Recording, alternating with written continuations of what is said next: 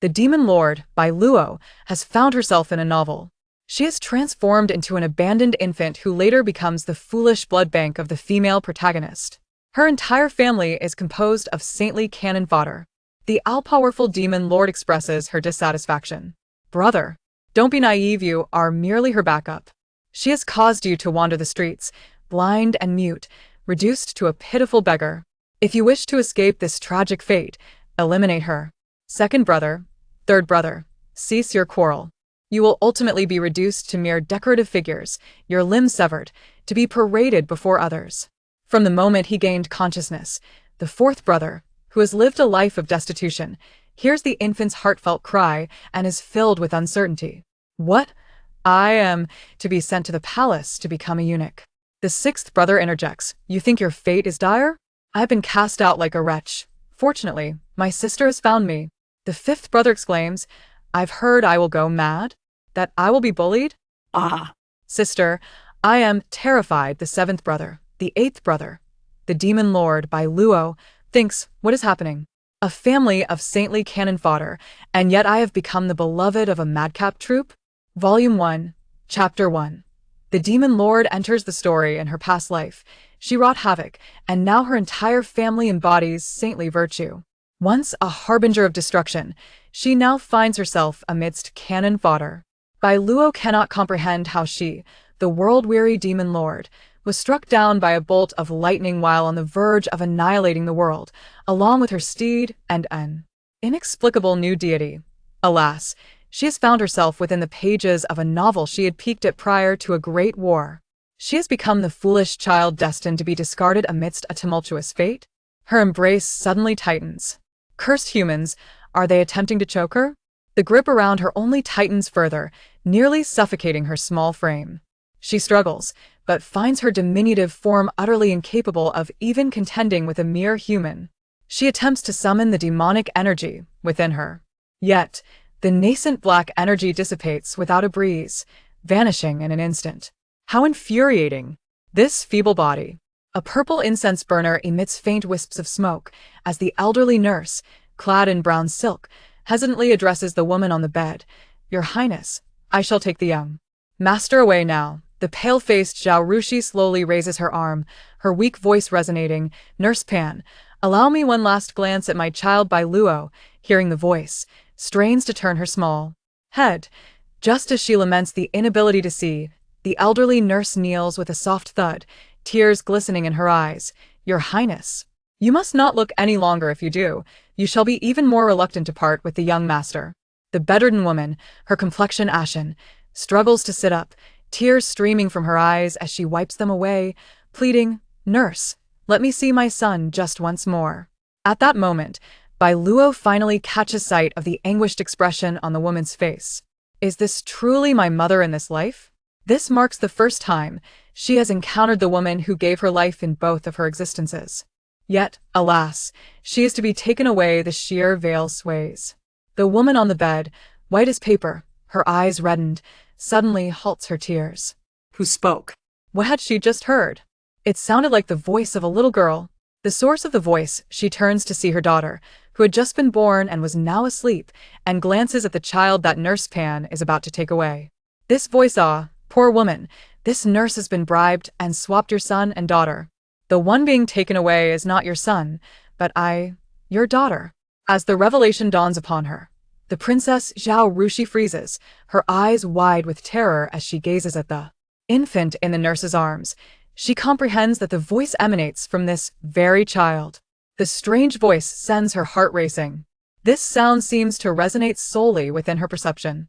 At that moment, she notices the elderly nurse's demeanor is indeed somewhat unnatural, as if she has committed a transgression. But how could this be possible? Her mind races with doubt, disregarding the strange voice she has just heard and the discomfort from her recent childbirth. She stumbles to her feet and snatches the baby from Nurse Pan's arms. Tearing aside the red swaddling, she is about to glimpse what she yearns to see. Your Highness, what are you doing? Return the child to me at once. If this stirs up trouble, it will be disastrous if anyone learns you have given birth to two. The more the nurse insists, the more unease fills Zhao Rushi's heart. She swiftly dodges and with lightning speed unveils the infant's clothing, parting the baby's legs to take a look. Her eyes widen. What she had just heard is indeed true. This is her daughter. A chill runs through her as the ruler of the demon realm, exposed in such an undignified manner, is both shocked and enraged. Who permitted this ignorant human to treat her in such a manner? The woman turns, astonished and bewildered, to the nurse, whose face shifts from pale to flushed. Nurse Pan. The nurse's eyes flicker with momentary panic, yet she quickly kneels, exclaiming, "Oh, I must have held the wrong child. I nearly committed a grave error. Thank goodness the princess checked again, otherwise I would be beyond redemption." The princess' anger, which had just flared, is extinguished in an instant.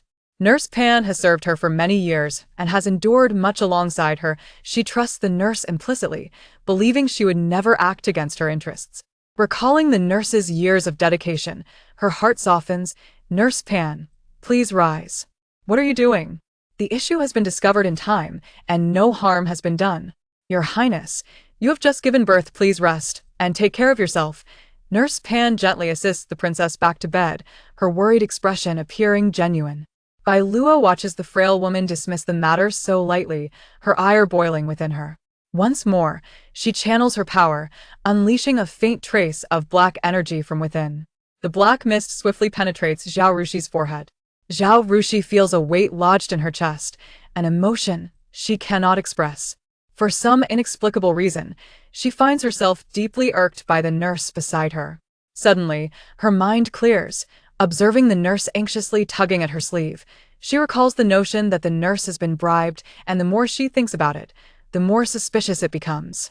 Such a significant blunder as swapping the two children. How could Nurse Pan have made such a careless mistake?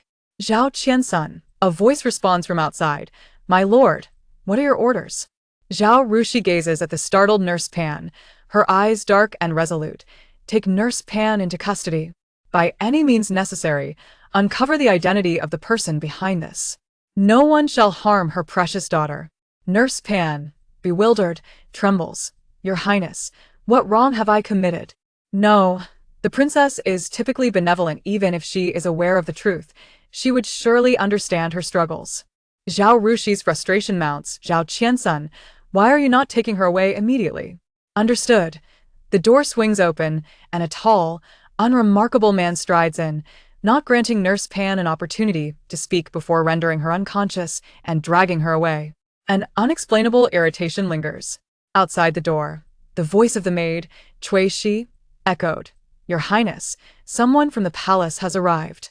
Volume 1, Chapter 2. The tragic demise of the Holy Mother. Someone from the palace has arrived? It seems the entire family is destined for imprisonment. Alas, if only her powers were more potent, she would willingly intervene to save her gentle mother. "Your Highness, the palace officials have reached the Elan courtyard and will soon arrive at our quarters." Zhao Rushi tightened her embrace around her daughter, furrowing her brow. "Cui Shi, come inside." For now, she could only let Cui Shi take the little one away. Dressed in pink satin, Cui Shi gently pushed the door open, her demeanor as respectful as ever. "Your Highness, I am here." Zhao Rushi observed her maid, and with the example of Granny Pan in mind, she scrutinized everyone around her, harboring a nagging suspicion that they all had ulterior motives. She spoke coolly. "Take the young master and exit through the back door. If the palace officials see him, none of us will escape unscathed." Frustration lingered within her, even directing some blame towards the two in the palace. The current emperor, being a maternal sibling to her lord, had initially shown considerable regard for him. Yet, as middle age crept upon him, with a harem of 3,000 beauties, he found himself with but one frail prince. Anxiety clouded the emperor's mind, fearing that after his demise, his robust younger brother might seize power. Consequently, his attitude towards the Wang residence began to shift, and he increasingly suppressed the lord and his eldest son. The lord understood the burdens faced by his royal brother and navigated the capital with utmost caution, even refraining from allowing his sons to form alliances with the powerful. Unexpectedly, the imperial astrologers predicted an ominous prophecy.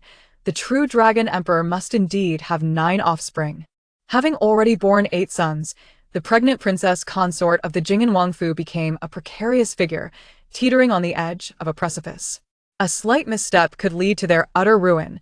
This information was not meant for public knowledge. However, upon learning of it, the Empress Dowager, fearing the emperor might act rashly, discreetly relayed the news. Initially, they did not believe that the emperor would take action against their family, yet under the threat of the Empress Dowager's life, they reluctantly agreed to send away any male child born.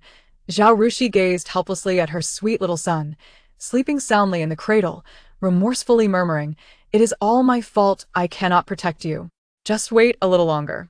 Concubine Lin has promised your father and me that in a few days, she will feign illness and pass away, allowing her to take care of your brother. With her assistance, I can rest easy," she continued. The infant in her arms rolled his eyes in silent protest. Of course, being newly born, he was too small for anyone to discern this ungracious gesture. It wasn't that he was being ungrateful, he simply couldn't comprehend how he had become a child of this family.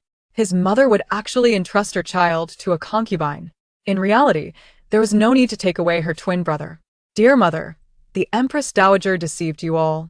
Upon hearing the news of another son being born into our family, the virtuous consort will also give birth to a son.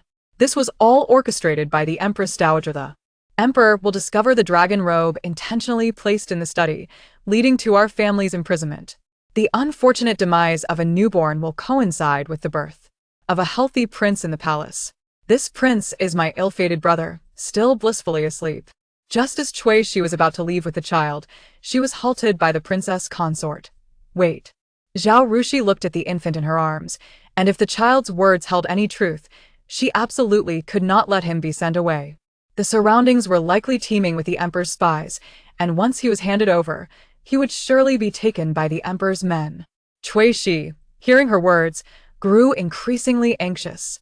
She glanced toward the door, genuine concern etched upon her face. "Your Highness, if we do not leave now, it will truly be too late." Zhao Rushi knew this to be true. The situation was indeed a catch-22. If she sent the child away, the emperor's men would immediately seize him. If she kept him within the estate, aside from the dragon robe matter, the ominous prophecy from the imperial astrologers was equally terrifying. "Shi, do you know where the Lord is?" The Lord had promised he would be by her side during her labor. Now, with 2 children born and their families' lives hanging in the balance, where could he be? A wave of worry surged within her. Could something have happened to the Lord?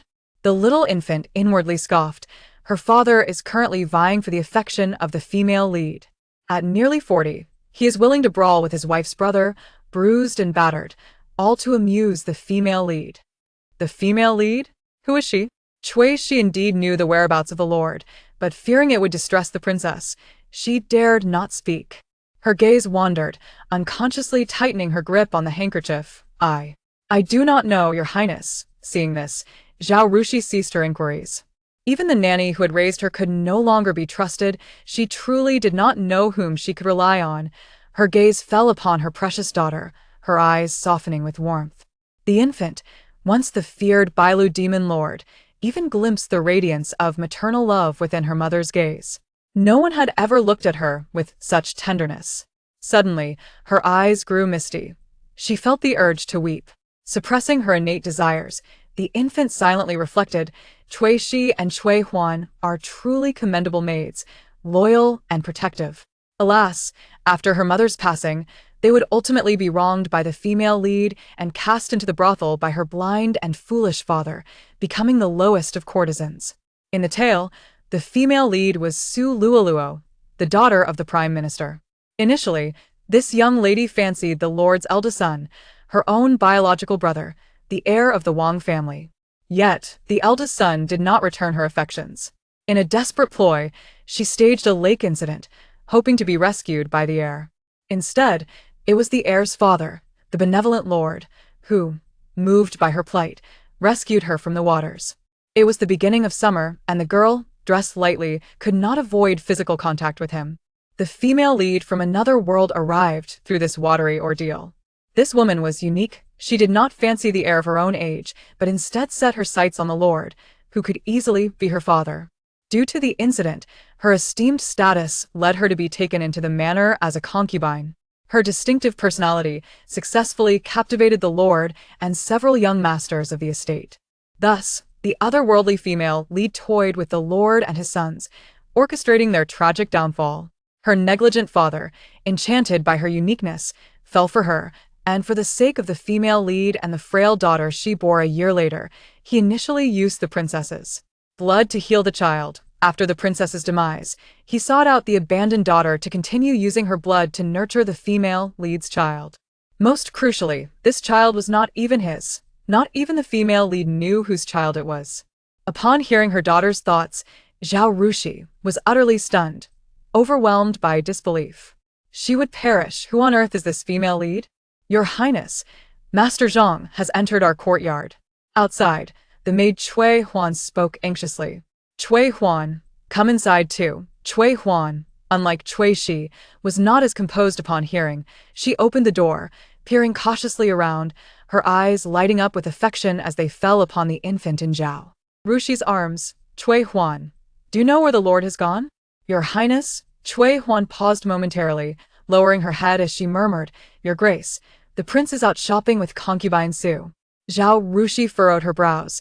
Incredulity etched across her face as she inquired, How is that possible? Did the servants neglect to inform the prince about my confinement? Could it be that the person my daughter just mentioned is indeed Su Luoluo? Recalling Su Luoluo's recent peculiar behavior, an unsettling feeling gripped her further.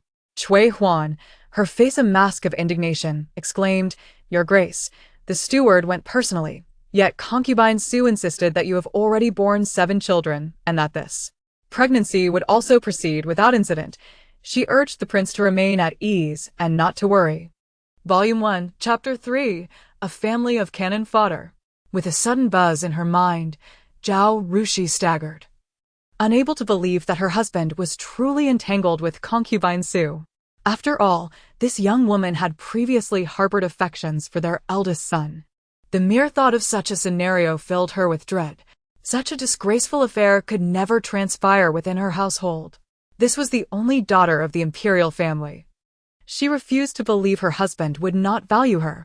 Cui Shi turned and closed the door behind her.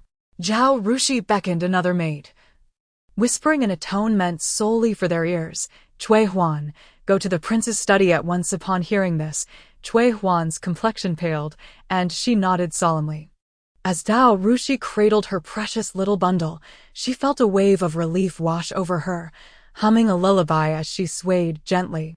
Counting her legitimate and illegitimate sons, including the newborn, they now had 9 children. After years of longing, their residents had finally welcomed a daughter. A daughter is so different from a son, so soft, so fragrant, so utterly delightful. The Imperial Astronomical Bureau had predicted that their family would eventually be blessed with a little fortune-bringer, and she believed this daughter was indeed a divine gift. The reborn demon lord, now inhabiting the body of an infant, comfortably slumbered in the warmth of a gentle embrace, reluctant to open her eyes upon waking. She had realized that she was now in a child's body, her mind seemingly dulled. For a fleeting moment, she longed to open her mouth and search for the nourishment befitting an infant. She even felt the urge to gnaw on her tiny fists. How could the formidable demon lord be reduced to such childish antics? If the hypocritical deities were to witness this, they would surely mock her mercilessly. Thankfully, she managed to rein in her impulses. In truth, being the daughter of a princely household was quite agreeable. She needed to gather her thoughts regarding this family. As a rebellious demon lord, she could not abide by the pious tales of saints. So her subordinates had procured for her a unique narrative about a female protagonist amidst multiple male suitors. The protagonist, Su Luoluo, found herself embroiled with a host of men following an incident of falling into water due to her distinctive personality. Among them was her lamentable father, Emperor Jingtian, who was charming and talented, yet had enjoyed considerable success in love before encountering the female lead. In the courtyard, 2 women of significance existed, one a red mole, the other a white moonlight. Both women genuinely adored him, and over the course of 18 years, they had become as close as sisters. Zhao Rushi was the red mole, having endured a tumultuous love affair with him in their youth. Throughout the years, she bore the prince 7 sons and a daughter. The other, concubine Lin, had 2 sons. Regrettably, Concubine Lin's fourth son harbored ill intentions, even at a tender age, seeking to abandon the youngest son, the sixth prince, born to Zhao Rushi. Unexpectedly, fate intervened, and he lost both boys. The tragic firstborn, the heir to the prince's title, was exceptionally learned and talented. In the end, for the sake of the female lead, he severed ties with his family, turning against his own father, ultimately falling to the streets, mutilated and rendered a beggar. The second and third princes, twins, were just over a year younger than the firstborn. While they lacked their brother's literary prowess, they trained under their uncle, a great general, and became skilled warriors. Unfortunately, both were captured, mutilated, and sold to a foreign land, reduced to mere playthings. When concubine Lin's fourth son was 8, he wandered off with his 3-year-old younger brother, only to lose his memory. He struggled to survive through thievery, but was ultimately caught and sent to the palace as a eunuch. The fifth son, whom concubine Lin cherished like her own eyes, was exceedingly delicate. In the end, he descended into madness, claiming to be a girl, and ended up on the streets, subjected to the indignities of ill-intentioned passers-by. The sixth prince was taken away too young to remember, but his exquisite appearance drew the attention of human traffickers, who sold him to the southern wind pavilion. The seventh prince was raised in the palace by the empress, growing increasingly arrogant, surrounded by sycophants, eventually nurturing dreams of usurping the throne. However, his lack of cunning led to his quick discovery by the emperor, who found an excuse to send the young boy to the harsh northern wastelands, where he became an enduring ice sculpture on the snow-capped mountains. The eighth prince was sent to an enemy nation as a hostage, suffering disgrace and humiliation, treated like a dog on a leash. The ninth prince believed himself to be the emperor's son, destined to inherit the throne, only to find himself in a deadly struggle for power with his biological father, who ultimately ended his life. Strangely, apart from the missing fourth and sixth princes, this family was made up entirely of cannon fodder. The female lead of the narrative flourished. Upon learning that her husband was playfully teasing the female lead with a dog, her mother defended him, insisting that the prince must feel indebted to concubine Sue, hence his kindness. Biluó opened her eyes, unable to suppress her urge to reprimand this woman. Was that the sound of a shattered cup? In that moment of contemplation, she wondered what she had overlooked. Zhao Rushi, startled by her daughter's outrageous thoughts, lost her grip on the cup, which clattered to the floor. For reasons unknown, she felt an overwhelming impulse to act in accordance with her daughter's wishes. Realizing this, she wished to slap herself awake. Regardless of her long-standing feelings for her husband, or even for the sake of their children, there was no justification for a separation. Zhao Rushi placed the child in the crib, donning a gentle and nurturing smile as she rose to greet her husband. The door swung open to reveal a man in a splendid purple robe embroidered with golden threads, striding in with a sense of triumph, cradling a tiny white puppy no bigger than a palm. As he stepped over the threshold, he declared, "My dear, you have worked hard. With the birth of these twins, how many people in the capital will envy us?" Volume 1. Chapter 4. Adopting little Gio. The man's face bore a faint bruise, artfully concealed beneath a layer of white powder. Zhao Rushi, burdened with her own thoughts, momentarily failed to notice. She signaled for the maidservants in the room to withdraw. After all, he was her companion of 18 years, and she almost instantly forgot her daughter's recent grievances against him. She spoke softly, "Your Highness, something unfortunate has befallen little Gio. I have not sent her away." A courtier came from the palace, offering a few words of congratulations before departing. "Regarding the prophecy mentioned by Her Majesty, what shall we do now?" At this juncture, Di Jingtian burst into laughter, playfully patting the little puppy in his arms. "My dear, do you see what I hold?" The princess looked puzzled. "A little puppy?" No, that was not right. In her haste, she had overlooked the fact that such a mysterious creature should not share a space with an infant. The thought of how the prince had used this dog to curry favor with concubine Sue made her heart ache. "How could your highness bring this puppy inside?" Di Jingtian raised an eyebrow, Smiling, "My dear, do not underestimate this little puppy. Luo mentioned that it is a dog of fortune and will surely bless our family with safety and peace." Witnessing the tenderness and delight in his eyes as he spoke of Su Luo, Zhao Rushi felt a pang in her heart. "Your Highness, you do not harbor feelings for concubine Su, do you?" Before she could finish her sentence, Di Jingtian's expression shifted dramatically. "What are you saying, Sure? Luo is younger than our third child. I only feel a sense of guilt for her, marrying into the role of a concubine at such a tender age. I regard her as my own daughter." A wave of bitterness surged within Zhao Rushi as she perceived a glimmer of pity in his eyes when he mentioned Su Luo. Her throat felt constricted, making it difficult to articulate her thoughts. "Did you not promise me that after concubine Su entered the residence, you would maintain your distance?" Di Jingtian, still cradling the white puppy, remained oblivious to her discomfort. "My dear, Luoer is also a child of misfortune, and she understands her place. She knows to keep a safe distance from the heir. You must not always view others through a tinted lens." Zhao Rushi furrowed her brow. "A tinted lens? What do you mean, Your Highness? I do not comprehend."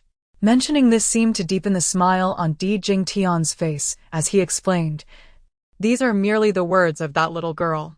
Though she is small, she often employs peculiar expressions." As he spoke, his gaze drifted, seemingly recalling a humorous incident. And he smiled softly. It was understandable. Perhaps she had been overly sensitive. As the matriarch of the household, she could not afford to be petty or narrow-minded. Men. They secretly develop feelings for the heroine while denying it, all the while deceiving themselves. There are countless men in this world. If one is unworthy, he should be replaced. I refuse to be ensnared by a man like my mother. Men only hinder my sword-drawing speed. Wait. Today, in the street, competing for attention with my uncle. He must have realized his feelings for Su Luo. Listening to her daughter's words, Zhao Rushi's complexion paled. Although she was unaware of what had transpired between her brother and her husband, it could not bode well if they were fighting over a woman. She could not help but confront her husband, who seemed entirely preoccupied with the puppy, failing to inquire about her well-being after childbirth or express any concern for their only daughter. A sense of dissatisfaction quietly surfaced within her. Though she yearned to voice her grievances, she held back, fearing that a single misstep might jeopardize their relationship and push her husband further away. Biluó observed her mother's distressed countenance and felt quite displeased. Unfortunately, she could not muster her magical energy at the moment to influence her mother's thoughts. "Mother, he has already changed his heart. Your concessions will not yield any change. Oh, if only my frail frame could do something for you. How can I protect you from that scoundrel father?" The thought of her gentle mother ultimately succumbing to her father's coercion, perhaps even resorting to self-harm for the sake of the heroine's child, was unbearable. "What?" Zhao Rushi gazed at the man before her in shock, realizing that her daughter spoke nothing but the truth.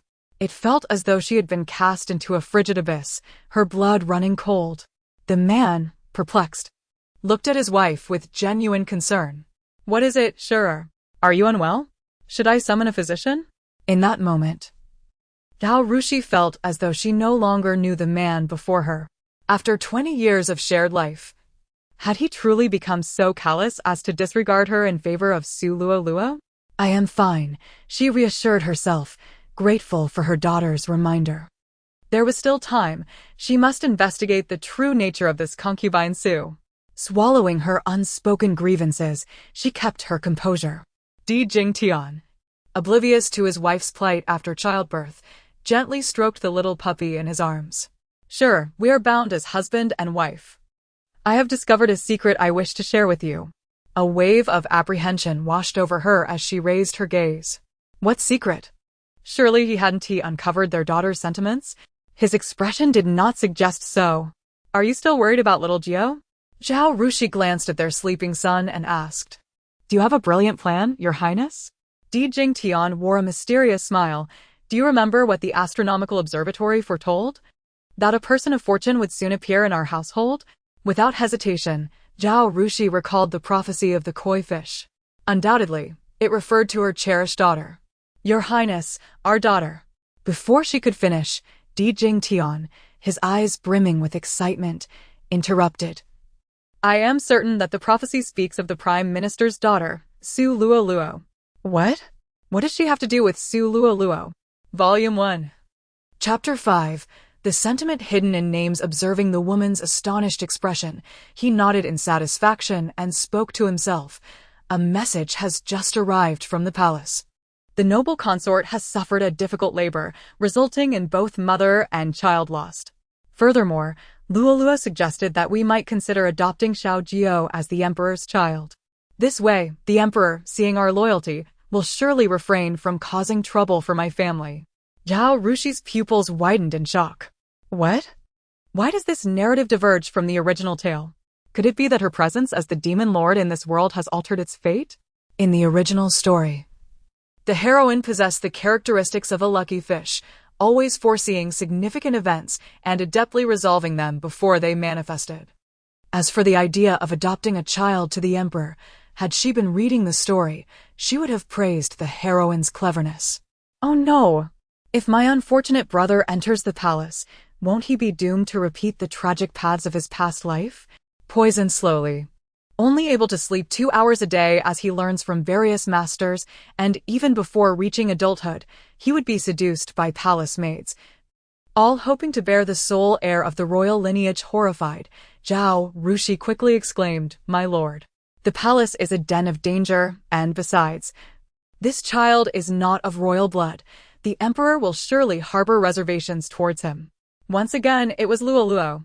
She had already lost one son, and now another was being raised by the Empress Dowager, leading to a rebellious fate.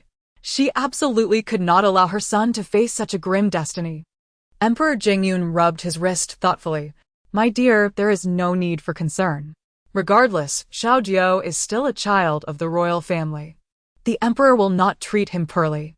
However, not being treated poorly does not equate to being well cared for. My lord, I have another suggestion. The woman, as ever, wore a gentle smile and sincerely proposed. Su Sefu is indeed a fortunate individual. Why not present her to the emperor? With her good fortune, she is bound to give birth to a son.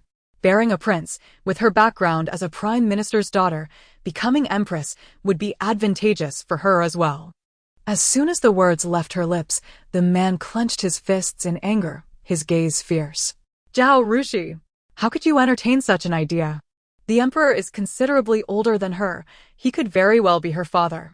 To suggest this, she met his gaze defiantly. My lord, the emperor is only 2 years older than you.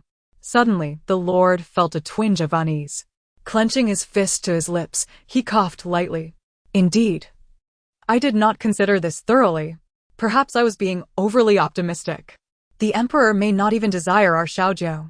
He then shifted his focus to the small dog nestled in his arms, changing the subject. This little pup is named Xin. While I am away, I shall trouble the princess to care for it. Very well. Having just experienced a conflict, she did not wish to argue over such trivial matters with her husband. Just then, a youthful voice from the bed chimed in. What good is that? When this man confesses to Su Luo, he will specifically tell her that Xin means heart's delight for Luo. Zhao Rushi's face paled as she looked at the man she had once cherished, unable to suppress her curiosity. Who named it? I did, he replied, noticing her altered expression. Concerned, he asked, Is something troubling you, my dear? Your complexion appears rather poor. Zhao Rushi tightly clenched her fists, forcing a smile. It's nothing, my lord. You were just pondering names for the little one, yet our Xiaojiao and daughter still lack names. Oh, I have already given it some thought. Emperor Jingtian walked to the adjacent study and wrote down 2 names. Emperor Xiaojiao. Emperor Biluó. Poetry. I have decided that our Xiaojiao shall be named Xiaojiao, a name I thought of since you became pregnant. Our daughter shall be called Biluó. Biluó? Zhao Rushi, upon discovering the meaning behind the dog's name, began to associate it with something deeper. Biluó. Does it refer to the jade like Luoluo? She refrained from voicing her thoughts, instead blinking her bright eyes and sincerely stating, "My lord, I truly like the name Xiaojiu, and I appreciate your thoughtfulness. However, regarding our daughter's name..." Zhao Rushi picked up the white paper inscribed with the daughter's name. Biluó Huangquan, this name is inauspicious, as it suggests a separation between life and death. Emperor Jingtian seemed momentarily taken aback, rubbing his nose as he explained, "Poetry, you are overthinking it. It is merely Biluó. It signifies the azure sky. Is that not a pleasant meaning? My lord, our family has but this one daughter. We must be particularly careful in naming her. How about we call her Biluó instead?" Emperor Jingtian was surprised that his wife would reject his choice. After 2 decades of acquaintance, she had always been obedient to him after their marriage. Feeling displeased, he still believed that his choice of the character Luo was superior. The nickname Luoluo sounds delightful. She will grow to be as lively and spirited as Su Luoluo, and suitors will surely flock to our door. Before he could voice his thoughts further, the familiar and gentle voice of his wife interrupted. "My lord, do you have any further doubts? If not, shall we consult with father and the Empress Dowager to let our elders decide? Your reasoning is sound. The name Biluó indeed carries an unfavorable connotation. Let us heed your wishes and name her Emperor Biluó. This matter must not escalate, otherwise those with ill intentions might connect it to the events of today." At that moment, an awkward silence enveloped the room. Outside, the steward Wang Fu knocked and entered, bowing respectfully. "My lord and lady, a letter has arrived from the palace. It states that the Emperor and Empress Dowager are quite intrigued by the twins and are on their way to our residence." Emperor Jingtian's face lit up with joy. "My brother and mother are coming? Quickly, let everyone prepare. We must not appear disrespectful to them." Unaware of the circumstances behind this visit, Zhao Rushi, who could hear her daughter's thoughts, anxiously clutched the handkerchief in her sleeve. She wondered how the issue with Cui Shi had been resolved.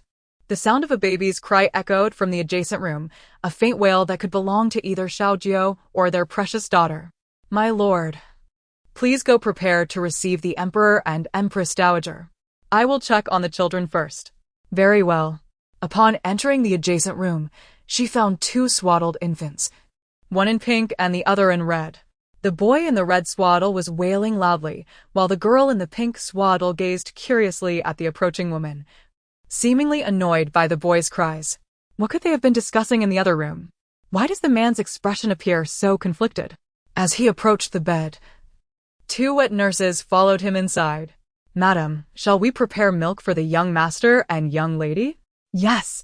Upon hearing this, the little one in the bed began to wail even louder. No. I refuse to drink human milk. I'd rather die." As the wet nurse drew nearer, Biluó's expression shifted to one of rare terror. Do not come closer." Unable to restrain her infantile instincts, the demon lord Biluó burst into inconsolable tears. Volume 1, Chapter 6, The Struggle for Custody. It is entirely natural for an infant to cry. Hearing her daughter's distress, Zhao Rushi hurriedly scooped up her child from the bed, feeling a mixture of amusement and heartache. With tender affection, she cooed softly, "Aloe, do not weep. Your mother is right here. Rest assured, my darling, I shall protect you and allow no one to harm you. Your Highness, the young lady is likely hungry. Allow me to feed her." The wet nurse, her face adorned with a disingenuous smile, stood before Biluó like a malevolent witch. Beside her, another small child gorged hungrily, as if possessed by the spirit of a famished ghost. The wet nurse, anxious and apprehensive, feared the child's finicky nature would lead her to refuse her milk, thereby depriving her of a significant income. Leaning in closer, her smile grew ever more obsequious. "Your Highness, I have nursed 4 children, each robust and thriving. You need not worry." For the first time, Biluó felt an inkling of fear, inwardly lamenting. "Woe is me, I do not wish to consume human milk. Just give me rice soup." After all, no one could hear her, nor would anyone truly pay her heed.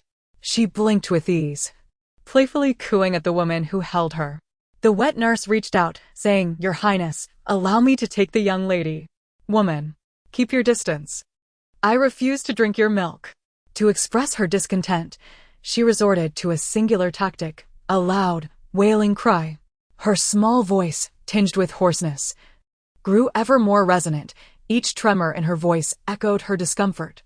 Zhao Rushi, pained by the outburst, coldly instructed the wet nurse, "Leave at once. Your presence is no longer required." "How could she drink rice soup?" she exclaimed. "Cui Huan, please prepare some warm milk for the young lady." "Yes." Upon hearing that she need not drink human milk, the pink bundle of joy immediately ceased her wailing. "Mother is mighty. Mother understands me." Sighing, "If only I could rid myself of that scoundrel father, it would be perfect." Before she could savor her warm milk, a cacophony of footsteps approached. "Long live the Emperor! Long live the Empress Dowager!" The sound of synchronized greetings resonated from outside. Zhao Rushi turned her gaze toward the flustered wet nurse, Cui, who was still nursing, and said, "Take the child next door to continue feeding her. I believe the Empress Dowager is eager to see her granddaughter." After all, the Empress had long expressed a desire for her to bear another young lady. The imperial family had not welcomed a girl in 3 generations. Yes, Cui complied and departed. The Empress Dowager and Emperor Xian walked side by side, followed closely by the elated Di Jingtian. "Your Highness, quickly bring Aloe over for mother and brother to see. They have come specifically to meet her." Mother has always been rather indifferent towards him, but today, to visit the twins, she will surely grow to value him more. Zhao Rushi, cradling her infant, gracefully bowed, concealing the tumult of emotions within her gaze, and gently said, "This humble servant pays her respects to the Empress Dowager." The Empress Dowager, now advanced in years, sported a crown of silver hair. Her smile was warm and inviting, her countenance benevolent. In recent years, having embraced Buddhism, she refrained from causing harm, even resolving several tragic incidents involving palace maids, earning her the reverent title of Old Buddha. Yet, if she were truly compassionate, how could she scheme against her own son? And what of the little Qi in the palace? She could not allow him to remain there any longer. Just as Zhao Rushi finished her greeting, the Empress Dowager hastily extended her hand, saying, "Rise, sure, you are a benefactor of the Di family. Mother wishes to express her gratitude." Zhao Rushi stood, and the Empress Dowager took the child into her arms. Biluó disliked the elderly woman holding her. The scent of sandalwood wafted from her, causing discomfort. This aroma clashed with her own essence. Had she retained her former body, she would not have deigned to regard even the most revered of beings. Biluó found the Empress Dowager distasteful, yet the latter was infatuated, lovingly caressing her tiny hands and exposed feet, exclaiming, "What a lovely girl! Your Majesty, look. I have never seen such a beautiful girl at birth." The Emperor's gaze flickered, and he replied nonchalantly, "Indeed, she is quite remarkable." The Empress Dowager, seemingly casual, continued, "Your Majesty, it has been many years since a girl was born in our palace. Why not bring her into the palace? I will personally raise her, and when she matures, I shall ensure that she finds a most suitable husband, with a generous dowry to match. Twins are a good omen. We should bring both children into the palace. The boy can be raised under my watchful eye. As you are aware of the condition of our eldest son, should the boy possess admirable qualities, he may ensure the throne's continuity." Turning to the standing Di Jingtian, she wondered how he would respond. Di Jingtian glanced briefly at his daughter, then at his young son in the distance, and without a moment's hesitation, declared, "I, as your brother, have no objections. Such matters are trivial. Let mother decide. It would be a blessing for both children to be near you and mother." "Your Highness." Zhao Rushi's eyes brimmed with tears. "Scoundrel father. Did you consult my mother or seek my opinion? You simply agreed without a thought for face." The Emperor's gaze suddenly fell upon the tiny bundle, his brow furrowing. Zhao Rushi clenched her fists tightly, tears glistening in her eyes, her pride refusing to let them fall. Her voice trembled as she sought to evoke a final flicker of compassion from her husband, softly calling, "Your Highness." Biluó felt a pang of sympathy. Alas, I have finally found a mother who loves me in this life, yet not a father to cherish me. Now, to be torn from her, and I am powerless to intervene. Just as she finished lamenting, a penetrating gaze fell upon her, scrutinizing her intently. Biluó clenched her fists. What are you staring at? Envy is futile. You are destined to become a solitary old man. The emperor regarded her for a long while, then lowered his gaze to the woman kneeling before him, saying, I have no intention of taking away what is dearly cherished. If the princess is reluctant, then let it be. Your Majesty? The Empress Dowager's expression shifted dramatically. Volume 1, Chapter 7, The Appearance of the Protagonist Mother, since you are fond of them. Let the princess consort bring the two children into the palace to visit you, Emperor Xian declared. The emperor's words were like gold. And although the Empress Dowager harbored some discontent, she refrained from arguing further. Is the emperor truly so agreeable? One wondered. Why does he gaze at me with such peculiar eyes? Another mused. Oh, why did he turn and leave so abruptly? As the emperor departed, the Empress Dowager reluctantly handed the infant she cradled to Zhao Rushi, who knelt before her. Rushi, I know you are loath to part with the child, but for the sake of the children, for the imperial family, and for our dynasty, some sacrifices must be made. Please consider this carefully. Her words, though seemingly meant to comfort, revealed her unwavering desire to bring the nursing infant into the palace. Nestled in her mother's embrace, Biluó watched as the Empress Dowager prepared to leave. Suddenly, a young eunuch rushed in, dropping to his knees with a look of alarm upon his face. Your Majesty, a grave matter has arisen. While I was out strolling with little Lu, I observed a suspicious individual entering the study. Fearing for the safety of the Wang residence, we followed, but that person vanished upon entering the prince's study. When we searched inside, we discovered. The eunuch discreetly glanced at the emperor, standing behind him, and continued in a trembling voice, we found the dragon robe that the prince had secretly made. At this revelation, everyone around them fell to their knees. Biluó, pushing aside the blanket that obstructed her view, gazed at the emperor, clad in purple finery, as he slowly turned to meet the bewildered stare of Di Jingtian. A subtle yet meaningful smile played at the corners of his lips. Your Highness, it seems there has been a misunderstanding. Shall we investigate this matter together? The curiosity in his eyes was unmistakable. Biluó discerned the playful glint in the emperor's gaze, leaving her astounded. Was this not the emperor's design? Why then did he display such an expression? Di Jingtian appeared to finally grasp the situation, exclaiming, Your Majesty, I am wronged. Jingtian, you know your character well. I am fully aware that this situation is likely the result of someone sowing discord between us, the emperor replied, maintaining his serene smile. The Empress Dowager stepped forward, her tone steely. Indeed, this matter must be thoroughly investigated. I wish to uncover the villain behind such wicked intentions. What is happening? This does not seem like the work of the Empress Dowager and the emperor. Am I truly such a significant influence since my birth? Guards, seize this servant and interrogate him thoroughly. The study is a sacred place. It cannot be left unguarded. If we do not uncover the truth, there will be those who claim I cannot tolerate my brother and have schemed against him. The emperor's wisdom was met with immediate reverence. As the courtiers fell prostrate before him, the royal guards swiftly dispersed, beginning their investigation throughout the various courtyards. Could it truly not be the emperor? Otherwise, why would he speak thus? His words, it seemed, would only implicate him further. If not the emperor, then, could it be the protagonist?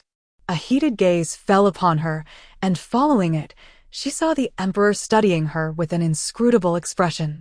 Why does he keep looking at me? The emperor turned, leading everyone toward the study. Ah, I wish to go too. Biluó remained fixated on the emperor and his entourage, oblivious to her mother's composed demeanor. Zhao Rushi's brow furrowed momentarily before relaxing again. With a deep breath, she reassured herself, it will be fine. Standing tall, she instructed her maid. Take good care of the young master. Glancing at the small bundle in her arms, she murmured, Come, my dear, let us go and see. The little one's eyes brightened. Good mother. You understand me. In the study, the emperor regarded the dragon robe, wrapped in bright yellow silk, and pointed at the trembling eunuch on the floor, his voice laced with sarcasm. Is this the dragon robe you just beheld? Beads of sweat rolled down the eunuch's face as he quivered on the ground. Your Majesty, please spare me. In the heat of the moment, I did not examine it closely. Unfolding the robe revealed that it was not just fabric. The Empress Dowager held up a length of cloth embroidered with sacred sutras. This is.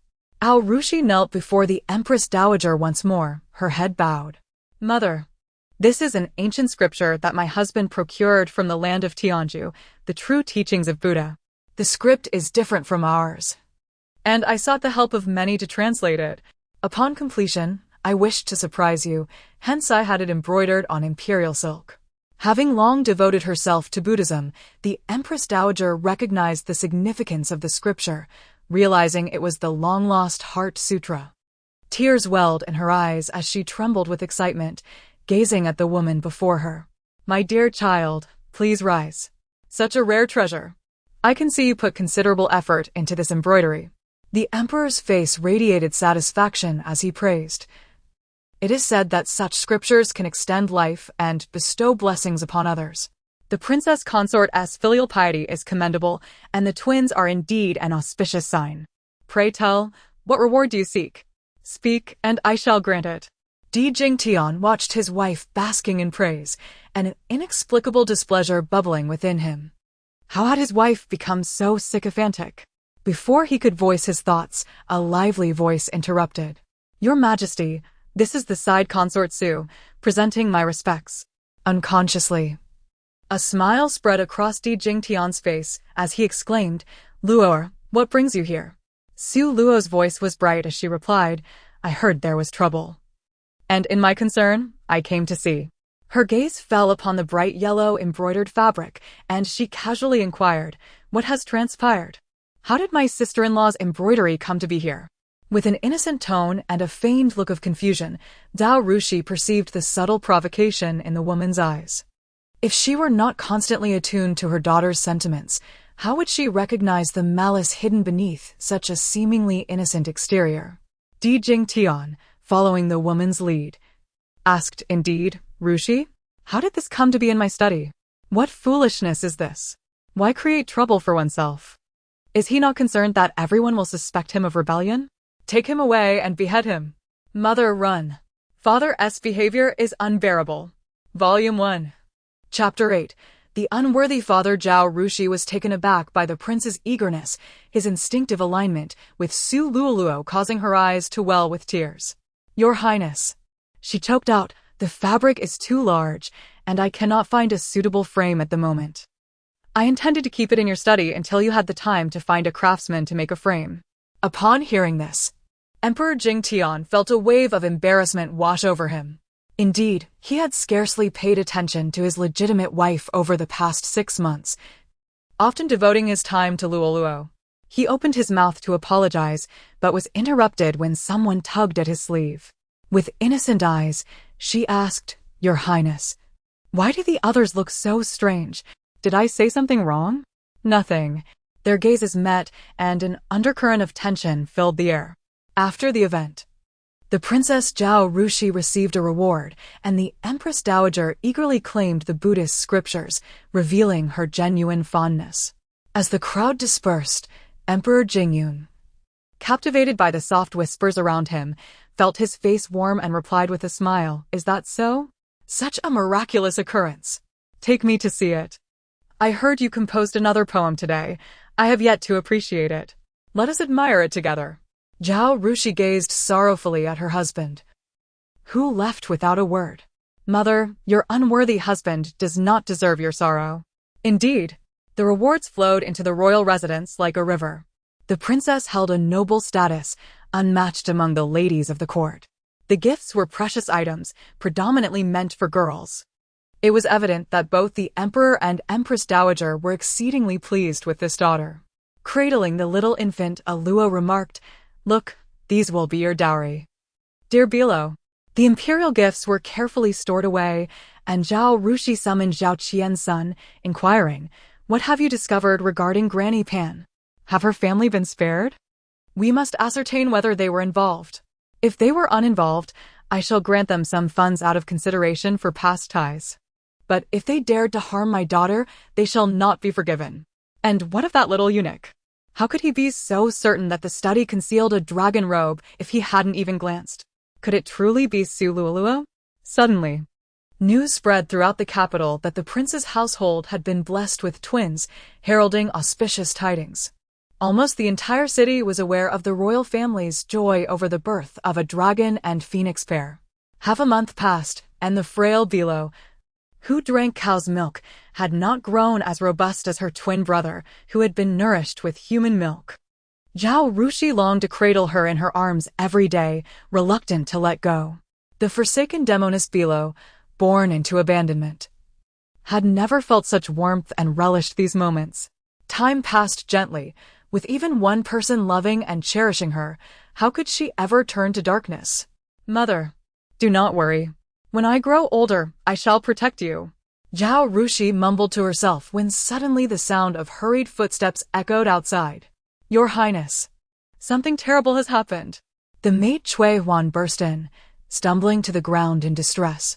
Your Highness, there are rumors outside that our little princess is the reincarnation of a demonic star, destined to bring ruin to her parents and the empire. Zhao Rushi sprang to her feet. What? Biluó's thoughts stirred. Mortals are most susceptible to such beliefs. Any passing sorcerer can utter a few words, and the populace will cling to their words, leading many to suffer unjustly. Though she herself remained unperturbed, having endured worse slanders in her past life, she mused, besides, rumors do not arise without cause. I am indeed the reincarnation of a great demon. According to the tales, misfortune had truly befallen this family since her birth. Rushi set the child down and declared, this cannot stand. I must discuss countermeasures with the prince. We cannot allow these rumors to persist. Cui Shi, take good care of the young lady while I step out. Cui Shi nodded. Your Highness, please be cautious. Oh dear, this trifling matter truly does not warrant such concern. Zhao Rushi vanished like the wind. Alas, when will I grow up?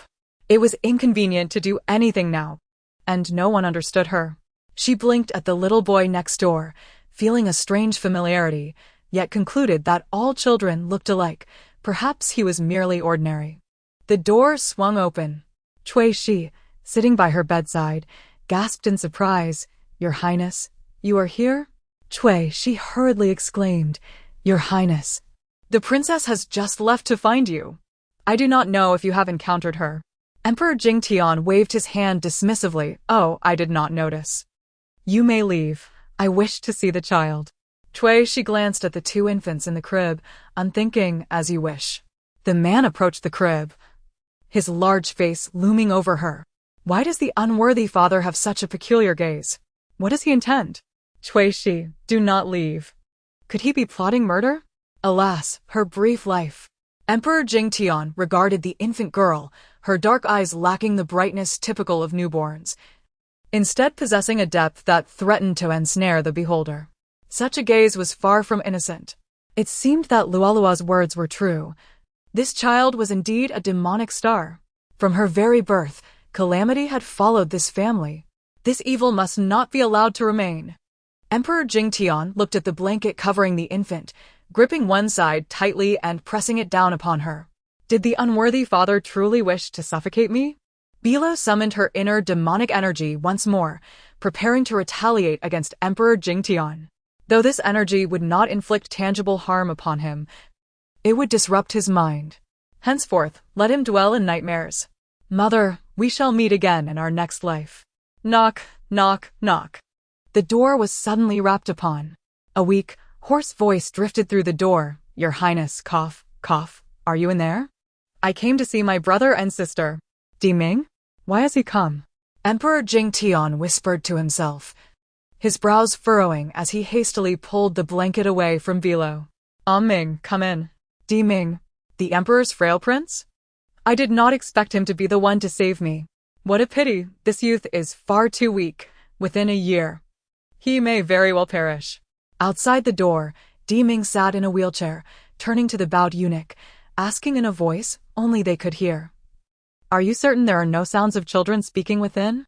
The eunuch shook his head, confused. Coughing, Ming lifted his gaze toward the sun obscured by clouds. "Could it be that my end is near, allowing me to hear these ghostly utterances?"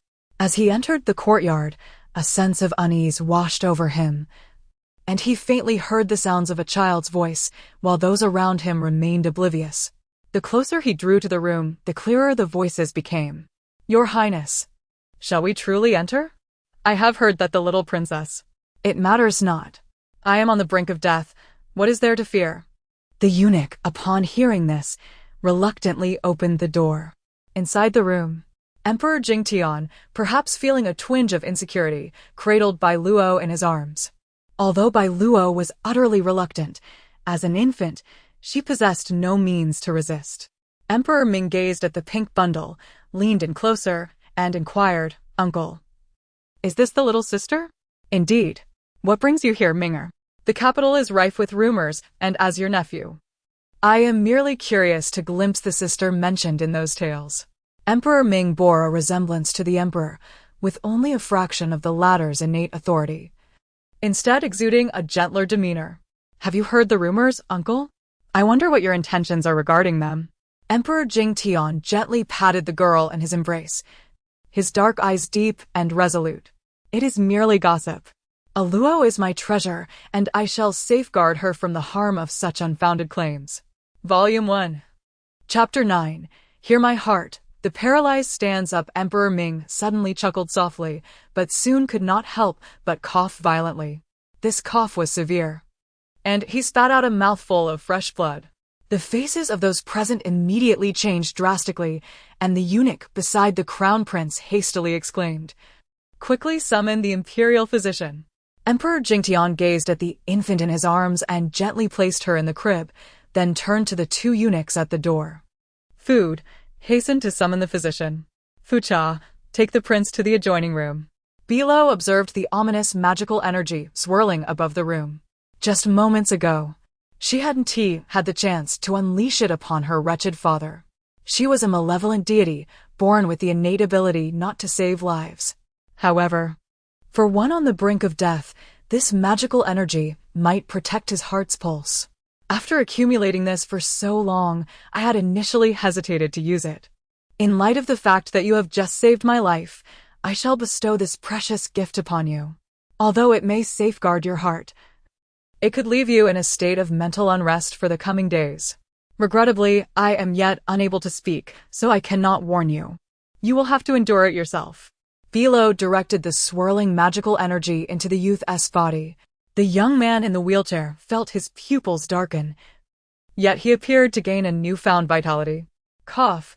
His body felt remarkably relaxed, as if infused with strength.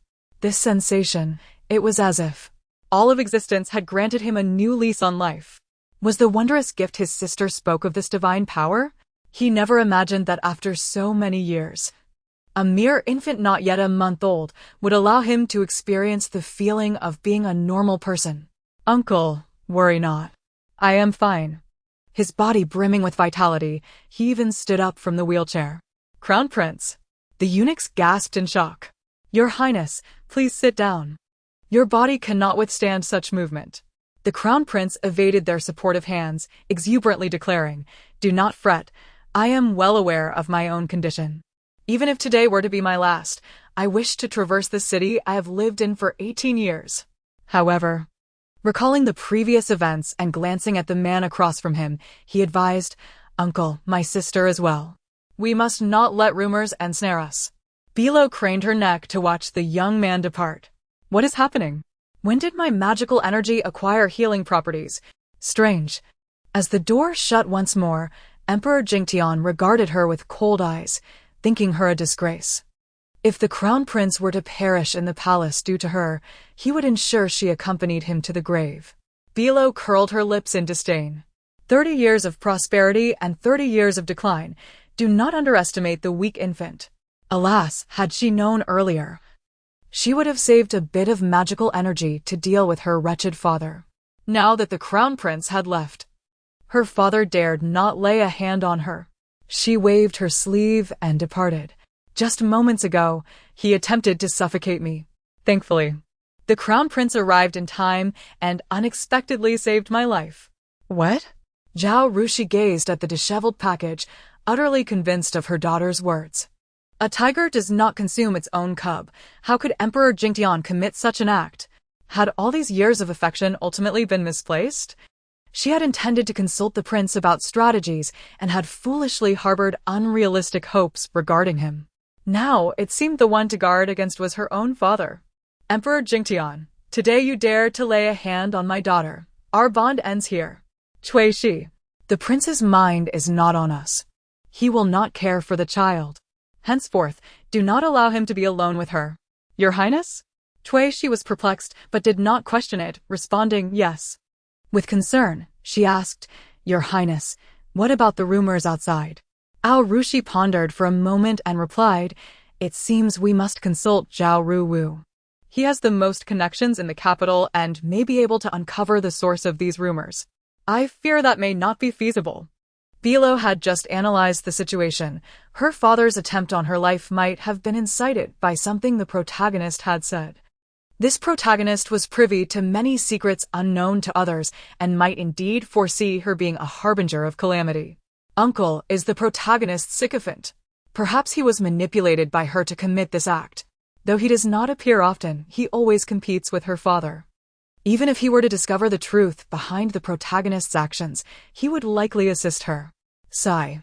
Why was the protagonist always targeting her? Was she truly afraid of her unleashing destruction once more? Hearing the echoes of her thoughts, Zhao Rushi recalled the time her brother had clashed with the prince.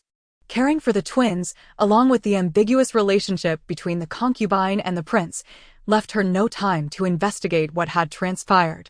Remembering that little dog. Surely, when the prince and her brother fought, they would keep their secrets well guarded. It seemed she would have to start with the dog. The fifth young master had voiced his grievances in jest, and upon being heard by the prince, they had come to blows. If it was indeed as Cui Shi described, then perhaps her brother still had hope. Cui Shi, go fetch him, and ensure no one is alerted. Zhao Ruwu arrived swiftly, and Zhao Rushi wished to keep this sordid matter from her daughter's knowledge. Biluó could only lament her own helplessness, wishing she could do more. I long to listen in. After all, the content of novels is limited, and it is impossible for everything to be written in such detail. Before departing, her mother had gently tapped her little nose and softly reassured her, Little darling, grow strong and healthy. Rest assured, your mother will take care of everything. I truly wish to assist my mother's brother. My uncle has been studying newly developed weaponry and was accidentally injured in an explosion, taking a long time to recover.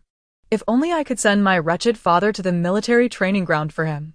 This would not lead to any fatalities and would allow him to lie in bed for 2 months, giving the protagonist a chance to be distracted elsewhere. Volume 1. Chapter 10. The handkerchief. Zhao Rushi walked along the path to meet her brother, her mind entangled with her daughter's words. After all, she had been with her husband for 18 years, a time during which they had harmonized like a well-tuned instrument. Even with the arrival of Consort Su, the prince's fleeting infatuation had not shaken her position as the head of the household. Yet, the thought of her daughter nearly losing her life at the hands of her own father made Zhao Rushi halt in her tracks. Her daughter was right. It was indeed time for the prince to take a well-deserved rest. As the sparrows chirped merrily from the branches, she spotted her brother, who was resting his chin in his hand, gazing out the window. She couldn't help but feel concerned for him. Their mother had given birth to him later in life. And though he was not much older than her eldest son, he remained obstinately unmarried. Zhao Ruwu smiled, revealing his pearly white teeth. Sister, you summoned me with such mystery. What is it that you wish? Ao Rushi looked at her tall, somewhat carefree brother with a hint of irritation. Oh, so you do remember that I am your sister? The recent events weighed heavily on her heart, causing her words to turn somewhat sharp. Realizing her harshness, she felt a pang of guilt, her eyes betraying her emotions. Ao Ruwu, caught off guard, flushed and stammered. I've just been quite busy lately. That's why I haven't had the chance to visit. His words sounded hollow, as he was indeed preoccupied, and after all, his sister had already given birth to 7 children, causing the novelty of it all to fade. Brother, there is a new batch of weapons ready. I must be on my way. That's all right.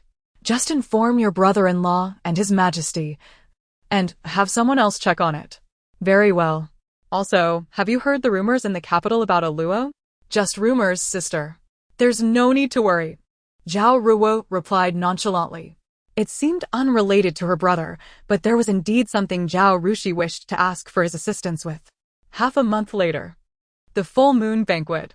Biluó donned a festive red garment, the vibrant color enhancing her fair and delicate complexion, making her an object of affection. Zhao Rushi stood up, anxiously twisting the handkerchief in her hands. Mother. Zhao Rushi looked up to see her second son, Zhao Diershang, and her third son, Di Didi, accompanied by their 7-year-old younger brother, all beaming at the entrance. Quickly rise. The twins, having spent years at the border, had tan skin.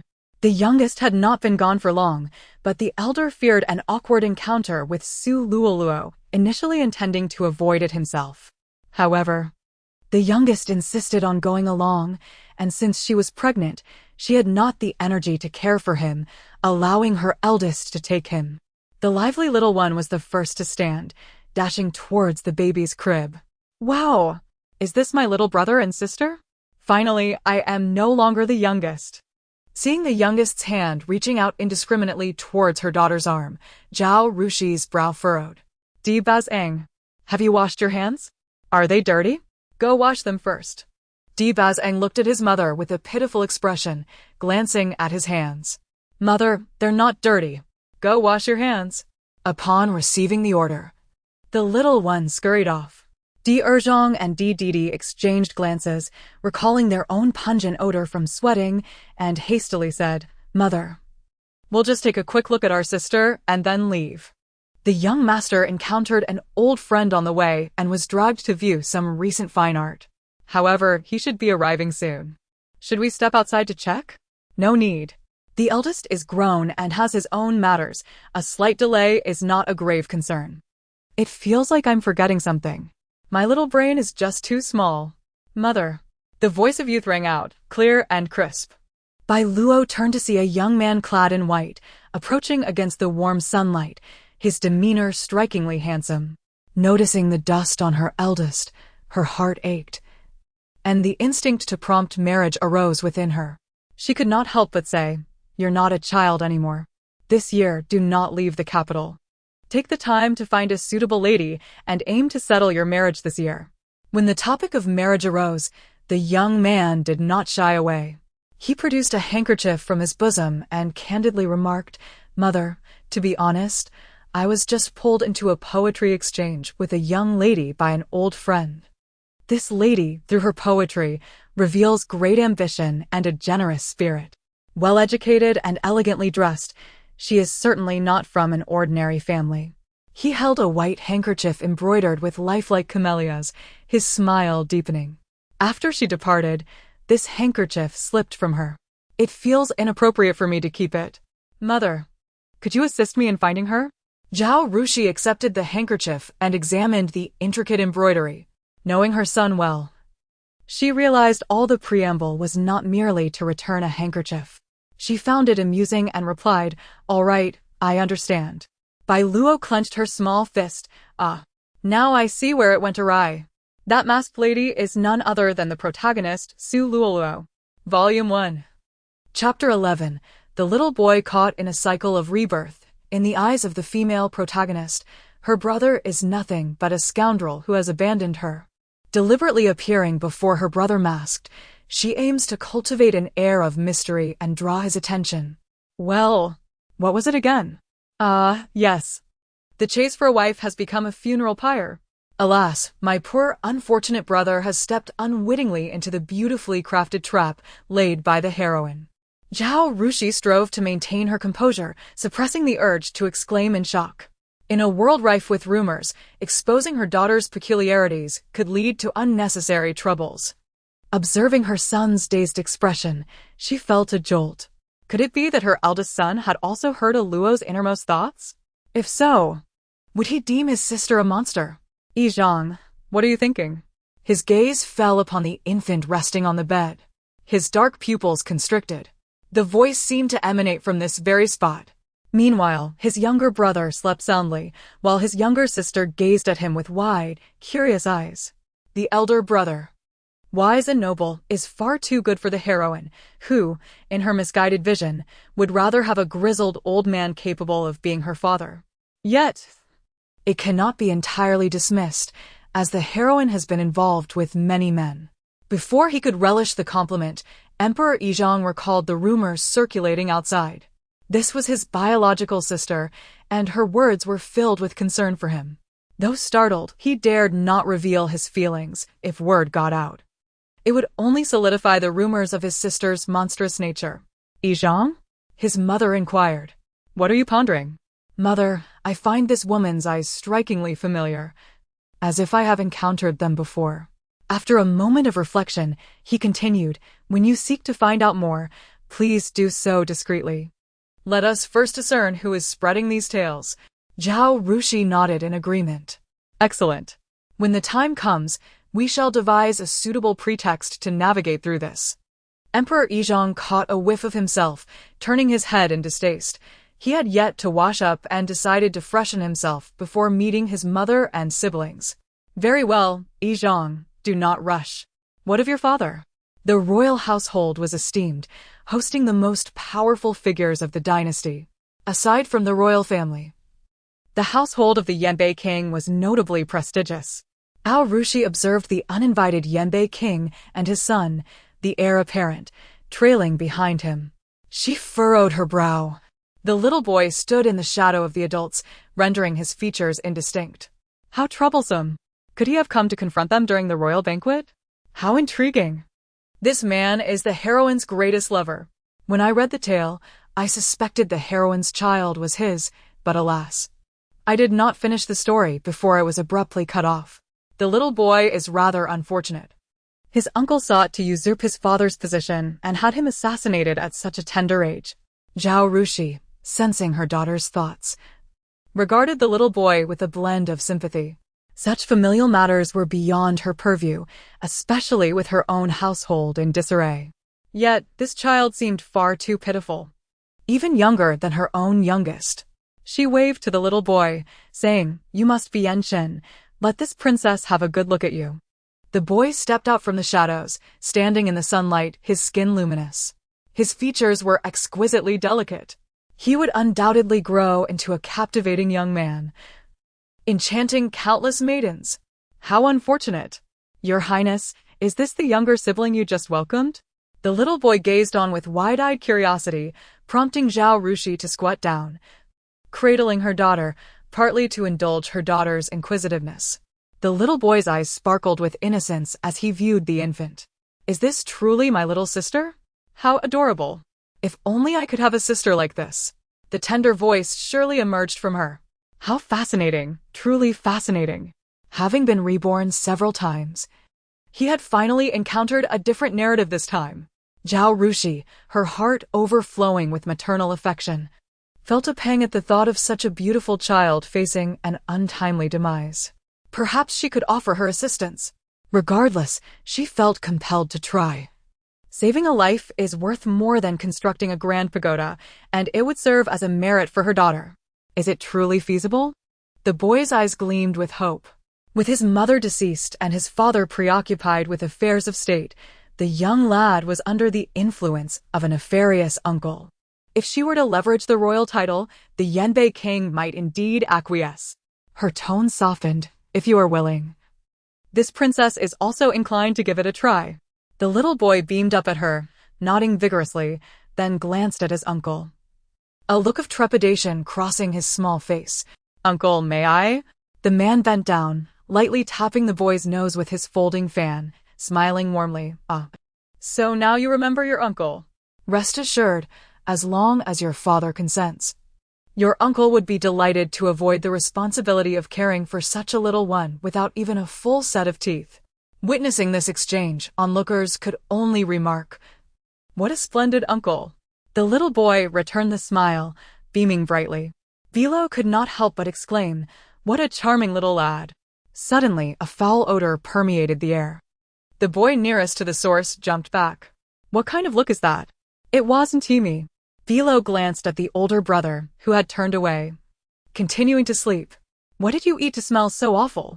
Even the nurse cradling the simpleton gawked at her as if she were the culprit. "Why is everyone looking at me? This scent, he must have soiled himself." Zhao Rushi commanded the nurse, tending to the little prince, her expression displeased. "How are you caring for the little prince?" "Cui Shi, take her away and inquire properly about what she has been feeding him." Volume 1. Chapter 12. As the last words fell, a woman entered, her lips curved into a gentle smile. "What troubles you, my dear sister-in-law? On such a joyous occasion, why the outburst?" Su Luoluo possessed an extraordinary charm. Upon her arrival, those standing at the entrance instinctively parted to make way. Biluó smacked her lips. No wonder she is the heroine. Her entrance immediately captivated everyone's attention. Zhao Rushi, however, remained silent, a smile gracing her lips without responding to Su Luoluo. A fleeting moment of embarrassment crossed Su Luoluo's face as her gaze shifted to the wet nurse beside her. The nurse, inexplicably, knelt with a thud, tugging at Zhao Rushi's skirt in a desperate plea. "Your Highness, please do not harm your servant. It is perfectly normal for newborns to have tummy troubles. With a little care, it will pass. I assure you, my milk is perfectly fine." "Oh, sister, is this the cause of your anger?" Su Luoluo inquired. "This matter hardly warrants such ire. I possess a method to soothe a baby's stomach." The heroine is beginning to establish her benevolent persona. Her intentions are far from innocent. This is a competition with her mother. She seeks to draw everyone to her side. The wet nurse was not particularly old, possessing a certain charm. Zhao Rushi lifted her chin, her smile deepening. "If you claim to be wronged, then I shall ensure justice is served. Bring forth a physician to ascertain whether I have indeed wronged you." The physician arrived and, upon examination, his expression changed. "Your Highness, she has ingested a toxic substance." That explains the foul odor. Yet, her brother seems remarkably resilient. Such distress has not disturbed his slumber. No. Could he have been administered a sedative? Zhao Rushi pondered this troubling possibility. "Royal physician, examine the young master." After a thorough inspection, the physician's face paled. "Your Highness, the young master has indeed been given a sedative." The wet nurse collapsed in despair. Zhao Rushi's expression hardened. "Seize her and conduct a thorough investigation into who dared to harm the royal bloodline." The mention of royal lineage elevated the stakes. The wet nurse, terrified, glanced at Su Luoluo. "Miss Su, did you not say that a little castor bean would remedy constipation?" "I did not administer any sedative." Su Luoluo's tears flowed freely. "When have I ever said such a thing? Why accuse me unjustly?" Zhao Rushi disregarded the theatrics, addressing the physician. "Is the young master in grave danger?" "The situation is manageable. A good rest and some nourishment will suffice," the physician replied, bowing his head. Only then did Zhao Rushi truly regard Su Luoluo. Were it not for the support of the Prime Minister's estate, she would not allow her to remain so unperturbed. Some matters were ill-suited for the scrutiny of outsiders. Noticing Su Luoluo's pristine white attire and recalling her son's description of the woman, Zhao Rushi remarked, "Su, your attire today is quite unique." Su Luoluo wiped her tears and raised an eyebrow. "Do you like it, Your Highness? Perhaps I could assist you with your attire as well?" "Her skills are indeed impressive. If she refrains from troubling my family, I shall surely recruit her when I am older." "Ambitious and capable." "Very well," Zhao Rushi replied, her tone nonchalant. The wet nurse, bewildered, wondered how she had been bypassed. "Is the Highness preparing a grand reveal?" she thought, fearful of inciting the princess's wrath.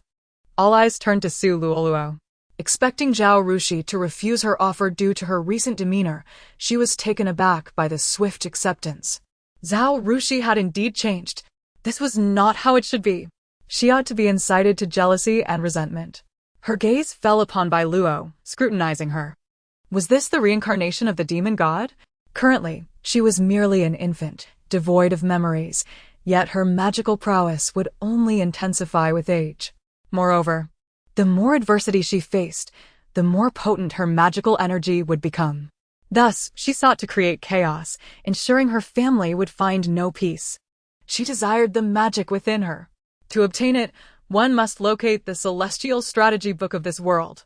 And that book could only be found by the divine beast Xin, accessible solely to the imperial lineage. The Prime Minister and his wife have arrived, a servant announced. Why have they come? They are notorious for their affection towards their daughter. Otherwise, they would not have tolerated Su Luolua's previous antics. Alas, the Prime Minister remains unaware that his daughter is not his biological child. It was during a prayer that his wife inadvertently fell victim to a man under the influence of a sedative. Later, the heroine discovered her true parentage and conspired with her biological father to eliminate the Prime Minister, who had always cared for her. In the realm of court politics, the Prime Minister stood second only to the Emperor himself, and his father was the Emperor's tutor, earning the respect of all scholars in the capital. The Prime Minister likely yearned to eliminate her mother, thereby legitimizing his beloved daughter. Without seeking clarification, the Prime Minister's wife, sharp-tongued and acerbic, declared, "Your Highness, despite your noble status, my daughter is not of commoner origins. How dare you expect her to serve you in such a manner?" The Prime Minister's expression darkened. This is utter nonsense. Zhao Rushi's countenance soured. Given her status and the occasion of the banquet, she could not afford to create a scene with the Prime Minister. Before she could respond, a hearty voice rang out from outside. What is the meaning of this, Prime Minister? Traditionally, concubines serve as attendants. My daughter's kindness has merely allowed for a lack of decorum in your household. Recognizing the familiar voice, Zhao Rushi's eyes glistened with unshed tears. The speaker was none other than General Zhao Yaoding, now graying yet still vigorous. The general was renowned for his affection towards his daughter, and everyone in the capital was well aware of it. The onlookers discreetly withdrew from the conflict, wary of the implications. Even the Prime Minister, though powerful, could only watch in silence as the old general approached, knowing full well the temper of the elderly warrior. Biluó, oblivious to her grandfather's arrival, craned her neck from the crib, only to have a small hand reach toward her. Soon, she spotted the owner of the hand. Was it her elder brother? What mischief was he up to? With a swift motion, he lifted her from her place, cradling her in his arms. Intrigued by his intentions, she remained silent.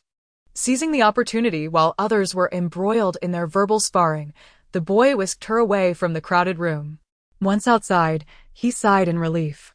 Little sister, there are too many people here. My brothers cannot come in. Come, let me introduce you to my good friends. Biluó thought, had I known, I would have simply cried out earlier. Bored, she decided it was far more interesting to witness her grandfather's prowess in battle. Volume 1. Chapter 13. Accidentally Stealing the Heroine's Credit. Biluó, feeling bored, yawned and instantly fell asleep. Little 8, looking at the slumbering infant in his arms, felt quite pleased. How wonderful! If the baby had started crying, he wouldn't have known what to do. Just as he was reveling in his relief, a voice suddenly exclaimed, "Not good. The little princess is missing. Quickly, go find her. Hurry, fetch the prince and the heir. The princess has fainted." Little 8 gasped, "Heavens! Help me!"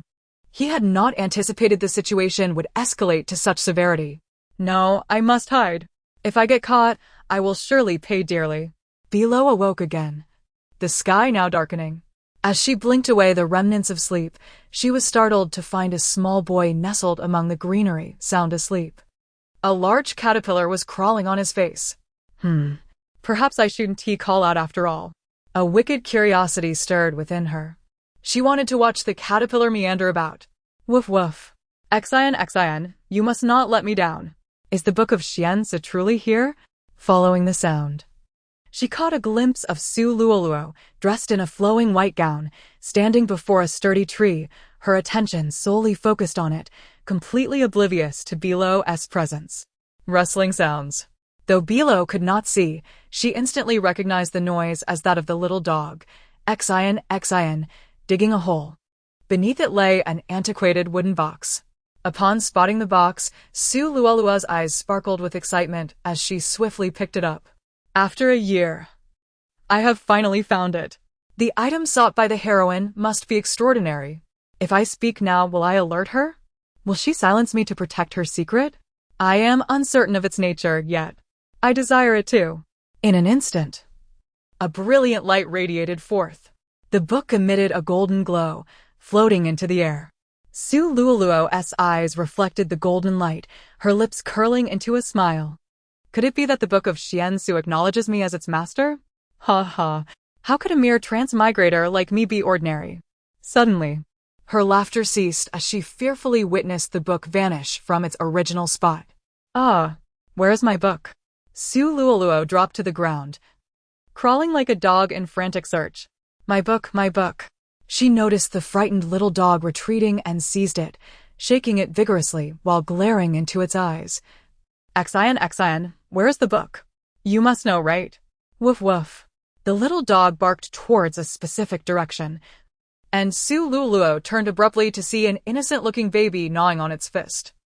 How did she end up here? Su Luoluo dashed over, pointing at the two children on the ground, demanding, Did you take my book? The little boy stirred awake, momentarily dazed and confused, muttering, Sister Su. Why are you here? Realizing her body felt numb, she suddenly recalled the events of the day and bolted upright. Oh no! How did I fall asleep? My mother must be worried sick. Without sparing a glance at the woman's displeased expression, she turned to flee, only to be yanked back by the woman's grip on her collar. Emperor Yizhong looked at the woman with bewilderment. Sister? Su Luoluo furrowed her brow, asking, Did you see or hear anything unusual just now? What? What are you talking about, sister? Biluó blinked her innocent eyes, glancing from one to the other, feeling a sudden urge to cry. Just moments ago, that book of Xian Su had entered her consciousness. Too bad, she currently lacked the ability to unlock her mind's eye. Otherwise, she could have glimpsed what kind of book could drive the heroine to madness. Wailing, I cannot hold back my tears any longer. If this raises the heroine's suspicions, it would be disastrous. What sound is that? Is it the little princess crying? The crowd around her grew louder, and Su Luoluo glanced at the baby, whose face was turning purple from crying, her mouth twitching in annoyance. Children are truly bothersome creatures. Raising a child is far more troublesome than caring for a dog. She scooped up the little dog and turned to leave. Looking down at the pup in her arms, she felt fortunate that this dog was a divine beast. It would surely bring her more opportunities. While Biluó sobbed uncontrollably, she stealthily observed the little dog. Odd. It resembles her steed from her previous life. The little princess is here. Emperor Yizhong was both startled and frightened, which spared him from being punished this time. Biluó also learned that when her father heard of her disappearance, he forbade anyone from searching for her. It was her elder brother who had enlisted the Grand Prince's men to look for her. The incident had alarmed the emperor, sealing all 4 city gates. However, Zhao Rushi and Emperor Jingtian had begun to quarrel. Sire, we cannot keep this child any longer, Emperor Jingtian declared. Do you even know what you are saying? She is your own daughter, Zhao Rushi retorted, unable to control her temper. Sire, she is a calamity. She will bring doom upon our entire family. Does the life of our whole family mean less than hers? It is merely a rumor. Let the outsiders believe it, but you, her own father, would sacrifice your child based on what others say? She had longed to express this. With that, he drew his sword and solemnly proclaimed, I will enact justice today and eliminate the kinship. Zhao Rushi boldly stepped in front of him, unafraid. Let me see who dares. Emperor Jingtian, if you have the ability, find the person who declared my daughter a disaster and prove it before everyone. Otherwise, even if His Majesty arrives, he shall not lay a finger on my daughter. Emperor Jingtian scoffed. Fine. Zhao Rushi, I will show you what you are protecting. Emperor Yizhong held his sister close, wanting to prevent her from misunderstanding their father, explaining, Alo, do not blame father. He is merely too concerned with the state of the world. TSK, my brother has many admirable qualities, but like my mother, He has a heart of a saint. That scoundrel father wishes for my demise yet expects me to understand and forgive someone who wishes to kill me. Huh. The heir remarked. Is my little sister's temperament perhaps a bit extreme? After the furious mother calmed down following the departure of her husband, a cold smile crept onto her lips as she poured herself a cup of tea. Savoring the tea, Emperor Yizhong carried his sister out. Mother, what should we do about the rumors outside? The quarrel had its purpose. It was meant to compel Emperor Jingtian to seek the truth. The tasks she had assigned to her brother would also prove useful. Volume 1, Chapter 14 Night. Little Sprite. I never imagined you could be so alluring. Is it that old man, Di Jingtian, who cannot satisfy you? Su Luolua's voice, breathy and intoxicating, whispered in the man's ear. I need a child, and it can only be yours. You must strive for it. He was not her first man, nor would he be her last. She was not merely selling her body. As long as she desired, the dynamics between them could hardly be defined as one playing with the other. Last night, she dreamt that the child she bore would be a reincarnation of a celestial being. So why wait? Just give birth. And that elder son of Di Jingtian was not without merit, yet despite her recent overtures, he remained indifferent. Ultimately, she was left with no choice but to select this man. However, she had no regrets. This man would eventually become the king of Yanbei. Her child would also be the heir to the throne of Yanbei. As for the little one of Biluó, Su Luoluo couldn't help but recall the novel she had read before her arrival. It was a tale of a beloved protagonist, with the heroine being Di Biluó. Di Biluó, a reincarnation of a demon god, was inherently melancholic and had a disposition towards mischief. She encountered a family overflowing with compassion, who ultimately healed her and allowed her to grow joyfully. In the end, her father ascended to the throne, and she became the most esteemed princess, later entering the realm of cultivation, where she was adored by numerous senior brothers and sisters.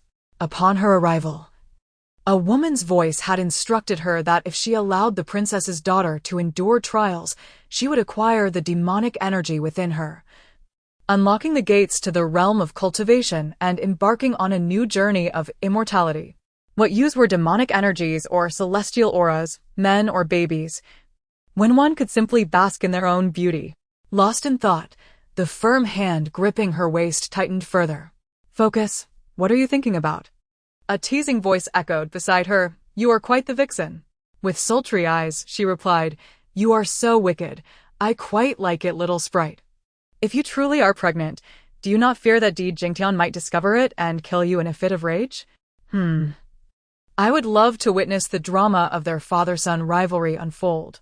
A beautiful day dawned as she awoke amidst a multitude of inquisitive eyes. Why are you all staring at me? Is there a flower on my face? Had this been when she was the demon lord, she would have long since sent these people flying into oblivion. The circle surrounding her consisted of no other than her second and third brothers, accompanied by their friends and the younger siblings of those friends. Di Erzhong and Di Sanzhong, upon hearing her peculiar thoughts, were initially startled. Then their gazes fell upon their sister. They exchanged a look of astonishment, yet recollecting the rumors circulating outside, they dared not reveal any signs of abnormality. If others were to discover this, it would only validate the rumors of a demon god. Their mother had insisted that their sister was a harbinger of good fortune. Certainly not what those people claimed. Di Sanzhong concealed the tumult within him and waved his hand, saying, Brothers, look. This is my sister. Isn't she adorable? The plump little dumpling was undeniably soft and fragrant, making it impossible for anyone to believe the rumors of her being a demon god. One youth chimed in. I told you. Erzhong's sister could never be a demon god. She is clearly a celestial being descended to earth.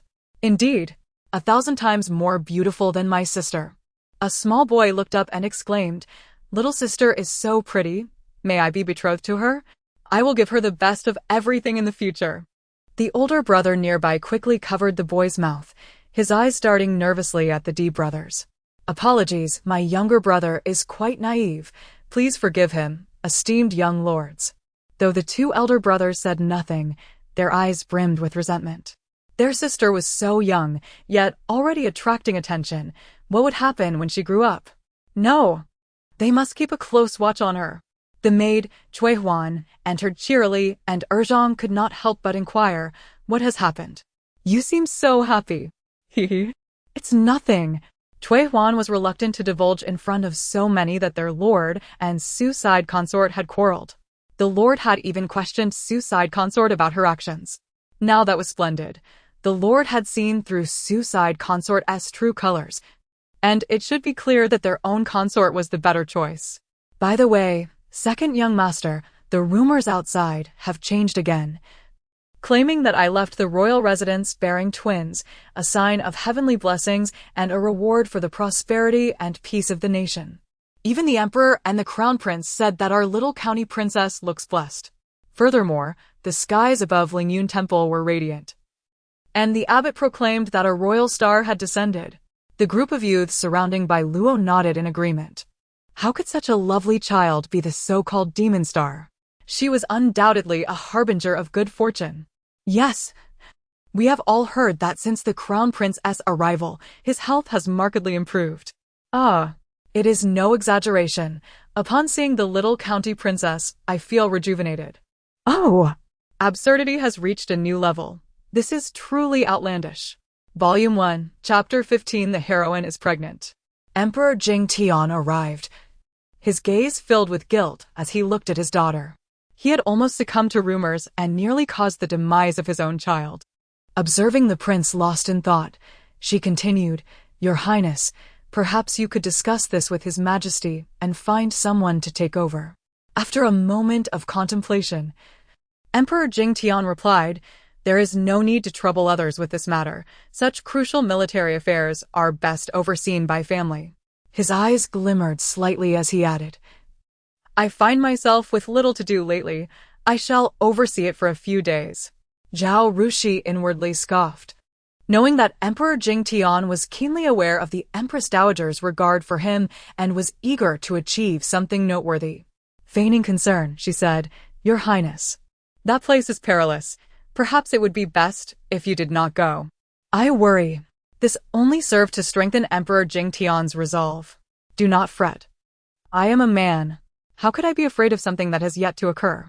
3 days later, a deafening explosion echoed from the military camp, shaking half the capital. "Your Highness, something terrible has happened. The military camp's firearms have exploded, and smoke is rising everywhere." The soldier who reported this, covered in soot, collapsed to the ground, declaring, "The prince has been injured in the explosion and remains unconscious." Upon hearing this, he fainted. Biluó, upon receiving this news, struggled to contain her laughter. "Serves that scoundrel right. My poor mother must be so worried about such a man." "Do not fear, mother. When I grow up, I will protect you." Biluó was unaware that she was increasingly resembling a little child. Meanwhile, her mother, who had pretended to faint, regretted allowing her daughter to hear such distressing news. The truth spoken by her parents rang true. Daughters often possess a deeper empathy for their mothers. She pondered how little 7 and little 8 would react upon seeing her feigned unconsciousness, likely thinking she was playing a game with them. Just then, the heir, Di Zhang, hurriedly arose from a woman's bed. Startled to find a sleeping beauty beside him, he was momentarily entranced, mistaking her for a celestial being. The woman approached him slowly. After that, he remembered nothing at all. The critical matter was that this woman was Su Luoluo, his father's concubine and his nominal stepmother. In a flurry, he hastily donned his clothes, intent on escaping. As he stepped outside, a crowd of people frantically approached him. His disheveled appearance made him wish to evade them. "Your Grace, it is terrible news. The prince has been injured and remains unconscious, and the princess has fainted upon hearing the news. Please, you must go see." "What? My father has been injured." There was no time to change his clothes as he rushed toward his parents' quarters to assess the situation. Mother has been too lenient with these servants. In critical times like this, their inadequacies are evident, all of them flustered and not knowing what to do. "It is a pity I cannot see how gravely my father has been injured." As Di Yizhong entered, a throng of people spilled into the room. Your Grace, the physician has arrived. Please allow him to come in. Both physicians were preoccupied with treating the unconscious patients. Thus, the heir stepped aside, his anxiety growing as he met the gaze of the little infant. How are you managing the care of the young master? All these misfortunes seemed to have converged at once, Di Yizhong thought, feeling a surge of anger. Everyone else out. Cui Shi, Cui Hong. Take the young prince and princess to the adjoining room. Cui Shi and Cui Huan finally pushed through to carry the two sleeping infants away. Hey. I haven't seen enough excitement yet. How is that scoundrel father? Is he gravely injured? Let me see. Wait. Di Yizhong took Biluó from the maid, gently patting her. I shall care for the young princess. You all must look after the young prince. Biluó, catching the scent of alcohol on her brother, quickly held her breath. What a strong smell of liquor. It's suffocating. Where have you been, brother, to smell of a woman's perfume? You haven't inherited father's disgraceful traits, have you? Di Yizhong's face turned a mix of red and pale. Cui Shi, it is too chaotic here. You must take the young princess away. Biluó could only express her dissatisfaction with Bubbles. Her brother felt acutely aware of the scent on him, but with the current situation, he could not leave. Fortunately, the attention of the crowd was elsewhere. Glancing toward his mother, who remained unconscious, he noted that the physician assured her condition was not critical, while his father's injuries were severe, and it remained uncertain if he would awaken. The thought of waking up from Sue's bed today left him feeling utterly ashamed to face his father. With no outlet for his frustration, he could only wait for nightfall when he could confide in his sister, who would listen to his thoughts without fear of spreading his secrets. Biluó observed her brother's despondent expression, interpreting it as anxiety. Unfortunately, she did not know how to console him, and could only wave her delicate arms in a gesture of comfort. Sister, what should I do? I seem to have committed a grave error. Huh? The sky has not fallen. What could be worse than this? Di Yizhong glanced at his sister's dark eyes, awkwardly admitting. Last night I was drunk, and this morning I woke up in Sue's bed. Biluó, what? That wretched heroine dared to entangle herself with her brother so soon. What should I do? I have no idea if anything happened last night. Oh man, you're being too naive. What could you possibly do while unconscious? Even a dead fish cannot be manipulated. No. The heroine has always maintained a certain decorum before her brother, only months later, when she desires a child, does she cast her net wide, leaving many men to suspect the child is theirs, successfully making herself and her child the center of affection. However, having read through most of the narrative, I can assure you this child cannot belong to the D family. The heroine simply does not wish to bear a child for that scoundrel father, while her brothers love her dearly. They are bound by the moral implications of having a stepmother, and thus cannot cross the physical boundaries. Volume 1. Chapter 16. The Charred Remains of a Worthless Father. The heroine's child still requires her mother's blood as a catalyst. The child is inherently frail, with only the legendary snow lotus of the celestial realm capable of nurturing her. However, during the pregnancy, the mother nearly lost the twins due to her advanced age and the poor condition of the gestation. A mysterious old Taoist, for reasons unknown, gifted Zhao Rushi the mythical snow lotus, which is said to flourish only in the realms of gods, and then vanished without a trace. Zhao Rushi perceived this as divine assistance and chose to remain silent about it. Little did she anticipate that this boon would ultimately become a harbinger of doom for both herself and her daughter. The thought of the worthless father indulging the heroine, compelling the mother to sacrifice her blood, makes one yearn for him to never awaken again. Wronged and betrayed, with her mother subjected to such torment, Su Luoluo could no longer remain within the palace walls. Gazing at the infant in her arms, she hoped to mend the frayed relationship between father and daughter and gently said, "Sister, sleep well. Tomorrow I shall take you to see father." Hearing her sister's sentiments, she could discern the grievances harbored towards their father. Perhaps, since these events had yet to unfold, a change was still possible. Their father had merely been too gullible, too trusting of others. Filial piety must come first. Her sister's bitterness was excessive, and he would strive to alter that trait. To see the worthless father? I would relish witnessing the extent of his suffering. Nevertheless, he realized he lacked the authority to preach kindness. A father's virtue begets a virtuous child. The night was as dark as ink. The little one, Biluó, was overtaken by drowsiness, her small mouth yawning widely before she succumbed to deep slumber. Upon awakening, the room was enveloped in silence, save for the faint sound of shallow breaths. Her mother was present. Upon noticing her wakefulness, her mother wore a tender smile. Her delicate fingers intertwining with Biluó's tiny hand, speaking in the gentlest of tones, "Biluó, you are such a good girl. Your brother was too rambunctious, so I had the nurse take him to the next room to avoid waking you." Biluó stretched comfortably, and her mother's expression was far from the sorrow one might expect. "Biluó is fortunate. Your father awakened last night. His life is spared, but alas, his injuries," she paused, "may leave him with numerous scars. Wow! Given his current state, the heroine must find him repugnant.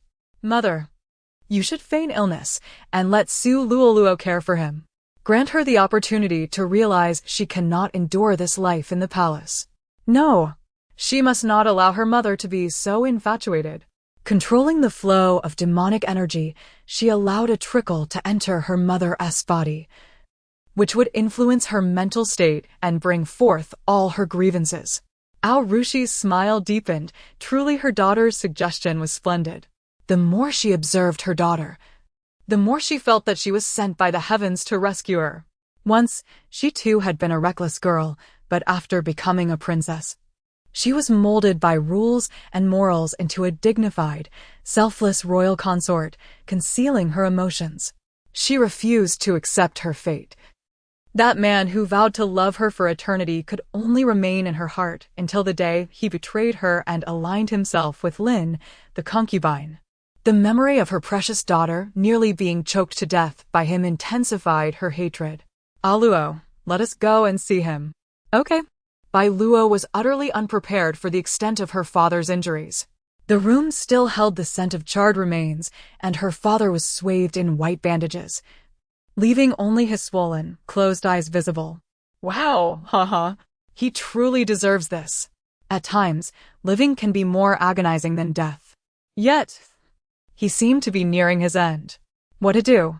If he were to die, the engagements of her elder brothers would undoubtedly be delayed. He cannot die. I recall a divine doctor in the story who was once saved by the heroine. Later, upon discovering his savior was Luoluo, he took her as his disciple. The divine doctor was said to be currently drifting upon the waters of the Rain Lake in the capital when he encountered a group of assassins, unable to withstand them and falling into the water. Outside the door, a boy stood in contemplation. A divine doctor? Could it be the heroine? Luoluo? Did this woman possess opportunities unknown to him? No wonder, in his previous life, his esteemed uncle associated with her. The corners of the boy's mouth curled in amusement as he knocked on the door. "Your Highness, I have heard of your injuries. My uncle, having nothing to do, brought me to see you." Once again, he marveled at the boy's striking appearance. How could someone be so remarkably handsome? The man on the bed suddenly opened his swollen eyelids, emitting muffled sounds. Fortunately, a servant was by his side and hurriedly inquired, "Your Highness, do you have any commands?" Muffled sounds. The servant could not decipher what the prince intended, so he ventured, "Your Highness, are you thirsty?" Muffled.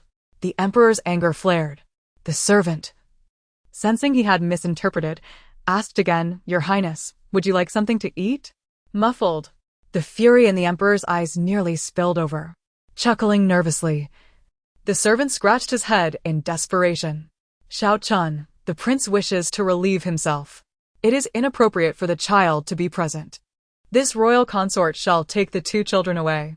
She had sensed his intentions the moment he moved, choosing not to speak immediately, wishing to heighten his urgency. Upon hearing this, the emperor breathed a sigh of relief. At least my wife understands me.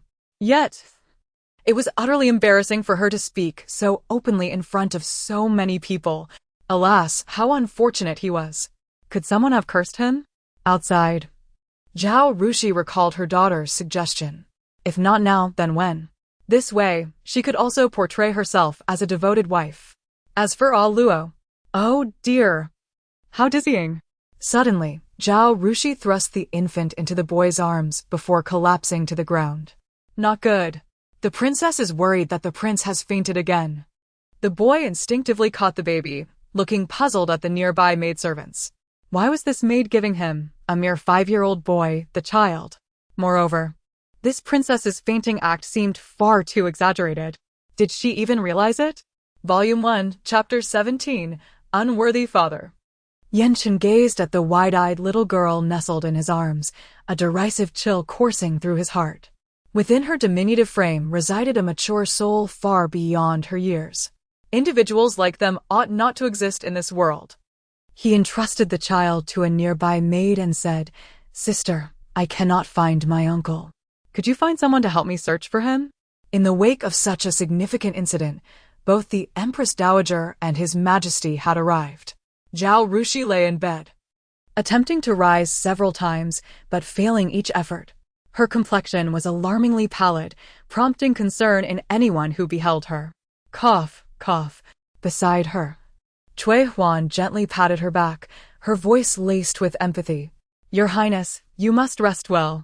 The prince is being looked after by the servants. Even if you do not consider your own well-being, you ought to think of the 2 young masters. If you..." Cui Huan's voice quivered, conveying the impression that her lady might depart at any moment. Observing this, the Empress Dowager's eyes reddened as she admonished softly, "The maid speaks the truth. You have just emerged from confinement and must tend to your health." Zhao Rushi's eyes brimmed with anxiety.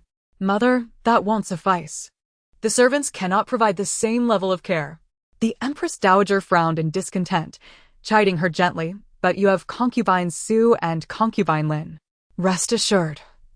Let them tend to the rest." Zhao Rushi's expression softened slightly, yet her worry persisted. Sister Lin has always been frail. It would be disastrous if she were to pass her ailments to the prince. "Mother, I should accompany concubine Su instead, with her amusing the prince. He would surely feel better." This seemed to remind the Empress Dowager, who then commanded in a lowered tone, "Your duty is to care for the 2 children. Biluó is delicate. Focus your attention on her. Leave the prince's care to concubine Su." The Empress Dowager glanced at the matron behind her. "Go summon concubine Su for me. Let her handle the prince's affairs." "Yes, I shall do so at once," the elderly matron responded, bowing before departing. The Empress Dowager exhibited little emotion on her face as she advised, "Your Highness, rest well. I shall check on the weather." Suddenly, Zhao Rushi sensed something amiss. Could it be the Empress Dowager's long-standing devotion to Buddhism had imbued her with the philosophy of severing emotional ties? She silently noted this and addressed the servants in the room. "The prince is under the care of concubine Su. I shall rest easy. You may all leave now. I wish to rest." "Understood." At that moment, Di Yizhang seized the opportunity to step forward, stating, "Mother, you are unwell. Allow me to take care of my sister for now, and please rest well." Zhao Rushi nodded. Involvement in child-rearing was essential for nurturing feelings. It would also benefit the bond between the siblings. Biluó felt a surge of curiosity. Why did her elder brother appear so burdened? "Where is my brother taking me?" Upon exiting, Di Yizhang explained, "Sister, our father is in trouble and a friend of mine is waiting at the side gate to inquire about him. After the Empress Dowager departs, come with me to meet them." "Oh dear. My brother holds a noble status, surrounded by some unscrupulous individuals, yet he remains blissfully unaware. Some even exploit his name to wield power outside, tarnishing his reputation. There was also one so-called friend, who, while appearing close to him, was actually conspiring against him." A young servant entered. "Young master, the Empress Dowager has taken her leave due to feeling unwell." Di Yizhang nodded, responding, "Please invite Yun Baiyao and the others in." With the Empress Dowager present, they would not dare enter, fearing to offend her. Claiming to visit Di Jingtian, they were merely seeking to gain favor in the eyes of the future master of the estate. Each brought gifts for their visit: century-old ginseng, cordyceps, and Tianshan's snow lotus. His friend Biluó now stood beside him, remarking, "Young master, do not worry too much. The prince will surely recover. Thank you for your kind words." Is this Biluó the one who falsely accused my brother of tarnishing his sister's reputation, only to emerge as a paragon of virtue, unafraid of authority? Brother, you must distance yourself from such scoundrels. Zhang calmly accepted his sister's thoughts. He casually placed the gifts aside. Biluó was merely the son of a minister, and although they shared a close relationship due to their time at the academy, he would not have known about such deceitful individuals had he not heard his sister's warnings. A young man dressed in purple squeezed through, exclaiming loudly, "Young master, I suffered a burn 2 years ago. My father searched extensively to find this remedy for burn treatment. Look, I bear no scars now." Wang Zixin, upon hearing that his father had found a cure, felt a rush of joy, though gratitude had yet to escape his lips when his sister's voice chimed in again. "Wang Zixin? What kind of people surround my brother? This person's maternal grandfather is involved in selling counterfeit medicines. The so-called miraculous remedy is merely a self-scripted performance." Later, the heroine, having learned medicine, exposed the truth. Zhang paused, his gaze fixed on the young man's eyes, his brows furrowing slightly. "If this remedy truly possessed such miraculous properties, then you would be my benefactor as I leave the Wang estate." Xiao Yuan, the young servant, approached him and inquired, "Young master, what are your orders?" Handing over the medicine bottle, he instructed, "I heard that your mother burned her hand while in the kitchen. Take this to her immediately and find a physician. If it truly proves effective, administer it to the prince right away." Wang Zixin's face turned pale. "Young master, it may not work so quickly." Xiao Yuan, understanding his master's intent, complied, "Thank you, young master." Understanding the gravity of the situation regarding his father's injuries, Zhang knew he must proceed cautiously. These people had become so accustomed to familiarity that they dared to scheme against him. Those unaware of the circumstances chimed in, "We understand, young master. Your filial piety is commendable and serves as a model for us all." One by one, the guests presented their gifts.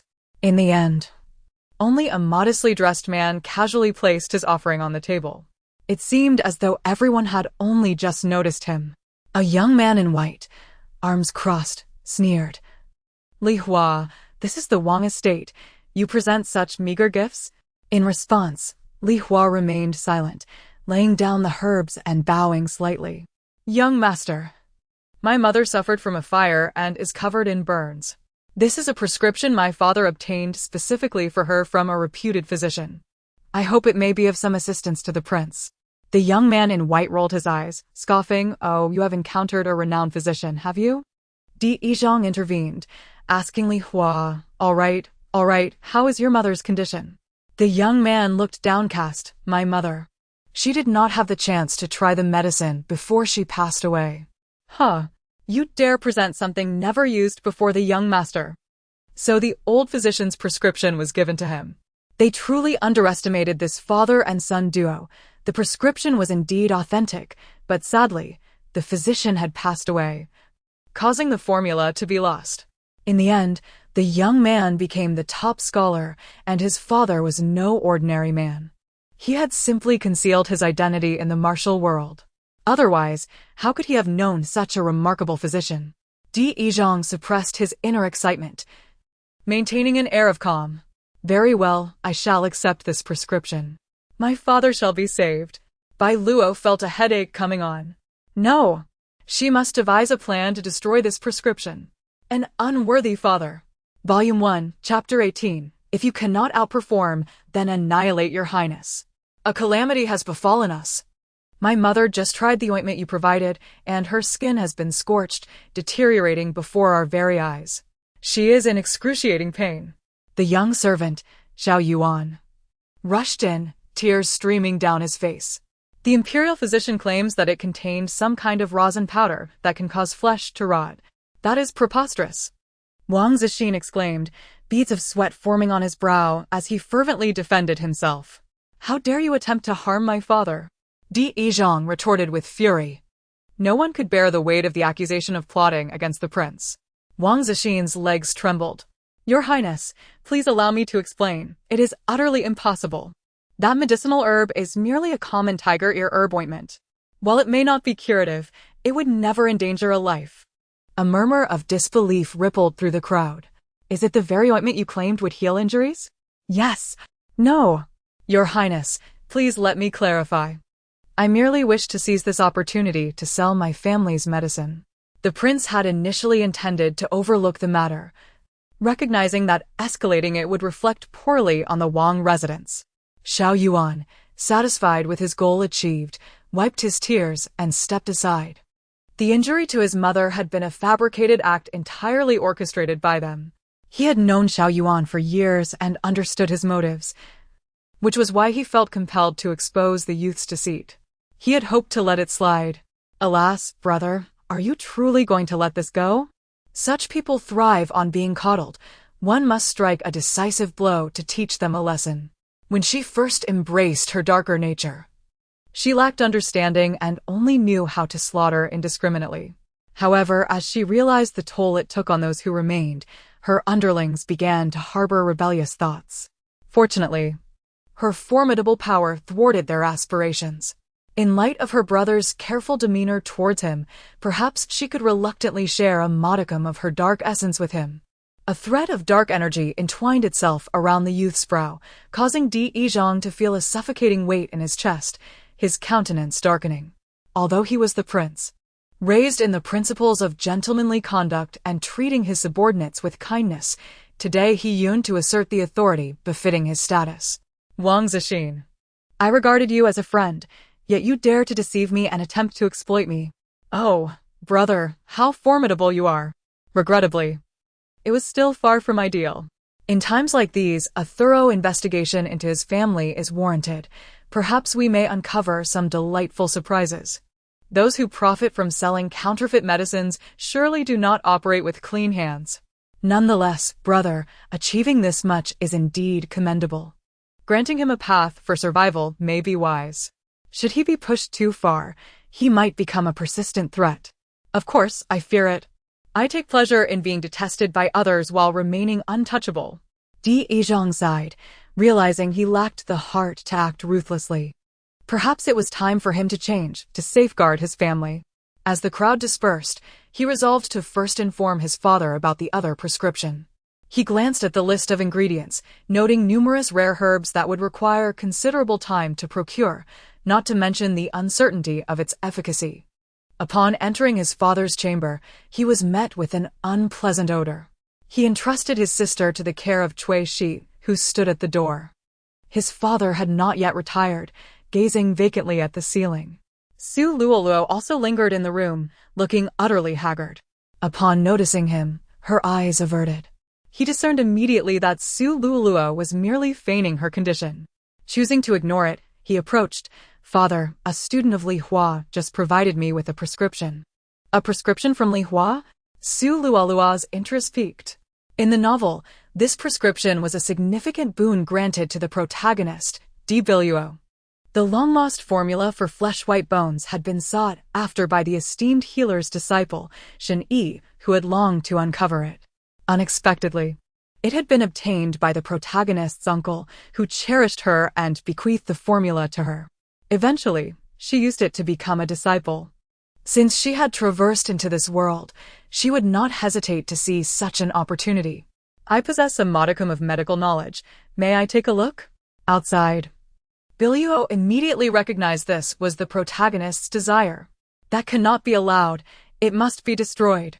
With a mere thought, dark energy coalesced around her, infiltrating the room and directly entering Su Luoluo's body. Su Luoluo's amber irises turned obsidian, her lips curling into a wicked smile. This prescription is mine alone. She swiftly snatched the formula, crushed it in her mouth, and swallowed it whole. The prince, realizing the situation, was left in a state of shock and fury. Su Luoluo, do you understand what you've done? Su Luoluo snapped back to reality, hastily explaining, I was merely too excited. It felt as though I was under some control. Your Highness, I truly did not mean to. You should clarify this with my father. Turning, she found the man glaring at her with blood-red eyes, his gaze piercing. A heavy silence enveloped the room. Suddenly, the man on the bed erupted, struggling to rise, emitting muffled sounds of distress. This old man, reflecting on her current predicament.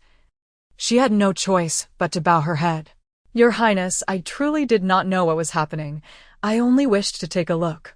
As she spoke, tears cascaded down her delicate cheeks like pearls fallen from a broken string. The instinct to protect the vulnerable stirred within the man. Upon seeing her tears, Di Jingtian's heart softened. He ceased his struggles and fell silent, painfully closing his eyes.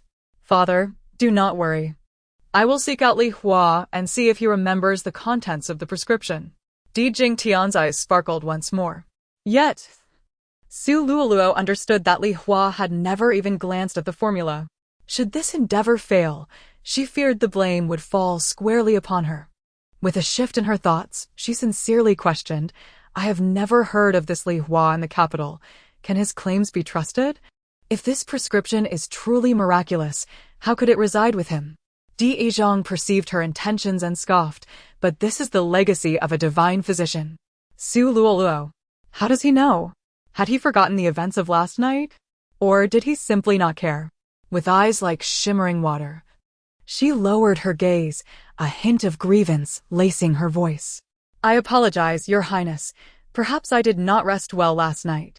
Volume 1. Chapter 19. The Battle for the Divine Healer. Upon hearing this, Di Yizhong did not exhibit the anticipated panic. Instead, he responded with a hint of implication. Indeed, Consort Su ought to rest adequately. Otherwise, how could she possibly muster the energy to attend to father?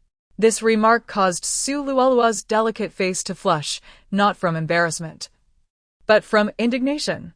The heir's words were certainly not mere jest. He was insinuating that she was frivolous.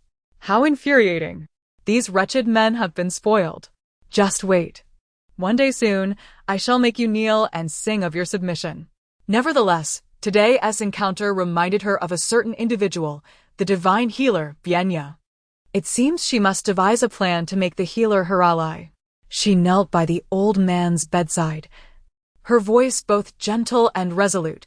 Your Highness need not worry. I have heard of a divine healer capable of resurrecting the deceased. Rest assured. No matter the obstacles I must face, I shall find this person for you. Your Highness, you will recover swiftly.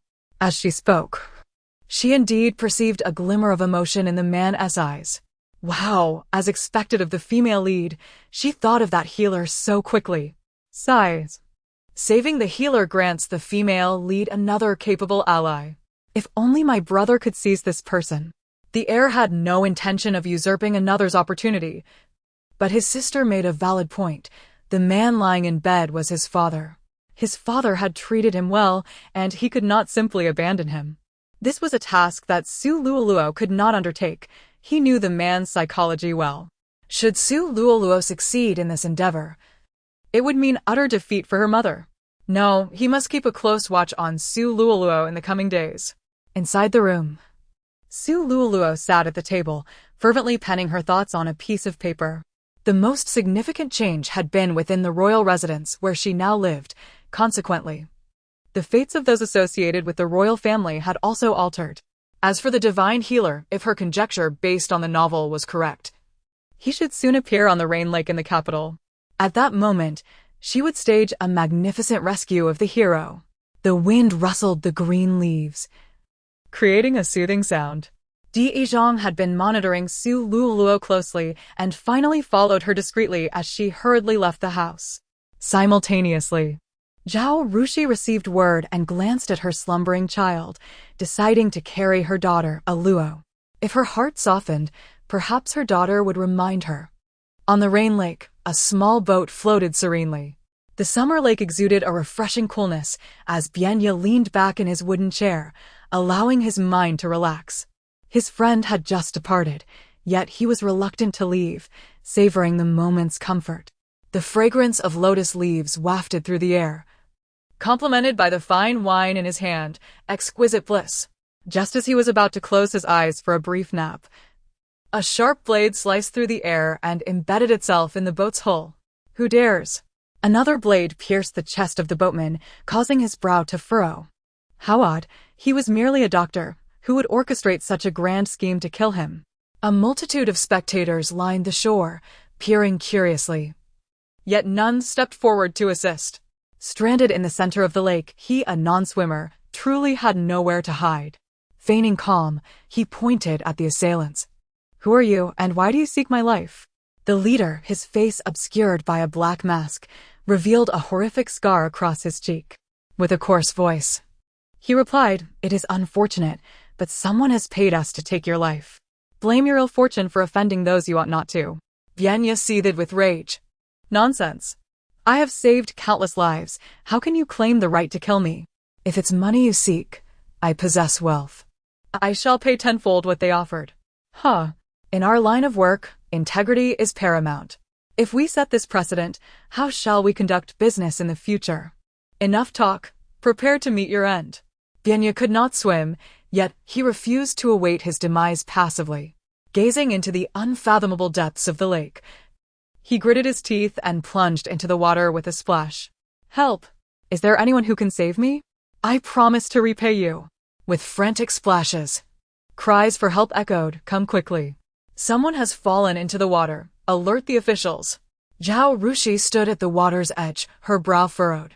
She knew the divine healer was expected to appear by the lake soon, and she had stationed people to watch for him. Deeply convinced by her daughter's logic, she thought that Di Jingtian should remain bedridden, thus avoiding much trouble for her family.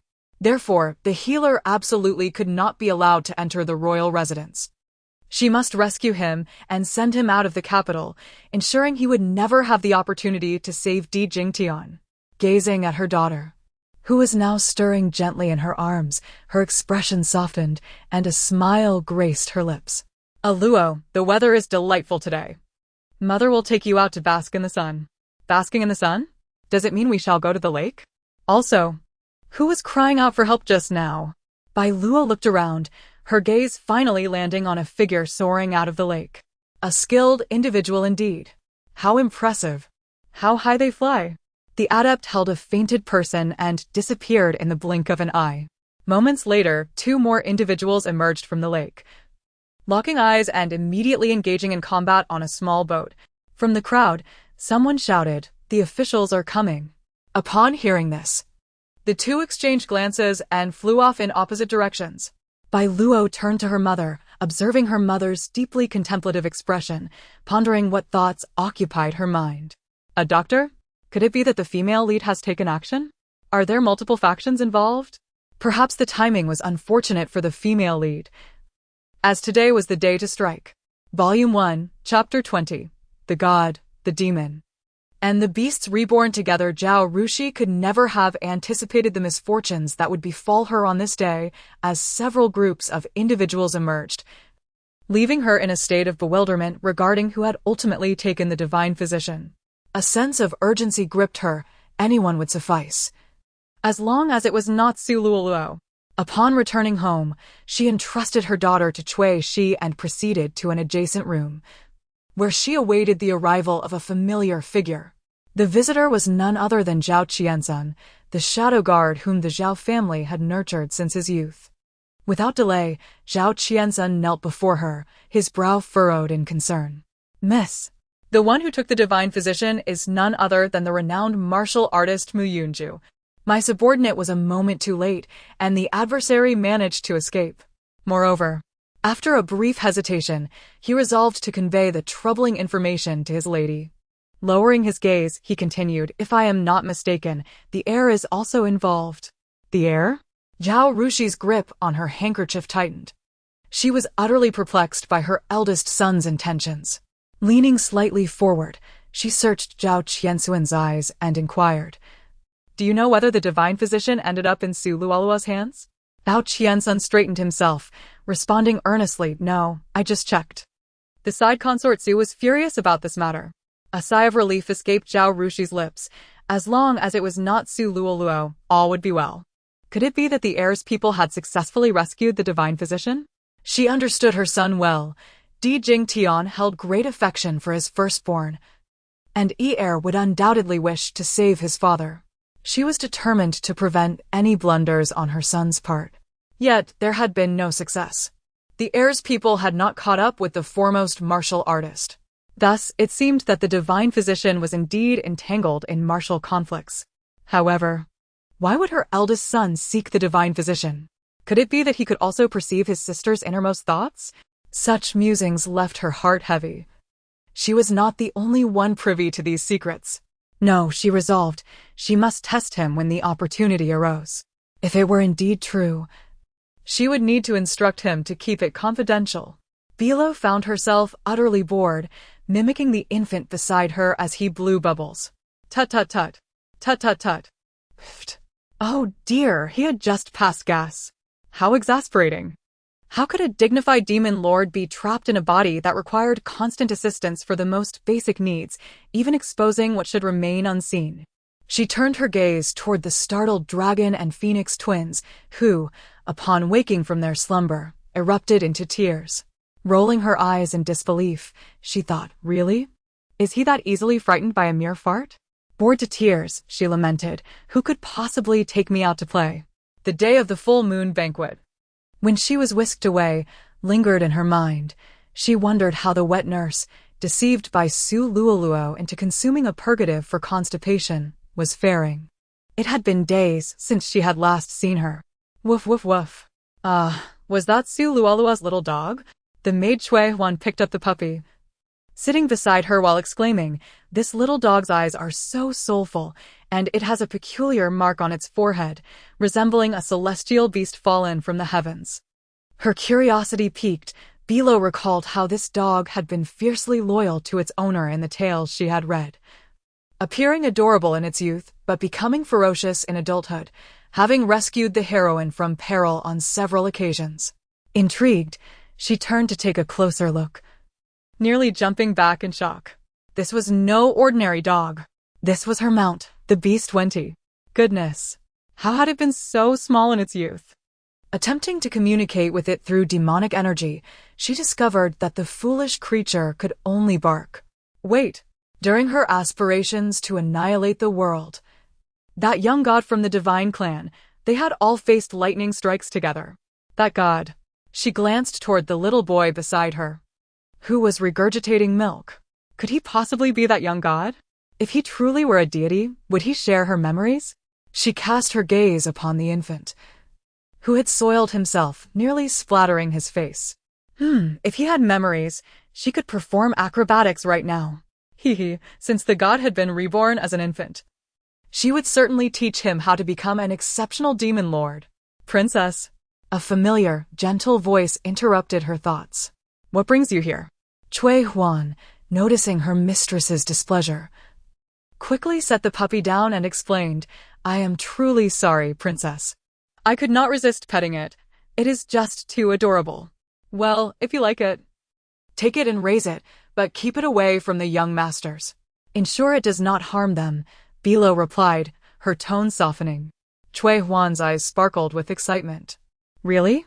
However, her expression soon faltered as she considered the implications. But this belongs to Consort Su. If she finds out. Her mistress was known for her amiable nature and seldom engaged in conflict, yet today she was willing to compromise for her sake. She could not bear to cause her any trouble. Do not worry. This little dog was purchased by the prince, and he entrusted me with its care. The possessions of our royal household are within my authority. Besides, she paused, a smile gracing her lips, I currently lack the time and energy to tend to a puppy. Please no. It is mine. Biluó exclaimed. What was hers could only belong to her. If it were not hers, she would rather destroy it. Chui Huan, ever cheerful, remarked. The young mistress seems to like it too. Zhao Rushi, with a hint of exasperation, conceded, indeed, since it is thus. You shall be responsible for taking care of this puppy for the young princess.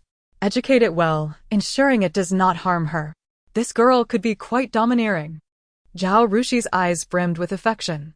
Caring for a mere puppy should not be overly burdensome. Chui Huan, lacking grand ambitions, cheerfully replied, Thank you, princess. Mother, I love you. You understand me so well.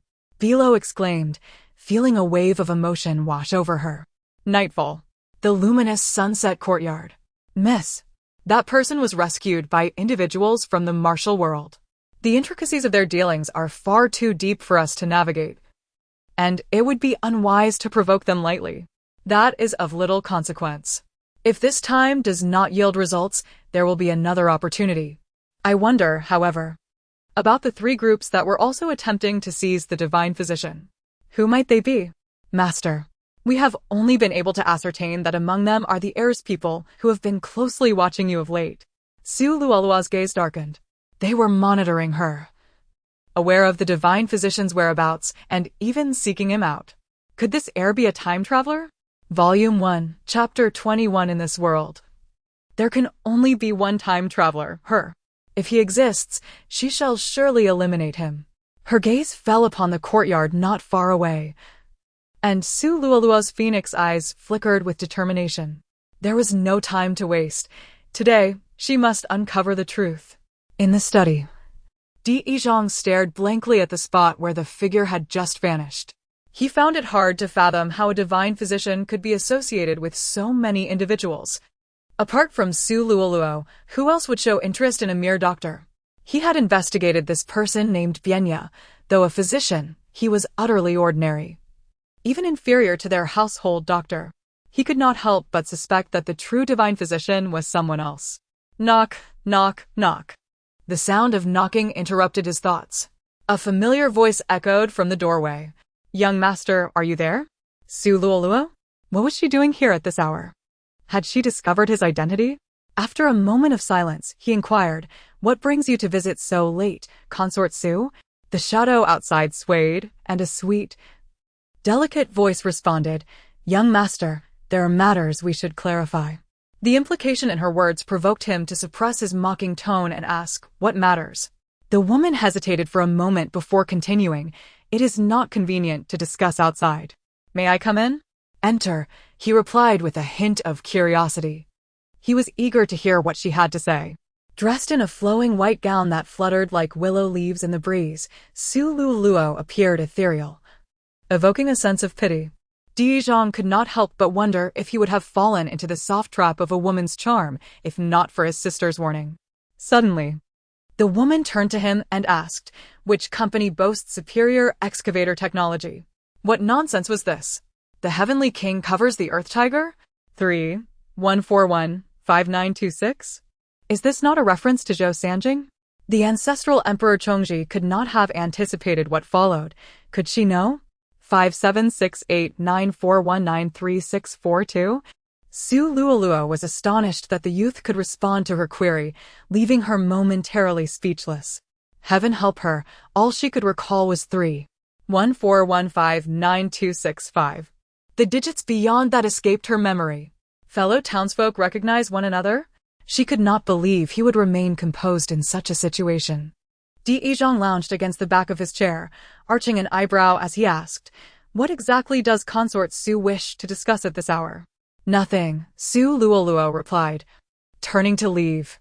Continuing the conversation seemed futile at this point. Whether or not she was a time traveler mattered little. She was bound to create chaos in his life. The following day, Zhao Rushi received word that Su Luoluo had visited the young master the previous night. She had been keeping a close watch on Su Luoluo, recognizing the danger posed by such a character. She truly is a calamity. Just as the prince cannot rise from his bed, she rushes to meddle with my son. Biluó, having just awakened, was taken aback. Oh no, brother must think he has slept with Su Luoluo, which would surely invoke a sense of indebtedness. Would he become infatuated with this forbidden romance, ultimately finding himself unable to extricate from it? Zhao Rushi exclaimed in shock. She realized she had failed to keep watch. How infuriating. This woman could not be allowed to remain. She must be eliminated. Biluó observed her mother's chest heaving with anger for the first time, feeling an unfamiliar pang of sympathy. Do not be upset, mother. I shall handle her. Anger is detrimental to a mortal's health. As a born troublemaker, let her take on the role of villain. I am Biluó, the spirit of the four corners, and I wield great power. As her mind surged with energy, dark magic coalesced around her. Her pupils deepened as the magical essence took form. Attack! The dark energy shot into the sky, soaring towards Su Luolua's residence. What is happening? Su Luolua was shielded by a celestial embryo. She was pregnant, indeed, with a divine fetus. Could it be that some god from the heavens had descended to eliminate her? Even if she could not confront her directly, that did not mean she was without means. Zhao Rushi, observing her daughter clenching her fists, could not fully comprehend the words spoken moments ago, but she was certain of one thing: her daughter wished to protect her. Luo, my only desire is for you to be healthy and happy in this life. To achieve that, Su Luoluo must be removed. In a moment of solitude, Zhao Rushi summoned Zhao Qian Sunday Little Li Zi. We have known each other for nearly 30 years, have we not? The name Little Li Zi startled Zhao Qiansun. It had been years since anyone had called him that. In his youth, he had been hidden away by the Zhao family. The first time she had seen him and called his name, she had laughed heartily. Zhao Qiansun, why is there no Li? From now on, I shall call you Little Li Zi. Very well. Su Luoluo has ill intentions and will inevitably bring disaster. Find an opportunity to eliminate her. In the open. The prince's residence was not a place to stir trouble with the prime minister's household. Thus, she would proceed in secrecy. Upon returning home, her dear Luo was peacefully asleep, gnawing on her tiny fists. Zhao Rushi suddenly longed to hear her daughter's soft, tender voice once more, filled with bold proclamations. As she gently touched her daughter's forehead, she was taken aback. So hot. Quick, someone. Fetch the imperial physician. Cui Shi. Take my royal edict and summon the head of the imperial hospital. The cool, damp cloth was replaced repeatedly on the child's forehead. The heat was unbearable, and she could not suppress her infantile instinct to whimper. She realized she was unwell. The magic energy she had summoned had surpassed her physical capacity, leaving her frail. She could not even be certain she would survive this ordeal. She simply could not bear to part with her beloved mother. Thus, she resolved to accomplish everything she could while still conscious. Observing the swirling magic around her, her mind stirred. The dark mist pulsed in response. Thunder rumbled ominously, a weight pressing upon her heart. The magic, invisible to mortals, surged from the prince's residence and flew towards the prime minister's Su family in the eastern part of the city. Volume 1. Chapter 22. The Green Hat Nightfall enveloped the Su residence where the chancellor resided. A woman lay in a restless slumber, her dreams haunted by tormenting visions. Do not come near me. Please spare me. No. No. You cannot touch me. Chancellor Su Chong was abruptly awakened by the anguished cries of his wife. In the dim flicker of candlelight, he observed her eyes tightly shut, her pallid visage glistening with beads of sweat that dampened her long hair. She clutched her garment with a fervent grip, shaking her head helplessly, murmuring, "Do not come near me. You cannot treat me this way." Tears streamed down her temples as she choked out, "I beg you, I am already married. If my husband finds out, he will surely kill me." Su Chong, unaware of the nightmare that plagued his wife, initially intended to rouse her for a light-hearted jest. However, as she suddenly opened her eyes, devoid of any glimmer, she grasped his arm tightly and exclaimed, "Luo Luo, what shall we do? Your father knows, he knows." Upon hearing this, Su Chong furrowed his brow, gazing into her hollow eyes, and inquired, "Knows what?" "Luo Luo, we must leave the capital. Su Chong has discovered that you are not his child. Let us venture to Donghua and seek your biological father. He will not abandon you. Luo Luo, do not forsake your mother." Su Chong felt as though struck by lightning. His wife had betrayed him. Consumed by rage, he shook the woman who seemed ensnared in her own world. "Yu Yao, who is that man?" Yu Yao was jolted awake, her mind a tumult of confusion.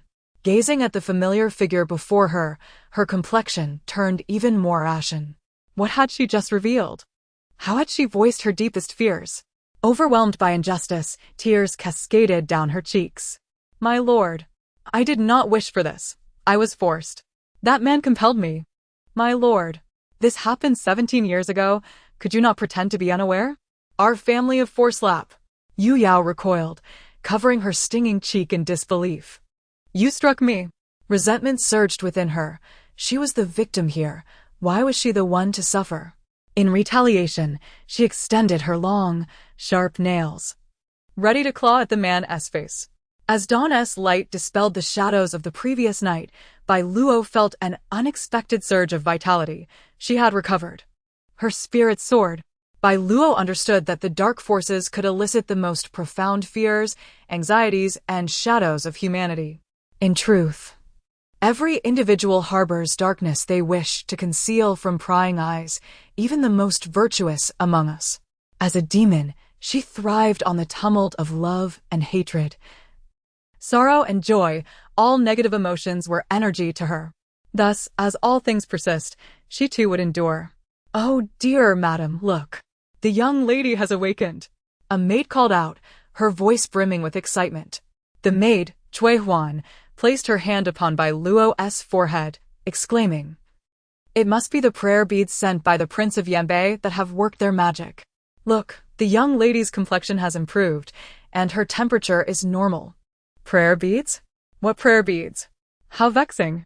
Did they not know that the realms of Buddha and demon could not coexist? Zhao Rushi approached, cradling the infant in the cradle as if holding a precious treasure, tightening her embrace as if fearful of loss. She picked up the prayer beads from the cradle, placing them upon Biluó, thanking the Prince of Yanbei, a truly exquisite and kind young boy.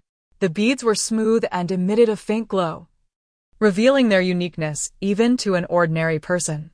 Biluó regarded the prayer beads with disdain. Ugh, these beads are tainted with the oil of hands that have handled them. Yet, perhaps they could indeed stabilize his spirit. The young Prince of Yanbei, was he not the little boy on the verge of demise? Surviving great calamity guarantees future blessings.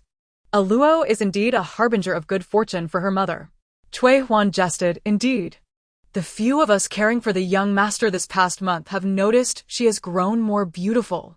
What began as a jest attracted agreement from those around. Yes, I too have felt the same. Biluó thought it is not necessary to flatter her so. If there is truth to this, it must stem from her brother, who only knows slumber, yet this little infant was tolerable. However, the situation with Su Luoluo's belly is rather troublesome. She could not eliminate Su Luoluo directly. She could only create disturbances, prompting others to act. For instance, Su Luoluo's mother, or perhaps her father. How curious. What is happening in the Chancellor's household? Madam. Trouble approaches. A maid rushed in, flustered. She was the first to step forward, rebuking Kalu. Who gave you the audacity to shout in front of the madam? Kalu? Is she not Su Luoluo's maid? What business could she possibly have with her mother? Could it be that something has transpired at the Su residence, affecting Su Luoluo? Haha, delightful. However, surely her mother would not allow her compassion to overflow in a bid to rescue Su Luoluo, as expected. Her mother spoke gently. Kalu need not worry. It is likely just a minor misunderstanding between father and daughter. Who in the capital does not know that the Chancellor dotes on his daughter? Once their misunderstanding is resolved, the family matters of concubine Su are not for this princess to meddle in. Your Highness, you are indeed kind-hearted. I have not made the wrong choice in seeking you. Shall I inform the prince then? Kalu felt that the princess was as benevolent as ever, oblivious to the underlying disquiet. She failed to consider how the prince might react upon hearing this news. Biluó observed her mother with keen interest. Mother seems somewhat different today. Kalu intended to discuss the matter of retrieving concubine Su with the prince, but as she approached the door, she caught sight of the man within struggling to sip water. She halted in her tracks. Would he be able to bear the news in his weakened state? Yet approaching the princess again felt daunting. Her earlier courage had deserted her. What should she do now? Suddenly, a flash of inspiration struck her, of course. She could seek the young master. Volume 1, Chapter 23, Buried by My Brother. In the Su residence, Kalu managed to leverage her connections to finally see the disheveled young lady in the woodshed. She recounted her experiences at the Wang residence, saying, Miss, I sought out the heir, but he claims you are his stepmother and refrained from intervening. Forgive me, miss, it is my inadequacy. As she gazed upon the bloodied young lady, her heart ached deeply, and she exclaimed tearfully, Miss, how could master treat you so? Su Lualua's hair was disheveled, her complexion pale, and her gaze icy. She recognized Kali's naivety, for she had finally discerned the hypocrisy of the Wang family, who wore masks of gentility while harboring malice. As for the Prime Minister's residence, Su Chong truly wished to bring about her demise. It was only today that she learned she was the offspring of her mother, conceived through violence. Last night, her mother's nightmare had unveiled a secret long buried. How could Su Chong endure the revelation that his daughter, whom he had cherished for 17 years, was not his own flesh and blood? How detestable! Had it not been for the original character in the novel meeting an untimely end as a mere passerby, she would have been better prepared and not subjected to such brutality from Su Chong. Amidst the sounds of muffled sobs, she forced herself to lift her head and looked at the sobbing maid, managing a faint smile. Kulu, you are the one I brought from the Prime Minister's residence. If there comes a day when I am no longer the daughter of the Prime Minister, will you still shed tears for me? Kali's eyes brimmed with loyalty as she replied, Miss, you are my mistress and will forever remain so. Touched, Su Luoluo realized that Kalu was the only person in this world who cherished her. Very well, Kalu, I have not misjudged you. Would you do me a favor? Kulu quickly wiped away her tears and nodded earnestly, Miss, whatever you command. As Biluó awakened, she was met with a pair of shining, dark eyes. Wow! Who is this? The little boy, around 8 or 9 years old, sported spiky black hair and wore a large golden necklace around his neck, casually chewing on a stick. His strikingly familiar features struck her as oddly reminiscent of her elder brother. Before she could fathom his identity, she was once again stunned by her predicament. Heavens! The ruler of the demon realm, an indestructible demon god, had been buried by a mere child. It had been ages since she had cursed anyone. Oh no! Wah! Upon noticing her awakening, the little boy spat out the stick, exclaiming, Oh, sister, you're awake. You are so adorable. He then scooped a handful of dirt and dumped it over her, leaving only her little head exposed. You little brat, if you have the gall, reveal your name. Di Qizhong was taken aback, staring incredulously at the tiny figure before him. Aside from him and his sister, there was no one else around. A chill swept over him, and a cold wind brushed past, making him shiver. Goodness! Am I encountering a ghost? Wailing, he reassured himself, I am the bravest boy. How could I fear such things? Courage, Di Qizhong. Do not shy away from challenges. If my friends see this, they would surely laugh. As long as he remained unafraid, no ghost could harm him. I am the 7th son of the Jia Jingwang residence, raised beside the Empress Dowager, living in the palace. I have absorbed the essence of the dragon, and I refuse to believe those spirits can touch me. I am not afraid. Truly, I am not afraid. Is this my 7th brother? Wasn't he said to have gone into hiding? No, but why is he burying her? Biluó felt utterly speechless, even somewhat aggrieved. How annoying that he revealed his identity so early. Otherwise, she would have intimidated him with her demonic aura. He had better provide a reasonable explanation, or else. Huh? The little boy squatted down, tilting his head to look around. The previous sound had indeed come from his sister. Goodness. Could it be true that my sister is a demon star anomaly? No, even if she were a demon star anomaly, she was still his beloved sister. The fact that he could hear her thoughts must signify that he possessed a unique fate. Perhaps he was the chosen one. However, it was crucial that no one else learned of this, lest they label him a freak. But why haven't you grown up? Biluó was taken aback. What? What on earth was he talking about? You little brat. Have you ever seen a child grow up like this? Idiot, fool. Even if you insist on doing this, why not bury Di Xiaojiao instead of me? Di Qizhong suddenly grasped the situation. Su Ziluo. How cunning to deceive him. He would tell his grandmother and ensure she punished him accordingly. Looking at his sister's dirt-streaked face, he felt a pang of guilt. Alas! I wish to converse with my sister. I wonder if she knows the secrets that only she is privy to. Realizing his error, he hastily dug her out. Never mind. It's been so long and you haven't grown. Clearly, Su Biluó is deceiving me. Forgive me, sister. The seventh brother was also misled. You are magnanimous. And a little one's belly can certainly endure. Please forgive me this once. Just as Biluó was about to lose her temper, ready to playfully tease him, his timely apology made her feel too bashful to act. The little boy carried her through the woods, and suddenly, he slumped to the ground, crying, "Oh no. I am lost. What do I do? Are you hungry, sister?" "I am so hungry." Biluó exposed her tiny, pink gums in frustration, her anger flaring. "Of course. Can't you hear my stomach growling?" Though she could withstand hunger, her body could not. Di Qizhong, seated on the ground with his large, watery eyes, seemed to ponder something, blinking rapidly, his cheeks flushed. "Sister, do you need milk? I have seen the wet nurse feed the ninth brother. Would the seventh brother feed you?" With that, he placed her on a patch of grass, preparing to unbutton his shirt. "What the heck? You big fool. How could a boy like you have milk? Idiot. Do you think you are a cow?" How utterly infuriating. She had never encountered such a foolish human. Unable to bear it any longer, she decided to unleash her wrath. Suddenly, a roar of a tiger echoed through the air, startling the little boy into instinctively fleeing. "Ah, help! There's a tiger."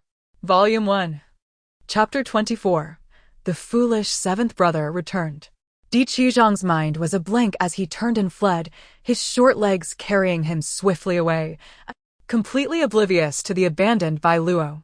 Biluó's pink gums were nearly chewed to pieces as she watched a ferocious white tiger approach her with deliberate steps. The tiger paused beside her, sniffing curiously as if assessing her freshness.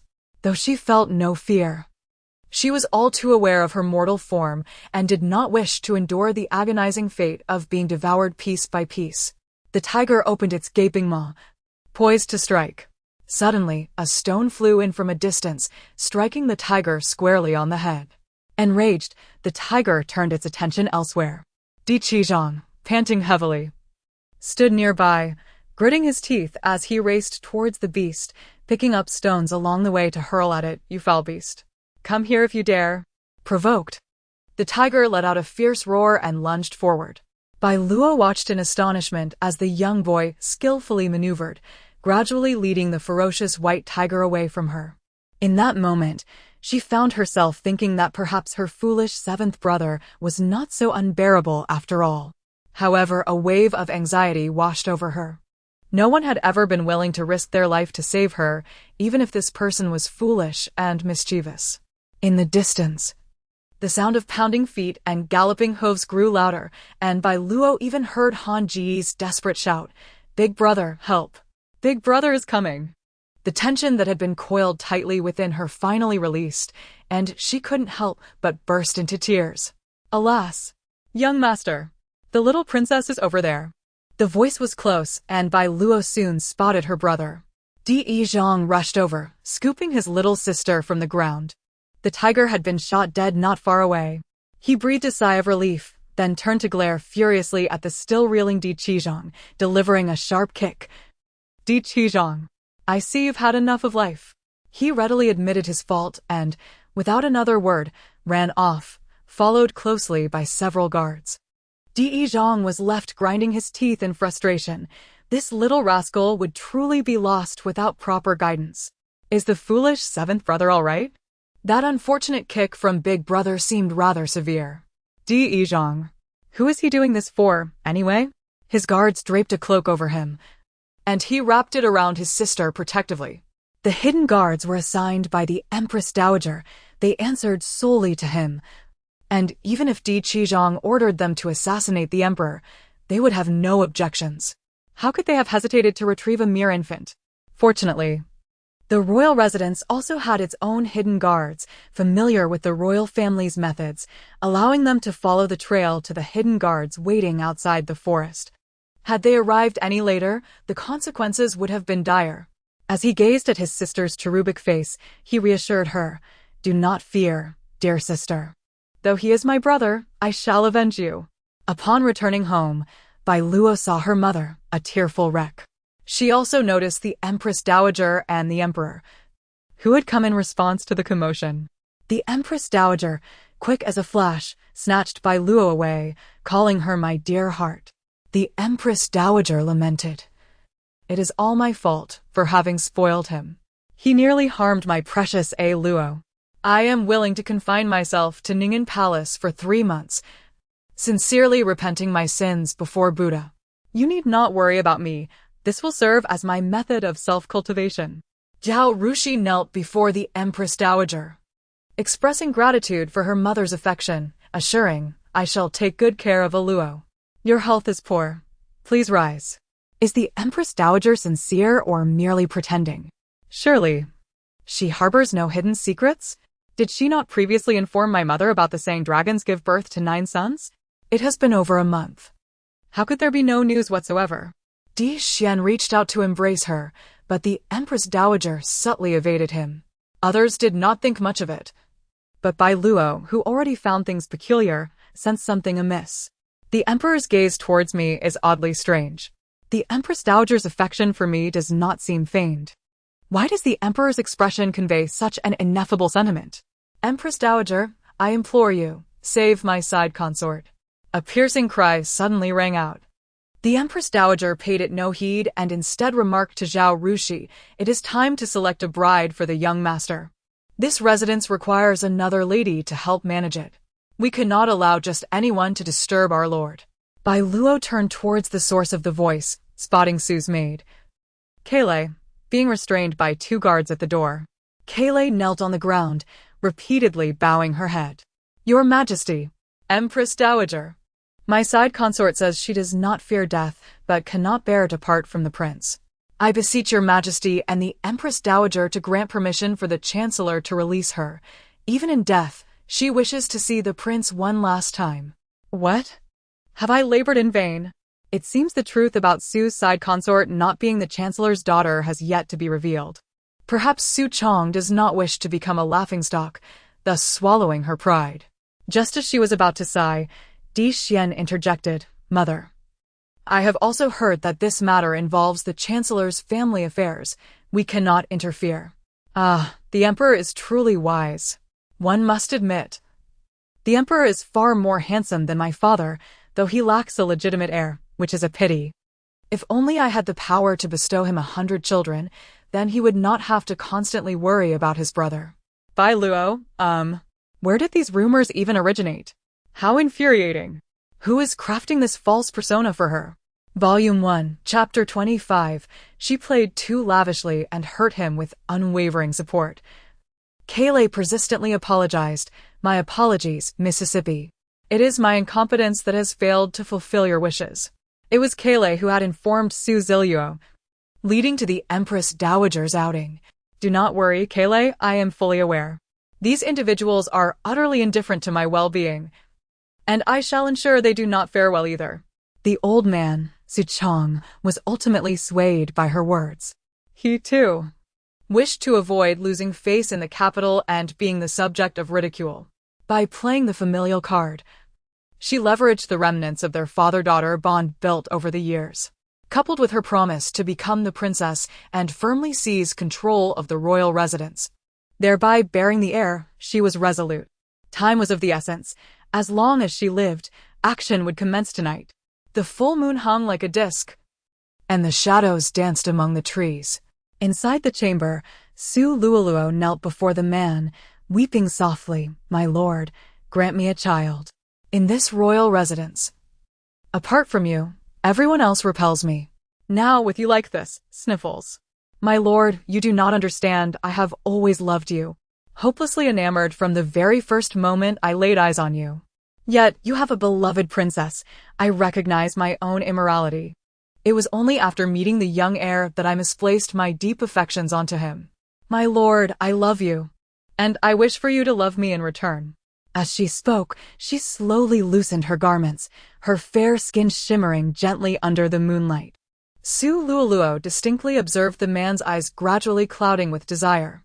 Even the space between them seemed to form a small tent. Suppressing her distaste, She tenderly unveiled the long cloth wrapped around his waist. "My lord, you need not move. Leave it to me." Outside the window, heavy clouds stealthily obscured the luminous moon, while the lively birds concealed themselves among the dense branches. At dawn, Biluó was met with a sensational revelation. The debauched father, severely injured the previous night, had nearly met his demise due to excessive indulgence. Although he was saved, he was rendered utterly incapacitated, with the physician declaring that he could only lead a life of chastity, devoid of passion. Biluó understood. Her father was now left to suffer in silence, which was indeed a considerable torment for a man. This incident once again stirred the Empress Dowager, who had just concluded her seclusion. Although she did not attend personally, she dispatched 10 nurturing matrons from the palace. Upon waking, Biluó learned that the matrons had taken turns slapping Su Luoluo, the sound echoing throughout the morning. "Oh, I see now. Su Luoluo is seeking a father for the child in her womb.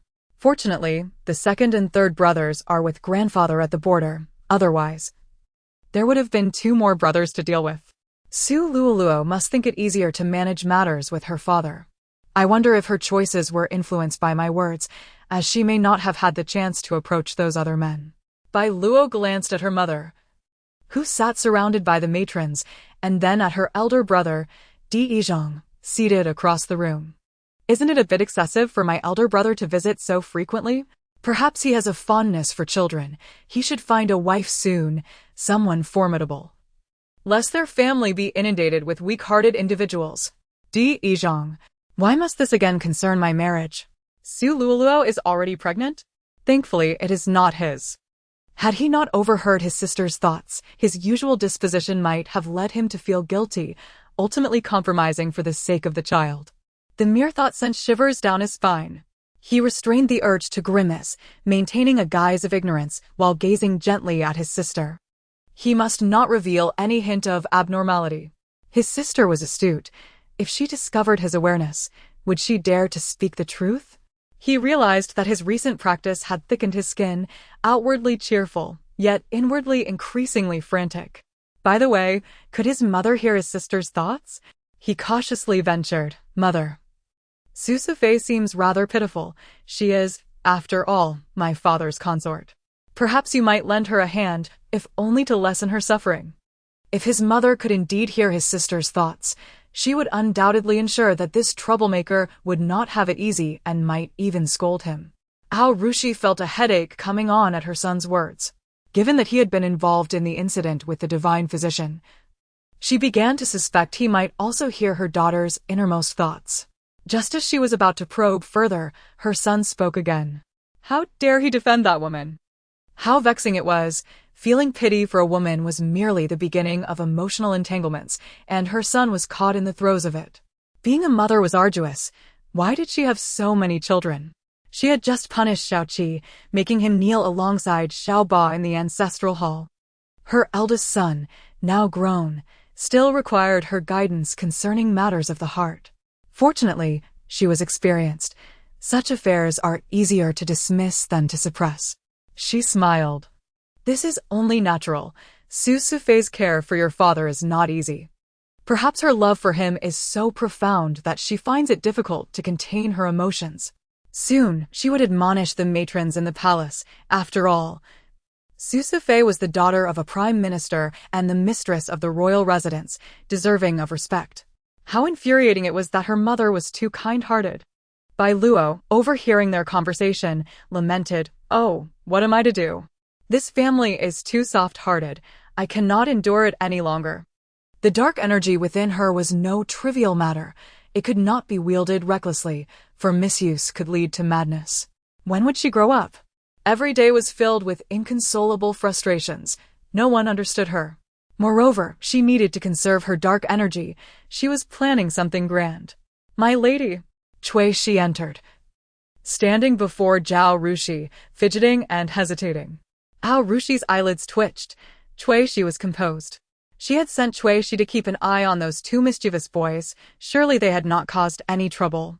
Was it Xiaoqi or Xiaoba? What had transpired? These 2 children, despite being brothers, often found themselves at odds. Yet they would not resort to violence against one another. Surely, they would not have gotten into trouble together. Tuishi's complexion paled as she knelt, burying her head. "My lady, it is all my fault. I failed to monitor the two young masters. They went out and beat up the young master of the Su family. The two young masters are now detained in the Prime Minister's residence." Zhao Rushi, well done. Gifts were abundant in the Zhao family of the royal residence. Tonight, she would reward them with a grand feast. Volume 1, Chapter 26. Emperor Di Yizhong commits murder observing his mother's distress. Di Yizhong silently straightened his posture, fearing to confess that he had subtly incited his two younger brothers to act. Should this revelation come to light, his image as a refined gentleman would be irreparably tarnished. He had yet to find a wife.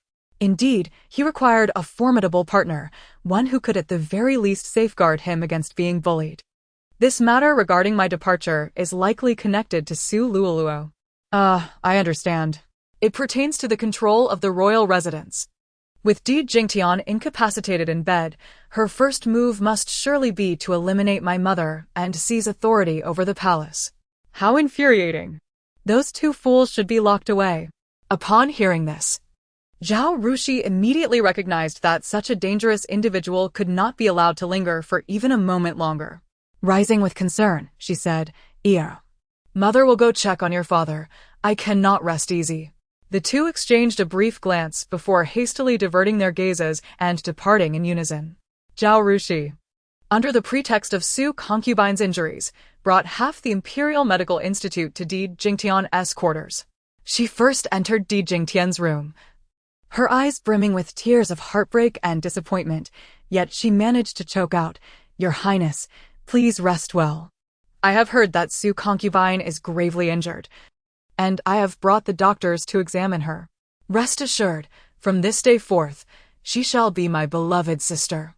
I will care for her as diligently as I have for Lu concubine."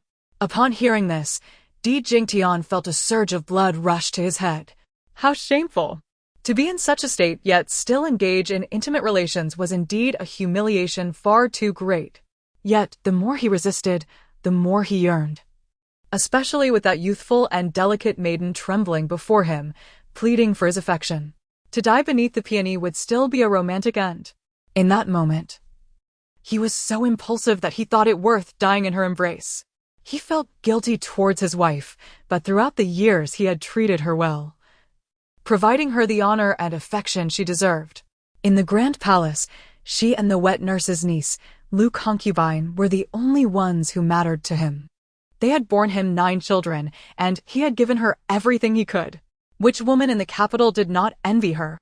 Even the Empress might not possess her happiness. She ought to be content. As she aged, she should not create turmoil.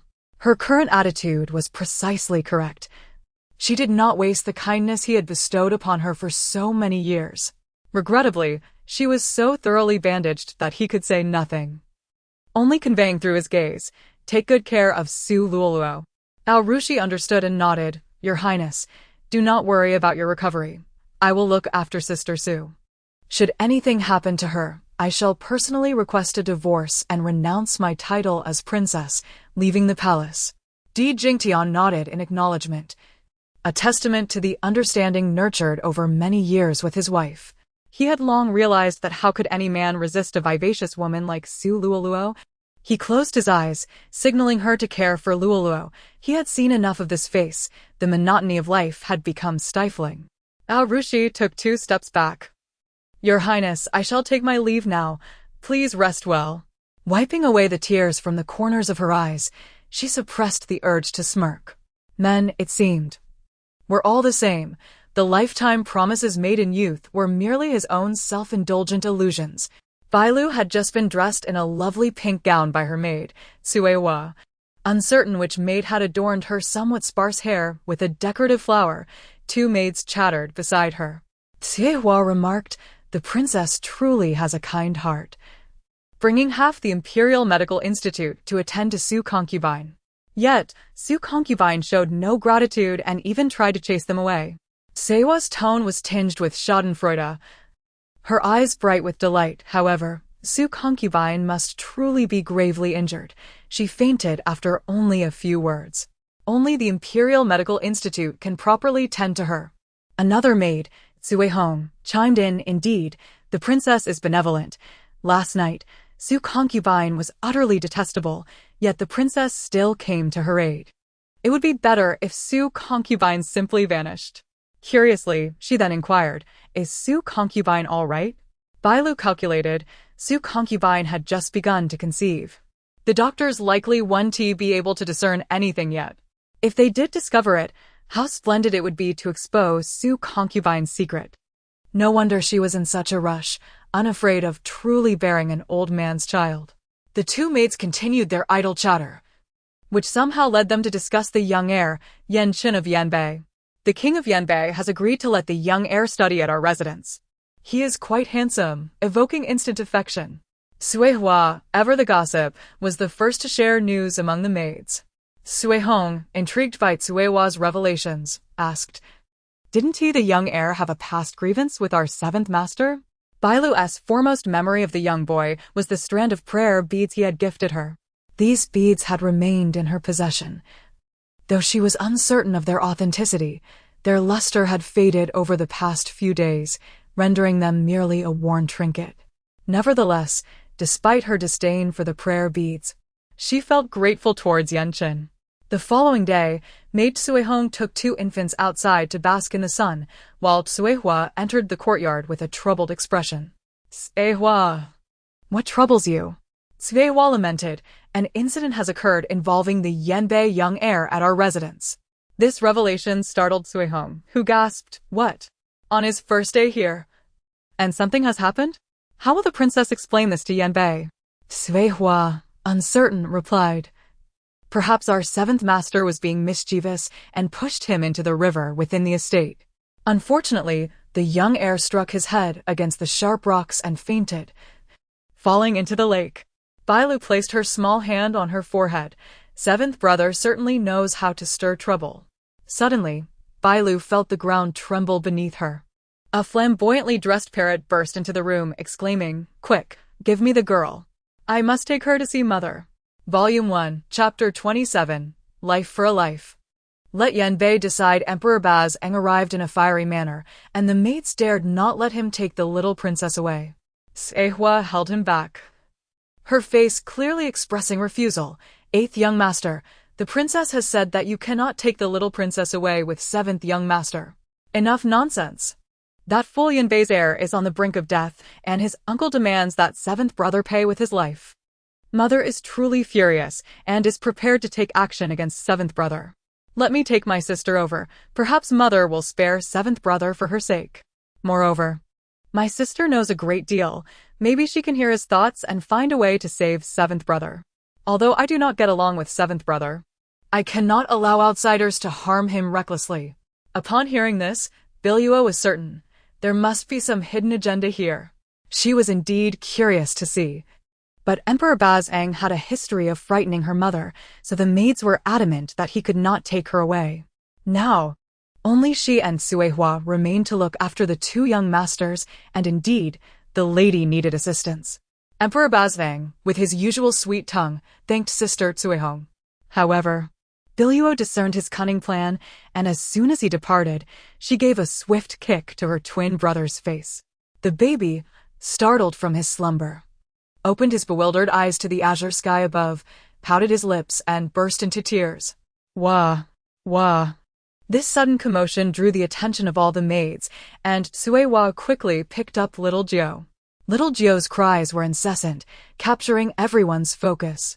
Emperor Bazheng's actions left her quite unsettled, making her hold her breath in anxiety. After exiting the courtyard, he squatted behind a grand tree and said earnestly, Sister, although your seventh brother is rather detestable and has bullied you, he is still our brother. We cannot allow outsiders to mistreat him. Well said. Sister, be clever later. The moment mother strikes, you must cry out. Oh, this brother is quite cunning, using me as a shield. Sister, what do you think we should do? It was not seventh brother who caused this, yet no one believes us. I suspect this matter does not seem like something seventh brother could have done. Perhaps someone has framed him. After relaying their plans, Emperor Bazang dashed off quickly, despite his short stature, ensuring her safe arrival at the guest room of the palace. At this moment, the guest room was crowded with people.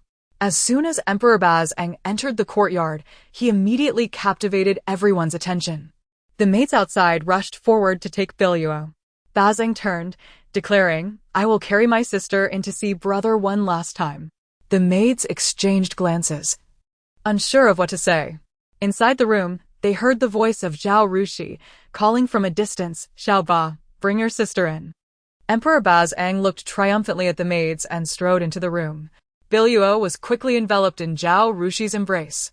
Biluó's gaze fell upon the little boy kneeling on the ground, his back straight, his face filled with resentment. She then glanced at the man standing nearby, his eyes red with anger. The man paid no heed to the two newly arrived children, grief-stricken as he pointed an accusing finger at the prone Emperor Qizhong, exclaiming in anger, "Jinner is the only son of our Yanbei king. Over the years, he has been cherished and guarded with utmost care, fearing any harm would come to him. You previously took issue with my nephew and attacked him with your little friends. I let it go. Considering you are the son of the palace and still quite young, how could I have anticipated that you would harbor such resentment, daring to seek a life?" With that, he flung his sleeve in frustration, as if to say, "Do you truly think we can be bullied so easily? What nonsense! Although my brother may be a bit foolish and mischievous, he would never take a life. My foolish brother should at least know how to defend himself." Hearing his sister's thoughts, Emperor Qizhong's eyes turned red. He never imagined that the only ones who believed him were his most despised younger brother and a sister he had just met. He was genuinely heartbroken. Even Mother did not believe him. Zhao Rushi spoke, "Emperor Qizhong, do you have anything to say regarding the incident with Yanbei's heir?" He lifted his head, sincerity shining in his eyes. "Mother, it was not me. I did not wish to harm anyone." "You still dare to argue? There is ample evidence against you, and you remain unaware of your wrongdoing." Yan Yang pointed at him furiously, as if he wished to take his life on the spot. How despicable. A grown man bullying a weak woman and now targeting a child. "Seventh brother, you are not foolish. Tell the entire story and let the adults judge." Emperor Qizhong suddenly raised his head to explain, "Mother, it truly was not my doing. Today, I overheard a maid say that she accidentally fell into the river yesterday while passing by, but thankfully it was shallow, and she stood up, looking quite disheveled, which made her friends laugh for quite some time. I thought to tease Yan's young heir, to let him know whose territory he is in. I did not push him. I merely reached out to scare him, and unexpectedly he tumbled over, hitting his head on a stone and rolling into the river. As long as it wasn't he, my brother, I know who it must be. It must be that man. In fact, it should be easy to investigate. Find the two maids from yesterday, and send someone to check if anything was thrown into the river. Look for any suspicious bruises on Yanchen, and see if there are any skilled individuals who could have struck him down with a small stone." Yan Yang scoffed, "Princess, I do not care to listen to this child's excuses. I simply demand an explanation from your palace. Jinner is my only nephew, and today, even if it costs me my life, I will ensure justice for him." Al Rushi had always known her son was not responsible, but without evidence of the true culprit, she could only passively endure the humiliating accusations. This matter requires further investigation before a conclusion can be drawn. Grant me a day. Before she could finish, a delicate voice rang out from the entrance. As per the Lord's decree, a life for a life. Hand over seventh young master to Yanbei, and let them decide his fate. Everyone turned, only to see concubine Su pushing a wheeled chair, in which sat Emperor Jingtian. Volume 1, Chapter 28. Save him. Alter his cyclical fate. Di Qizhong gazed incredulously at his father, his mind momentarily blank. His eyes then fell upon the woman beside him, and he glared, "You audacious woman. How dare you gossip before my father? Do you believe I could have grandmother punish you on the spot?" Su Luoluo was taken aback, her eyes brimming with grievance as she knelt softly before Di Jingtian. "My lord, you know it wasn't me." Di Jingtian stifled the pain in his throat and coldly rebuked, "Nonsense. The moment he opened his mouth, Biluó hurriedly interjected, "My lord, the physician has advised you not to speak. It could harm your throat. And you may never speak again." Enough. He turned to Yen Yang, expressing regret. "This misguided offspring has erred, and I leave his punishment to Yen Bei." Yen Yang bowed deeply, declaring, "Your Highness is wise. I shall ensure that I clarify matters with my royal brother, absolving the innocent." "Father." Di Qizhong's eyes brimmed with disappointment. Just moments ago, his mother had merely suspected him, yet she still protected him, even facing a formidable adversary head-on. Yet, without understanding the situation, his father simply condemned him without inquiry. How utterly unjust. My brother is the most innocent party here. What a foolish father. Biluó was furious, cursing this family for their cowardice. When lives were at stake, why ponder so much? Just act. They couldn't even overcome a patient in a wheelchair. Di Qizhong longed to heed his sister's advice, but upon meeting his father's fierce gaze, he felt utterly defeated. He was a son. How could he strike his father? Resigned, he lowered his head, awaiting his impending judgment. "Lift your head. If you have done no wrong, why remain bowed? Little seven, raise your head." Di Qizhong obeyed, meeting his mother's resolute gaze. "Mother?" Zhao Rushi stood tall before him. "I apologize, little seven. I should have told you from the start that I believe in you." Di Qizhong's eyes widened in surprise, his eyelids reddening. "Mother, it truly wasn't me." Indeed, only a mother is truly good. Zhao Rushi approached him gently, patting his shoulder. "Stand up, you are not at fault, and this is not a position for you to kneel." Di Qizhong wiped away the tears that threatened to fall, reminding himself that he was a man. Flesh may bleed, but tears must not. "Zhao Rushi, you dare defy me!" Di Jingtian roared, slamming his hand on the chair as he attempted to rise. "My lord, please be cautious of your throat and health," Zhao Rushi calmly reminded him, her demeanor serene, devoid of any worry. Biluó wept profusely, her words laden with accusations. "Sister-in-law, I understand you are concerned for little seven. But far too many witnessed him push young Master Yen. This is undeniable. Is that so?" At that moment, Di Qizhong entered, accompanied by several servants who hung their heads in silence. The already cramped room felt even more congested. Biluó could only think, "My brother is so imposing. Clearly, he has come to save the day. Brother, do not let me down." Di Qizhong raised his hand, and 3 individuals lined up behind him. "Speak of all you have seen and known." A scholarly-looking man stepped forward, holding a scroll. "Your Highness, Your Grace. Every flower and blade of grass at Yunshui Lake was designed by me. The stones were sourced from Jiangnan, polished to perfection. The stone that harmed the young master was tampered with. It is certainly not the original." After these two spoke, Di Qizhong's gaze fell upon the 2 trembling maidservants. They knelt suddenly, beseeching, "Your Grace, spare us. We accepted silver from an old woman who instructed us to say this at a specific time and place." Di Qizhong recognized the 2 maidservants and nodded. "I only believed what they said and thought it was harmless. I merely wished to frighten young Master Yen. This is clearly a scheme. Yen Yang alone could not have orchestrated this. Someone has conspired with him." A hint of urgency crossed Yen Yang's face. "You are all from the royal household. They can say whatever they please, and you must listen." "What do you mean all from the royal household?" Biluó sighed helplessly. Though reluctant to expend the magic she had accumulated over time, she realized the necessity of doing so at this juncture. Regardless, she needed to awaken Yanqin first, ensuring that little seven's grievances were cleared before anything else. She channeled her magic, weaving it into the frail form of the boy next door. Fearing it wouldn't suffice, she used all the magic she had recently gathered. However, all things are subject to the laws of balance. Her magic could only sustain his final breath, fulfilling his last wish. The cost was to be transformed into mere mud within 3 days.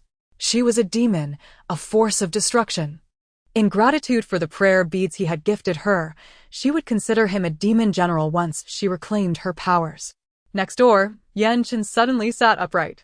His beautiful peach blossom-shaped eyes were filled with inky hues. He blinked, instantly regaining consciousness. He had not died this time.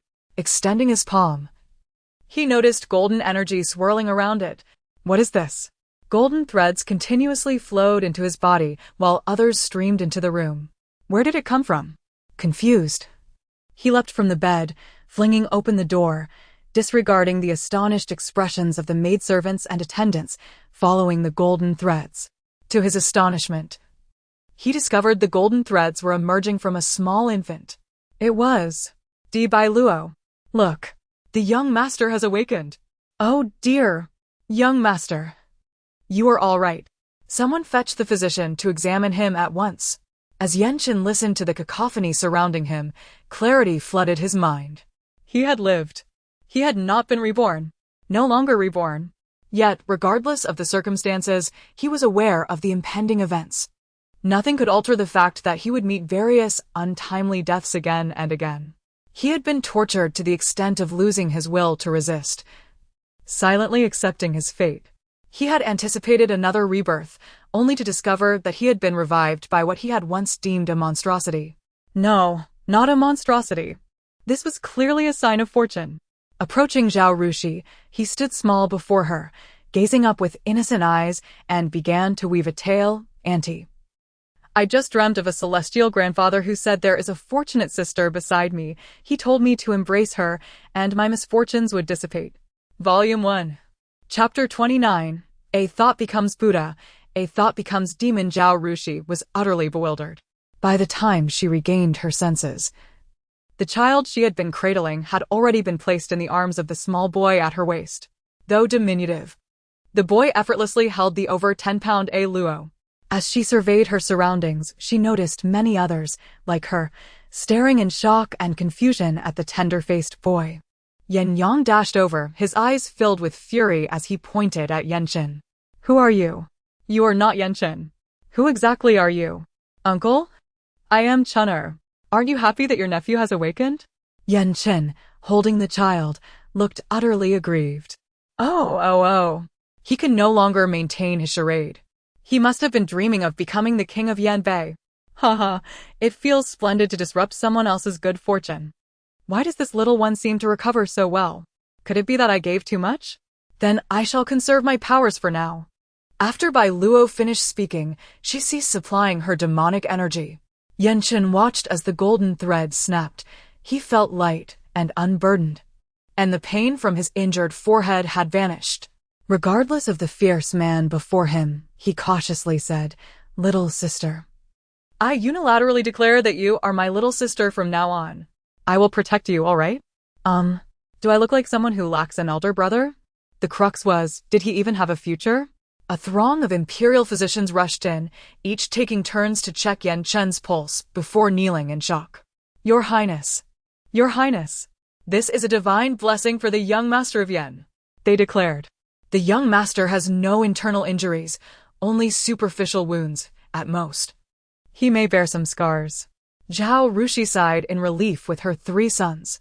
However, concubine Su suddenly turned to Di Qizhong and said, "Seventh young master, now that the young master of Yen has awakened, should you not apologize to him?" Her words brought everyone back to the incident where Di Qizhong had intentionally harmed Yenchen. Yen Yang frowned, looking at everyone coldly. Though my Chun'er is unharmed, he shall not be bullied. I hope the royal residence can provide us with an explanation. Yenchen, understanding the situation, handed the child back to Zhao Rushi and looked at the crowd in confusion. What explanation? Who bullied me? Uncle, what are you talking about? Yen Yang was taken aback. Wasn't it Di Qizhong who had pushed you into the lake today? The implication in his words was unmistakable, and if Yenchen were indeed a 5-year-old child, he might have innocently followed along. Though Di Qizhong harbored malice towards him, how could he not consider the good sister he had? For her sake, he would not stoop to the level of a child. Everyone was left in astonishment. Yen Yang, flustered, felt a headache coming on from the naivety of these children, who understood nothing. He declared solemnly, "Chun'er, you need not speak on his behalf. Rest assured, even if he is of royal lineage, your uncle will seek justice for you." Yenchen chuckled, scratching his temple, completely disregarding his uncle's implications. Uncle, the seventh young master merely threatened me a bit. He truly did not do anything. Yen Yang. I am going to be infuriated. He gritted his teeth, forcing a smile. Zhao Rushi's heart softened completely. She saw through the facade of this uncle, who harbored ulterior motives, and immediately replied, "The young master may rest easy here." Yen Yang hastily departed, while Su Luoluo pushed the prince away, finding an excuse to leave as well. Biluó gazed at the rosy-cheeked boy, unable to suppress her astonishment. Could it be that a divine being truly saved him? Yet, she quickly dismissed the notion. Looking at a withered plant in the room, she attempted to infuse it with her demonic energy. To her surprise, the plant began to rejuvenate at an observable pace. Biluó suddenly realized she was a demon, but more importantly, she was a deity. A thought can turn one into a demon, a thought can elevate one to divinity. If she did good deeds, she would be a savior. The essence of divine power lay in aiding others. Should she commit malevolent acts, she would be a demon, a wicked being that harms lives and corrupts minds. Yet she could not help but exclaim in wonder, "Goodness! Divine power is far more effective than demonic power." She was unwilling to accept this reality. Zhao Rushi glanced at her babbling daughter and shifted her gaze to the two maidservants still kneeling. "That old woman, do you remember what she looks like?" Zhao Rushi turned to her eldest son, Di Yizhang. "Yizhang, you draw." Servants quickly brought forth ink and paper, while the maidservants described the old woman in detail, specifying the size of her features, skin tone, and hairstyle. Di Yizhang's brush flew across the paper, swiftly capturing the image of an elderly woman. The two maidservants' eyes lit up upon seeing the drawing. "Yes, that's her. Brother, you are amazing." Zhao Rushi carefully examined the portrait, not recognizing the figure, but it mattered little. She would soon find her. "You two dared to betray us, nearly harming the young master. The royal residence cannot tolerate your actions, but considering your recent service, I shall grant you 2 additional years of silver. Whether you live or die, you must take care of yourselves." The maidservants bowed repeatedly, expressing their gratitude. "Thank you, princess. Thank you for your mercy." They exchanged glances and hastily departed. Handing the child a luo to Cui Shi, Di Yizhang instructed, "Take good care of my younger siblings. Mother has important matters to attend to." "Mother, I believe I have seen that old woman at the Prime Minister's residence," Di Yizhang said, catching up to his mother and speaking in a hushed tone.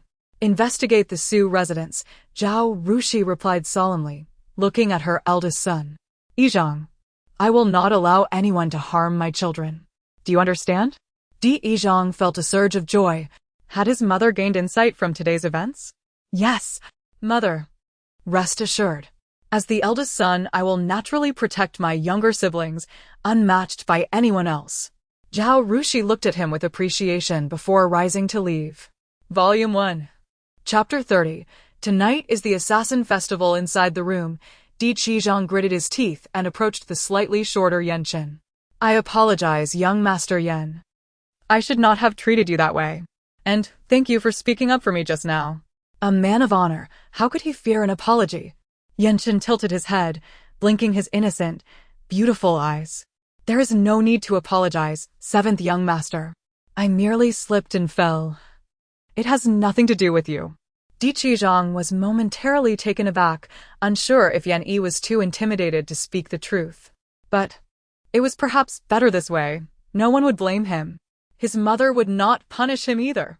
He forced a radiant smile and patted the little boy who was a head shorter than him. "Rest assured, young Master Yen, from now on, I shall protect you. What belongs to me in the Wang residence will also belong to you. I promise to take good care of you." Biluó rolled her eyes, thankful that even a child's eye roll could be so charming. She waved her chubby little hands and remarked, "Such a carefree heart. And even aspiring to be a big brother. You should really consider your future." Laughing like a fool, "Have you forgotten that your father nearly had you killed just now? Be more cautious, or you might not even know how you met your end one day. Alas, we are all mere pawns. If you don't eliminate Su Luoluo soon, you might not live to see me grow up to protect you." Yenchen believed that he was fortunate, for he could hear voices that ordinary people could not. Though he had never been fond of children, his eyes sparkled with affection for the infant. Alas, if only his own body were not so young. He would adopt her as his daughter and give her the best of everything.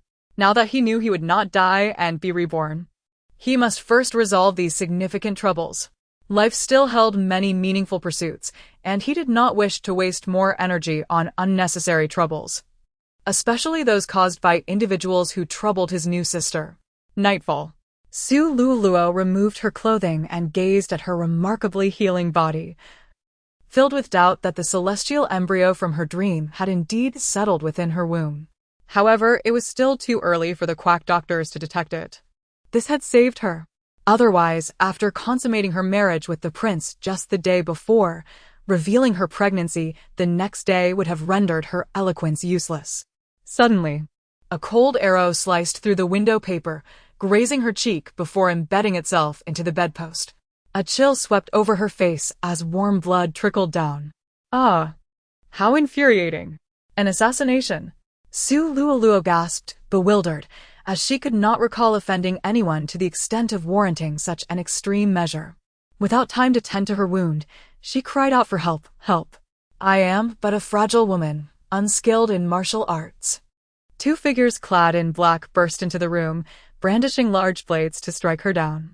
For the first time, she was so close to death. Just as she felt lost, a man suddenly flew in, wielding a sword to intercept the attack. She quickly recognized him as the dark guard sent by the prince. Her discomfort from the previous night had not been in vain. The two men soon clashed outside. Just as she let out a sigh of relief, a light, mocking voice came from above. She looked up abruptly to see a man dressed in a striking red and black ensemble, seated on the beam of her room, holding a sword. The visitor did not conceal his face, and she recognized him as the renowned master, Hong He. She had studied him upon her arrival. We bear no grudges. What is your intention? To kill you. However, seeing that he made no move, Biluó, believing her charm as a time-traveling woman had captivated him, teased, why do you hesitate to strike? I am waiting. Waiting for what? For you to put on your clothes. Before she could don her garments, another man entered. Miss Su, my master has sent me to protect you. It was one of Yen Yang's men. She was indeed correct in her assessment. The two men resumed their conflict outside as she hurriedly dressed. Biluó, prepare to meet your demise. Dichizhong carried a high stool from the storeroom and placed it beside his sister's cradle, while his round little brother, Diba, dragged over a chair as well. There was no choice. Their mother had specially arranged a high cradle for their sister to prevent them from harm. Climbing onto the stool, he pulled Diba up beside him. The two sat with their chins resting on their hands, watching their sister in the cradle. He casually remarked, last night, the courtyard of concubine Su was quite lively. I heard there were 4 waves of assassins. 4 waves of assassins? Who besides the female protagonist would wish to kill her? No wonder mother was so busy she couldn't be seen. Is she dead? Dichizhong clenched his fists. I wonder where all these protectors of flowers come from. Another 4 groups came to rescue her. Yesterday's attackers included my dark guard. I initially thought a weak woman and a dark guard would be nothing to fear. Yet it ended in futility. Humph. Have you forgotten how she incited father? I nearly ended up being given to Yen Yang. Watching the two boys bicker, Biluó couldn't help but chuckle lightly. Ah, indeed, the joys and sorrows of humanity are not intertwined. But little Ba, is this love-struck behavior a sign even at such a young age? Diba soon dismissed the incomprehensible words, his face filled with sorrow. Alas! If only mother allowed me to take my sister out, I wish to show her to my friends. She is so adorable, they would surely envy her. Dichizhong nodded vigorously, me too. I want to take her to the palace, so the concubines there can see that she is the only daughter of the Di family. I even want uncle to bestow upon her the title of princess. Don't. Dichizhong quickly interrupted his brother's thoughts. Don't mention it. Grandmother is still keen on bringing her into the palace. I do not wish for my sister to become as arrogant as you. Enough. This remark further provoked Dichizhong. The brothers continued to tussle on the stool, causing it to wobble. Biluó could only chew her fist in exasperation. Heavens, do all children behave like this? I do not wish to be a princess, nor do I care to be a county princess. I only desire to be the most beloved daughter of my mother. I do not know how much longer I have to enjoy these warm moments. The two boys eventually ran outside. Don't leave. I still don't know how Biluó is faring. Let us chat a bit longer before we fight. The brothers ran farther and farther away, leaving the vast room empty except for her and her unfortunate brother, who continued to sleep soundly in the cradle below. No, something was amiss. Where are the attendants? Suddenly, a figure clad in black leapt through the window. Biluó watched as he approached her, sword in hand, with deliberate steps. Volume 1. Chapter 31. Empty-handed against the blade, the piercing cries of a babe instantly drew the assassin's attention, prompting Biluó to press her forehead in exasperation. The usually slumbering Emperor Xiaobing had awakened at some point, his shrill wail resonating incongruously with his diminutive frame. The assassin, initially intent on his target, found himself pausing before the cradle of Emperor Xiaojing, his fierce gaze momentarily silencing the child's cries. Draped in dark attire, the man stood before her, sword raised ominously overhead. Suddenly, a sharp pain erupted, causing him to cry out involuntarily. Upon lowering his gaze, he discovered the source of his agony. 2 small children had latched onto his legs. It was his own negligence and his murderous fervor that had allowed these 2 little imps to evade his notice. The 2 tiny figures clung desperately, incoherently declaring, "Dare to harm our sister, you shall not escape today." How audacious they were to speak so boldly.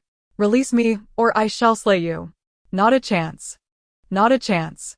The man found himself in a precarious situation, his eyes flashing with anger. This was their doing. Damn it, today's venture had turned disastrous. He had come prepared to kill one, but was now entangled with 3. He raised his sword once more. Whoosh! An arrow sliced through the air, striking directly into the man's eye. Ah! The sword clattered to the ground as he clutched his face in agony, writhing and howling. His anguished cries echoed through the air, and in an instant, the royal guard surged in, swiftly subduing the man who had been pierced through the eye. The scene was gruesome, leaving the 2 small boys stunned and seated on the ground, paralyzed by fear. Emperor Yizhong rushed in, hastily scooping his sister from her cradle and meticulously checking for injuries, breathing a sigh of relief when he found her unharmed. Yet, shaken, his lips trembled as he murmured, "Thank goodness you are safe, thank goodness."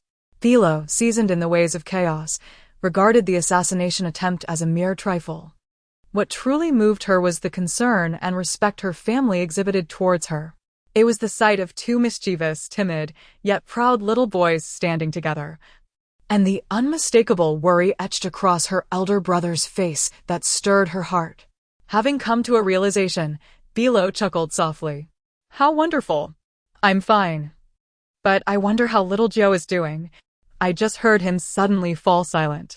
The assassin's sword bore no blood, yet I worry for little Joe. And what of 7th brother and 8th brother? I hope they were not harmed in their bid to protect me. Emperor Yizhong had already noticed that his younger brother in the cradle was unscathed, his wide eyes fixated on his little legs, lost in thought. Rigid as he was, his sister's softness was far more endearing. Observing his still astonished younger brothers brought him a sense of comfort as he casually complimented, "Today was quite commendable." Hearing this, Emperor Yizhong beamed with pride, jumping up and laughing. As long as sister is safe, that's all that matters. He then seemed to recall something important. Where had all the attendants gone? Upon realizing this, Emperor Yizhong chastised himself, striking his forehead with his tiny fist. "Oh! Why didn't I notice sooner? I nearly caused a catastrophe." Emperor Ba also lamented, "If only I had noticed earlier, sister wouldn't have been frightened." Emperor Yizhong did not dispute his brother's words. Some lessons were better learned independently. To voice them might only provoke rebellious sentiments. This was a part of their growth. They would surpass him one day. He had been too naive, too late in awakening to reality. Yet he offered gentle reassurance. This time, it was indeed unforeseen. The assassin exploited our distraction from last night's events. At the mention of the previous night, Biluó clapped her hands, eager to hear more about it. Quickly, tell me. What happened to Su Luoluo? By the way, brother, is Sister Su all right? Have you uncovered who sought to harm her last night? Emperor Bazang inquired. Little Ba, you must remember your place. Sister Su is not someone you should address so casually. Oh! Emperor Yizhong sighed. Concubine Su suffered a minor fright but is otherwise unharmed. As for the assassins, we have yet to gather any information. However, several factions have since rallied to protect concubine Su. Of the hidden guards, only those assigned by Father remain. The others have been apprehended, and I've informed Father of this matter. Wow! Is this the legendary aura of the protagonist? Even if they were to extract her heart or drain her blood, she would remain unharmed? Emperor Yizhong responded, extract her heart or drain her blood. I am convinced those who sought to harm my sister are directly related to her. Last night, his subordinates had been astonished to note how swiftly Su Luoluo's injuries healed. Even more bizarrely, the moment he attempted to intervene, a protector would immediately appear at her side. It was said that Su Luoluo herself was quite surprised. Having remarked on this peculiar phenomenon, which his subordinates found remarkably apartment empty-handed against the blade. Well then, today I shall try my hand at poisoning. If she survives, I shall follow my sister's wishes and test further. In that fleeting moment, she had been terrified at the prospect of never seeing her family again. Mother, Luo misses you dearly. Zhao Rushi extended her arms and securely embraced her daughter. It is my fault, dear, for not safeguarding you better. Fear not, wherever I go. You shall accompany me. That is unnecessary.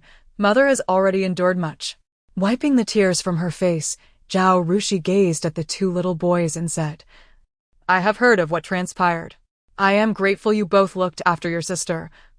But I also urge you to prioritize your own safety and to think critically in all situations.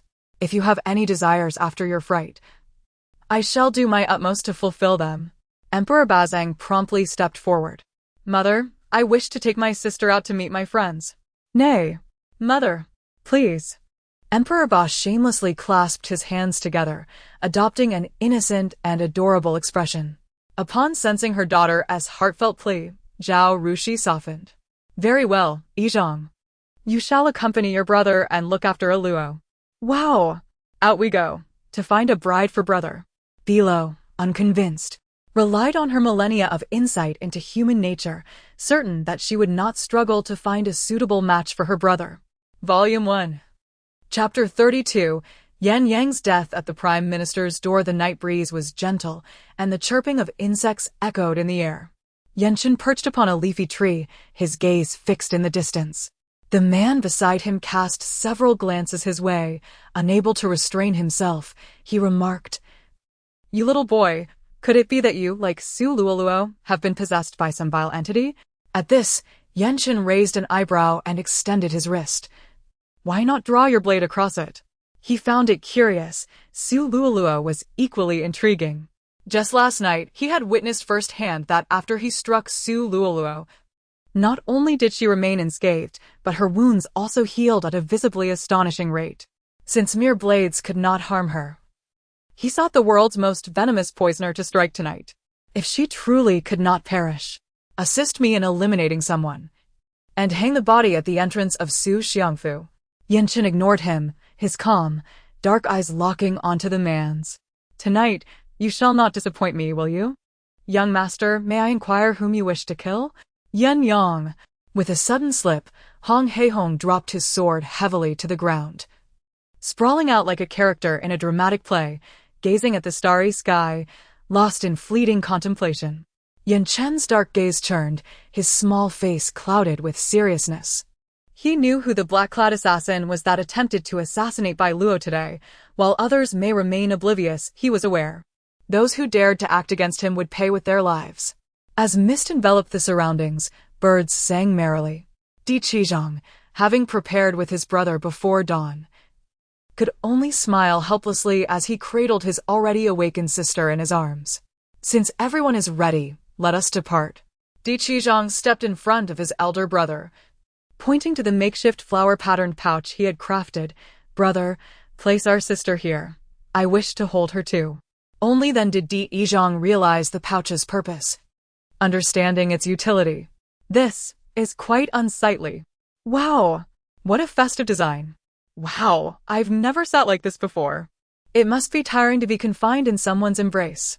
Biluó extended her delicate little arm, babbling joyfully.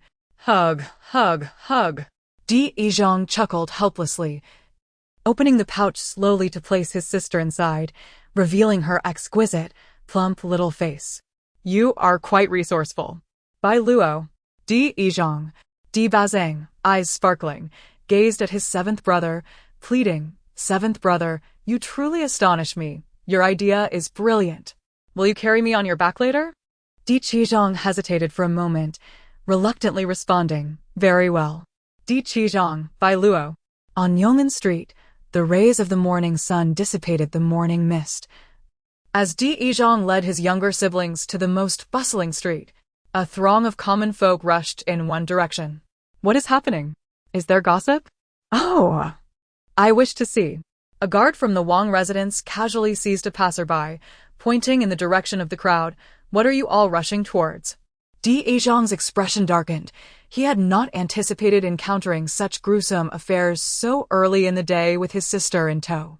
Just as he prepared to turn away and flee in the opposite direction, the man he had grabbed seemed to recognize him and continued. The victim was said to be the brother of the king of Yanbei. His death was particularly horrific. The body was hung upside down at the prime minister's gate. Upon arriving at court this morning, the prime minister was so shocked he fainted. "My goodness. Yan Yang has died so carelessly, and right at the prime minister's door? Could it be that Su Luolua's other paramours were jealous and deliberately killed him? However, everyone knows there was a quarrel between Yan Yang and my family yesterday. They wouldn't suspect our Wang residence, would they? Could we perhaps push that scoundrel father out to take the blame? How infuriating.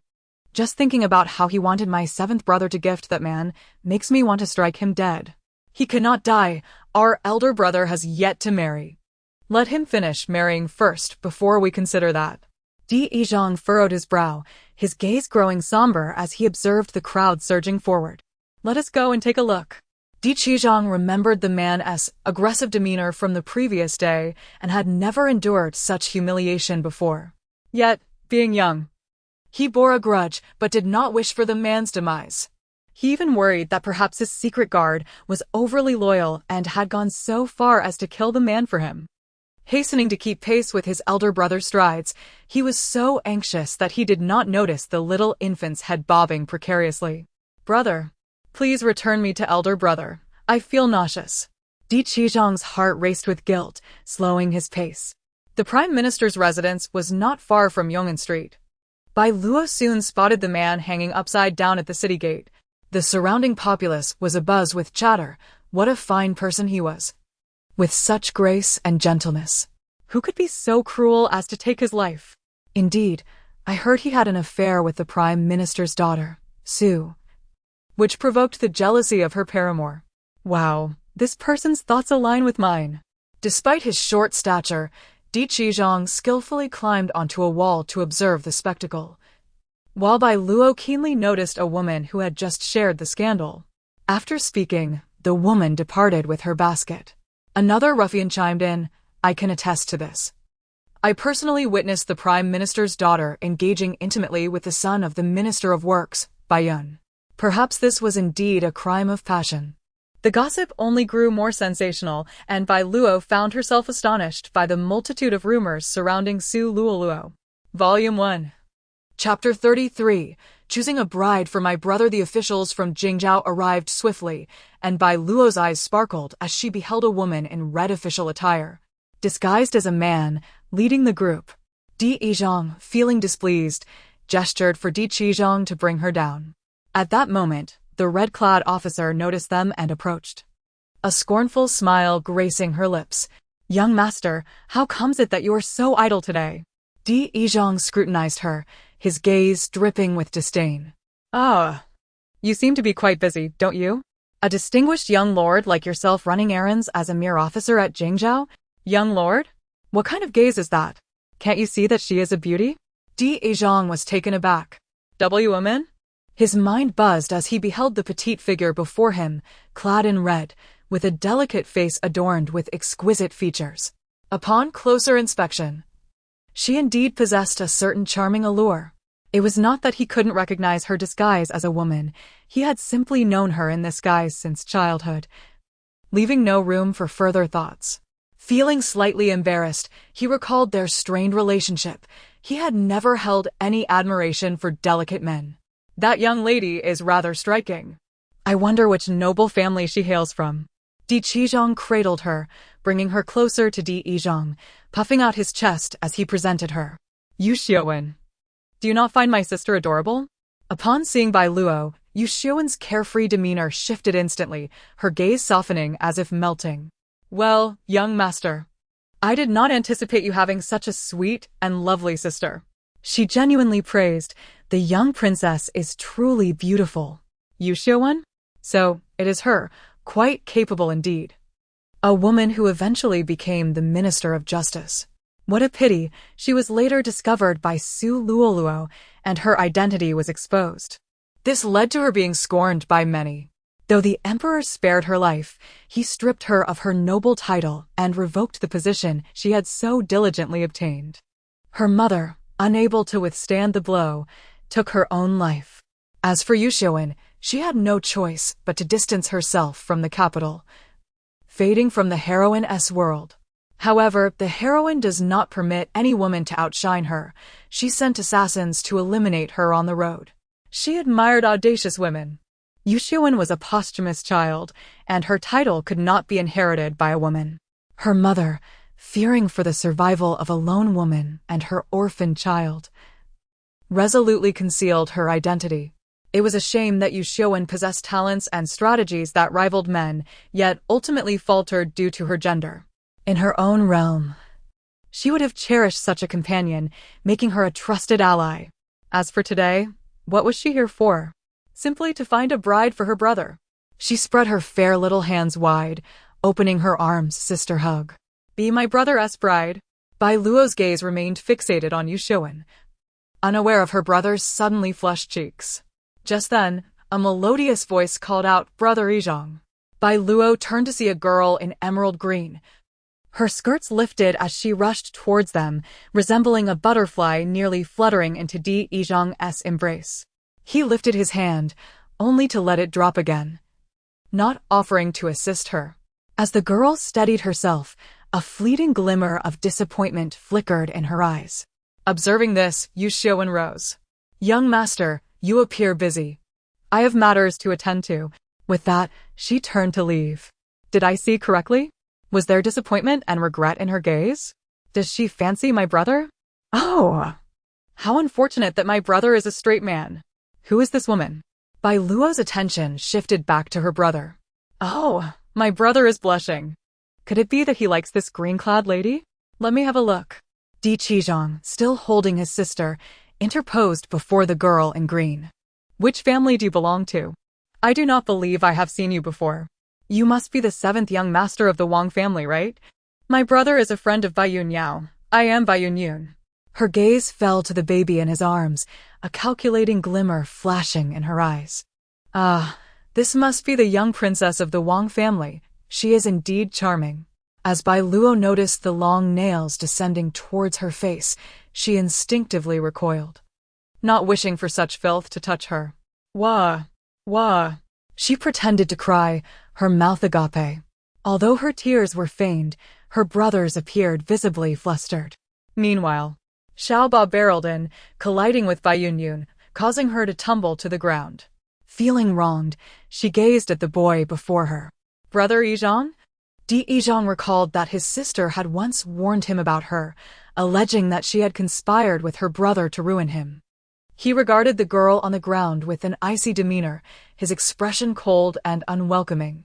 Miss Bai, my younger sibling is still quite young and unruly. I hope you will forgive her. Furthermore, my sister does not take kindly to strangers, so please keep your distance. Baiyun Yun was incredulous.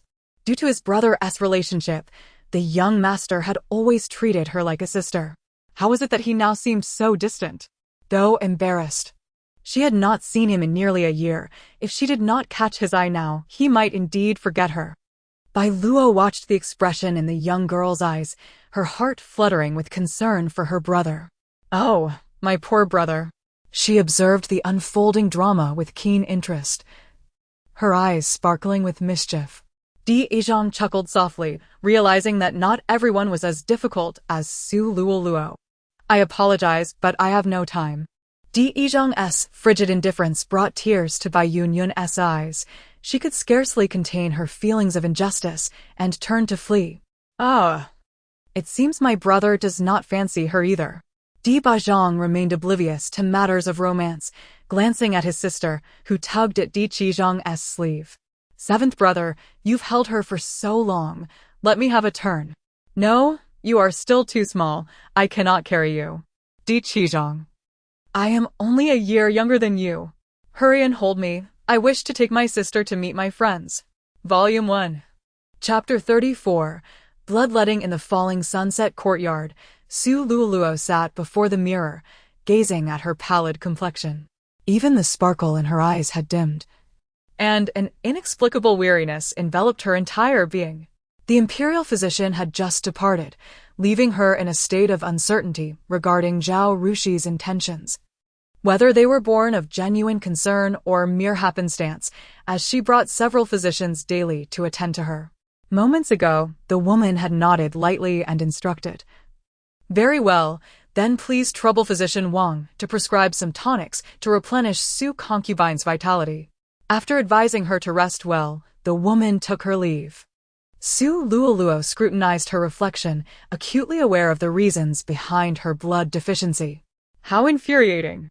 She had no idea who it was that, in the dead of night, came in waves to draw her blood. There was even a depraved individual who sought to extract her heart. Fortunately, she possessed a protective golden aura that shielded her from harm to her vital organs. In the days following Yan Yang's demise, Bai Yunyao had also met her end at the gates of the Prime Minister's residence. The rumors surrounding them inexplicably spread, ultimately reaching the ears of the prince, whose gaze toward her had recently shifted ominously. Her hand rested on her wrist, recently drained of blood. Her eyes narrowed slightly. Perhaps her blood could indeed nourish the flesh and bones. Turning to enter Di Jingtian's chambers, she waved her hand at the servants within, commanding, "Leave at once. I have some matters to discuss with the prince." The servants, however, disregarded her and instead focused their attention on Di Jingtian. Upon seeing him nod, they filed out one by one. Su Luoluo knelt before Di Jingtian with a thud. The incidents involving the sons and brothers of the Northern Yan king had thoroughly alarmed His Majesty. However, before the culprits could be identified, another individual had met a similar fate at the Prime Minister's doorstep. Upon investigation, it was discovered that both deceased had close ties to the Prime Minister's daughter, Su Luoluo. After summarizing the gossip she had heard over the past few days, Biluó was astonished to find that someone was indeed on her side. The deaths of all these individuals were targeted at Su Luoluo. Someone did not wish for her to live well. There was one particularly shocking rumor circulating that Su Luoluo was immortal, a monster. Though Biluó was taken aback, she quickly deduced that perhaps the celestial fetus within Su Luoluo was safeguarding her. Suihua burst into the room, her face alight with joy. "Princess, splendid news. The prince is recovering remarkably and can now walk unaided. Could it be that Su Luoluo used her own blood to save her wretched father? It seems that with the downfall of her great support, Su Luoluo must once again regard her father with seriousness. Surely, her father will be utterly captivated by Su Luoluo's bloodletting act." Zhao Rushi suddenly stood, her lips twitching into a forced smile. "Heaven bless, the prince has finally recovered. Since the prince is well." Zhao Rushi lifted the sleeping Aluo, while Suihua, cradling Xiao Jiao, exclaimed, "Let us go see the prince." Su Luoluo was indeed quite extraordinary. Not only could she not bring about her own demise, but she had also managed to restore Di Jingtian's health. How vexing! Had she known, she should have been merciless when he was ill, taking his life. No, she must prepare herself. Though Di Jingtian held a prestigious title, he wielded no real power. When Biluó encountered her wretched father, Di Jingtian had already unwrapped the bandages from his wounds. Observing him unchanged and unharmed, Biluó could not help but marvel at the stark difference between mortals and the divine. Even an ordinary person could gain divine abilities when protected by celestial energy. However, Su Luoluo is already under scrutiny if word gets out that her blood can save lives. Will Di Jingtian still be able to protect her? At that moment, Di Jingtian's gaze was entirely devoid of concern for his wife and child. He held Su Luoluo's hands tenderly, his eyes brimming with gratitude. Luoluo, thank you for risking your life to save me. Without you, the man before you would not exist. Luoluo, from this day forth, I shall treat you with utmost kindness. Luoluo, there is something I must confess today. Luoluo, I love you. Your Highness, I too love you. They exchanged smiles, embracing each other tightly. How old are they? Still thinking themselves young, tossing around declarations of love. Just as the jest was uttered, they turned to see Di Yizhong, his expression sorrowful. Could it be that my elder brother still harbors feelings for Su Luoluo? What a troubling thought. Will the drama of father and son competing for a woman unfold once more? Their thoughts were spoken aloud, startling everyone. Zhao Rushi covertly glanced at her eldest son. Indeed, her daughter's words rang true. Her eldest son was still thinking of Su Luoluo. Di Yizhong, noticing the gazes fixed upon him, recalled his sister's words. It's over. The misunderstanding has grown. He was merely saddened by the shift in his parents' affections. No, it was his father who had changed. Poor mother. Observing his mother's sorrowful expression, he comforted her. Do not worry, mother. You will still have your son. Di Jingtian regarded his eldest son with a complex expression. Luoluo had mentioned that his eldest son seemed to harbor feelings for her. Reflecting on his son's earlier gaze, even a fool could see that he had experienced heartbreak. His bond with his eldest son was unique. This was his firstborn, to whom he had lavished all his affection and guidance. If it were any other son, he would send them far away. But his eldest son was destined to inherit the title of the royal house. Perhaps it was best to find him a wife soon. That way, this unfounded yearning would be extinguished. He would inquire with Luoluo later. Her amiable nature and good rapport with the young ladies of the capital would surely ease his mind. As for a wife, Zhao Rushi's marriage to him was undoubtedly fortunate. He had given her everything that others could not. Once she came to terms with it, she would naturally be grateful to him. Volume 1, Chapter 35, The Proposal Since the Recovery of Emperor Jingdian. The matter of selecting a bride for Crown Prince Yizhong had been placed on the agenda. Zhao Rushi was not in a hurry. She still wished to give her son an opportunity to choose for himself. After all, the future could hold enmity. She was uncertain how her son's search was faring. Which young lady in the capital would capture his heart? Perhaps she could discreetly assist him in observing potential candidates. Why not consult a Luo? She raised her daughter's chubby little hand, pondering, my dear. We are in the capital, and yet we are unaware of which young lady might be suitable. It's truly hard to say, after all. One knows a person's appearance, but not their heart, she mused. Perhaps I should host a flower-viewing banquet to utilize my discerning eye. If I encounter a good match, I shall smile. If I find a disappointing one, I shall weep.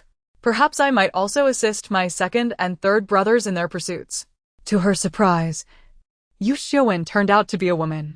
She had encountered her a few times and hadn't expected her to be less appealing than her own daughter, unable to discern whether she was male or female. Indeed, the child possessed commendable character. Unfortunately, her current status as a young marquis made things complicated. For now, she could only hope that this child would achieve her desires. The rest would depend on fate. The warm sun shone brightly, and the room was pleasantly cool. Zhao Rushi played with her daughter until she heard heavy footsteps approaching from outside. Recognizing the familiar sound, she immediately knew who it was. How vexing. He and his consort Su were getting along so well, why must he intrude upon her courtyard? Reluctantly, she rose, her eyes sparkling with surprise. Your Highness? You have arrived. She moved to take hold of the man's wrist, but before her hand could touch his sleeve, he deftly evaded her grasp with a raised arm. Your Highness? Has he truly begun to uphold chastity? Perhaps she should send him a concubine to temper his exuberance. Emperor Jingtian felt somewhat embarrassed. It was all due to Su Luoluo's incessant talk about a lifelong pair. Previously, she had expressed her willingness to serve him as a maid or concubine, but now she seemed to be sulking. Perhaps it was due to her youth. In any case, he lacked the energy to deal with Zhao Rushi at that moment. Your Highness, do you miss Luo and Xiao Jiao? Yes, I came to take a look, he replied casually, unwilling to engage further. By the way, you should take good care of Luo and Xiao Jiao. I have already selected a bride for Ear. Once a suitable date is chosen, I shall formally propose. Your Highness. Zhao Rushi had intended to maintain her composure, but she was taken aback that he had unilaterally decided upon a wife for Ear without consulting her. Fine. She was eager to discover which family he had chosen. Your Highness, I am unaware of which young lady you have in mind? Emperor Jingtian felt a flicker of annoyance. Her words suggested he was overly concerned with young ladies of the capital. What did she take him for? This woman was becoming increasingly unreasonable. Zhao Rushi. I am Ia's father. Naturally, I wish for his happiness. I shall not only find him a bride of equal status, but also one with whom he shares mutual affection. Zhao Rushi was momentarily taken aback. Could it be that she had misjudged him? Surely, Emperor Jingtian would not place such importance on his eldest son. She gently inquired, Your Highness. May I ask which young lady you have chosen? Standing with his hands clasped behind him, Emperor Jingtian replied, it is Biluó, the daughter of the minister's household. It is said that she and my son share a mutual affection, and as a father, I naturally rejoice in this. Biluó. Surely the heroine is up to something. Infuriating. Zhao Rushi's expression darkened, her gaze icy. This woman would not do. Emperor Jingtian was taken aback. It felt as though his wife's noble aura was overwhelming him. Once he regained his composure, he realized what she had said, and was immediately filled with anger. Why not? Is it because you look down upon her family background? Zhao Rushi clarified, there is no need for that. Our family is already of noble lineage. We have no need to ally with those in power. Though he did not voice it, she was aware of his thoughts. This had been one of the reasons Ia had previously rejected the prime minister's daughter. Yet here they were, and this woman had still entered their home. Your Highness, you are mistaken. Ia encountered a woman at the border, and he fell in love at first sight, unable to forget her. He even mentioned it to his uncle, seeking assistance in finding her. Now, there are some leads, and he wishes to pursue her further to inquire about her feelings. Given the Emperor's interest in Ia, she hoped he would desire a good match for him. Zhao Rushi spoke the lie effortlessly, admiring her own cleverness. If she ever left the royal court, she would write a tale about the scheming foreign girl Su Luoluo marrying into her family. Emperor Jingtian furrowed his brow deeper. Ia had someone he admired? Why had he not heard of this? As long as it was not Luoluo, he would be willing to support Ia's choice. Naturally. Just as he finished speaking, Biluó entered, spotting her elder brother. What a coincidence. Surely father will not expose mother's ruse. Indeed, Emperor Jingtian directly asked, Ear, I hear you have someone you fancy? Crown Prince Yizhang was momentarily taken aback. What? Someone he fancied? Upon catching his mother's gaze, he immediately sensed something was amiss. He would undoubtedly choose to trust his mother over his father. After a moment's thought, he replied, Yes, father. Oh! Which young lady? Brother. Can't you and mother be in sync? Surely mother was not referring to a young lady from the capital. Quickly, speak of the border. The young woman was not from the capital. He had met her at the border. She was unlike the others from the capital, graceful and spirited, capturing his heart. Wow! This is going well. Quickly, continue. Say you implored your uncle, and he has helped you find this person. Crown Prince Yizhang maintained a respectful demeanor, father. May I ask why this is the case? Do you disapprove of her unclear background? Seeing his obedient son, Emperor Jingtian nodded with satisfaction, indeed. Her background should be thoroughly investigated. As long as she is not from an enemy nation and is unmarried, if you like her, your father will certainly support you. Thank you, father. Emperor Jingtian seemed skeptical and continued to inquire, do we have any news? I have already asked you to investigate, and news will arrive shortly. However, I wish to ask her personally if she would be willing to be with me. The same words he had once spoken at the border echoed in his mind. Back then, he had encountered a woman who had expressed similar sentiments to his father, the now emperor. That woman was none other than his current wife, Zhao Rushi, the only daughter of the general who protected the nation. Memories flooded back, stirring something within him. Zhao Rushi breathed a sigh of relief as she listened to her son ask, "Mother, what was that just now?" She explained the situation. Crown Prince Yizhang suddenly felt an indescribable discomfort. It seemed that in his father's eyes, he was not of such importance. "Mother, father has changed." "No, you are mistaken. He has always been this way." Volume 1, Chapter 36. Yet again ensnared Emperor Jingtian had always been this way. He had merely deceived himself with an elaborate fade. Zhao Rushi fell silent for a moment, not wishing her son to feel sorrow on her account, and said, "As for your marriage, I fear it may be delayed once more.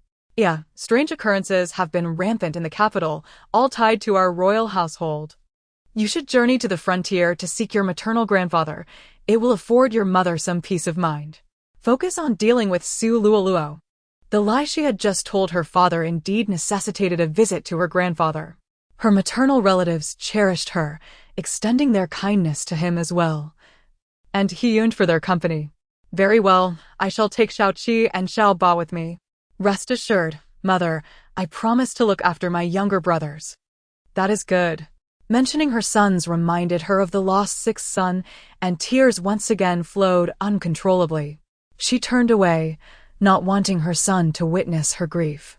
"We are all well, yet I do not know where your sixth brother is, or if he is still alive." "Mother, you should let him go." Upon hearing mention of her sixth brother, Biluó sighed as well. "Alas, my dear brothers, it is hard to say who is more unfortunate. The tales do not reveal the whereabouts of the sixth brother. They only mention he has been sold to Nifong Pavilion, and, being so young, has yet to serve clients." "Oh, how vexing. When will he learn to speak?" "I wish to remind him, but I cannot." The more she pondered, the more agitated she became. "Ah."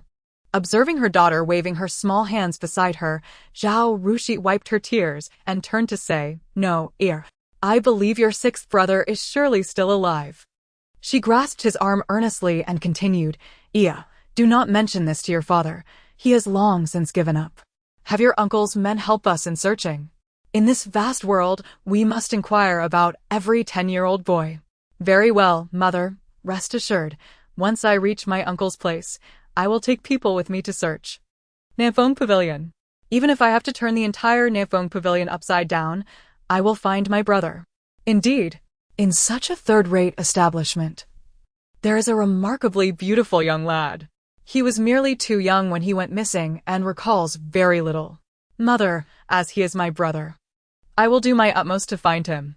Whether or not we succeed, it shall depend on fate." The following day, at the inn, Yizhang awoke, his cold gaze fixed upon the woman sharing his bed. "Bai Yunyun, if I had not heard of the expression dead fish, I might have thought I had engaged in some indiscretion and must now take responsibility." As the woman began to awaken, he swiftly raised his hand and struck down, causing her to roll her eyes and faint instantly.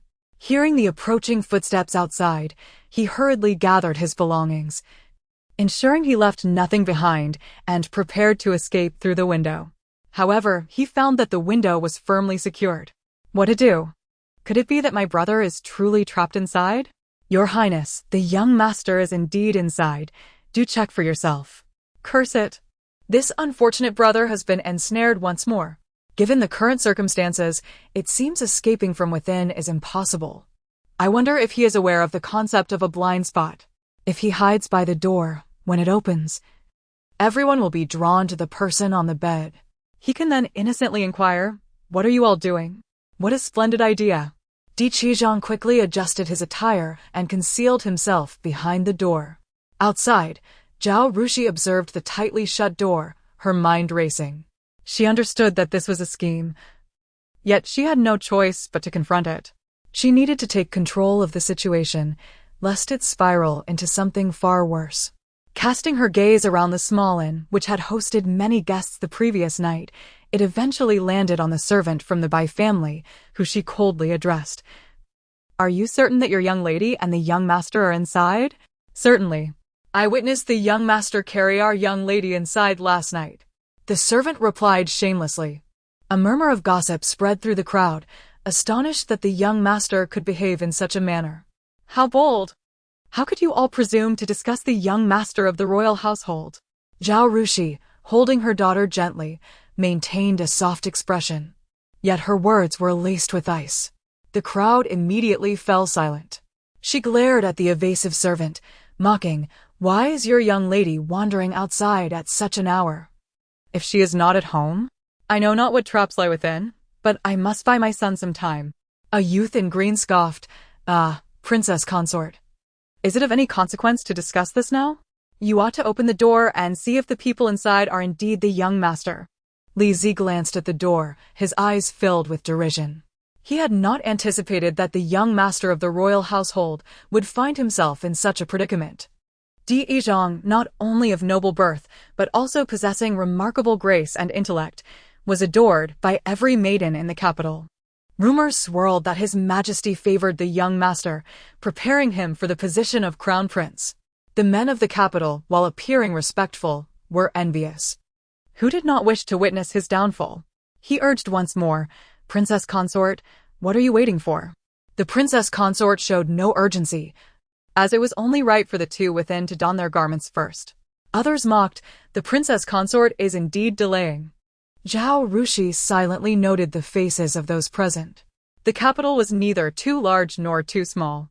With royal prestige on one side and the general's estate as support on the other, those who spoke thoughtlessly might find their futures jeopardized.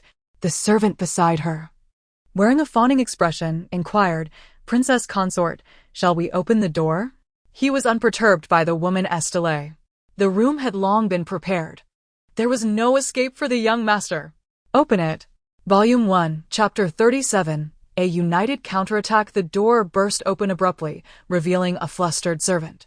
Ao Rushi clenched her fist tightly, her palms slick with cold sweat. "Where is everyone? How could there be no one?" The servant, in a state of panic, rushed to the bed, entirely oblivious to the exposed fair skin upon it. The women following him looked on with curiosity, and even the men unabashedly gazed. Upon realizing her son was absent, Zhao Rushi let out a sigh of relief and remarked, "What a disgrace. Where is your young mistress's maid? How is it that you, a mere servant, are here?" The servant's face turned pale as realization struck him. No, it cannot be. He refused to believe a person could simply vanish. The windows were sealed. The young master could not have escaped. He must still be in this room, hiding out of embarrassment. Yes, it must be so. But he could not afford any mistakes. Otherwise, his entire family's lives were at stake. He scrambled to search the room. Not beneath the bed. Not under the table.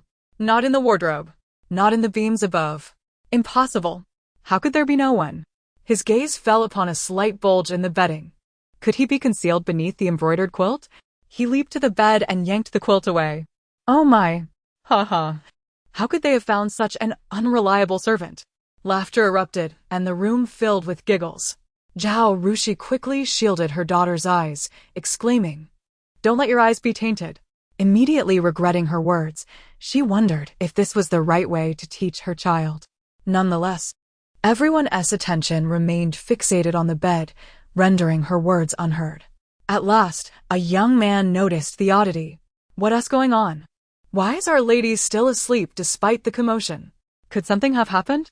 The servant at the bedside quickly checked for breathing, and upon feeling the shallow rise and fall, he finally relaxed. Just then, a voice called from outside, "What are you all doing here?" "The young master?" "Young master?" Someone asked in bewilderment. "What are you doing here? Shouldn't you be inside?"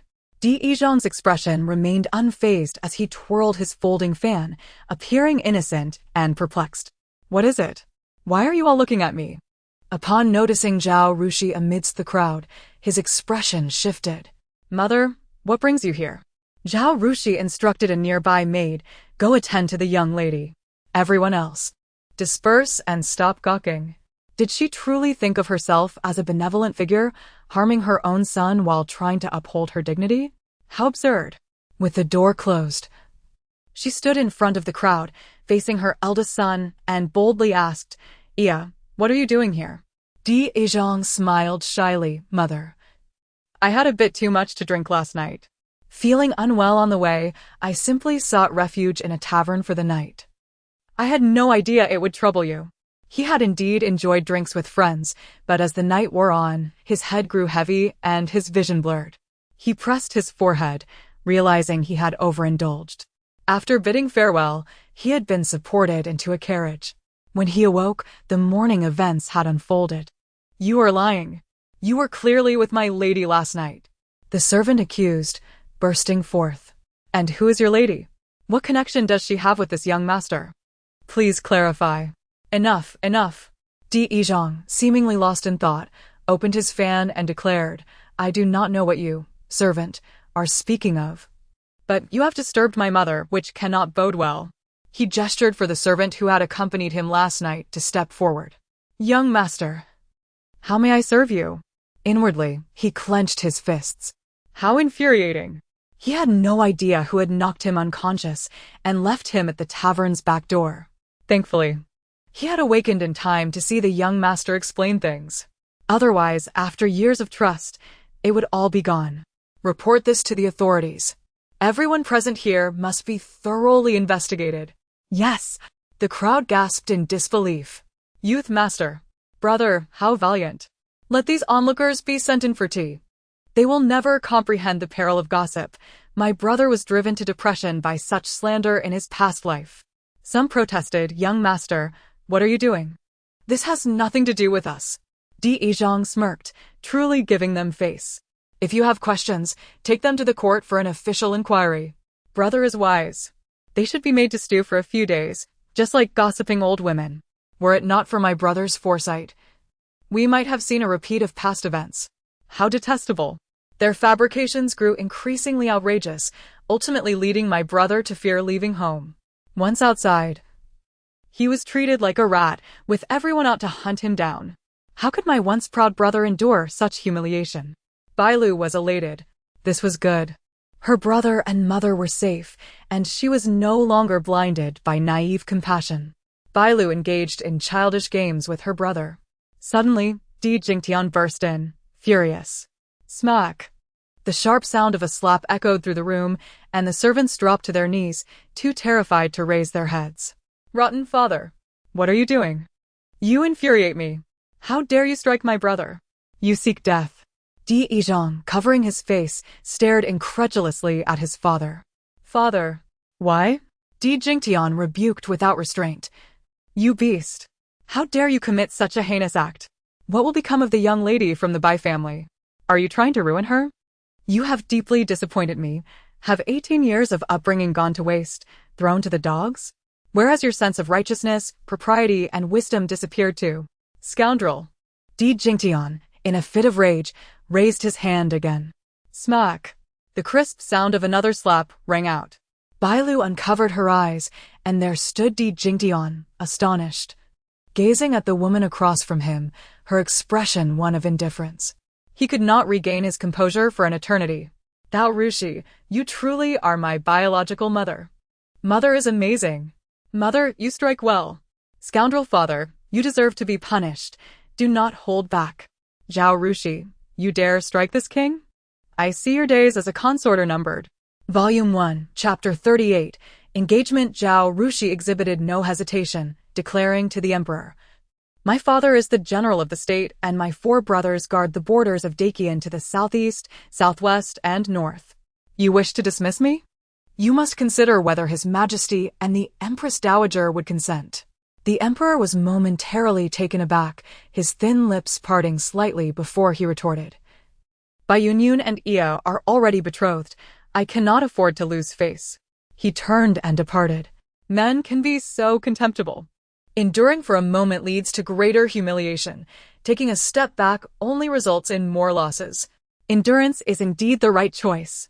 Do not be overly conventional. My mammary glands are still mammary glands. There is a saying in the tales that I remember vividly. Endure a moment and face the consequences. Take a step back and encounter more troubles. Cursing freely brings a refreshing clarity. I only wish I could take matters into my own hands. After striking someone, though her hand felt numb, she experienced a profound sense of relief. A wave of satisfaction washed over her. She understood that her son could not accept this reality just yet. Earlier, she had refrained from intervening immediately, wishing to allow her eldest son to see his father for who he truly was.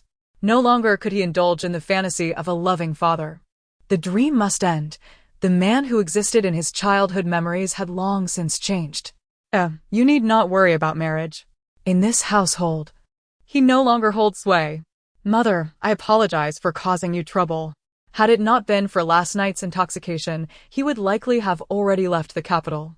Indeed, drinking can lead to misfortune. Now he could not depart.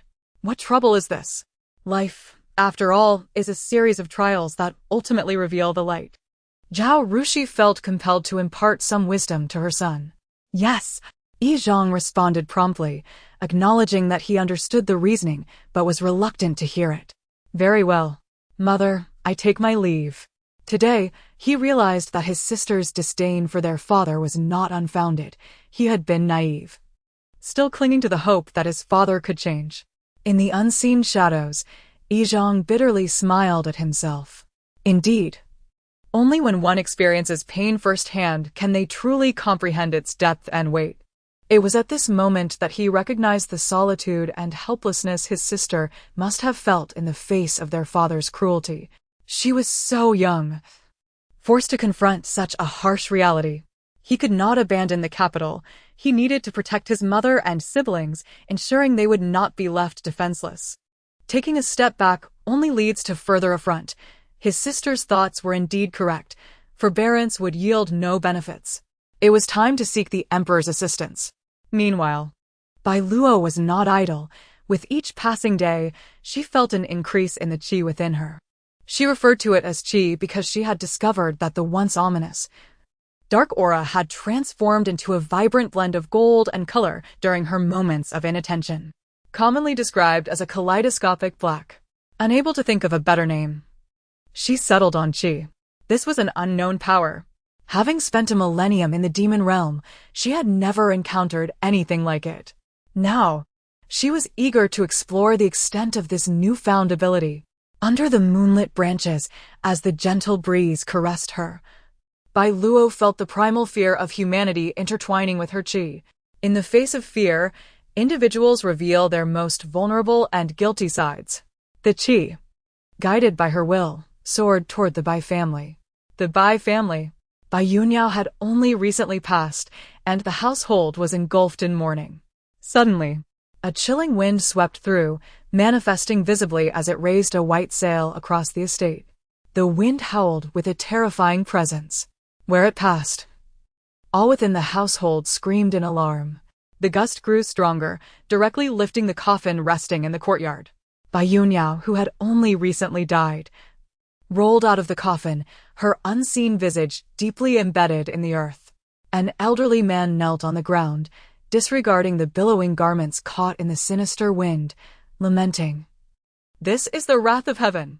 The windows and doors creaked under the force of the wind, and Biluó, huddled in a corner of the room, felt an overwhelming chill, as though she had provoked something unclean. She clasped her hands together, repeatedly murmuring, I was wrong, I was wrong. I should not have schemed against the Prince of Yang's heir. I repent, I was wrong. I will henceforth eat vegetarian and practice Buddhism, striving to be a good person. If you seek someone, pursue Su Luoluo, she taught me. The next day, news of the Bai family's haunting spread throughout the capital. Biluó, sporting two prominent dark circles under her eyes, went to the Jingzhou Inn to confess. Suihua joyfully waved her handkerchief, her excitement palpable. Always the gossip. She found herself even more favored by Zhao Rushi, who permitted her to openly investigate and inquire. Suehua relished her newfound freedom, her eyes sparkling. Hee. It seems last night's intimidation had an effect. Stay tuned for the spectacle. Let us see how many secrets Bai Union will reveal. Zhao Rushi sipped her tea with a smile, encouraging Suehua to continue. Receiving the unspoken command, Suehua cleared her throat and addressed the curious onlookers. Bai Union knelt at the Jingzhao Yin's entrance and confessed her misdeeds, including her attempt to frame our heir, which ultimately failed. And she was seen by many in a compromising position. Biluó clapped her hands in delight, cheering, "Yay! How wonderful! Let us see who would dare to scheme against her brother in the future."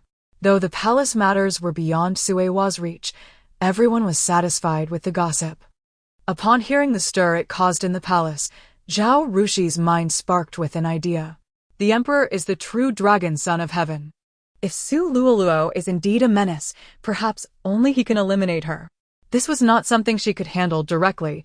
It seemed she would need to test her son, urging him to take action. As for the present, she sipped her exquisite Longjing tea, lowering her gaze to conceal the coldness in her eyes. Stirring the pot, inciting public ire. What a splendid day it is today. The scenery is delightful everywhere.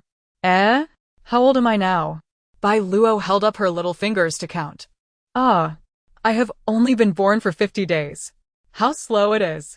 Why is it that animals can run and jump and make sounds right after birth, while humans need a whole year of nurturing? Your Highness, it's bad. The prince is coming to our courtyard in a fury, seeking to settle accounts with you. Volume 1, Chapter 39. The unruly father's fury and the desire for divorce. The old man is back again. Just when I was feeling elated for a moment. What a nuisance to seek validation from my mother. Biluó clenched her fists, her heart brimming with disdain. I detest that scoundrel father. No explanation needed. Zhao Rushi did not wish for her daughter to witness her distress. She was determined to ensure her daughter's spirits remained high. Suddenly, she rose to her feet. And in front of everyone, with an astonishing swiftness, she raised her arm high, swinging it around, solely for her daughter to hear. Smack! An even louder slap echoed. She took a step back, waving her hand, and the two guards at the door promptly restrained the man's arms. Di Jingtian was seething with rage, the veins on his forehead bulging, his teeth grinding audibly. Biluó could hardly contain her disdain. Look at this fool. Does he truly believe himself to be a fearsome overlord? Unbeknownst to Di Jingtian, his daughter's contempt towards him was palpable. He bared his teeth like an enraged beast, roaring, "Zhao Rushi, you dare strike this king. Today, regardless of what you say, I shall divorce you." Zhao Rushi smirked coldly, raising her hands, causing the servants in the room to retreat until only a few trusted ones remained. The instant the door closed, Di Jingtian's expression faltered. "You wicked woman, what do you intend to do to this king?" He struggled to break free from his restraints, glaring at the guards binding him. "How dare you? I am your master." Yet, they had but one master. Zhao Rushi approached him with an air of superiority, smiling faintly. "That would be me." "Your Highness, do you wish to favor your concubine over your wife? Do not presume you can simply dismiss me, even if you seek a divorce. It shall not be so easily arranged." Zhao Rushi raised an eyebrow, feigning a smile, before her expression darkened. "I, Zhao Rushi, will only be a widow. Never divorced or separated." Di Jingtian struggled to break free. "Zhao Rushi, you dare to kill me." Biluó gazed at her mother with starry eyes. Her small hands clenched in encouragement from the cradle. "Mother is magnificent. I support her." Zhao Rushi replied with a chilling gaze. "First, consider how to placate His Majesty. You all, bring more people and take my jade tablet. Escort the prince and concubine Su into the palace. Directly report to His Majesty that I, in a display of righteousness, have personally accused my husband of treason." The imperial robe from earlier still lay in her possession. Numerous recent events within the household, involving the wet nurse, the servants, and those who conspired behind her back, all pointed towards Su Luoluo. The rest she would leave to His Majesty. Whether they chose to acknowledge it or not mattered little. Once the seeds of suspicion were sown, any future disturbance would surely cast them as suspects. Mother is truly amazing. Father's face is so green he cannot even speak. It was not that Di Jingtian was rendered speechless. Rather, the guards behind him had pressed on a pressure point, infuriating him. As he was pushed away by the two impassive guards, he could not comprehend how events had spiraled to this point. Treason. The one who understood him best was indeed the wife who had shared 19 years of his life. She perpetually knew his greatest fear. He feared, above all, that his imperial brother would suspect him of treasonous intentions. He treaded cautiously, yet his ambition soared. He was terrified. Terrified that Zhao Rushi truly possessed evidence that could be detrimental to him. After Di Jingtian departed, an inexplicable heaviness enveloped the room. What is there to worry about? Continue the music and the dance. Zhao Rushi spoke first. You have all witnessed the recent dynamics between the prince and me. Regardless of what may transpire in the future, even if I were to face execution, I shall ensure your safety, she stated solemnly. But I implore you all to remain steadfast in your duties and not betray me. Do not become a second Panmama. The maids and guards immediately knelt. Miss, we are all individuals you brought from the General's residence. Rest assured, we live for you and die as your spirits. Their unified declaration was undeniably uplifting. Biluó suddenly fell silent, recalling the time when she ruled the demon palace, a sea of faces all aligned in rows, regardless of their true feelings when they proclaimed, unifying the 6 realms, Demon Lord Biluó. It was exhilarating. What a pity, they sought to unify the world, while she merely desired to bring about its ruin. This thought led her to reminisce about the little deity with whom she had once reincarnated. Her gaze shifted to the side, observing the plump child who knew nothing but eating and sleeping. Oh, how she loathed that sight! With a face round and chubby, his eyes nearly squished shut, sprawled like a gluttonous frog. Amusing. Without comparison, there would be no pain. What of the little deity? Mother and the brothers preferred her even more. Since Di Jingtian and Su Luoluo were sent to the palace by Zhao Rushi, laughter and joy had filled the residence daily. Zhao Rushi had not genuinely expected His Majesty to uncover anything worthy of such righteous indignation. However, it was inevitable that Di Jingtian would be consumed by fear and unease. Moreover, it seemed that Su Luoluo had offended someone, as several men had perished at the Su family's doorstep. Ultimately, the Jingzhaoyin could not determine the murderer, but it was revealed that Su Luoluo indeed had connections with these individuals. Fortunately, her 5th brother had managed to evade this calamity. Her 2 sons had barely stayed home for 3 days before she sent them off to the frontier, denying Su Luoluo any opportunity to harm them. Thank goodness for her Luo. Your Highness, there are 2 unfavorable pieces of news. Which would you prefer to hear first? With a sense of preparation, she felt relieved. Please tell me what you wish to say. Lucier? Ao Rushi's brow furrowed slightly. Indeed, this was not good news. Is that old witch coming? This old witch is the wet nurse of that scoundrel father. He is closer to her than to the Empress. It was manageable when she followed Di Jingtian in the palace, but since she left, it has been a different story. She practically acts as if she is Di Jingtian's mother.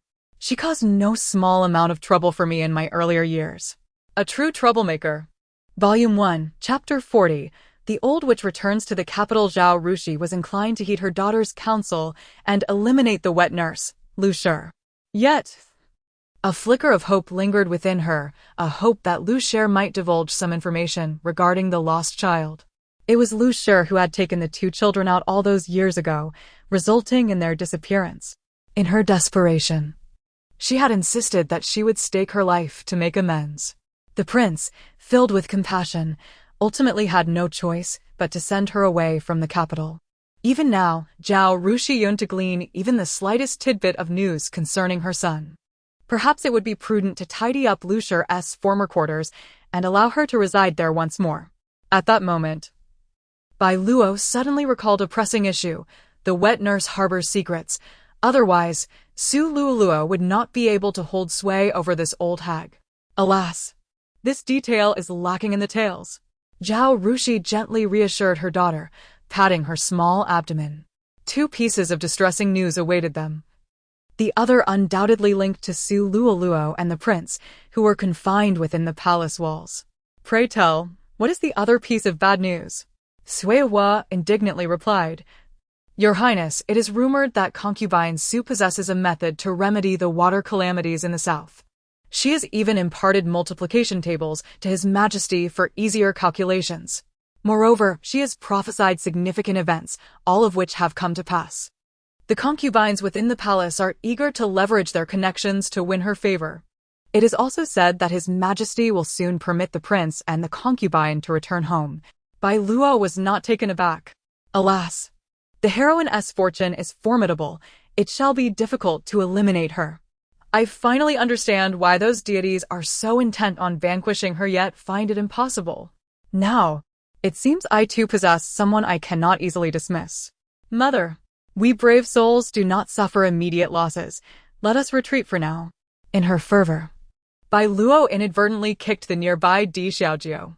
The infant let out a resounding wail, prompting Biluó to hastily cover her ears. Do not cry. Perhaps it was her formidable aura that startled the little one into silence, puffing up her cheeks in indignation. How quickly we have arrived in the capital. Zhao Rushi paid no mind to the commotion. Rather, she welcomed the prospect of their early arrival. Aware of her daughter's penchant for gossip, she lifted a luo from the cradle. It had been a considerable time since she had seen the wet nurse, and now was the perfect opportunity for her to extend an invitation personally.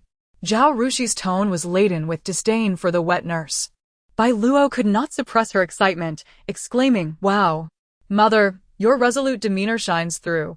One can see you are no meek daughter-in-law who merely endures grievances. Now I can rest easy. Let us proceed. She is not even my biological mother. Indeed, even if she were my biological mother, we must act decisively. Zhao Rushi smiled gently, her pace unhurried. The summer sun was warm and pleasant, beneficial for the little one. Heaven pity me. How could my poor prince marry such a venomous woman? Before reaching the door, heart-wrenching cries echoed from afar, which Biluó heard clearly. Such a loud voice from this old hag. Humph. This old crone seems to think herself important. The empress did not utter a word. Yet she dares to offer counsel on matters of state. Zhao Rushi echoed this sentiment in her heart. Indeed, during her youth, when the prince established his residence outside, this woman had imposed rules, demanding care akin to that of a mother-in-law. He grasped her shoulder, his gaze earnest. Shire, let it be known, without Lu Momo, your husband would not be alive today. You are the mistress of the Wangfu. I hope you will take good care of her in the future. Memories surged like a tide, and upon hearing the wet nurse's lamentations, she instinctively felt a wave of annoyance. For the sake of that one statement, she, a dignified princess, had conformed to the standards of a daughter-in-law. In her earlier days, she had foolishly focused solely on men. Now she was her own queen. Come and see. For all these years, our prince has cherished her dearly, yet she has plotted against him. Where is the justice in this? The onlookers murmured and pointed. As she approached the entrance, a chill swept over her. Bring forth Lu Shi. She likely harbors ulterior motives. And those who have spoken ill of me, gather them all and deliver them to the Jingzhou Inn for thorough investigation. Upon hearing this, the surrounding commoners immediately recoiled, hastily retreating. Zhao Rushi raised her voice further. In the future, should anyone dare to speak of me or my family, feel free to report it. I shall reward you handsomely. Should there be any deceit or concealment, prepare to face the consequences for your entire lineage. Fear gripped the hearts of the crowd. Unless the Zhao family fell from grace, they dared not utter a word. Biluó's gaze settled upon Lu Shi, who was fuming, panting heavily, and gritting her teeth in indignation. The prince's kindness towards you is well known throughout the capital. Do you not fear the ridicule of the people for your heinous actions? Facing the barrage of accusations, Zhao Rushi remained remarkably composed, a faint smile playing on her lips as she retorted, Why should they mock me? I have endeavored to prevent chaos in the capital and the suffering of the people. They should be grateful to me. Lu Shi's face flushed crimson with rage. She could not fathom how Zhao Rushi had become so sharp-tongued. Just days prior, she had received news that her prince had suffered grave injuries. Rushing in haste, she had not anticipated that this woman would be so ruthless as to plot against her husband. She knew well that the prince despised being doubted, after years of caution. He had not expected to be betrayed by the very wife he had cherished for so long. She had warned him that marrying a general's daughter brought troubles. Yet he would not listen, insisting he had found true love. Men are truly oblivious, always speaking of love, yet before Zhao Rushi. Had he not also been moved by Lu Yueguan? Your Highness, you now wield great authority. The prince will surely return safely. And I shall see to it that he divorces you, distancing himself from this calamity. As her words fell, a young servant rushed over in haste. Volume 1. Chapter 41. Su Luoluo's plan to return home. Su Luoluo must be feeling quite proud, having utilized her knowledge from another world to impress the sovereign of this realm. Naturally, Biluó's greatest concern remained, will that scoundrel of a father retaliate against my mother? The 2-month-old infant, Zhao Rushi, was still hesitant to be held upright. One arm was tucked under her armpit, while the other securely cradled Biluó's belly, balancing her weight comfortably. At last, Biluó's gaze widened as she followed the collective attention of the crowd, only to behold a cadre of imposing, expressionless guards, with none other than Su Luoluo and Emperor Yizhong in their midst. However this situation, surely His Majesty would not resort to corporal punishment on them. Why do those two appear so vacant, as though lost in a daze? The pair seemed as though they had been thoroughly tormented, stumbling towards her side. It appeared that Emperor Jingtian was entirely oblivious to their presence. When Su Luoluo approached, she even trembled in fear. How peculiar! Biluó had not anticipated the arrival of Emperor Xian, who leisurely trailed at the back of the procession. Your Majesty, will you not join me for a moment's respite? The wet nurse, upon noticing the Emperor's arrival, instinctively dropped to her knees to plead, only to be met with a blade poised at her throat by a nearby guard. How dare you? Who are you to conspire against His Majesty? Take her away and conduct a thorough investigation. In her panic, Lu Shi hastily exclaimed, Your Majesty, it is I. I am Nurse Lu, your wet nurse. Even if you do not remember me, you ought not to treat a nurse who once fed you so. Ha ha ha. Biluó could not contain her laughter. The Emperor, now in his 40s, was being publicly reminded of his nursing days by an old woman. What a blow to his dignity. As expected, Emperor Xian's expression darkened, and he coldly commanded, Take her away. Clap, clap, clap. Biluó's joy was uncontainable, and she clapped her hands in delight. In her exuberance, Zhao Rushi nearly slipped from her arms, but a strong hand caught the infant, supporting her securely. Biluó felt no trepidation for her previous antics. She cheerfully directed her little hands toward him. Come now, let this lonely old man experience the joys of holding a child. Consider it a reward for tormenting them so thoroughly. Seeing Biluó willingly approach, Zhao Rushi naturally handed her over to the Emperor. Biluó gazed at Emperor Xian, who, despite being brothers, appeared even more handsome. Could it be that the aura of royalty enhances one's allure? How remarkably captivating he is! Alas, next year his health will decline, and after enduring for 2 more years, he shall depart from this world. I had thought he might be tempted by Su Luoluo.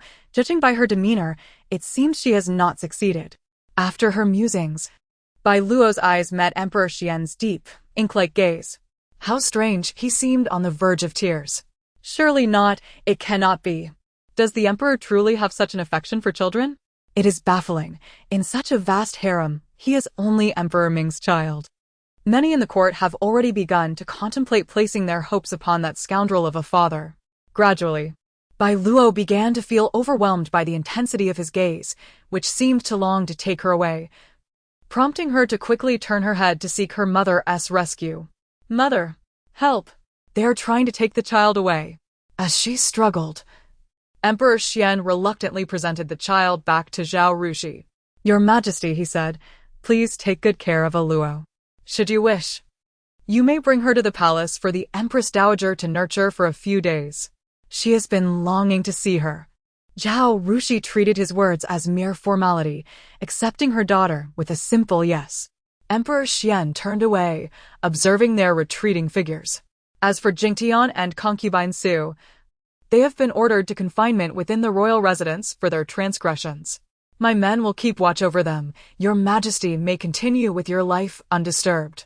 Your Majesty is indeed wise. Ha! How wonderful! How enviable it is to occupy such a high position. Zhao Rushi, however, did not share in the sentiment. Previously, she would draw blood nightly, but now, with the emperor's men watching, she dared not continue. Nevertheless, her daughter remained blissfully unaware of her mother's actions.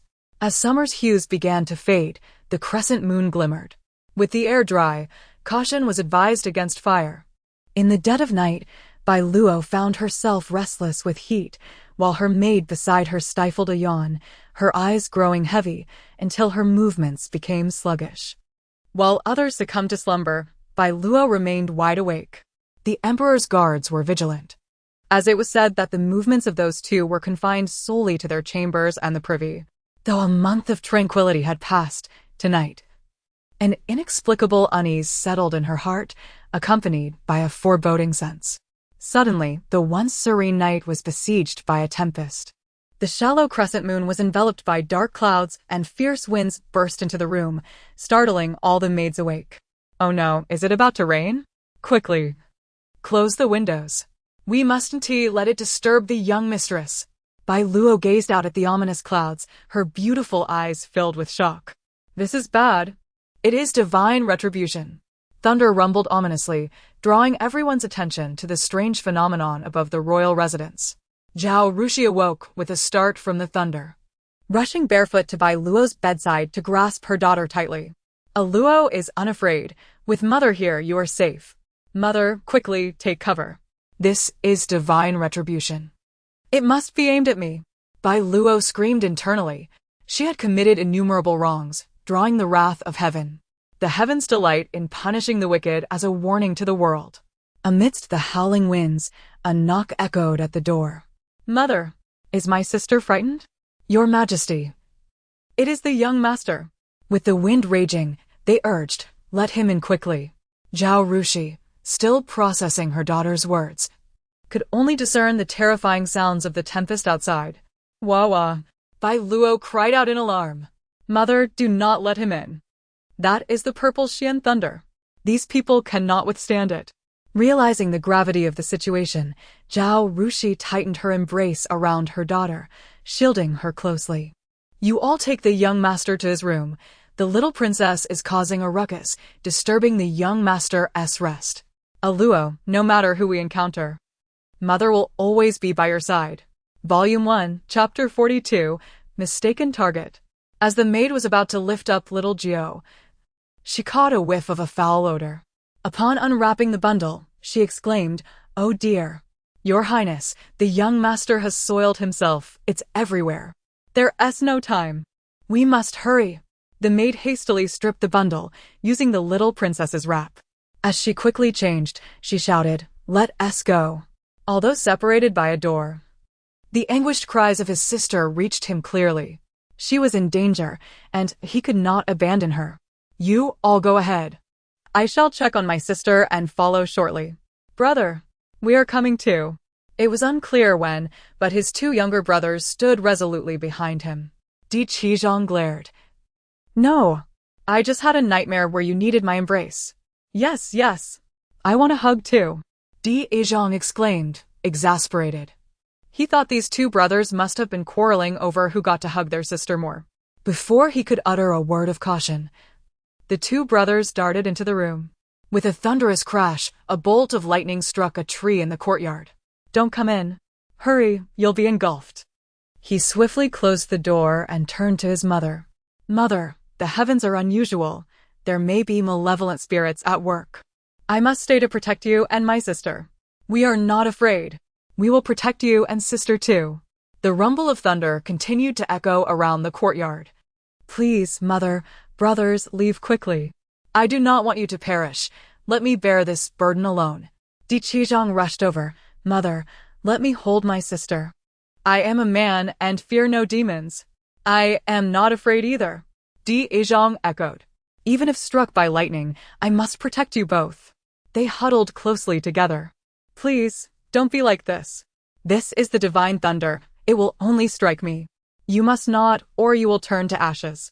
Biluó cried, gasping for breath, overwhelmed by the thundering sounds, knowing she had no power to resist. Despite the ominous signs, she could not fathom why they insisted on staying. Mother, brother, I beg you, do not concern yourselves with me. Flee. After a series of thunderclaps, the winds outside ceased. Biluó opened her swollen eyes. She was unscathed? Mother and brothers were unharmed. The thunder had not struck her after all. At that moment, Biluó heard a distant, mournful voice from the void. Mistaken target. Oh heavens! Mistaken target. That place bears the mark of true divinity. Only there lies the aura of evil. Oh no, oh no! It's all gone awry. There was clearly a deity. Wasted 3,000 years of my cultivation. I shall not concern myself any longer. I must depart. The voice abruptly vanished. Biluó blinked in confusion. What was happening? Something is terribly wrong. Your Highness. Tuishi rushed in, her hair disheveled by the wind. Tears streaming down her face as she collapsed to the ground. Your Highness, a bolt of lightning struck young master directly. He has ceased to breathe. What? Curse the heavens. I despise you. Little Gio had shielded her from disaster. In that instant, realization dawned upon her. It was likely the aura from her bundle that attracted the attention of that old, blind deity in the sky, though she harbored no affection for her brother. The reincarnated little deity, she could not bear the thought of him dying in her stead. He lay peacefully, eyes closed, as if in a tranquil slumber. Dao Rushi and the brothers stood frozen, unable to grasp the reality before them. No, he is not dead. Blast. He has been rendered breathless. Wonderful. I can revive him with my qi. Biluó generously shared a month's worth of accumulated qi with Xiao Jiu. Oh! Heaven bless us. The young master revived upon nearing our blessed princess. Thank goodness. I do not want to bear a life on my conscience. Little Dio. Consider this as me owing you a life. We shall talk about the future later. Biluó stifled a giggle. Hee, I must not make promises lightly. Zhao Rushi sighed with relief. They were all her children after all, and she wished for their well-being. Yet, in that fleeting moment, she felt. After settling the two children, she took her eldest to the adjacent room. Yizhong, I fear you will need to undertake a journey to the capital. Mother, I understand. The wet nurse, Lu, had been taken by the emperor and released only after a fortnight. It took considerable effort for her to learn that Lu had indeed seen the trafficker on the day her child went missing, a man with a scarred face and a heavy Northwest accent. I have gathered information. They say your brother was taken by a man with a scarred face and a Northwest accent. You should venture to the Northwest and see if you can procure more news. Understood. Di Yizhong replied. He had scoured the nearby Nanfeng pavilion for a month, yet found no trace of his brother, and it was time to search further afield. However, he had a splendid idea if he could bring along his sister. It might prove easier to locate their brother. Mother will certainly disapprove. He thought he might give it a try. What if? Mother, look at how fortunate sister is. May I take her along? Take along a Luo? Zhao Rushi did not outright refuse, pondering for a moment. Let us ask a Luo. Ask, sister. Is it possible for mother to do that? Come, let us inquire now. Zhao Rushi stood before the cradle, picking up two plush toys from the bedside, a little rabbit and a little tiger. A Luo, look here. Brother is going to find your sixth brother. Would you like to accompany him? If you do, grasp the little tiger. If not, then the little rabbit. Di Yizhong wiped the cold sweat from his palms. So that's how it is. What a delight. Go, go, go. Biluó unhesitatingly chose the little tiger. Zhao Rushi, as if caught up in the game, presented the little tiger and rabbit before Di Xiaojiu. Look here, little Gio, you won't blame us for the lightning incident, will you? If you do, choose the rabbit. If not, choose the little tiger. Biluó. Di Izhang. Unlike Biluó, who embodied the spirit of an adult, she typically paid no mind to these toys. However, Xiao Jiu had a fondness for the little tiger, desiring it greatly, and once he saw it, he reached for it eagerly. As he clasped the little tiger in his hands, laughter filled the room. Volume 1. Chapter 43. Erecting a temple for a Luo Diezhang was prepared for departure. Zhao Rushi produced a token and a substantial stack of silver notes. Yeah. There is one more matter that your mother wishes for you to attend to on this journey. Di Izhang hesitated to take them, inquiring what the purpose of such wealth was. You witnessed the tribulations that befell a Luo last night. As her mother, I intend to establish a merit temple in her name across various regions. This way, she shall accrue merit. And perhaps the ill-fated thunder will be deterred from striking her again. In any case, it can only bring benefits. She patted the money bag, intending to construct the temple under the auspices of the royal fortune of Biluó to save lives and assist those in distress. All expenses would be borne by her alone.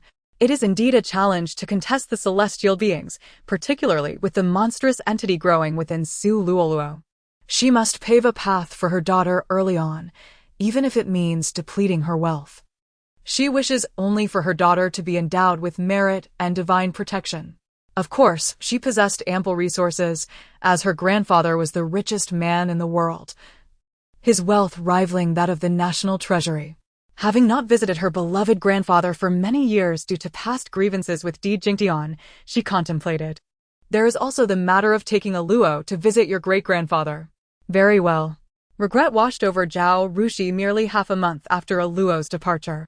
Unfortunately, the household of Su Luoluo and Di Jingtian was also in disarray, as rumors circulated that Su Luoluo had been managing the flooding and was being hailed as a celestial maiden, prompting calls for the emperor to lift their house arrest. She had to endure the longing to pursue them while remaining at the royal residence.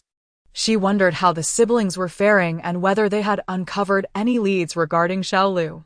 As she listened to distant shouts from the courtyard, she suddenly rose to her feet.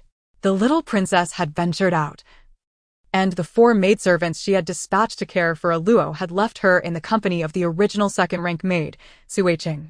Suiqing nodded vigorously, dashing to the entrance and peering into the distance. Your Highness, look quickly. It's Sister Tsewan. A chorus of cheers erupted in the courtyard, and Zhao Rushi felt her legs weaken, unable to lift them. Suiqing, come assist me. Ah. Suiqing steadied her, and she took a breath, exclaiming, Let us welcome the 6th young master home. Tears brimmed in her eyes, overwhelmed with emotion. Indeed, it was wise to have bring a Luo along. Biluó slept throughout the journey until a gentle voice called to her, A Luo, we have arrived home. She stretched her little hands, flexing her arms and legs. In recent days, she had just learned to roll over and no longer felt as if her body was devoid of strength. Upon opening her eyes, she was met with a pair of eyes as black as grapes, fixed intently upon her. Wow, I am amazed by 6 Sisters' beauty every day. Oh dear. Why is 6 Sister so shy? 6 Sister, please don't leave. As she watched Di Luzhong dismount the carriage, she reluctantly turned her gaze to her older brother, Di Izhang, in the corner. She stretched out her small hands and legs, exclaiming, yeah. Big brother, hug me. Only when Di Luzhong had alighted from the carriage did Di Izhang approach his sister. A Luo, we have come home. Alas, poor 6th brother. How unfortunate it is that you are not a girl. With such beauty, it is a pity you are a boy.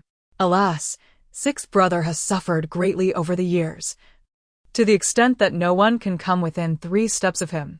Thankfully, the carriage was spacious, otherwise, my elder brother would have had to sit outside. You old witch, get away. If it weren't for you, how would my 6th brother have become what he is today?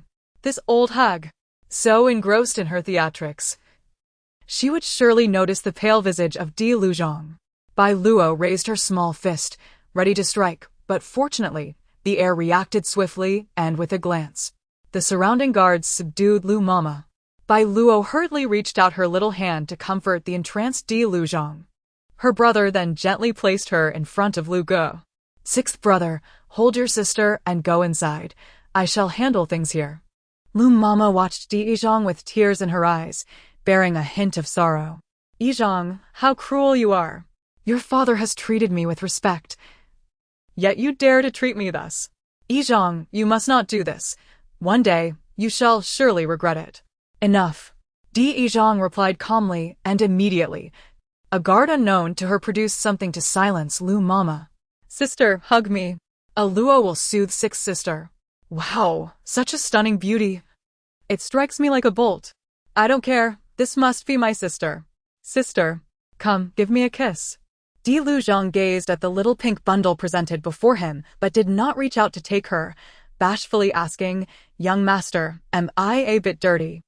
"Not dirty at all. Sister is the sweetest." "What are you saying, sixth brother?" "You are my brother, a young lord of the royal residence. Once you come of age, your imperial uncle will bestow upon you the title of prince, a status of great nobility.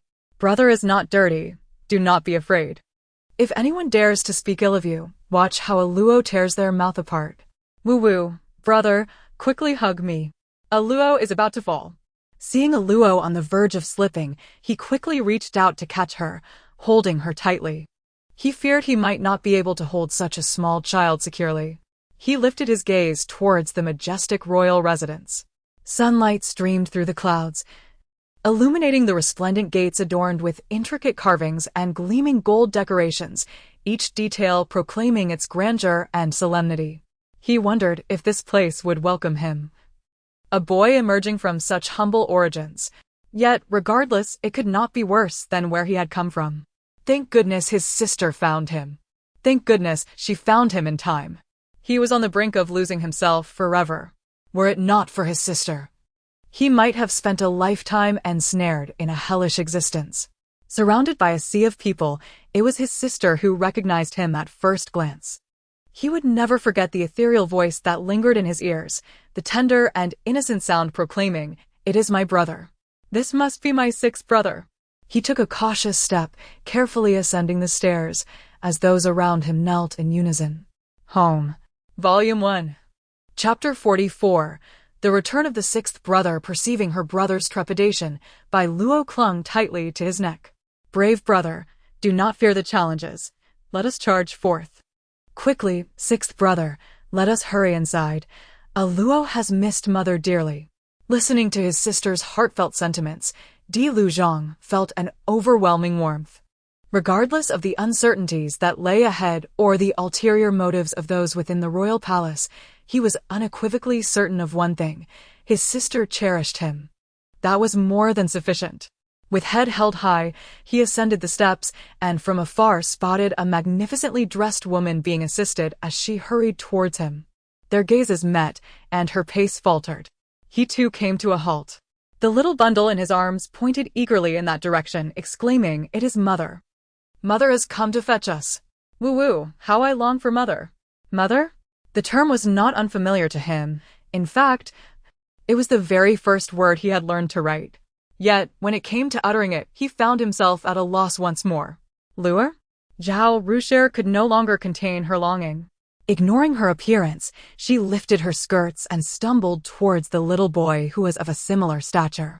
She enveloped both children in her arms, exclaiming, "Woo-woo, mother has finally found you. Mother, please get up. Brother is particularly averse to being touched." Rusher was taken aback. What an absurd quirk. No, she must correct this behavior while he was still young. However, for the moment, she would grant her son a chance to adjust. Even her eldest son chimed in, "Mother, it is quite windy here. Let us speak indoors." Very well. She took the opportunity to embrace the daughter from her son's arms, unable to resist planting a loud kiss on her cheek as she proclaimed, "Our little lucky star has returned after just half a month and has found the brother we searched for 8 long years." Di Zhang was momentarily at a loss, uncertain of the reason behind his mother's exuberance upon seeing whom. Alas, it seemed his younger brother would have much to ponder. Di Luzhong felt a tinge of disappointment, not due to the fleeting affection from his mother, but because he had yet to hold his sister long enough. Without her presence, he felt insecure. He did not mind his mother's behavior. He was unlike the other children who had grown up beside her. He had outgrown the need for maternal comfort. Biluó soon encountered her 3 brothers. The 7th and 8th brothers were as mischievous as ever. And then there was the younger 9th brother, who was of similar age to her. Unable to contain her anger, Biluó kicked the brother sitting beside her, toppling him over. How infuriating. We were born on the same day. How is it you can sit so comfortably? In just half a month. How have you grown so much? You can hardly contain me. Little 9 was momentarily stunned before bursting into tears, expressing his dissatisfaction. The wailing drew the attention of the maids, and a new wet nurse picked him up, soothing him gently until he ceased crying. This wet nurse has some skill. Her milk seems quite nutritious. Little 9 looks quite plump. As the commotion settled, Biluó felt a pang of jealousy regarding her brother's newfound ability to sit. Alas! It is my own fault. I should have exercised my legs more. Indeed, I shall commit to regular exercise from now on. But before that, I should take a nap. Children must sleep well to grow taller. There is wisdom in that. Just as Biluó closed her eyes, a sudden sharp pain shot through her thigh. Ouch! Who dares pinch me? She opened her eyes to find the wet nurse glaring at her. My goodness! This wet nurse had quite the audacity to pinch her. It is hard to determine who rules this household. The maids panicked, dropping their tasks to rush towards her, little princess. The new wet nurse hesitated, taken aback by the differing attitudes of the maids towards the 2 young mistresses. She quickly intervened. Ladies, do not panic. Leave it to me. I am quite adept at calming children. Unfazed by her reassurances, the maids swarmed around Biluó, with she cradling her and asking, Little princess, let me see if you need changing? She supported her while raising her little leg, confirming she did not. Huan chimed in, Is the little princess hungry? I shall prepare some milk for you. Hua added, Is there anywhere that hurts? The wet nurse's brow furrowed. It was normal for children to fuss. This little girl was simply being finicky, far less manageable than a boy. Hearing this, Shi's face flushed with indignation. Nonsense. Our little princess is the easiest to soothe. She rarely cries without cause. The wet nurse retorted with disdain, Shi, no offense, but you, having never borne a child, do not understand. This little girl must not be overly spoiled. It is the boys who are the backbone of the family. Do not misplace your priorities. She is just a little girl, destined to marry one day. There is no need to be upset over her. Having fed little 9, she seemed to regard herself as half a mistress now. Shi, infuriated, felt tears welling in her eyes, and the other maids were equally upset. Yet, they clearly could not match the wet nurse's authority. Biluó kicked her injured leg vigorously. Shi, look at my leg. It is hurt.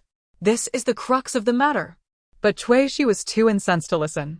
Outside, Zhao Ruxier had just received an imperial edict, announcing that concubine Su and the prince's proposed measures to manage the southern floods had yielded results, thereby lifting the restrictions on both the prince and concubine Su. What is the matter? Mother, the wet nurse pinched me, it hurts. Before Shi could explain, the wet nurse squeezed forward with little 9. Nothing to worry about. The little princess was just throwing a tantrum. I merely offered a few words of guidance to some of the maids. Perhaps my words were unpalatable and upset them. How absurd. Truly a distortion of truth. Ruxier lifted her daughter. The little princess's tears surely had a reason. Upon unwrapping the package, her anger flared up immediately. The tender, fair skin on Biluó's leg bore a distinct bruise. Tears streamed down her cheeks. This was her precious child. Even a slight tangle of hair causing her little hand to hurt would break her heart, let alone this delicate area, being so brutally pinched. Shi, Volume 1. Chapter 45, Punishment of the Malicious Wet Nurse. In a state of panic, Shi noticed the bruise and feared that the princess would scold her. With a thud, she knelt down, exclaiming, Your Highness, it is all my fault for not taking proper care of the young lady. Zhao Ruoxi furrowed her brows and commanded, Shi, rise and bring the 9th young master here. Cui complied and lifted the little boy away. Zhao Ruoxi entrusted her daughter, Biluó, to the arms of Cui Qing behind her, saying, Biluó, watch closely, your mother will personally avenge you. She rubbed her wrist and coldly regarded the bewildered wet nurse. Yuan Shi. Raising her arm high, a sharp slap rang out. Yuan Shi covered her face in disbelief and accused, Your Highness, how can you strike without discernment? I have cared for the young master so well. What wrong have I committed to deserve such punishment? Kneel. Understanding her mistress's intent, the previously enraged Cui Huan pressed Yuan Shi down, declaring, You have overstepped. How dare you retort when the mistress speaks? Reluctantly, Yuan Shi knelt, protesting, Your Highness. Just because you are a princess does not give you the right to humiliate a servant so. Zhao Ruoxi sneered, You dare to lay hands on the young princess. Thinking me blind to your actions? The words echoed, Mother is not blind. Do not curse yourself. Mother, hug me. I am no longer angry. Biluó chirped. Zhao Ruoxi seamlessly took her daughter into her arms, realizing that the age-old adage about daughters being their mother's little treasures held true. Only Biluó cared about her feelings. Good day, Biluó. Yuan Shi, defiant, retorted, Your Highness, on what basis do you accuse me? There are so many maids in this house. Why am I the only one suspected? Yuan Shi, do you know what happened to the last wet nurse who questioned me? The fear in Yuan Shi's eyes was evident as Zhao Ruoxi smiled. That person was brought before the emperor by me, accused of treason. Together with Granny Pan's family and the unsanctioned dragon robe, I presented them as evidence of Su Sifei's conspiracy. Leaning closer, she observed the trembling woman and asked, It matters not if you deny it. I shall ensure you go where you belong. Yuan Shi's complexion drained of color as she bowed deeply, murmuring, I am sorry. Your Highness, all is my fault. I witnessed the young princess kick the young master. I have grown fond of the young master during these days of care. And I could not bear to see the young princess act thus, so I lost my temper. Cui Huan, seething, struck Yuan Shi, exclaiming, You vile servant. The young princess is but a child. How dare you? The revelation of her misdeeds left Yuan Shi feeling embarrassed. Zhao Ruoxi did not perceive any fault in Biluó's actions. She herself had often engaged in playful tussles with her brothers in her youth. Since you have admitted your guilt, I do not wish to press further. Pack your belongings and leave the capital. Should I see you again? Do not blame me for my lack of courtesy. No, Yuan Shi protested. In my eyes, the young princess is far more important. Even if the young master has upset Biluó, I will teach him a lesson. Oh, how delightful it is to be favored. What a fortunate daughter I am. Poor brother, I am sorry. You must fend for yourself now. Mother is mine. My elder brother, second brother, third brother, sixth brother, seventh brother, and eighth brother are all mine. Zhao Ruoxi could not help but kiss Biluó on both cheeks, finding her utterly adorable. She had once thought the same way in her youth. Cui Shi, the wet nurse Yuan Shi has offended the mistress. Expel her from the capital. Yes. Yuan Shi collapsed to the ground, having dreamt of becoming the future wet nurse to the young lord, but now faced expulsion over such a trivial matter. Unwilling to accept her fate, she was forcibly removed from the room, her mouth covered with a handkerchief. No, I refuse to accept this. Why should that old woman, as a wet nurse, enjoy a noble status while I? Her resentment was palpable. Biluó discerned Yuan Shi's unyielding spirit. During her time in the demon realm, she often uttered, If you do not eradicate the roots, the spring breeze will bring forth new life. Alas, what a pity. She is merely a wet nurse. I have principles as a demon. I do not harm children or the women who nurse them. Let it be, let it be. Zhao Ruoxi also noted the hatred flickering in the woman's eyes, the murderous intent that had briefly surged, only to recede upon hearing her daughter's words. She did not worry for the wet nurse's child. She had investigated Yuan Shi's background upon her arrival at the palace, and was well aware that her youngest child had passed away. Let it be a virtue accumulated for my daughter. Watching the woman retreat, she instructed the guards at the door, keep a close eye on her, see whom she meets. Biluó rested her little head on Zhao Ruoxi's shoulder. Mother, mother. Just as they were enjoying this blissful moment together, a loud voice shattered the tranquility. Zhao Ruoshi! Oh! How dare that scoundrel show his face? The emperor is truly unreliable. Could he not remain imprisoned for a few more days? Oh dear! He seems to have lost weight after a month. The emperor, in a fit of rage, stormed in, pointing at her and reprimanding Zhao Ruoshi. I do not wish to pursue the matter of your framing me, but how dare you show such disrespect to Lun Yang? Where is your conscience? Zhao Ruoshi stepped back, unwilling to engage with the lunatic before her. What did he mean by accusing her of framing him? Was he still deluding himself into believing that this matter had nothing to do with Su Luoluo? Furthermore, what of her conscience? At the very least, she had not lost her son. She had cared for him as if he were her own for many years. The emperor was so enraged that he struggled to express himself, but the words caught in his throat, his tone shifting. Lun Yang, she took care of your 2 children. Is that not a kindness? Taking care of 2 children? Zhao Ruoshi's anger flared. When her eldest son was born, Lu Shi was overly fond of him. And she could see that Lu Shi genuinely cared for him. She had hoped for family harmony, yet Lu Shi interfered excessively, insisting on raising the children according to her antiquated beliefs. Lu Shi had nearly fed her son fruit she had already chewed, but thankfully, the mistake was caught in time. Even more egregiously, she had prohibited Zhao Ruoshi from seeing her child. Volume 1. Chapter 46. Lu Ruofu and Lu Yueguang. In order to avoid disrupting the harmony of their marital bond, Zhao Ruoshi was compelled to swallow her grievances in silence, refraining from sharing her troubles with her father or brothers. Ultimately, it was her younger brother who sought her out, discerning her distress and informing their family. They approached the Empress Dowager, seeking her intervention, which ultimately compelled the wet nurse to relent. The more she pondered, the more her anger swelled. Enduring this was utterly intolerable. She took a step back, wary that his impending fury might endanger a Luo in her arms. With a tone of light sarcasm, she remarked, if we consider it thus. All those servants who have cared for the young masters by my side are indeed your benefactors. Shouldn't you express your gratitude? The emperor, incensed beyond measure, unsheathed his sword with a fierce motion, pointing it directly at her. You venomous woman!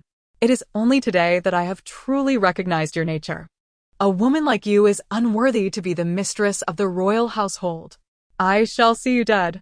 In her arms, a Luo rolled her eyes in disbelief, for he seemed oblivious to the present circumstances. The royal guards had been entirely replaced by her mother's men from the general's estate, who now surrounded the emperor, ensuring their master's safety. Mother, let us depart. Do not let that scoundrel offend our eyes. Came the innocent wails. Ignore him. Out of sight, out of mind. We shall burn paper for him next year. At that moment, a pretentious voice pierced the air. Your Highness, please temper your wrath.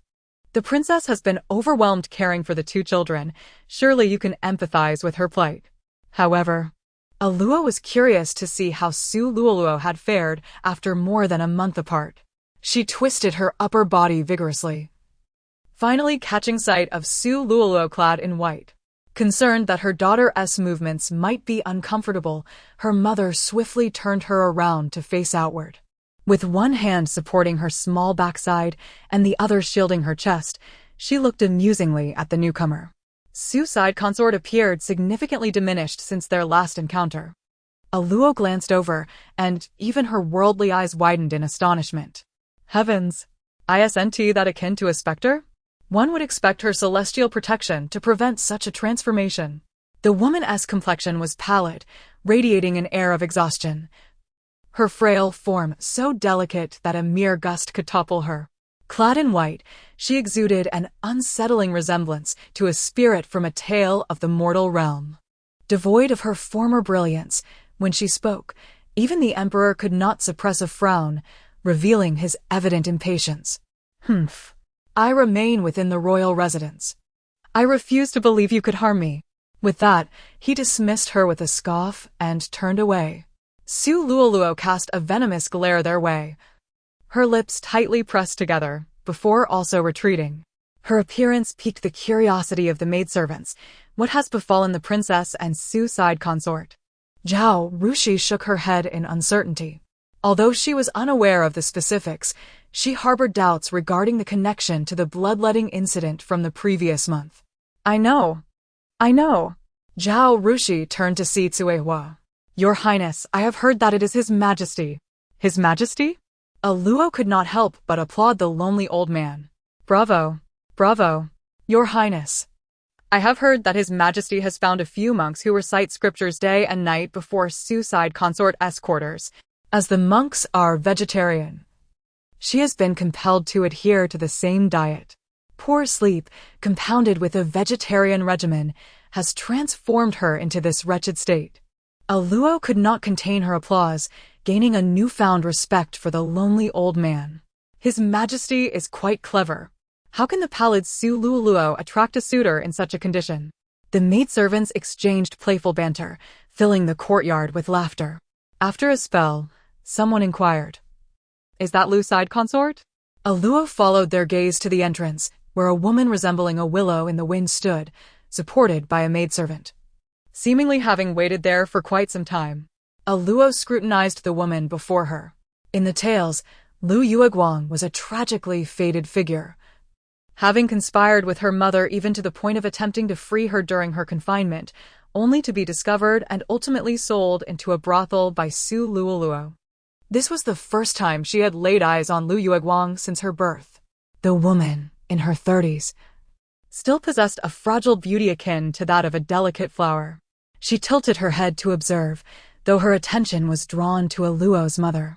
Yet, there lingered a glimmer of hope. Was Seer still on his way?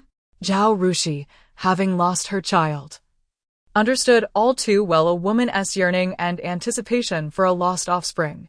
Moreover, she was unaware of the circumstances surrounding Cos disappearance orchestrated by Xiaoxi. The expression of longing on her face caused Lucide consort to immediately grasp, and tears streamed down her cheeks. Sister Wangfei, I understand. If there is news of Seer, please do inform me. I vow to devote my life to prayer for your health and safety. Witnessing Zhao Rushi's difficult expression, Lucide consort cleared her throat. Sister Wangfei, Yueguang is unwell and shall not intrude further. After a respectful bow, she turned to leave. Biluó found herself unable to discern whether Lucide consort harbored any ulterior motives. Although Lucide consort was a distant relative of Lu Mama, their personalities were indeed worlds apart. Her graceful demeanor surely possessed a charm that lingered in the memories of the scoundrel father. The maidservants chimed in. Louis Nyang is a pitiable soul, having for years remained unassertive, guarding her modest domain. Lucide consort is inherently kind-hearted. It is said she would not harm even an ant. In truth, the events of years past could not be entirely attributed to her, for the prince had been inebriated. The maidservants recognized the impropriety of discussing such matters in their master's presence and hastily silenced themselves. To be intoxicated to such a degree is merely self-deception. Volume 1, Chapter 47, The Norm of Multiple Wives and Concubines. Zhao Rushi possessed a profound understanding of past events, affirming her daughter's claims. The Emperor, Jing Tian, harbored significant dissatisfaction towards her due to the influence of the wet nurse. Lu Mama incessantly whispered in his ear that it was customary for a man to have multiple wives and concubines. At that time, Lu Sufei was also engaged, consequently being welcomed into the royal residence. Given the connections of the royal estate, her suitor was the only son of the Minister of Rights. Thus, marrying him positioned her as the principal wife. Zhao Rushi had gleaned from the wet nurse that Lu Sufei and Emperor Jingtian had once shared a nebulous affection. Hence, when Lu Yueguang first entered the estate, she scrutinized her closely.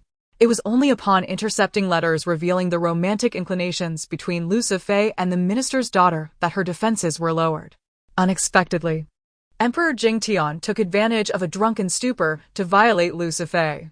In the aftermath, Lu Yueguang was consumed by humiliation and rage, yet was met with a slap from Lu Mama, whose weathered visage bore testament to her ire. Lu Mama berated her. insisting that her entrance into the estate was due to her pleasing appearance and that the prince's interest was a stroke of fortune for her. She admonished Lu Yueguang not to act ungratefully, for it was Lu Mama who facilitated her position within such esteemed circles, allowing her the opportunity to engage with the minister's son. Lu Yueguang bore the mark of a harsh slap on her face, her hair cascading down as she observed the guilt-ridden man beside her yearning to protect her. Disappointment engulfed her.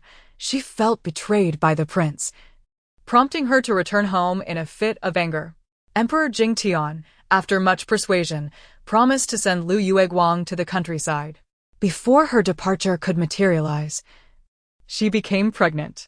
This matter concerned the royal family's reputation, compelling her to endure and accept Lu Yueguang into the estate as Lu Sifei. Lu Yueguang remained obedient, even severing ties with the wet nurse Lu Shi and refraining from seeking the prince's affection. In contrast, she treated him with great respect. Why should women make life difficult for one another? Zhao Rushi, possessing a compassionate heart, cared for her well. Upon regaining his freedom, Emperor Jingtian eagerly summoned the wet nurse Lu Shi to the royal residence. Under her relentless efforts, Biluó finally secured her position. Mischievous as ever, Di Qizhong playfully arranged for her to sit face-to-face with Xiaojiao. "Luo, you must strive, for Xiaojiao has begun teething." Upon uttering this, the tiny Xiaojiao, with a minuscule tooth peeking out, clapped his hands in delight. "Sigh, this little one is quite the tooth grinder." Ever since Yuan Shi's departure, their mother had not sought another wet nurse for Xiaojiao, instead providing him with cow and goat milk daily. Within days, the infant, capable of rolling over, began to explore and put everything within reach into his mouth. Drawing from her experience of nurturing several children, Zhao Rushi promptly instructed the kitchen to prepare teething sticks. After just 2 days of gnawing, Xiaojiao's tooth emerged. Biluó felt an intense jealousy. The thought that this child had once been a divine being in a previous life only deepened her envy. However, "Sister, would you like to try this new teething stick from the kitchen?" "Oh yes, I want it. I too wish to gnaw on it, striving to grow teeth and eat meat sooner." Di Qizhong watched in amusement as his sister snatched the teething stick, eagerly stuffing it into her mouth, her adorable demeanor radiating charm. Yet, he propped his chin, observing the contrast between his brother's thick, dark hair and his sister's sparse, yellow locks, and casually remarked, "Sister, your hair is rather thin." Biluó halted her actions, bursting into tears. "Wah, wah." Gripping the teething stick tightly, she lamented, "Woe is me. In my past life, I was abandoned at birth, suffered from malnutrition, and grew up to be severely bald, earning the title of the loathsome demon lord among the divine race. Finally, in this life, I am reborn into a wealthy family, but must my baldness persist? Wah. Being bald is ugly. I will be ridiculed for a lifetime. I do not want to be bald." As she cried, her 2 brothers frantically attempted to console her. She, with her fiery temper, buried herself in the soft bedding, ignoring the 2 mischievous boys. Zhao Rushi, upon entering the courtyard, was immediately greeted by the sound of her daughter's cries. Her expression shifted, prompting her to rush into the room. Just crossing the threshold, she saw her Luo, resembling a frog, with her rear end raised and head buried in the quilt, weeping sorrowfully. Given that the 2 young masters were attempting to console Luo, the maids refrained from intervening. Perhaps everyone found the scene both heartwarming and endearing. 3 little bundles huddled together, particularly the one in the center, crying with such adorableness that it was irresistible. Even Zhao Rushi wished to stand at the door and relish the moment.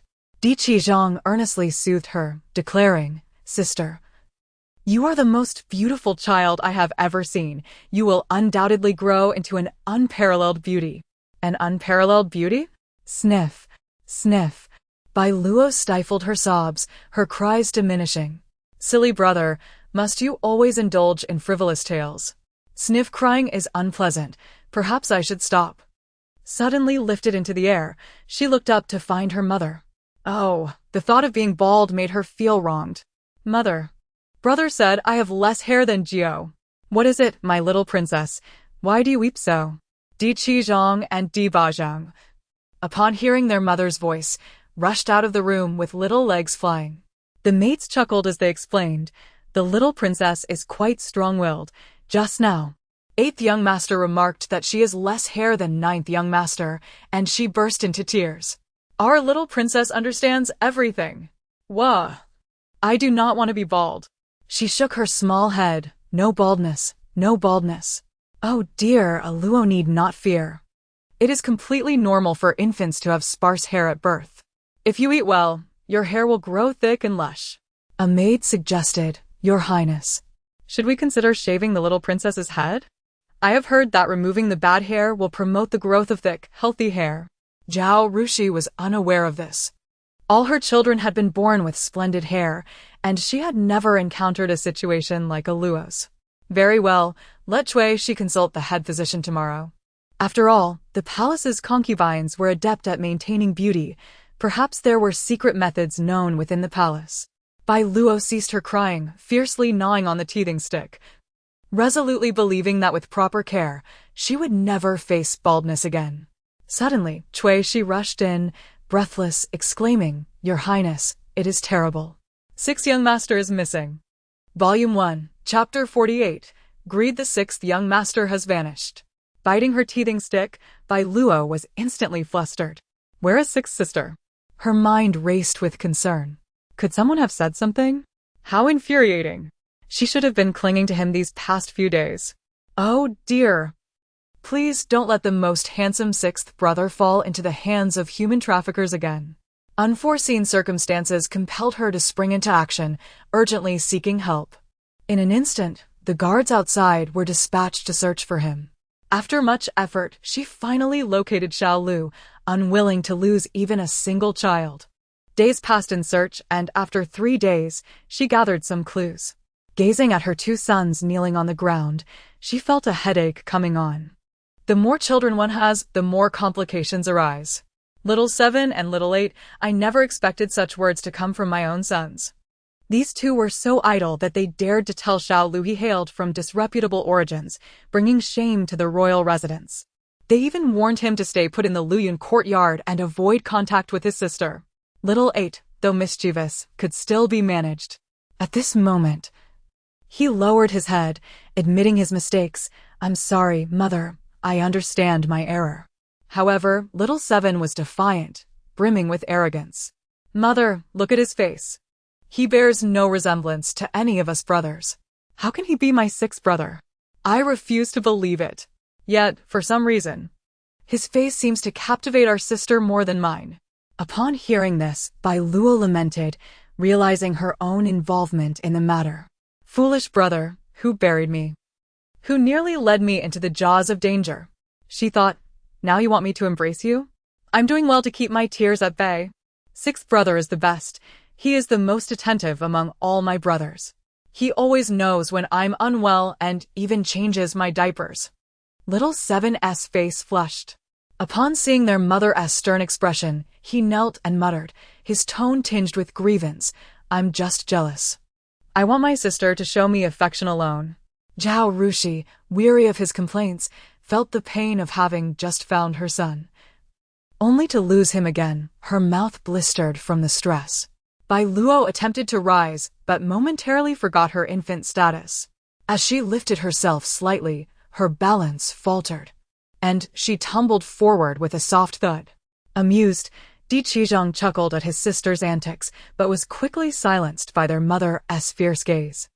Zhao Rushi scooped up her daughter, and just then, another maid rushed in. "Your Highness, the young master stands at the courtyard entrance. I offered to let him in, but he insists on seeking your permission first." It seems 6th sister has taken little 7's words to heart. She likely feels. "Mother, let us go fetch sister." Zhao Rushi cradled her daughter, moving swiftly. Luo was right. Xiaolu was sensitive and needed extra care. Outside the courtyard, Di Luzhong donned a red long robe, the hem dusted with light beige dirt. The handsome youth, with features akin to a painting, captivated all who beheld him. "Isn't the 6th young master too striking?" "Indeed. I've never seen anyone as beautiful as the sixth young master in this entire capital. Biluó paid no heed to the two maids peering at him from the courtyard wall. He had heard such praises countless times and dismissed them as mere whispers in the wind. Only those who have experienced it understand that beauty can sometimes be a burden. Wow, Sixth Sister S' red dress is stunning. I knew she'd look marvelous in red. Please, sister, hold me. Biluó stretched her tiny hands, leaning towards Biluó. In that moment, Zhao Rushi felt a pang of jealousy. A Luo truly favored Xiao Lu more. How disheartening. Luo, where have you been these past few days? Biluó took his sister into his arms and produced a wooden talisman from his pocket. I heard Little Seven mention you attracting thunder. It's said that a 1,000-year-old Bodhi tree can ward off calamities, and I happen to know where to find one. So I went to retrieve it. As the talisman was placed upon her, Biluó felt an overwhelming surge of spiritual energy. It was spiritual power, not demonic energy. She could absorb it. No, as a demon, she shouldn't be able to absorb spiritual energy. The energy flowed into her, and she sensed the profound strength of faith. This was a unique power only mortals could generate through good deeds and temples. Sister, how did you obtain this? This item is difficult for even deities to acquire. Did you go through much to find this Bodhi talisman? What a wonderful sister I have found. I must protect my sister. Biluó was curious, and thankfully her mother asked, Luo, the Bodhi talisman, how did you come across it? An old Taoist gave it to me. Biluó's gaze briefly flickered, but Biluó discerned the lie almost instantly. Such an item would require numerous trials, even for a deity, let alone an ordinary mortal. She regretted being too young to inquire further. She didn't want anyone to sacrifice too much for her. It would be too distressing. Biluó observed his sister tightly clutching the talisman, her expression sorrowful, and felt a wave of anguish wash over him. He was usually sensitive, but in this moment, he sensed his sister's loneliness. Loneliness, a feeling born from abandonment, made one particularly cherish and long for the tenderness and affection that had never been experienced. Biluó was lost in her own world and in a moment of distraction. A slender hand suddenly snatched the talisman from her grasp. She reached out to reclaim it, but alas, she could not succeed. What was this? The woman holding her talisman had a glint of greed in her eyes. Who are you, Su Luoluo? How did you materialize before me? Su Luoluo. Zhao Rushi was equally unaware of when this woman had appeared beside her. She reached out with a fierce glare, return what belongs to our Luo. Laughing. Su Luoluo brandished the talisman, her eyes fierce, as if she could crush it with a mere flick of her wrist. Her voice dripped with malice. Good things are never owned by any single person, only those deserving may claim them. How dare you? This talisman was given to me by my brother. It's mine. Biluó protested, reaching out to snatch it back, but Su Luoluo's threatening demeanor suggested she might destroy the talisman at any moment. Volume 1. Chapter 49. Fortuitous Encounters. Su Luoluo, what on earth do you intend to do? Zhao Rushi inched closer, her demeanor subtly aggressive, ready to seize the moment. Su Luoluo toyed with the wooden plaque, her gaze lowered, and cryptically remarked, Zhao Rushi, have you finally shed your facade? I once believed you to be a paragon of virtue, but it seems you are merely a petty individual. Su Luoluo, relinquish the wooden plaque in your possession. Or do not blame this princess for being impolite. Su Luoluo provocatively twirled the plaque, responding, Sister Wangfei, this wooden plaque is quite dear to me. Why not allow me to borrow it for a couple of days before returning it? Zhao Rushi ceased her indulgence, signaling the guards, who swiftly encircled Su Luoluo, their swords pressing ominously against her skin. Yet, Su Luoluo displayed no fear. Instead, she exclaimed with excitement, Zhao Rushi, do not claim you can kill me. Even if you truly wished to, you must first consider the will of the people, for I am now regarded as a goddess among them. Should you harm me, it would mean declaring war upon the populace. Goddess? Zhao Rushi raised an eyebrow, sneering, you are nothing more than a common harlot. Are you truly oblivious to the number of men you have been with? You speak nonsense. Su Luoluo was baffled as to why her past with those men had become public knowledge, especially since they were all dead, leaving no witnesses. She merely needed to maintain her innocence. Zhao Rushi, you are envious of me, envious of my youth, envious of the affection I receive from the prince. But regardless, do not jest with a woman's virtue. What you have done matters only if the prince cares. I have no interest in it. Zhao Rushi shot a glance. And a guard behind Su Luoluo immediately understood, raising his hand to knock her unconscious. How amusing. To dare cause a ruckus in her territory. Relying on her invulnerability to act recklessly, she picked up the fallen wooden plaque, brushing off the dust before handing it to her daughter. Woo-woo, this is my treasure. Given to me by my sixth sister. Ever since obtaining it, Biluó had insisted on clutching it tightly even in her sleep. That night, a brilliant light filled her mind, and Biluó opened her eyes within her consciousness. She floated in a vast expanse, surrounded by mountains of flowers, under a blue sky with white clouds. How had her once murky consciousness transformed into such vibrant scenery? Were it not for the mysterious book floating in the air, she could hardly believe this was her own consciousness. Was this the mystical tome the protagonist yearned for? She drifted towards the diminutive book, using her spiritual energy to flip to the first page. The first page bore a bold title, Mystical Tome, Unraveling the Mysteries of Destiny. Guiding the course of life. She marveled at its grandeur, unable to resist turning to the second page. Have you ever been troubled by uncertainty about your future? Have you ever hesitated at the crossroads of life? The Mystical Tome is your guide to finding answers. This book consolidates millennia of wisdom, intertwining Buddhist psychology, celestial philosophy, and Taoist I Ching to reveal the codes of destiny, uncover future possibilities, and guide you toward the right path in life. The Mystical Tome. The enigmatic source of destiny's revelations. In the vast ocean of literature, there exists a tome cherished as a treasure, known as the Mystical Tome. This ancient manual of divination, with its mysterious prophecies and precise predictions, has captivated countless souls. After reading the second page, Biluó felt her jaw drop in astonishment. She found it incomprehensible. Wasn't this merely a fortune-telling book? Bored, she discarded it within her consciousness. Only mortals cared about such trivialities. The fates of gods and demons were far too complex to be easily foretold or resolved. Just as the divine realm had prophesied the emergence of a great demon capable of world destruction 3 millennia ago, what had come of it? It had still come to pass. Indeed, human destinies could be altered, even by the slightest opportunity, affecting an individual or even an entire nation. But what did it matter? Mortal lives spanned but a few decades, and even a nation's fate could not compare to that of a celestial being. With this understanding of the tome's purpose, her desire to continue reading evaporated. She could not help but take a deep breath of the rich spiritual energy. Ah, how delightful! No wonder the world favored cultivating immortality. This was the essence of spiritual power. Regrettably, she could only experience such wonders after reincarnation. In the falling sunset courtyard, Su Luoluo tossed and turned, unable to sleep. That wooden plaque she had seen today was undoubtedly extraordinary. The protagonist in the novel had numerous fortunes. Perhaps this was yet another of her serendipities. She resolved to devise a plan to acquire it and study it thoroughly. Rising, she donned her clothes.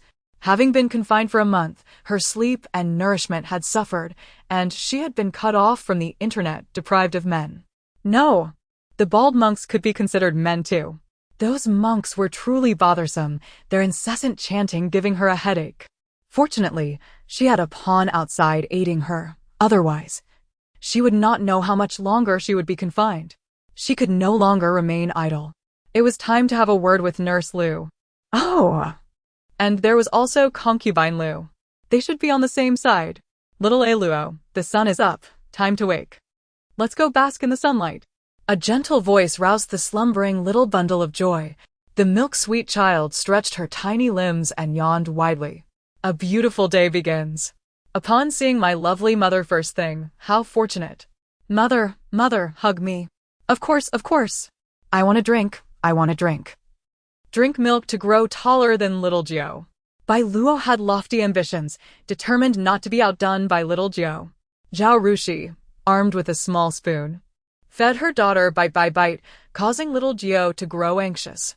He had risen early and had just finished eating, but upon seeing the milk, he pounced onto his sister. The milk Biluó had just consumed was immediately squashed out. Little Jiao cared not for the mess. He simply saw milk and dove in for a hearty drink. Rushi's eyelids twitched.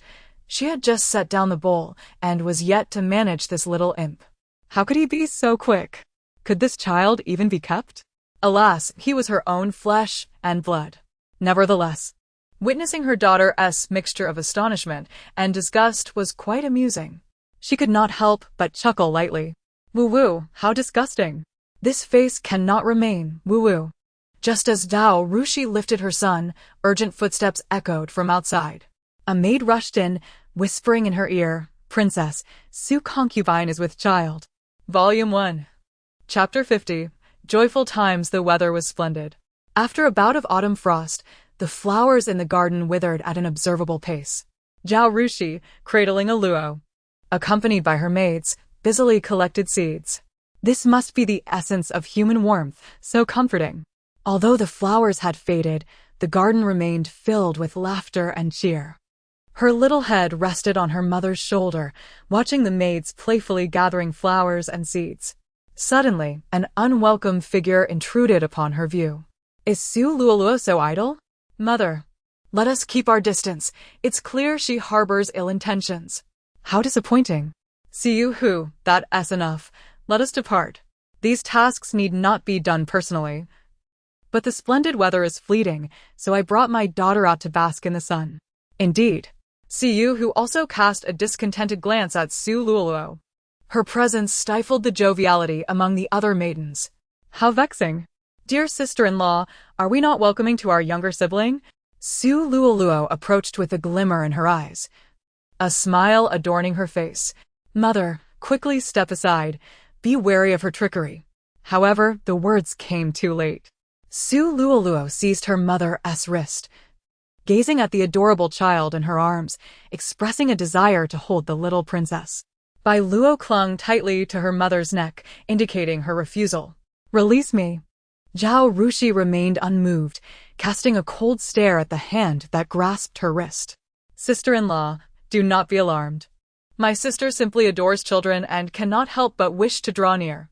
The maids beside the princess were not idle either. They swiftly seized Su Fei and attempted to pull her aside. In the ensuing struggle, Su Luoluo exerted considerable force, violently wrenching her wrist from Zhao Rushi's grasp. Caught off guard, Zhao Rushi stumbled backward, desperately cradling the child. A loud thud echoed as Biluó observed a pile of soft cushions beneath them, several maids having rushed to catch her and her mother. Your Highness, are you all right? Did the little princess get frightened? Mother is fine, as long as she is well. I am unharmed. Suddenly, a powerful voice erupted, laden with impending stormy fury. What are you doing? Luoluo, what has happened? In this dramatic scene, Biluó was certain this was Su Luoluo's scheme. She had orchestrated it all. Emperor Jingtian swiftly scooped up the fragile flower, appearing as though both she and the blossoms in the garden were on the verge of withering away. Luoluo, how are you? Do not frighten me. I cannot bear to be without you. Biluó. Zhao Rushi stood firm, discreetly observing the two on the ground. To afford her daughter a better view of the spectacle, she adjusted Biluó's position, facing forward. Wow, what an oily father! Su Luoluo sprawled on the ground, feigned faintness, slowly extending her hand. Your Highness, do not blame my sister. She merely envies my ability to win your affection. Please do not be angry with her. With these words, she collapsed limply into Emperor Jingtian's embrace. Luoluo, my Luoluo.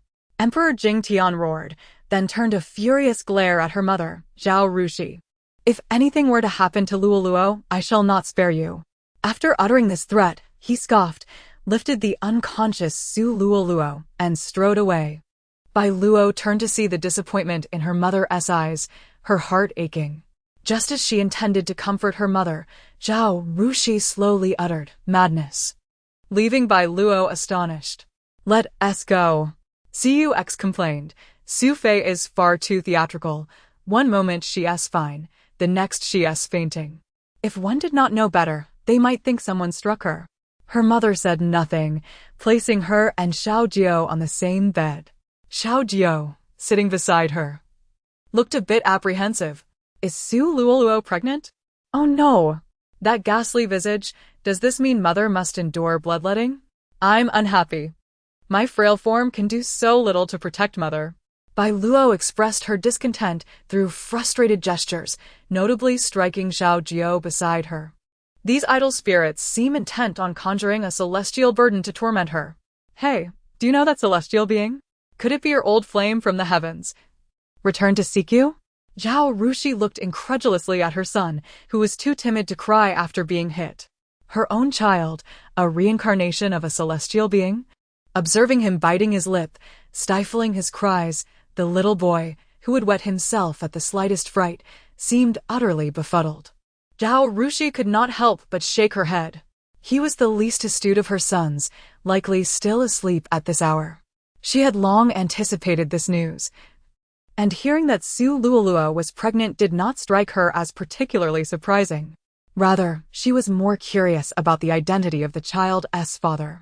As for bloodletting, she had connections, wealth, and influence, and between the two of them, it was uncertain who would truly suffer.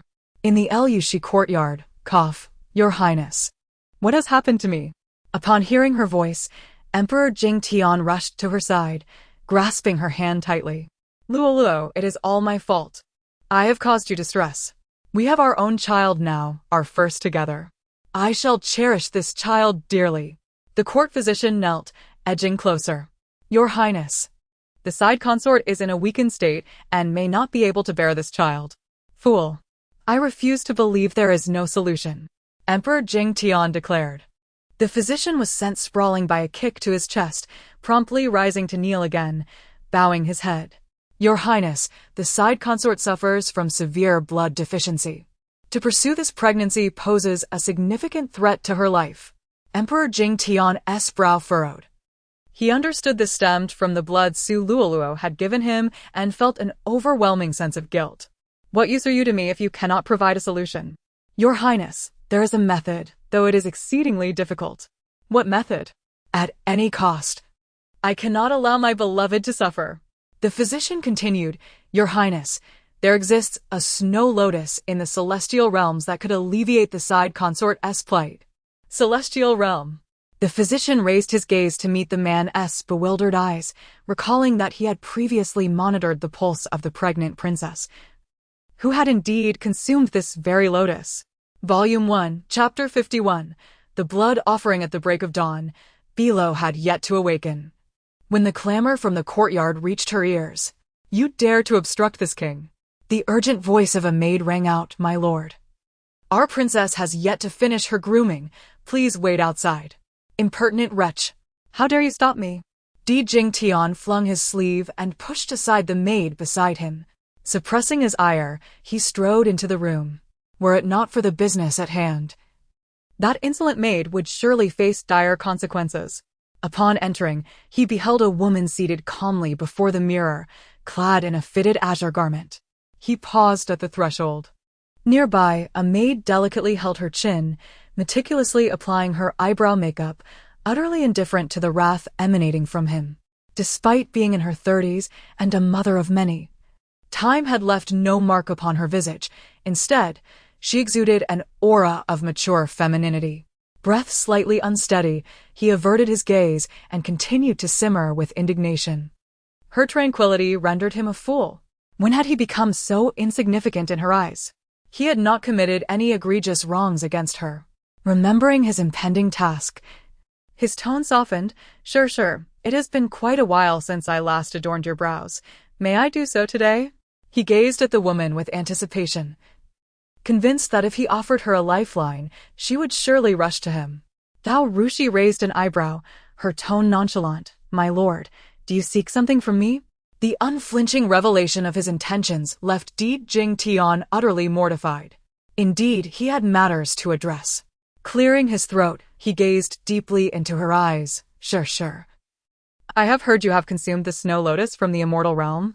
Biluó, witnessing the scene, felt a surge of indignation, waving her tiny hand as if to strike him from afar. Scoundrel! How despicable! Observing his apparent ignorance, Di Jing-tian was taken aback, quickly realizing that perhaps the item was so unique that even she was unaware of its significance. At that moment, he also noticed his daughter on the bed. Clad in a vibrant red outfit, adorned with matching silk flowers, the 3-month-old infant was undeniably beautiful, a stark contrast to her newborn self. He approached her. Alo, come to your father for a hug. Upon hearing this, Biluó promptly flipped over, using her limbs to propel herself around the bed, presenting her backside to Di Jing-tian and releasing a loud, pungent fart. Humph. Di Jing-tian felt a wave of embarrassment wash over him as his gaze shifted to his chubby son, who was engrossed in playing with a stuffed tiger. He reached out with a smile. Come here, Xiaojiao, let father embrace you. As he scooped up the unsuspecting child, ready to tease him, he was suddenly drenched by an unexpected warm stream. The foul odor spread rapidly, and before he could react, Xiaojiao unleashed another wave of stench upon him. His expression shifted dramatically. Biluó, hearing the sound of the foul release, quickly turned around. Upon seeing her father covered in yellow filth, she erupted in laughter. Ha ha. Good Xiaojiao, quite the performance. The thought that she had been so close to him moments before made her shudder. Had he not picked up Xiaojiao, she would have been the one to suffer. The nearby maid, having enjoyed enough of the spectacle, leisurely took the spitting child away. My lord, you have 10 children now. Surely you possess experience in this matter. We shall refrain from assisting you. Cui Huan recalled the words spoken by the princess on the day of her delivery, and she felt a slight sense of relief. Di Jing-tian had never felt so humiliated. He glared at Zhao Rushi. Is this how you train your maids? Zhao Rushi, delicately placing a flower pin in her hair, raised a handkerchief to her mouth. My lord, perhaps you should first attend to your soiled garments. What are you all staring at? Remove this clothing at once. She continued, My lord, these are not your garments. You should go to Consort Su for a change. The man's expression changed. How could that be? Where are my clothes? Zhao Rushi smiled lightly. Oh, I thought it best to donate this attire to the beggars outside. Consider it a merit for you, my lord. Di Jing-tian was incensed, but found it difficult to unleash his fury while covered in filth. He stormed in, only to leave in disgrace. The maids quickly cleaned Xiaojiao and placed him next to her. Our little princess should spend more time with the young master. Soon enough, she will be sitting up. Finding the bed too cumbersome, Biluó shifted her position and continued to practice kicking. Kick, kick, kick. I want to grow long legs. Her mother gently patted her little belly. Do not rush, dear Alo. Take your time. Wah, I can't speak. It's so frustrating. I cannot fall behind Xiaojiao. If she were to lag, it would imply that she, a formidable demon deity, was inferior to a mere fledgling god. She steeled her resolve. Di Jing-tian returned, now clad in fresh garments. Sure, I believe there is a misunderstanding between you and Biluó. Regardless, she has not held your previous transgressions against you. I hope your errors cease here. Would it not be better for our family to return to harmonious times? Confusion filled Di Jing-tian's gaze. Sure. I cannot fathom how you have changed so. You were once kind and gentle. Ao Rushi cast him a sidelong glance. People change, do they not? Have you not? He froze for a moment, suddenly feeling an inexplicable unease. It was as if he had lost something. Sure. Let us set aside other matters for now. Today, I would like to request a favor from you. Zhao Rushi, maintaining her composure, inquired, What is it? As long as it does not involve Consort Su, I will do my utmost to assist. Di Jing-tian was momentarily at a loss for words. Sure. Please consider it a small favor. I merely require a drop of your blood. How can that be? Di Jing-tian exclaimed, his shock evident. Biluó cried out, Mother, you must not be so naive. This cannot happen. Unanticipated by his request, Zhao Rushi paused for a moment before replying, Very well. I shall have Sejing bring the supplies I just used today to the king. If that is insufficient, I can offer you more later. Di Jingtian. Volume 1, Chapter 52, A Life or Death Situation. Biluó was utterly astonished. Could her mother really have done such a thing? She couldn't help but raise both her hands and feet in admiration for her mother. Remarkable. The expression on her scoundrel father's face was beyond mere green. It was a kaleidoscope of colors.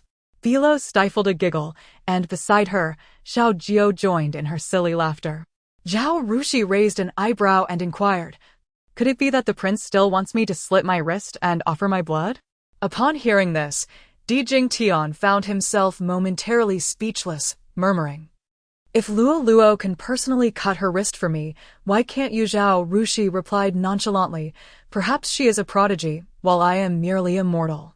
Di Jingtian choked on his words and hastily countered, "No, Luo is a fairy. How could your ordinary body comprehend the divine?" Huh. Zhao Rushi had no desire to engage further, her demeanor exuding haughty elegance. The act of offering blood was out of the question. Even the blood during her monthly cycle was hers. If he desired it, he should not ponder the source of its arrival. "If you have questions, perhaps we should step outside." Angrily, the man waved his sleeve. Enough. Zhao Rushi, of course, had no intention of using blood from her cycle. As soon as Di Jingtian left to change, she instructed Cui Qing to kill a chicken in the kitchen. That would suffice as chicken blood. She secretly hoped Di Jingtian would take it away, otherwise he might devise some other plan to deal with her. One should not fear a thief, but rather the thief's intentions. Sigh, watching her daughter kicking and flailing on the bed, her heart softened. Had she not overheard her daughter's thoughts, she would have been at a loss when the prince suddenly demanded her blood. Luo was indeed her treasure, a gift from the heavens to rescue her. Biluó watched as Di Xiaojiao nibbled on her own little feet, lost in contemplation. How could this difficult maneuver be accomplished? Had she not held this child? Was it because she never nibbled on her feet, thus lacking agility? No, she must give it a try. With a determined effort, she grasped her little foot with both hands and brought it closer to her mouth. It seemed rather unpleasant. Never mind, she acquiesced. Xiao Jiao, seeing her release her foot, sat beside her, playfully bouncing to the side. Biluó watched as a chubby little foot extended towards her, offering itself. How amusing! What was he up to? "Don't come over," she cried. "Help!" The maids immediately rushed over, moving the young master aside, teasing, "Oh dear. Our little lord truly believes his feet are treasures to be shared with his sister. Look at our little princess's pitiful expression." Biluó felt quite wronged, her lips pouting as she listened to the maid's teasing, and she became exceedingly bashful, burying herself under the soft covers, turning her back to everyone. "Woe is me, I long for my handsome sixth brother, my gentle elder brother, or even the mischievous seventh or eighth brothers. I do not want this stinky brother. Seeing him day after day makes me irritable." Alas, those brothers were all at school. Suddenly, she missed those two mischievous brothers who had stolen from her. As if summoned, seventh brother rushed in, scooping her up. "I arrived first." "Yay, little eighth, you've lost." "Humph. You only won because your legs are a tad longer, otherwise I would have surely beaten you." Di Qizhong held his sister high, ignoring little eighth's displeasure. "Only seventh brother can lift her up, the rest of you cannot." Just as they were having fun, sixth brother entered with young master Yanqin. Di Qizhong's expression shifted dramatically, casting a disdainful glance at Di Luzhong. Anyone could enter the mother's courtyard now, without a thought as to where they came from or who they were. Biluó was infuriated, kicking fiercely at the boy holding her. "How dare you speak of my sick sister like that? You little brat, I won't let you hold her again." Biluó struggled vehemently, directing her ire towards Di Luzhong. "I want sixth sister to hold me, not seventh brother. I'll ignore you from now on." "Humph." Seeing his sister struggle so, Di Qizhong felt displeased and pouted. "Humph. What's so great about him? He's only a little more handsome. He's all soft and weak, unlike my imposing stature." "Humph." Di Luzhong quietly took her from him, retreating to the side. He wished to avoid any disputes. After all, this had never been his home. He would strive to grow and leave one day. Luo, hug your sixth sister. Let us not stoop to the level of children. Luo loves her sixth sister the most. Di Luzhong looked at his warm-hearted sister. When he heard the childish voice of the little boy, "Sixth brother, I haven't seen Luo in over a month. You're so tall. Could you crouch down so I can see?" He looked down, meeting the eager eyes of Yan Bei Wang's young master, Yan Qin, who barely reached his waist. Upon seeing him, he recalled something his teacher had mentioned that day: human nature is inherently good. Unlike others, young master Yan Qin radiated childlike innocence and kindness towards everyone. Yet for some reason, Di Luzhong felt a sense of discomfort, always sensing ulterior motives. This was merely a 5-year-old child. He crouched down, allowing the eager boy to see his sister in his arms. "Sister, do you remember me? I am your twin brother." Oh, after a month apart. This little fellow seems quite well-fed. It appears that everything is indeed fine. What do the Buddhists say? To save a life is better than to build a pagoda? Well, let us consider this a good deed. Yan Qin cautiously extended his finger, gently touching the soft little hand of the baby.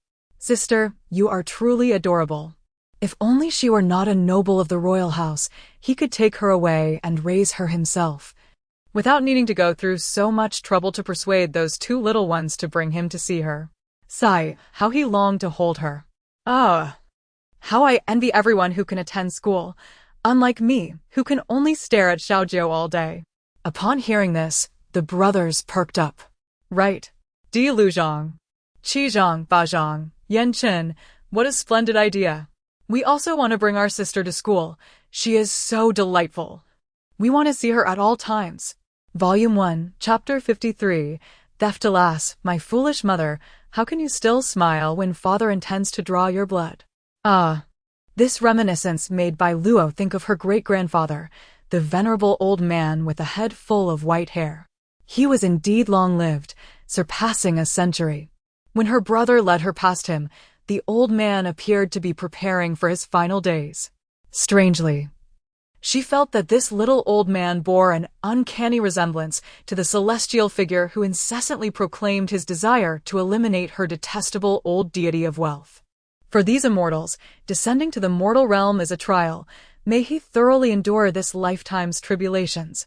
Thus, she expended her precious qi to save the old man's life, ensuring he could thrive for another decade, regardless of whether he was indeed the celestial deity of wealth. Let him remain as an elder in the human world for now. The next day, her brother, in a hurry to find sixth brother, whisked her away. Observing her mother's radiant expression, she felt a flicker of curiosity. Why is mother so delighted? Zhao Rushi, with excitement, twirled her daughter around, exclaiming, "I have splendid news for you. Your great-grandfather is en route to the capital. We shall meet him soon." Biluó was placed on the bed, turning away. She longed to practice sitting up and crawling sooner so she could explore the markets independently. "Stay here for a moment, Luo and Xiaojiu, while I prepare a courtyard for your grandfather." With that, her mother hurried off. As lunchtime approached, the maidservants took turns to eat. Little Dio, having played with a small toy tiger, soon fell asleep. Suddenly, the maid Cui Qin, seated beside him, quietly observed her, careful not to disturb the slumbering Xiaojiu, gently pinching her small hands and feet. It was rather pleasant. The autumn breeze was slightly chilly, and another maid stealthily closed the window, standing quietly to one side. In a moment, Biluó's keen eyes spotted a small hole in the window paper through which a slender bamboo tube intruded. Wah wah wah wah. She attempted to alert Cui Qin using infantile sounds, but the maid merely thought she was playing. Wah wah. She pretended to cry a couple of times and then peeked at Cui Qin. The maid hastily rose, exclaiming, "Little princess, are you unwell?" She began to examine her. As the smoke dispersed, Cui Qin's hand suddenly froze, her eyes rolling back as she fainted. Biluó quickly held her breath. Another maid collapsed with a thud.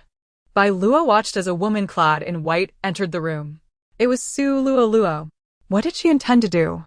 What matter was so significant that she took it upon herself? Rather than feigning sleep, Biluó blinked her innocent big eyes, curiously scrutinizing Su Luo. Does she possess such a unique constitution? Truly, she is. What was she about to say? Just as she was flipping through her belongings, it dawned on her. Goodness, this must be about that wooden plaque. How infuriating.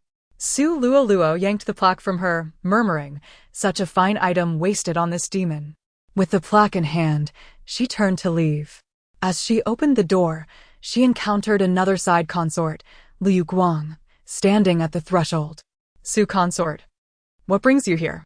The tension was brief. Observing Liu Guang's timid demeanor, Biluó scoffed.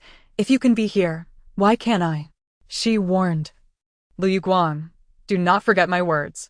Only I can locate your son, and you must swiftly attend to your matters. Biluó listened intently to their exchange.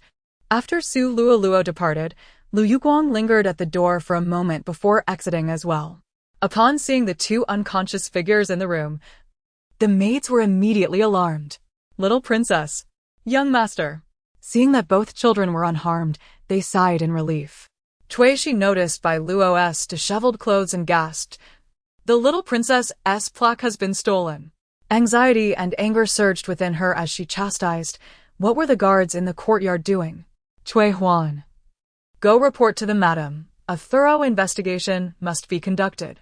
Zhao Rushi sighed in relief, pointing at the supervising guard of the day, asking, explain why you left your post. Your arrangements were improper. You are dismissed and will face a 3-month salary deduction. She was well aware of who was responsible. Who else could it be but Su Luo? Thank you, my lady. Mother, Sixth Sister's plaque is gone. It must be Su consort. We all saw her peculiar interest in that plaque. We must confront her. Indeed, we cannot let this pass. Mother, let us remain calm. Su Luo dares to act so brazenly in broad daylight.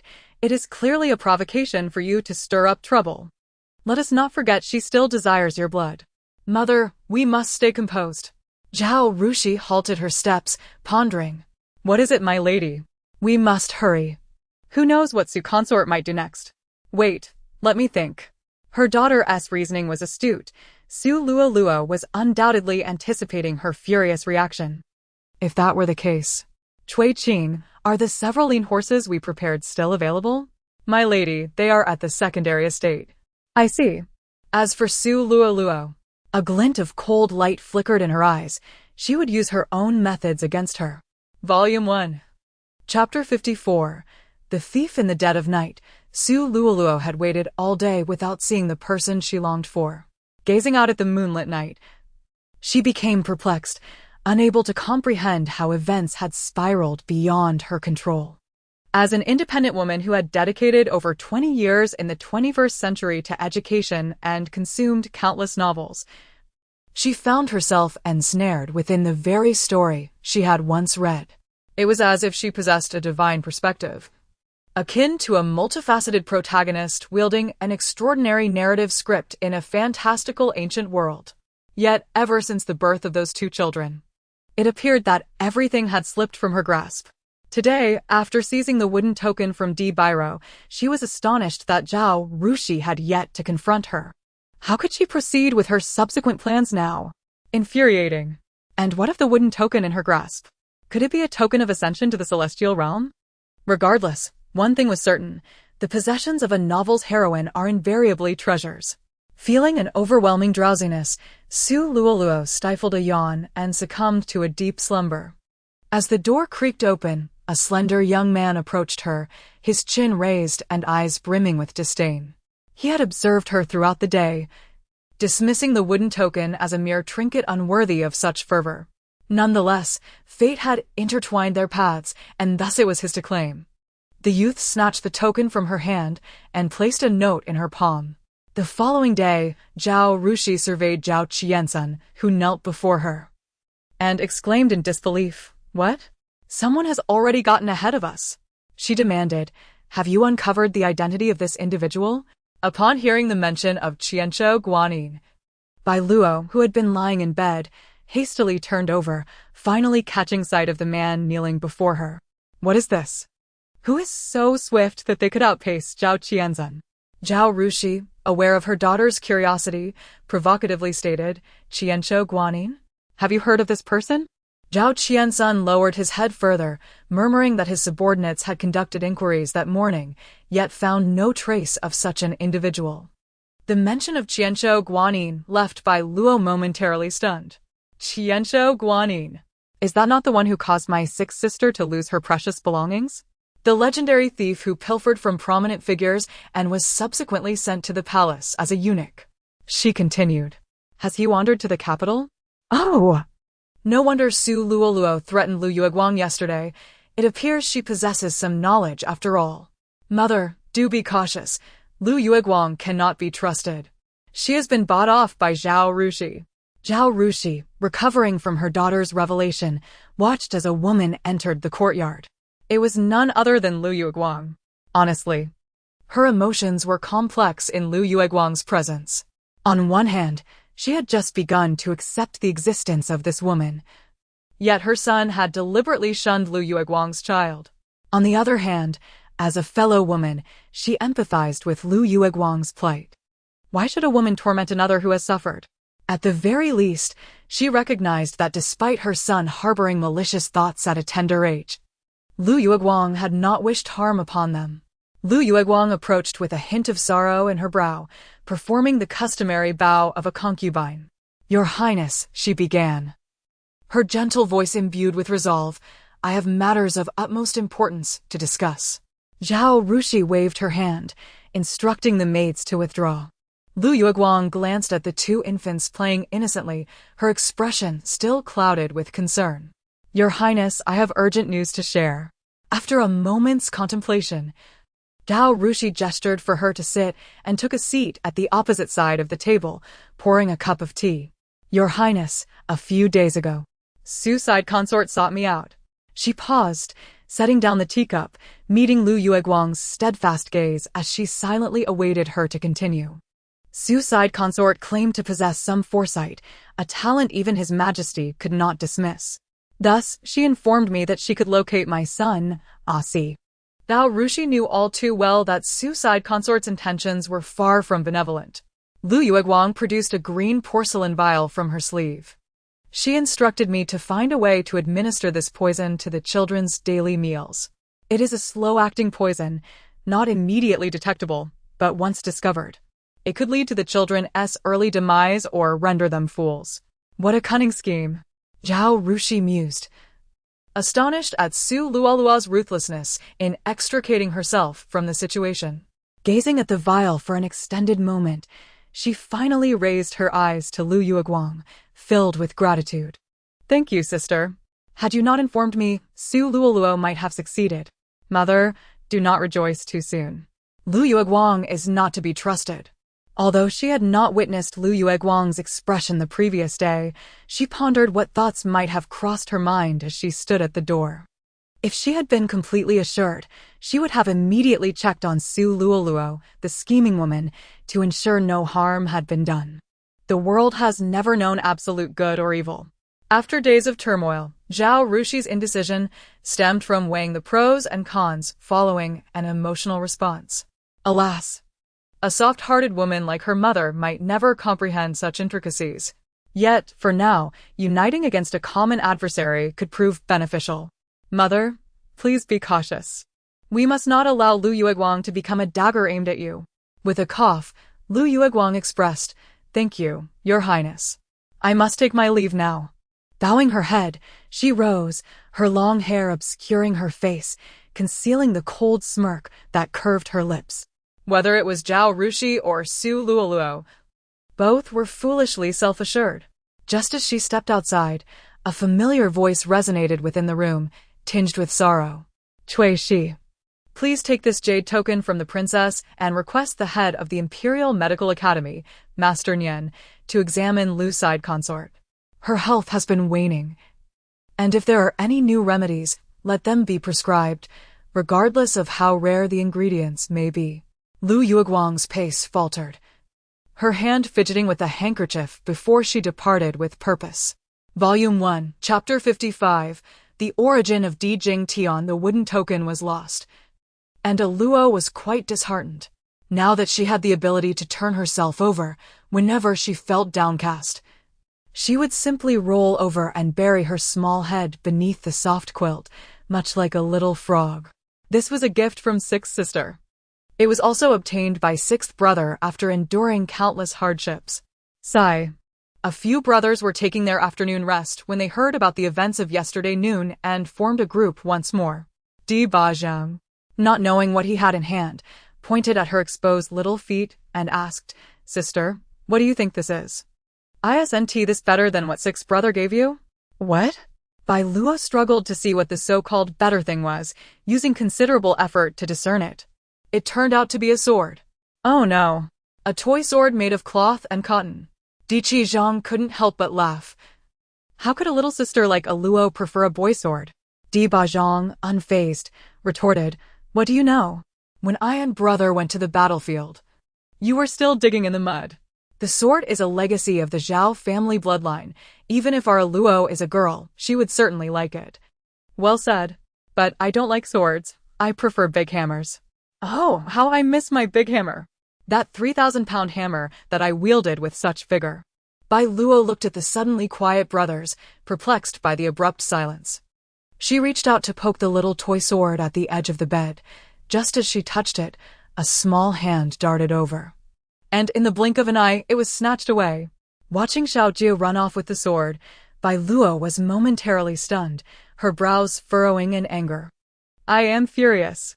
That's mine. Even if I don't want it, I want to let you have it. Xiaojie, having secured the sword, rolled over several times and quickly distanced himself from her by a whole yard. He leaned against the wall, holding the sword as if to put it in his mouth. How infuriating. Woo-woo, it's all in Xiaojie's mouth now. I don't want it anymore. Not long after Zhang dashed out, Zhang also left like the wind. Only two brothers remained in the room, Zhang and Yanchen, who insisted on calling her his little sister. Yanchen leaned over the head of the bed, gazing at her without blinking. If you like your sister so much, ask your father to have another child. Don't keep staring at me. It's quite embarrassing. The sweet and soft little voice echoed, and a broad smile spread across Yanchen's face. Look, sixth brother. My sister likes me too. Sister, rest assured, I will treat you like a real sister. Sister, sister, sister. Such a childish little boy, utterly unbearable. Moreover, I cannot become your real sister. She couldn't help but cover her ears with her small hands. Yanchen turned to her. Auntie, look. My sister likes me very much. Zhao Rushi nodded vigorously. Having received the desired affirmation, Yanchen was even happier. He promptly removed a jade pendant from his waist, declaring, all brothers give gifts to their sisters. I want to as well. This is for my sister, Biluó. Please don't dislike it. Biluó stretched out her small hand and seized it. I don't dislike it. It is said that this can command the Yan family army. Yan Yang dreams of obtaining it, yet unexpectedly, young Master Yan gives it away so casually. She admired the patterns on the jade pendant, with one delicate finger lifting the pendant's cord. Biluó, we cannot accept this. It is too important. Biluó pouted in dissatisfaction. I'm unhappy. Thou Rushi returned the jade pendant to Yanchen. Young master, this cannot be given away carelessly. Yanchen took it back and once again placed it in Biluó's hand. For my sister. She is my sister, and I will eventually give it to her. Why does that sound so strange? Ao Rushi raised her brow and patiently explained, Young Master Yan. This jade pendant is very important to the Prince of Yan. If you like your sister, you could gift her something handmade, just like little Ba. The little boy seemed to become stubborn, insisting, no, I want to give it to my sister. Biluó is my sister. Ao Rushi couldn't help but chuckle. So eager for a sister? How about this? I will write a letter to your father. If he is willing to have another daughter, I wouldn't mind having another son. The Yanbei territory was vast. In recent years, the king of Yanbei had fought fiercely on the borders, extending his dominion from the northeast to the northwest, surpassing the vastness of the great Qian kingdom. However, the newly acquired lands were not easy to govern, as the king of Yanbei was wholly engrossed in state affairs. It was rumored that he was deeply in love with the Yanbei princess, and for years, he had not even kept a maidservant close by. Having a daughter with such support would indeed be advantageous. All right, then Qin heir will personally write to father. He will surely agree. Ao Rushi believed that the king of Yanbei would consent, for after all, their Luo was not lacking in anything. Sighs. What's so great about it? Everyone wants to be my brother. Biluó truly felt disheartened. In her past life, she too had a brother. A mortal who rejected her. A millennium had passed, and those once piercing grievances seemed to have faded. Living in the present was most important. She felt quite joyful now. Biluó grasped her little feet, expressing her happiness. Time to exercise. She must not be left behind by Xiaojiao. Auntie, may I touch Sister Luo's little hand? The two children added together were not yet 7 years old, and Zhao Rushi nodded, of course. She found the child delightful and liked her more with each passing moment. Yanqin did not get to touch Biluó's little hand at a crucial moment. Biluó mischievously extended her little foot towards him. Go ahead, touch it. I won't mind. He pinched her little foot, causing Biluó to giggle incessantly. Looking at the little figure on the bed, the little boy suddenly remarked, Auntie, is it only mothers and sons who look alike? Ao Rushi couldn't grasp the child's leap in logic. Little Gio looks a lot like you. My wet nurse also said I resemble my mother. Is that because mothers and sons look alike? Pretty much, but not all mothers and sons look alike. Yanqin tilted his head in confusion. Then why does the prince look like Nurse Lu? Is it because she is his wet nurse? I hope I don't end up looking like my wet nurse. Volume 1, Chapter 56. A murder has occurred. Oh dear, wait a moment. Why has my mind suddenly gone blank? Let me ponder. Regarding the wet nurse, Lu, Biluó had few encounters, yet she unearthed the memory of this old woman. The weathered visage of the elder surprisingly bore a striking resemblance to Emperor Jingtian. Indeed, upon closer inspection, there were undeniable similarities. Cradling her delicate feet, Biluó's mind raced with tumultuous thoughts. How can there be people who resemble each other without reason? Could it be that this wet nurse truly has a connection to my father? Her gaze inevitably shifted to her mother, convinced that she too would discern something amiss. Ao Rushi was equally astonished. Had it not been for the keen observation of the young boy before her, she might have never pondered this matter again. After 19 years of marriage, she knew far more than her daughter. The wet nurse, Lu, was originally the emperor's nurse. If during the reign of the current emperor she had. If this were true, the royal family would surely keep such matters under wraps. And the Empress Dowager would undoubtedly bear the brunt of it. Ao Rushi could hardly fathom the royal secrets she had stumbled upon. No wonder. Emperor Jingtian was so indulgent towards Lu, instructing her to care for this old woman as one would a mother-in-law. It all made sense now. Emperor Jingtian had long been aware of the truth, having deceived her for so long. Although she had never placed great importance on bloodlines, such deception was intolerable. No wonder the Empress Dowager's attitude toward him was so peculiar. Everything seemed to fall into place. How could he conceal such a monumental truth from her? Even during their most affectionate moments? Ao Rushi's heart raced like thunder, fighting against the waves of dizziness and nausea, forcing a smile. Little master, fret not. Your appearance will surely combine the merits of both your parents, rendering you a gentleman of remarkable stature. Observing the boy's radiant smile, she continued. You and your 6th brother can play here for a while. Your aunt has some matters to attend to and cannot remain with you. Biluó, witnessing her mother's dazed demeanor, grew increasingly certain of her recent suspicions. What a scoundrel, causing such harm. With a mother like that. It is no wonder her father is so despicable. Su Luo must be aware. She surely wields this leverage to coerce Lu into doing her bidding. Whether it be the wet nurse or her wretched father, they likely wish to keep their identities concealed from the world. Suddenly, I feel for the Empress Dowager. She has truly aided these two for so many years. Biluó sighed, her gaze resting on the little boy who was blinking up at her. What a remarkable young lad, so perceptive at such a tender age. If he grows up safely, he too could become a person of great character like his older brother. Finally, her attention shifted to the youth behind the little boy. Sixth sister, a hug please. Biluó extended her small hand, signaling for her sixth brother to pick her up.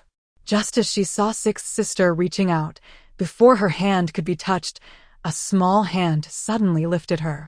Luo, may I hold you? Asked Yenchen, his heart fluttering at the sight of such a delightful creature. With eyes as dark and bright as the night sky, skin as soft and fair as porcelain, and a cherubic charm that was utterly irresistible. If only he could take her away. He sighed internally, realizing he was destined not to stay in the capital for long. The infant's innocent voice chimed in, "What a misunderstanding." My hand was clearly reaching for sixth brother. How could he misinterpret that? I dare not move, fearing he might drop me to the ground. I must be nearly 20 pounds now. Yenchen indeed found it somewhat challenging to hold her, prompting the ever-observant Biluó to step in and take the little bundle into his embrace. Before he could warm her up, the aforementioned wet nurse, Lu, sashayed in with a cunning grin plastered across her face. Biluó's mind reeled at the thought that this loathsome old woman might be her biological grandmother. What is she doing here? That devious smile cannot bode well. As expected, the surrounding maidservants instinctively sought to block her. However, this old woman was utterly shameless. Before the maidservants could react, she began to wail, "Oh, you wretched lot. This is the royal residence, the dwelling of the D family. Ever since Zhao Rusher married in, this vast estate has nearly fallen into your hands. My life is so miserable. I painstakingly raised our lord, yet now I cannot even see the newborn young master." The maidservants, unlike Lu, were not so brazen.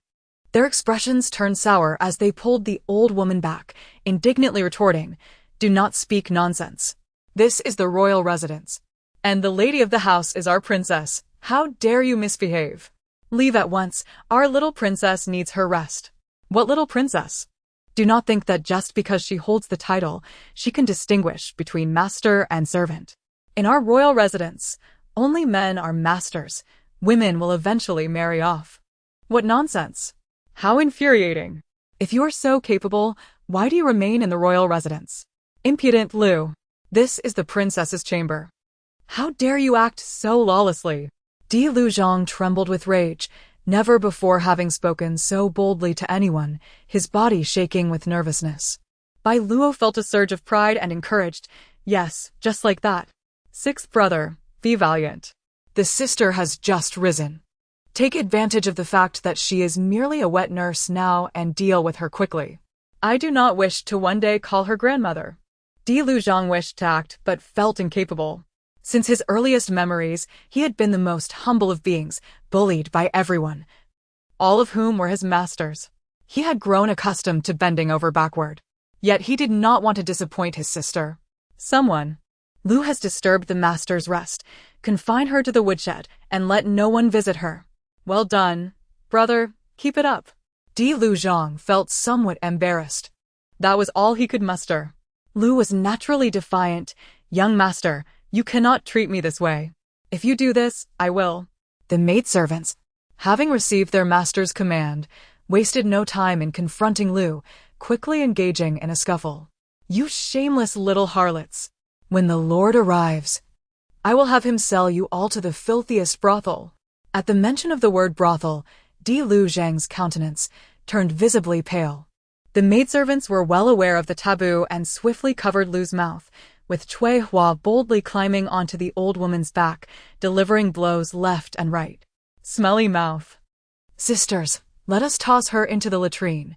Let her indulge in her own stench." Upon hearing this, Lu's eyes rolled back, and she promptly fainted. Su Luoluo stood outside, covering her mouth, utterly astonished. "You have committed murder." Murder. Volume 1, Chapter 57. Death. A foreboding sensation enveloped Biluó, and she suddenly felt that this was a deliberate scheme orchestrated by Su Luoluo. After speaking, Cui Huan attempted to pinch the acupoint on Granny Lu's body. As her fingers grazed the area between Granny Lu's nose, she was momentarily taken aback. Seeing her expression, Cui Huan anxiously reached out to test. her complexion turning pale as she collapsed onto the ground. How could this be possible? Let me see. If this person truly perished in their midst, it would indeed be quite troublesome. The sixth sister, still youthful, clung to her tightly in fear, comforting her. Biluó, do not be afraid. Everything will be fine. Meanwhile, Yanqin, oblivious to the situation, curiously jumped beside the old woman, asking, "What happened to Granny Lu? Is she asleep?" As he spoke, he pried open Granny Lu's eyes. Biluó urgently exclaimed, "Young Master Yan, respect the dead. You must not do this." Yanqin, with innocent curiosity, replied, "No way. I see light in Granny Lu's pupils. When someone dies, their pupils are dilated. My uncle looked just like that when he passed." His words alerted Di Luzhang, and his pupils involuntarily contracted. It was highly likely that Lu was merely feigning death. He promptly strode towards Lu's side. At the same time, Biluó hurriedly ran to Granny Lu, shoving away the surrounding maidservants. "You foolish offenders, respect the dead. Do not insult Granny Lu." Suddenly, a roar echoed from outside. Biluó recognized the voice of her somewhat unfamiliar scoundrel father without needing to look. What a splendid performance this was. The timing was impeccable. Observing the motionless Granny Lu, she boldly speculated that the old woman had ingested a potion of false death. If she truly were dead, as young Master Yan mentioned, her pupils would be dilated. Never mind, let me first enjoy the show. She twisted her body, signaling her sixth brother to turn her over. However, her brother seemed to comprehend her intention, but was unable to lift her. "Alas, put me down on the ground. Let me witness this spectacle." Her scoundrel father was racing towards them, and she wished to see his expression. Di Jingtian, in a state of panic, cried out heartbreakingly, "Granny." Fortunately, Di Luzhang had some skill, ensuring her little face was oriented forward. She swayed her little legs, continuing to signal her brother to move forward a bit. Soon, she was a step ahead of Di Jingtian, reaching Granny Lu on the ground. Di Jingtian embraced the old woman, his eyes glinting with fury as he glared at those around him, demanding, "Who harmed my granny?" Concubine Su knelt before Lu, tears streaming down her face as she mournfully said, "My lord, look. Granny's face has been bruised by them. I just heard they intended to throw her into the latrine." Upon hearing this, Di Jingtian's anger flared, his eyes turning crimson as he roared like an enraged lion, "You vile servants, having consumed from my bounty. Yet you dare to harm my granny. Bring forth these wretched servants, sever their hands and feet, and toss them into the latrine to drown. I shall avenge my granny." The maidservants immediately knelt in a flurry. Cui Shi, still kneeling, took 2 steps forward to explain, "My lord, I observed clearly just now, although there was some dispute. They did not strike severely. Granny Lu should merely have fainted. Perhaps we should summon a physician for Granny Lu?" suggested Di Luzhang. Only then did Di Jingtian notice the young man beside him. He glanced at the child in the young man's arms and then at the handsome youth before him. Coldly, he commanded his attendants, perhaps a flicker of guilt toward the lost son in his bloodline tempering his surging anger, "Summon a physician." Biluó half knelt on the ground, her face a mask of concern. "My lord, the ground is cold. Let us move Granny to the bed." "Do not let her sleep on my bed. How infuriating. They truly offer me no respite to enjoy the spectacle." The child on the bed, Xiao Jiu, inexplicably burst into tears. Di Jingtian halted, his brow furrowing. "Let us go next door." Biluó sighed in relief, her little legs moving vigorously. "Charge forth. Let me see if Granny is truly dead." "Is she really dead? Is she in cahoots with Biluó?" Di Jingtian, before all, knelt on the ground. Gritting his teeth, "Granny, rest assured, Tiana will avenge you." "Vengeance for what?" Rusher entered with a cold smile curling at the corners of her lips. Di Jingtian turned his resentful gaze upon the woman before him. "Zhao Rusher, is this the kind of servant you have raised? One who dares to lay a hand on my granny?" Zhao Rusher's icy demeanor remained unchanged as she mocked, "What has happened to Granny? She is merely a servant. Whether alive or dead is still uncertain. My lord's sorrow is quite touching. What would the empress think upon hearing this? Su Luoluo stepped forward to admonish. Sister Wang Fei, I know you wish to protect your servant, but Granny is also innocent. The emperor and commoners are subject to the same laws. Does your maidservant hold more honor than the emperor? This heart-wrenching accusation was akin to declaring that she had committed the murder herself. Ao Rushi shifted to her side and instructed, Dean Nian, could you please ascertain whether this Granny Lu is truly in grave danger? A glimmer of satisfaction flickered in Su Luoluo's eyes, and Biluó, who had been watching her intently, sensed trouble. Su Luoluo is truly ruthless. She actually killed Lu. What a cunning scheme. It seems Granny Lu was deceived by her as well. Biluó bit her chin, feeling quite unwilling. Recalling Lu's pupils, still not dilated, she estimated that there was still some breath left in her. If she is to die, it cannot be now. Even in death. It must be at Su Luoluo's hands. Biluó channeled her chi into the old woman's body. Di Jingtian completely lost his rationality. Zhao Rushi. I will have them accompany Granny in death. Cough, cough. Hearing the violent coughing, everyone turned to look at the old woman on the bed. Clutching her chest and coughing, she was still alive. Volume 1, Chapter 58. My dearest brother. Before anyone else could utter a word, Nurse Lu suddenly opened her eyes wide. Springing up from the bed like a carp leaping from water, her vitality restored. With a fierce expression, she seized Su Luoluo's hair, exclaiming, You wretched girl! Did you not claim that the potion was merely a false death elixir? How dare you deceive me? I just encountered the king of hell. Had it not been for my fortuitous survival, I would have been at your mercy, you venomous woman. Su Luoluo was momentarily taken aback by this unexpected turn of events, instinctively trying to pry her hair free. Biluó clapped her hands in delight, her childlike voice ringing sweetly amidst the surrounding chaos. Wow! A newborn body is indeed splendid. I can wield my chi in such a manner. Let us incite the old hag's wrath further. Let everyone see Su Luoluo's true nature. Di Jingtian wore a perplexed expression as he observed the two grappling. He hurriedly intervened, pulling Su Luoluo away. Nurse, what are you saying? What have you two conspired behind my back? Tears streamed down Su Luoluo's face as she presented a pitiful image, pleading, Nurse, I believe we are in a misunderstanding. You know my affections for the prince. Our aims align, do they not? This seemed to spark a realization in Lu. Seizing the opportunity, Su Luoluo clutched her abdomen, exclaiming, Your Highness, I am in great pain, before promptly fainting. Biluó couldn't help but applaud the unconscious woman. Even Nurse Lu gritted her teeth in support, urging, Your Highness, please check on Lady Su. She is delicate and with child. We must ensure she is unharmed. Ao Rushi observed the farce with a raised brow, a mocking smile gracing her lips. Indeed, Director Yen, I must trouble you to examine her. If something unfortunate were to occur within my domain, the prince may very well vent his fury upon me. Di Jingtian, incensed by the confrontation, disregarded the fainted woman. Zhao Rushi, I have yet to settle the score with you. It is true that your servant acted with malice, and the wounds upon Nurse's face are genuine. Do not delude yourself into thinking I will forgive you. Zhao Rushi found amusement in his anger. Your Highness, I fail to comprehend how a mere nurse could possibly hold more significance than me, the esteemed princess.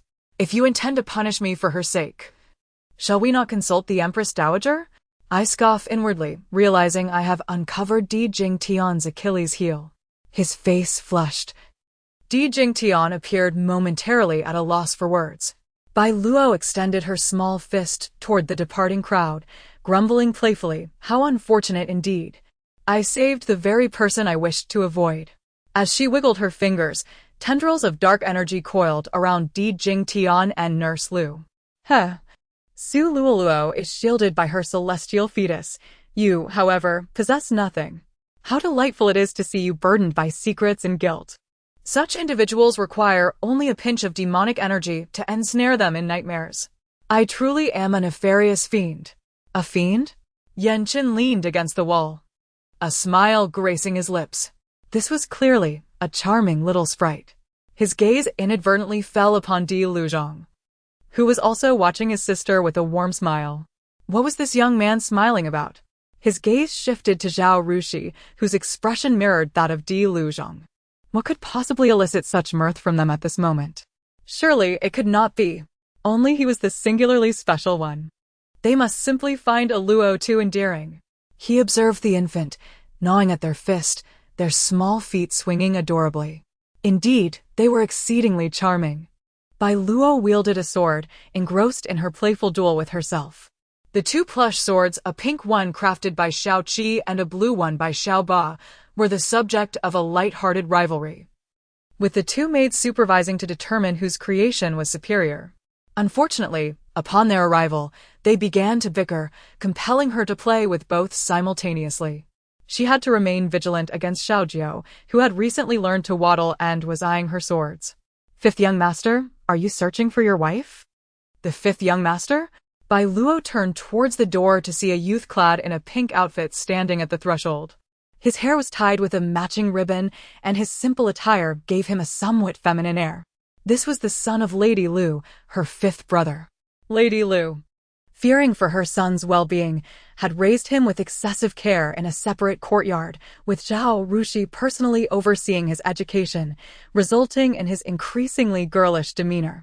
"Sister Chuihuan, may I see my sister and little brother?" The young boy clasped his hands together, his body swaying shyly, reminiscent of a bashful young girl. Biluó felt a pang of sympathy. Oh, if only I could impart a bit of that mischievous spirit from Xiao Qi and Xiao Ba to him. Lady Lu has indeed coddled him excessively. What a pity. It seems he may be a bit mentally affected at this point. Chuihuan, without hesitation, beckoned, "Come in." "Fifth young master, those are your siblings. You may observe them freely." As Biluó entered the room, his attention was immediately captured by the pink bundle. "Wow! My sister is adorable." He then glanced at Xiaojiao, who was munching on a sock, and frowned slightly, "And my brother is quite cute as well." Huh. The youth is quite hypocritical and can blush. He hesitated for a moment before approaching Biluó, producing a pink silk flower from his pocket. "Sister Chuihuan, please allow my sister to play with this flower. If she ruins it, do let me know. I shall buy her another." Biluó's voice grew softer, fearful that his offering might be dismissed. Not only Biluó, but even Chuihuan perceived the somewhat crude craftsmanship and could easily guess its origin. "Very well. Fifth young master, I shall convey our little princess's gratitude." Chuihuan placed the small silk flower beside her. The young boy gazed at her with wide, hopeful eyes. "Oh, I cannot endure such a gaze." Setting aside the plush swords, she picked up the small flower and began to sway it back and forth. "Are you satisfied now?" Seemingly struck by inspiration, Biluó rummaged in his pocket again, producing a small tiger plush toy. "I heard that my brother likes little tigers." Before he could finish, the perceptive Xiaojiao waddled over to the edge of the bed, expressionless, extending his hand with an air of entitlement. Volume 1. Chapter 59. Reflections. Little Gio seized the tiger and gnawed at it recklessly, while Biluó, with an expression of disdain, shifted away. The intricately crafted little tiger was evidently purchased from outside. Biluó did not pay much attention to little Gio. His fondness lay instead with his soft and adorable younger sister. Chuihuan nodded, turned to leave, and cast a lingering glance at his sister, feeling an inexplicable sense of envy. How he wished he were a girl, so that their mother would not shift her hopes from fourth brother onto him. The pressure was overwhelming, truly exhausting. Biluó could not bear to see his pitiable yet pretentiously strong demeanor. Unlike their mother, concubine Lu, she could distinctly perceive his goodwill.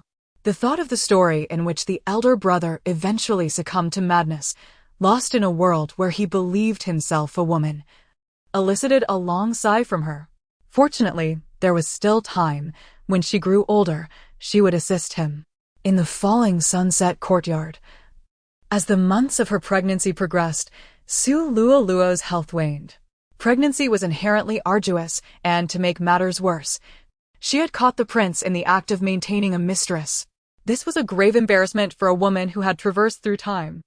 Unwilling to believe that she could falter, she confronted the prince, but ended up disturbing her pregnancy and fainted. Given her current state, she was not without options. She knew that Zhao Rusher's blood could indeed save her. However, to her dismay, Zhao Rusher mentioned that she could only assist her for 2 days, and the rest would have to wait until next month. If she still felt unwell, she should inform her in advance so that she could continue to help. It took her a moment to comprehend the implications, and she felt her bile rise.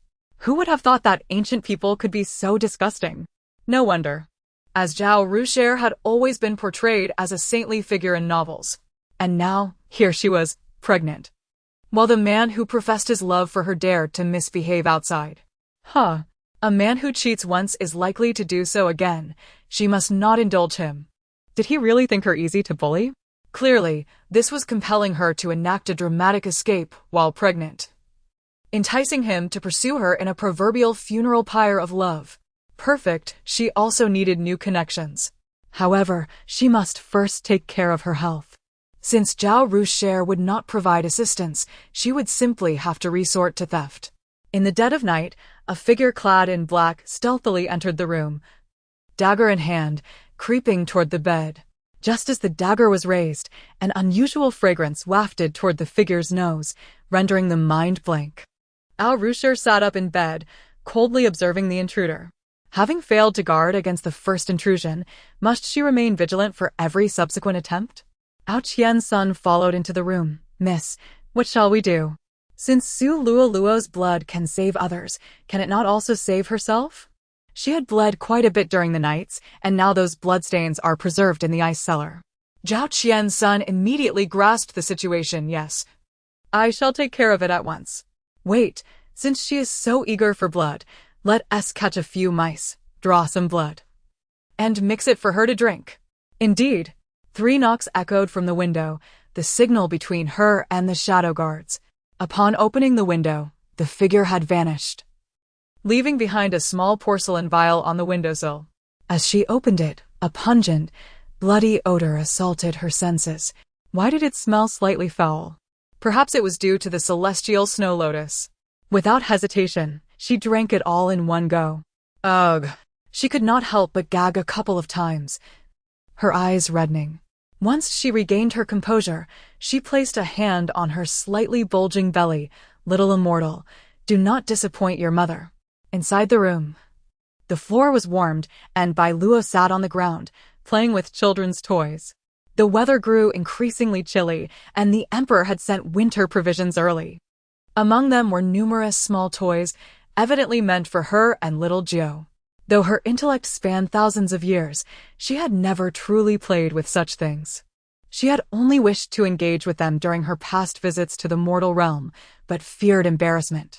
Upon seeing the emperor's gifts, a thought of someone crossed her mind. Has Emperor Ming's health not fully recovered? Why do I sense that His Majesty is still considering bringing little Jiao into the palace? I do not understand. With the uproar regarding mother, why does His Majesty not support his brother? Could it be that due to not sharing the same mother, His Majesty harbors disdain for Di Jingtian? That cannot be. Surely he should also resent my mother. Zhao Rusher propped her chin on her hand, listening to her daughter's musings, equally perplexed. In her recollection, His Majesty seemed not to favor her, always maintaining a deliberate distance. Although they resided in the same city, the emperor was busy, and as a woman, even as a princess, it was challenging to encounter him. The closest instance was a year prior when she and the prince visited the palace to celebrate the new year. They had indulged excessively and stayed overnight, hosted by the late Xu Fei.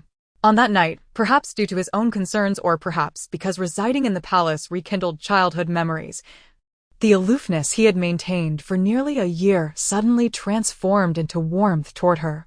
In a haze, she conceived her precious child. Could it be that the emperor still harbored thoughts of little Jiao? Biluó found it incomprehensible and decided to dismiss it from her mind. Overthinking was futile, especially since she could not even sit up yet. The leaves had turned yellow, the wild geese had migrated south, and Di Xiaojiao could already crawl. Yet here she was, unable to sit up. That was her current greatest concern. Little Jiao was growing rapidly, making her feel as though she had not just been born. The envy was overwhelming. What was she lacking? Just seeing Di Xiao Jiao irritated her. The little one, with his large frame, crawled over to her in mere moments. Sitting opposite her and gnawing on his tiny feet, it seemed almost intentional, teasing her. Ignoring him, she turned away, yet he crawled back, playfully extending his little foot toward her. She was forced to flip over again. Oh! Di Xiaojiao, just you wait for me. Volume 1. Chapter 60. Entering the palace, Biluó sat nestled within a wicker basket, encased in thick cotton blankets that enveloped her completely. The warmth enveloped her, rendering the frigid air outside a distant memory. Her petite form curled within the confines of the bamboo basket, her chin resting on her hand as she pondered the absurdity of her situation. How had she been spirited away by her elder brother, the seventh prince? Was it due to the elusive, shadowy guards he commanded? One could only admire the prowess of the palace-trained guards, capable of eluding the watchful eyes surrounding her mother's impenetrable courtyard. Lost in thought, the voice of Di Qizhong broke through her reverie.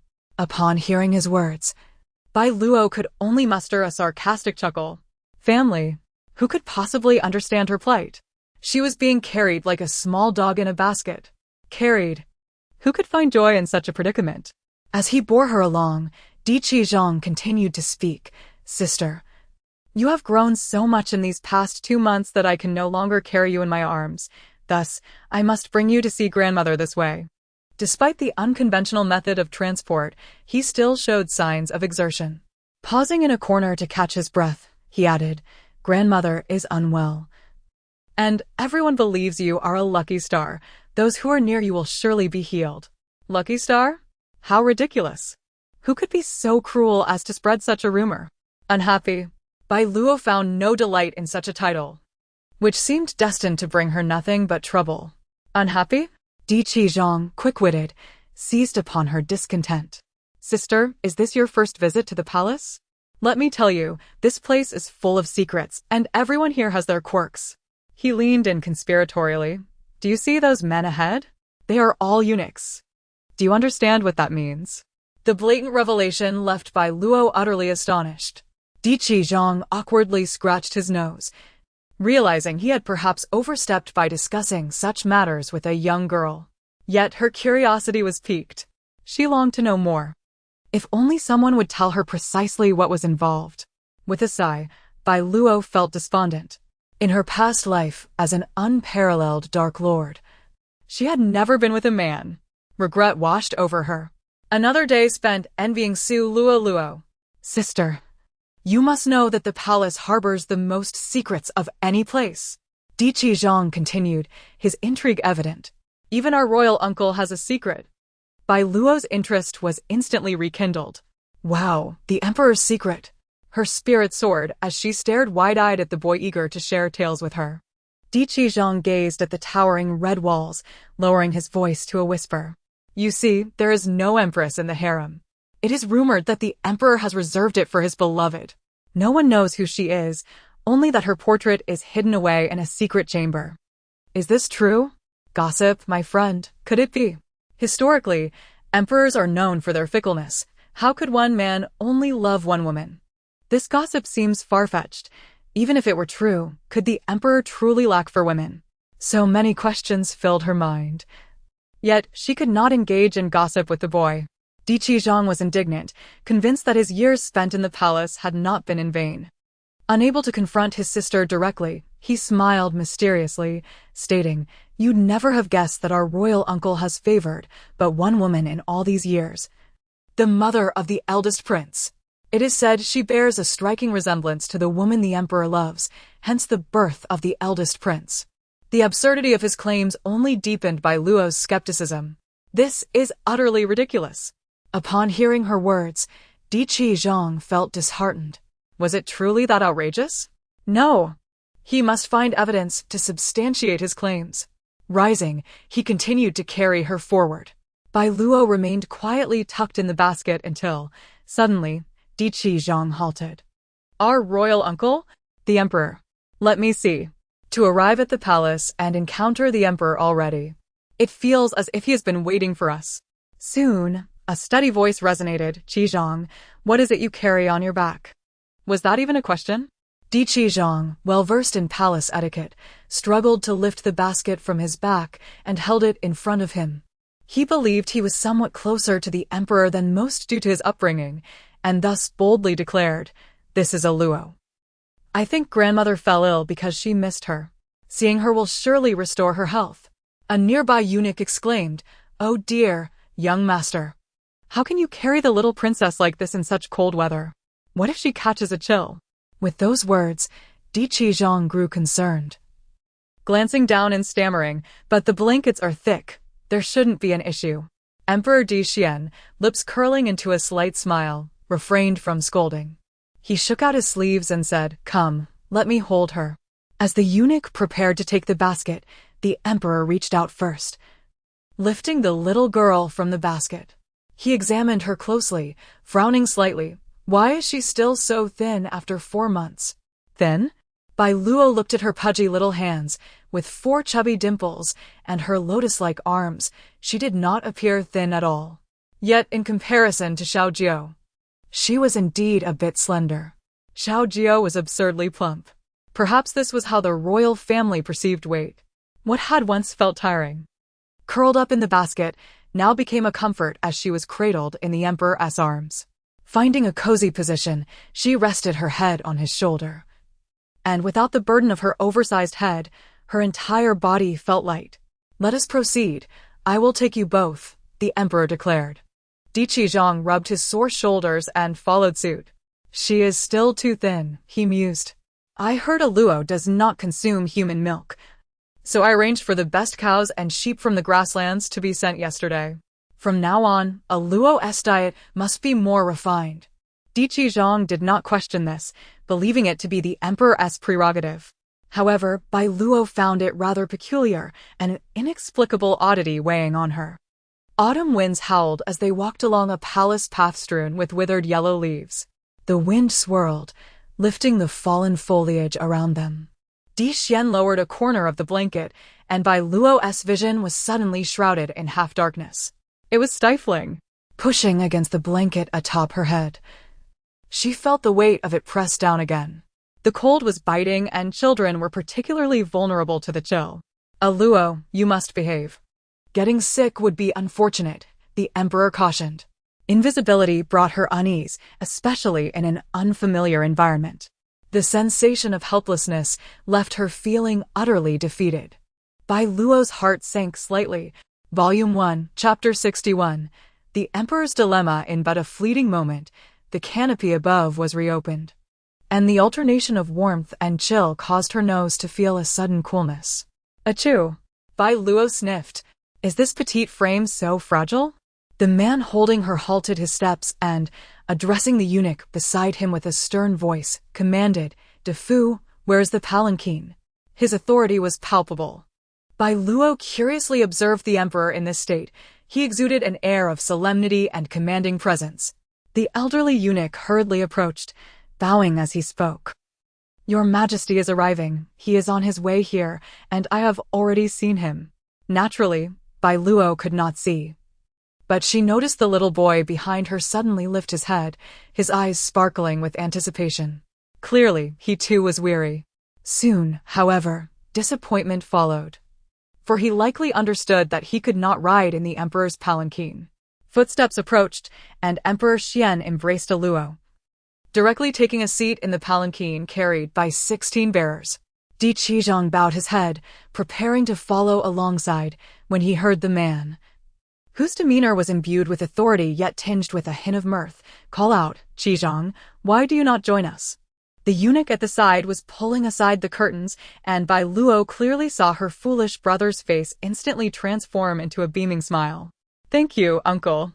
Even as Di Qizhong settled into the emperor's palanquin, he wore a face of constraint. Biluó, at last, felt reassured against the cold and breathed deeply. Winter was indeed approaching. She pondered this scenario, recalling the narrative from her readings.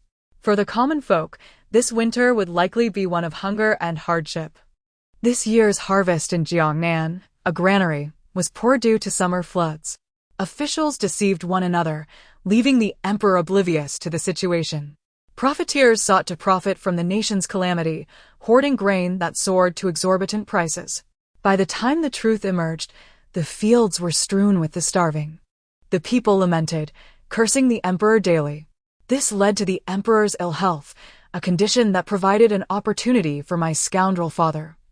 Who believed this was divine assistance? Alas!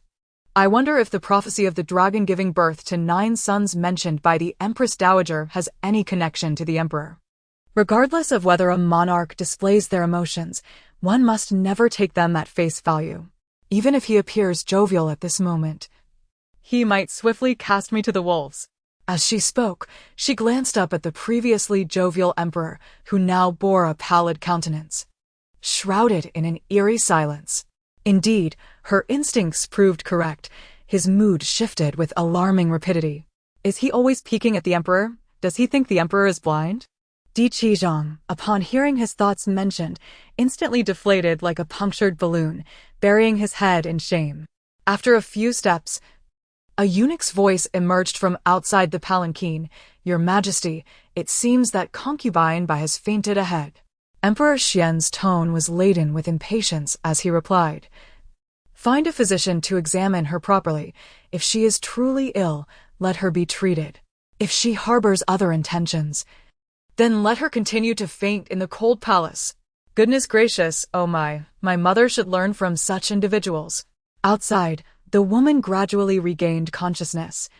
Leaning against her maid, addressing the palanquin nearby, "Your Majesty, I feel quite unwell. Could you possibly take me along?"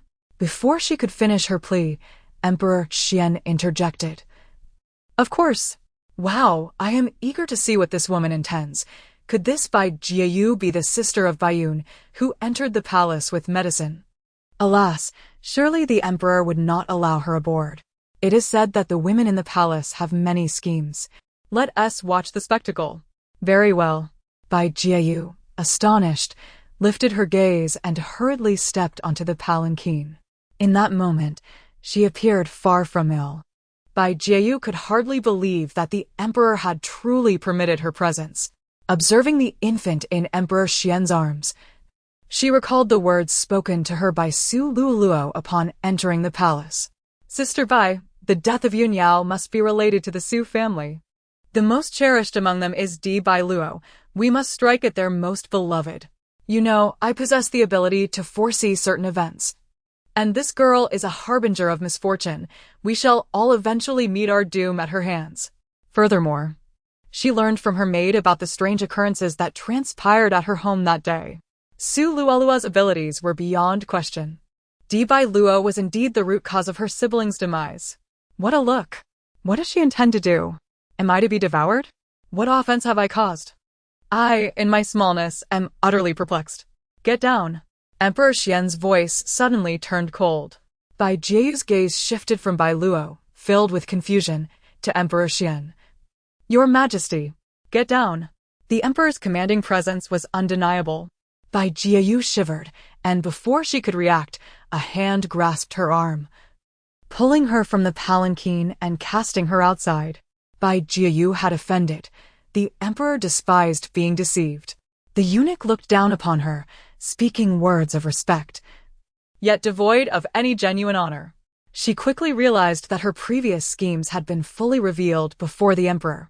Bring her forth. Bai Jiayu has committed the crime of deceiving the sovereign and shall be cast into the cold palace. What? Biluó soon encountered the protagonist of this encounter, the Empress Dowager. The room was thick with the scent of incense, which she found utterly distasteful.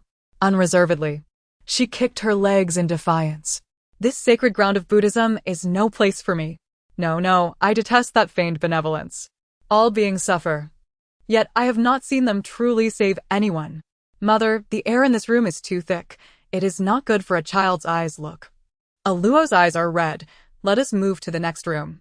The Empress Dowager reached out, but before she could grasp her son, she watched him turn and head to the adjacent room. With a resigned sigh, she followed. Upon entering a new chamber, Biluó finally calmed her spirit and noticed the ailing Empress Dowager. I knew it. This old woman is cunning and would not fall ill so easily. Empress Dowager. Have you recovered? It is nothing serious.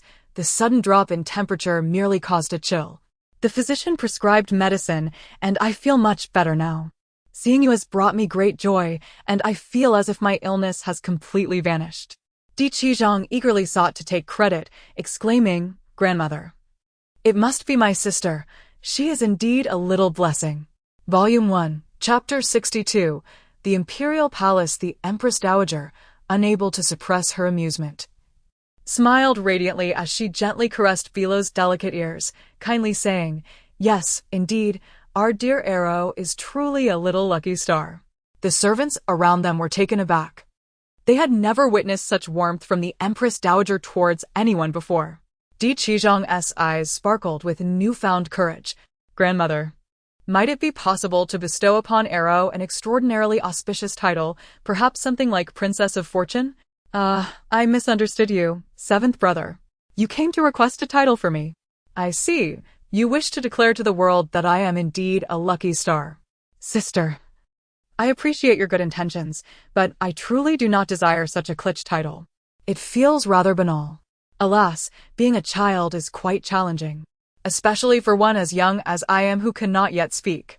Listening to his sister's refusal, Di Qizhong felt a pang of disappointment, believing she did not comprehend the world around her, nor his well-meaning intentions. He was merely trying to create a favorable impression ahead of time. That way, when Biluó, the so-called celestial child, made her entrance, it would not come as a surprise to anyone. He looked up hopefully at the emperor, wishing that His Majesty would take pity on his adorable sister and agree to his suggestion. Seeing the emperor hesitate made him anxious and frustrated. After all, she was the only female descendant of their imperial family in 3 generations. Bestowing her a noble title would not be excessive, especially since he only sought a title. The distinction between a titled princess and one without a title was significant. A title symbolized the emperor's affection, thus ensuring that his sister would not be easily bullied as she grew up. His uncle seemed preoccupied with his thoughts, while Di Qizhong, feeling impatient, dared not express his irritation in front of the emperor. He tugged at his grandmother's sleeve, pleading, "Grandmother, is it fair to regard your only granddaughter as inferior to others?" Naturally, the Empress Dowager could not bear to see her beloved granddaughter treated as such. Her eyes softened with an unprecedented warmth as she patted his head, saying, "Little Seven has grown wise and knows to protect his sister. Your Majesty, please consider." "Mother," Di Xian interjected, interrupting her, "this matter cannot be rushed. Arrow is still young. We can afford to wait a little longer." "Wait for what?" Biluó felt a sense of foreboding in the emperor's words and glared at him. That tyrant, is he plotting something sinister? Could it be that Biluó said something when she entered the palace? Truly, as the sovereign of the realm, she found it challenging to decipher his true intentions. Biluó clenched her tiny fists, her pink gums biting down, gazing up at the man's smooth jawline. She could discern that he still held a fondness for her as a child, yet there lingered a hint of sorrow in his eyes that left her perplexed. Before long, hurried footsteps echoed from outside, and a young eunuch entered, bowing his head respectfully. "Your Majesty, Princess Yong has arrived and is waiting outside to see you." Biluó's excitement surged as she kicked her little feet. "Is Mother here?" The emperor's voice remained calm, devoid of any discernible emotion. "Allow the princess to enter." "Yes." Zhao Rushi, donned in her formal attire as a princess, walked gracefully into the room. "Your Majesty, Mother." An elderly matron beside the Empress Dowager quickly assisted her. "There is no need for excessive formality. Sure. There are no outsiders here," the Empress Dowager reassured. Zhao Rushi's gaze first landed on Di Qizhong. Noticing the sharpness in her mother's eyes, he timidly hid behind the Empress Dowager. It was only then that Zhao Rushi turned towards her daughter. Arrow fared well in the palace. A brief separation was manageable, but the thought of leaving the palace filled her with longing and concern for the unreliable little Seven, who might struggle to care for his sister. At that moment, her daughter, a tiny bundle nestled in the emperor's embrace, appeared even more exquisite and adorable. A pair of deep black eyes sparkled with starlight, and every expression and movement was captivating, akin to holding a lifelike doll. Arrow stretched her chubby little arms toward her mother, yearning for her embrace. Love is a reciprocal journey, and this undoubtedly deepened her affection for her daughter. Observing her precious, soft demeanor nearly melted her heart. She wished to take her into her arms, yet the emperor showed no inclination to relinquish her, prompting her to inquire, "Your Majesty?" "Arrow is soft and delightful. Mother has improved considerably. Would the princess be willing to keep Arrow company for a few days?" Zhao Rushi, however, was reluctant, having missed her dearly even after a brief separation. "I have heard that the imperial palace is the most luxurious place in the world. I have yet to fully explore it." Biluó clung tightly to the emperor's sleeve, refusing to let go, having grown tired of waiting. "I want to hear the emperor's gossip. I heard the emperor has a white moonlight." Suddenly, a small eunuch rushed in, his face pale. Di Xian's expression darkened instantly. "What is it? Why the haste?" Biluó perceived the turmoil in the emperor's demeanor, realizing he was quite agitated. The emperor's anger made the eunuch turn pale and immediately kneel before him. "Your Majesty, Prince Yang has encountered an assassin." "What? Could it be that you, disliking this brother, took action against him? Is the prince gravely injured?" Di Xian inquired. "The prince is not severely harmed. However, concubine Su sustained a stab wound while trying to protect him and is currently unaccounted for." "Wait, does this involve Su Luoluo?" Biluó's mind quickly connected the dots. This situation is becoming intriguing. It certainly bears the hallmark of a conspiracy. Could this be a scheme orchestrated by Su Luoluo herself? The more she pondered, the more convinced she became. Indeed, it is something she could do. Since Prince Yang is unharmed, let us leave this matter to the Ministry of Justice. The Ministry of Justice? That is renowned for its investigative prowess.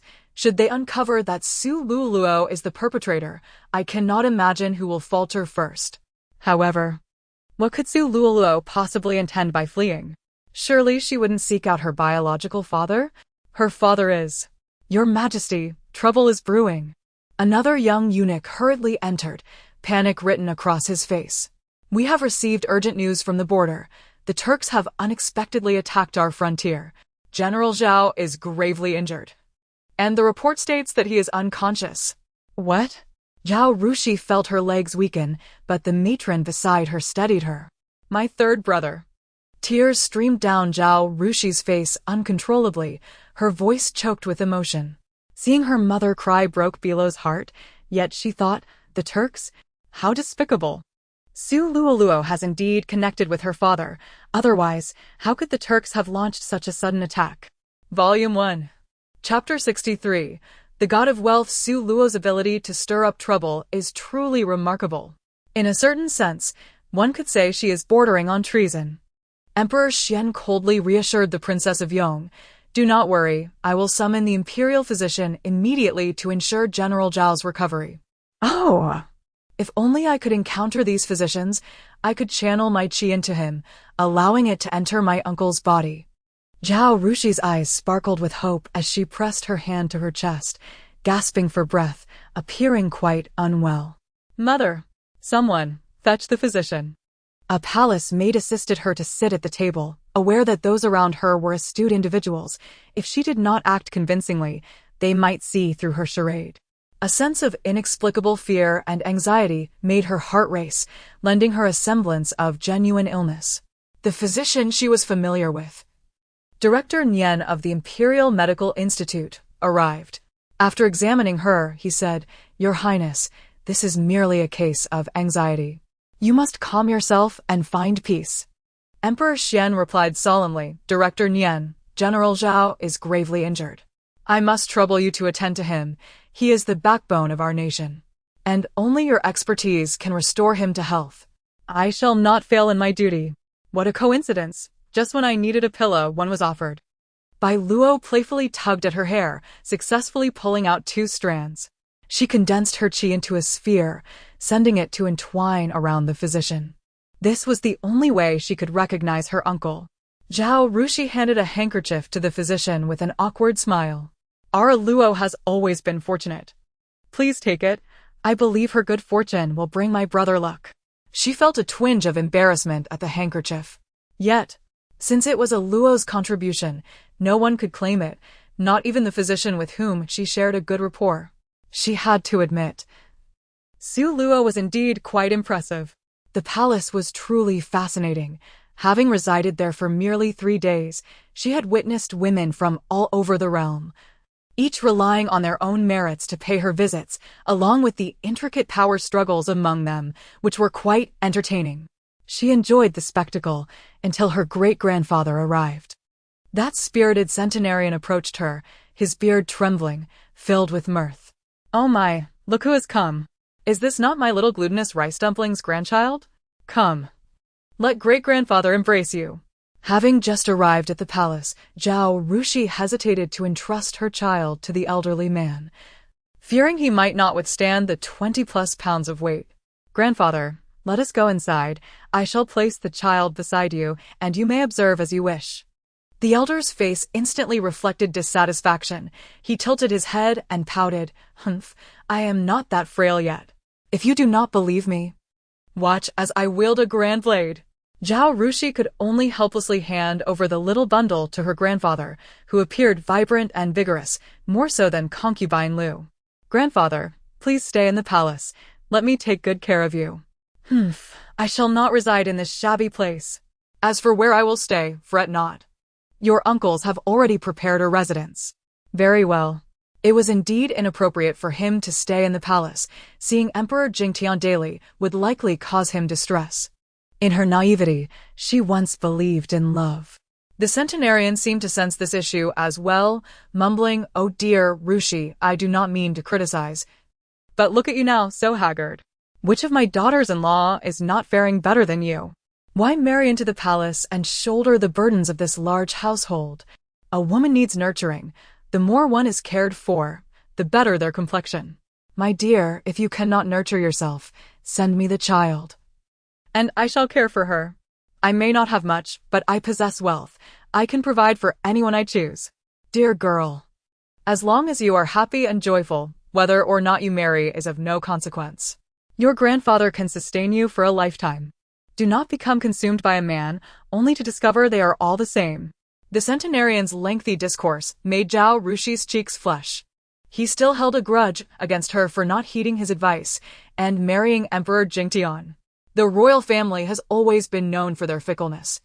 Yet she had dared to trust in love. Oh dear, grandfather, please cease your lecture. Even if my mother were to awaken now, it would not be too late. If that scoundrel dares to seek women outside, then mother should find a man too, preferably a younger one, as long as he is obedient.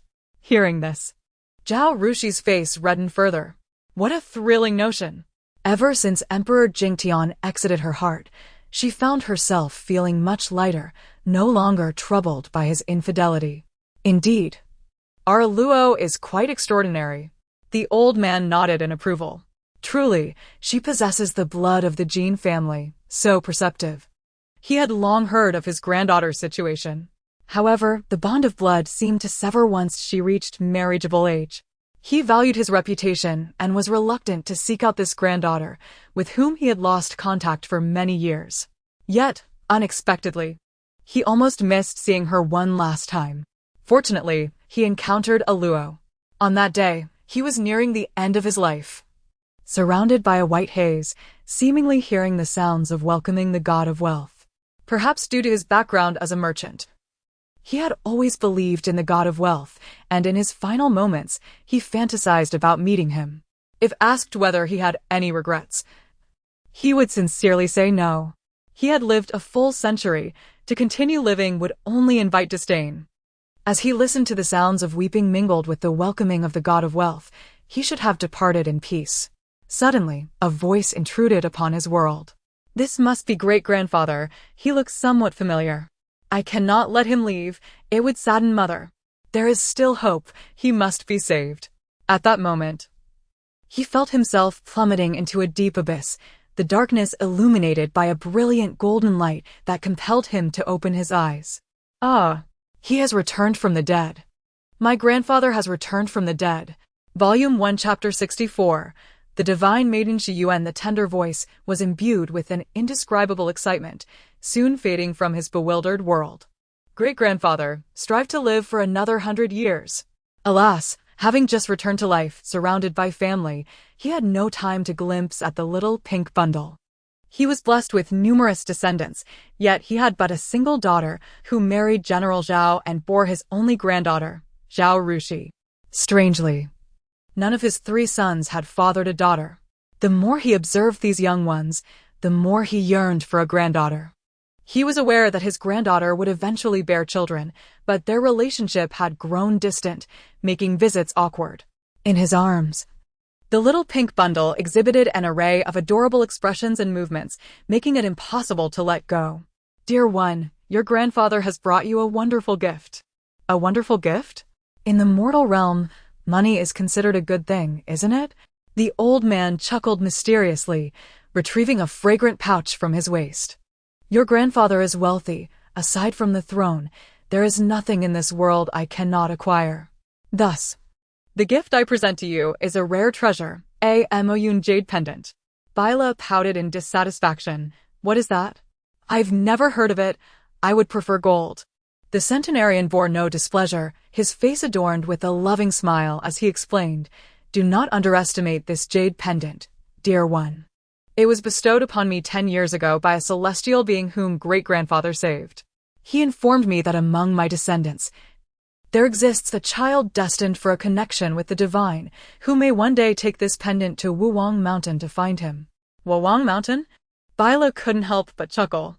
The mortals are oblivious to Wuwang Mountain. It is merely a desolate mountain within the celestial realm. Alas, great-grandfather has been deceived. Moreover, even if there is a divine connection, it certainly does not pertain to me. If I am not mistaken, it is little Jiao. Despite the little one's assertions, the old man remained steadfast in his belief. How could he be wrong? He had witnessed the celestial being ascend to the heavens with his own eyes. Furthermore, who else could possibly know who revived him?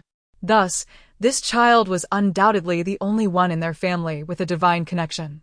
He beamed, placing the jade pendant within the little pink bundle's wrappings. Dear one, you must cherish this. Perhaps one day your grandfather will witness your cultivation in the realm of immortality. Biluó understood the mortal's obsession with the pursuit of immortality, yet as a once-feared demon, she held no regard for such endeavors. For a cultivator to break through, one must sever all ties of affection. Once those ties are severed, the mundane desires of love and hate are but vain illusions. At this moment, she cherished the familial bond that had been hard-won. Lost in thought, Biluó stretched and closed her eyes, drifting into a deep slumber. Grandfather, leave it to me. Zhao Rushi gently took her sleeping daughter, the delicate little hand resting beside her fair cheek, utterly enchanting. The cherubic face, round and pudgy, was a picture of innocence, quiet enough to steal one's breath away. A smile deepened on her lips. How could she have birthed such a delightful daughter? As for Su Luoluo, she had never escaped her watchful gaze. Luo's suspicions were indeed correct. There were entanglements with enemies. Half a year later, one day in a quaint villa in the capital, the sun shone brightly, illuminating the sky above as 33 colorful phoenix birds soared gracefully. A group of farmers busy in the fields looked up in unison, gazing at the spectacle above. Remarkable. I have seen the owner of this villa. She is a pregnant woman, and she must be about to give birth. It seems a celestial being is descending to the mortal realm. Indeed, I have seen that woman. She possesses a countenance blessed with fortune. And a fortune-teller once predicted that she carries a celestial fetus. Inside the room, Biluó was savoring a children's pastry when a small black hand suddenly snatched it away, sprinting off in a flash. The little rascal ran quickly to the corner, devouring the pastry with a fierce expression. Biluó stared in bewilderment at her sticky hand, then at little Jiao in the corner. She was furious. Using all her might, she crawled towards little Jiao. Yes, she still could not walk. How infuriating. She was even slower than the plump little Jiao. How dare you steal my pastry? This was her first experience tasting human pastries, and it was snatched away by this chubby little boy. Just as she reached the spot, a chubby little foot came barreling towards her face. Help! At the crucial moment, fortunately a nearby maid, no longer engrossed in the spectacle, swiftly scooped her up. Little princess, you weren't frightened, were you? The maid gently patted her back, reassuring her, do not worry, little princess. There are still pastries left. I will carry you to get some, but don't eat too much, you must digest well. Biluó sat in the maid's arms, expressionless as she touched her little belly, indicating she would be fine. The little chubby Gio had eaten, so she would be fine too. Humph. Little Gio could do everything before her, but she would not accept it. No. She must learn to speak before little Gio. She could not lag behind any longer. Yay, yay. Biluó practiced her jumbled sounds, striving to speak clearly. The maid, upon hearing her utterances, looked up in surprise, exclaiming, little princess. Are you calling for your mother? The maid, noticing the recently entered princess, exclaimed, Princess, it seems the little princess just called for her mother. Thou Rushi paused, her spirit soaring. Really? She hurried to Biluó's side, lifting her up, her eyes brimming with happiness. Biluó, let your mother hear. You. Indeed, our Biluó can truly call for her mother. Zhao Rushi joyfully twirled her daughter in circles, only to feel her skirt being tugged. Looking down, she saw little Gio, who had crawled to the bedside. Little Gio can call for people too. Biluó, angry. How could the little Gio call out more clearly than her? You. Dear mother. Delighted, Biluó thought. See, mother loves me the most. Zhao Rushi observed her daughter's proud demeanor and playfully tapped her little nose. Biluó, your younger sibling in Su Sifei's womb is about to be born. Biluó, naturally curious, asked, How do you know, mother? Wasn't she kidnapped and missing? Coincidentally. It was said that today, in a villa outside the city, the sun shone brightly and 33 phoenix birds circled above. Upon inquiring, it turned out that Su Sifei was indeed about to give birth. Volume 1, Chapter 65, The Divine Maiden Shi Yuan, Part 2, 33 Phoenixes? Biluó clenched her fists, her eyes sparkling with realization. It seemed she had identified the celestial being in question. She recalled the legends of the daughter of the heavenly Tao, born and nurtured by divine forces specifically created to obliterate her, Shi Yuan. Alas, Shi Yuan was rather young. The tales spoke of her falling in love with a youthful boy from the heavens as soon as she came of age. For that love, she nearly exhausted her divine powers, forsaking her role as a savior in favor of a life with her beloved. Consequently, during these years of turmoil, she had never crossed paths with the divine maiden Shi Yuan nor engaged in combat with her. Rumors were merely whispers, and she knew little of the actual circumstances. She had not regarded the daughter of the heavenly Tao with much respect. Now, it seemed that Shi Yuan was indeed pursuing her, seeking to exploit her weakened mortal form to eliminate her prematurely. Could it be that she truly possessed some method?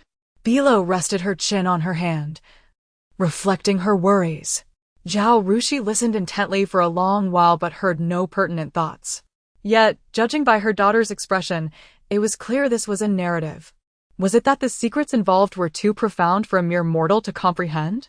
Or was it that as long as her daughter spoke, she would remain oblivious to the truths? How delightful! Biluó chuckled, seemingly lost in thought. Zhao Rushi sighed in relief, her smile radiant. Alo, rest assured. No one shall undermine your position as the princess of the Wangfu. I do not care, I only wish for you and my brothers to be well. Alo declared resolutely. Zhao Rushi vowed that if she did not descend into hell, then who would? Even if it meant defying the heavenly Tao, this was a task only she could undertake. You all look after the little princess. I, the Wangfei, have pressing matters to attend to.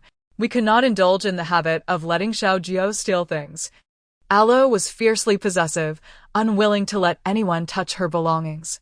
At Luoxia courtyard, before even entering, the overwhelming scent of strong liquor nearly intoxicated her. She held a handkerchief to her nose to recover somewhat. Ever since Su Luoluo had disappeared from Di Jingtian's world in such a manner, this once proud prince had completely crumbled, spending his days and nights drinking outside her courtyard. His disheveled state bore no resemblance to his former grandeur. Fortunately, she had regained her clarity, her thoughts were now focused on the children, and she felt no sorrow for this man. She leisurely poured herself a cup of tea and approached Di Jingtian, courteously offering, "Your Highness, would you like some tea to sober up? Get away." He glared through bleary eyes, waving his liquor-scented sleeve. She let out a cold laugh and unceremoniously splashed the tea, leaves and all, onto his face. Instantly awake, he stared at her in shock, then yelled, "Zhao Rushi, it must be you, wretched woman. Had it not been for you, I could have promised Luoluo a lifetime of companionship." Then she would not have left so resolutely. After venting his fury, Di Jingtian buried his head in his knees, weeping. "It is all my fault. I was too indecisive. I should have divorced you, then Luoluo would not have left me. Your Highness, you speak true, however.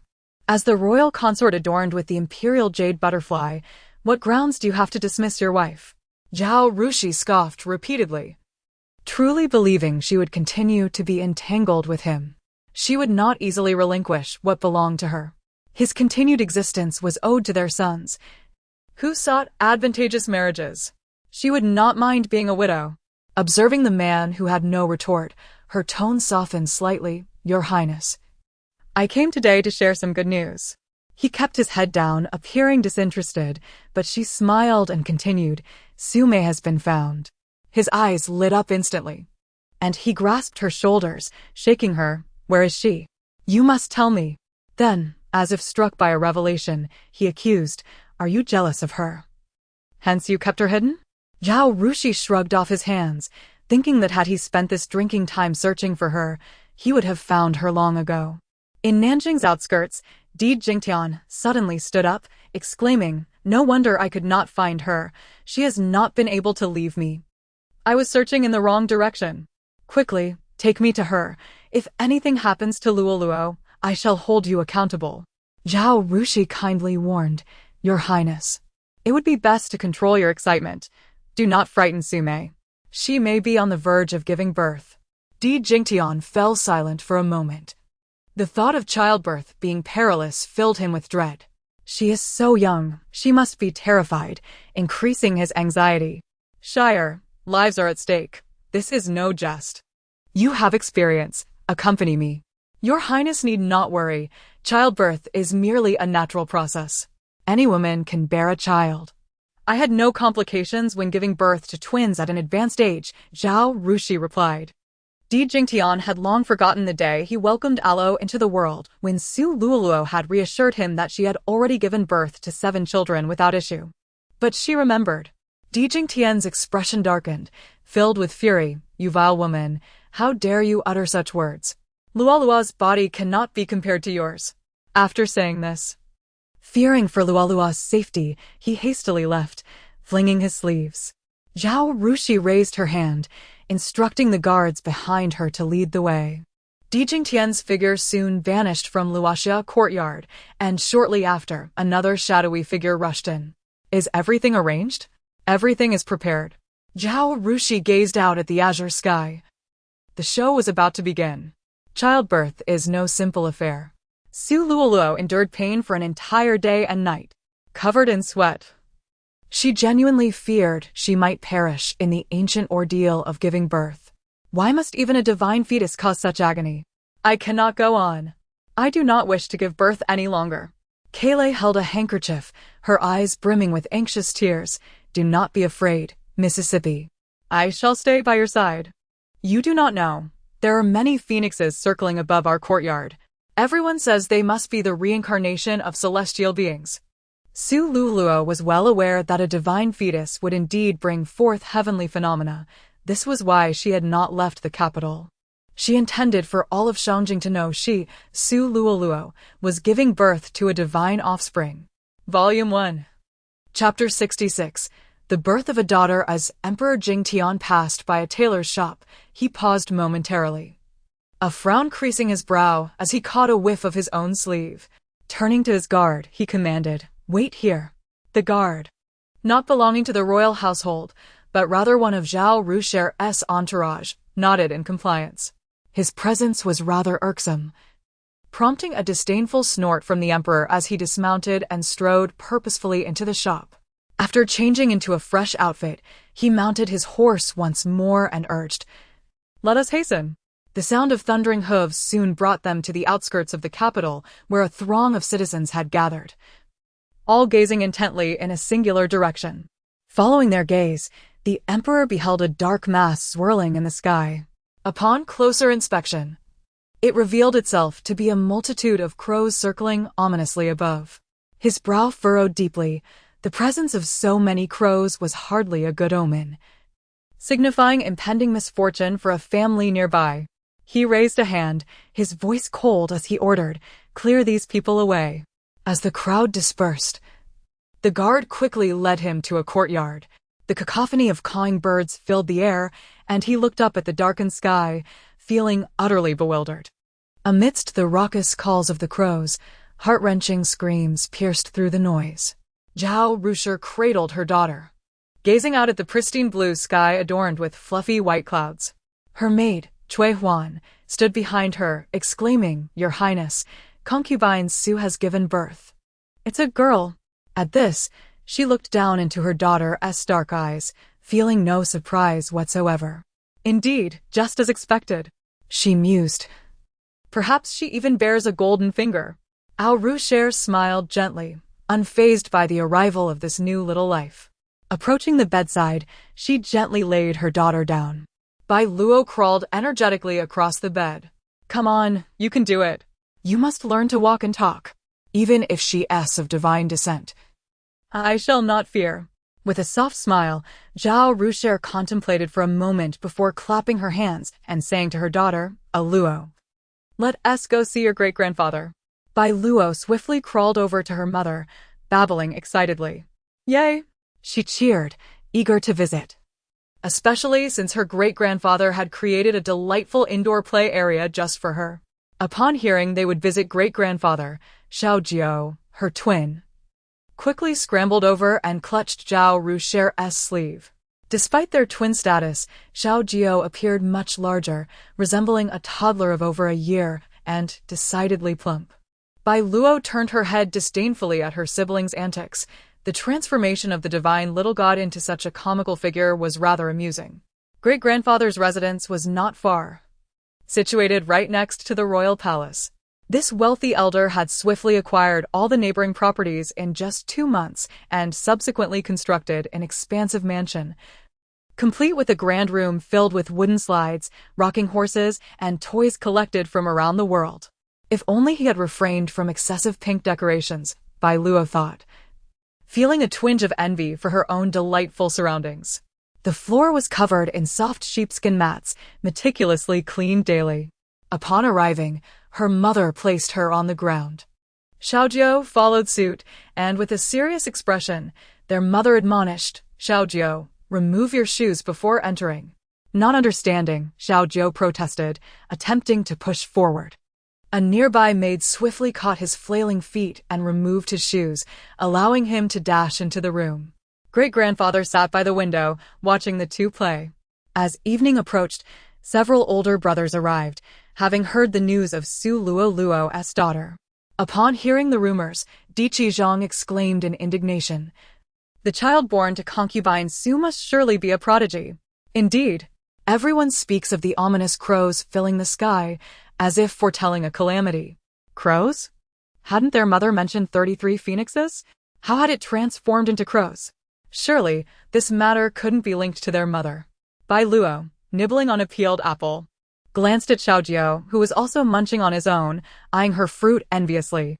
Realizing the precariousness of her situation, Biluó clutched her apple and, using the nearby toy for support, stood up unsteadily.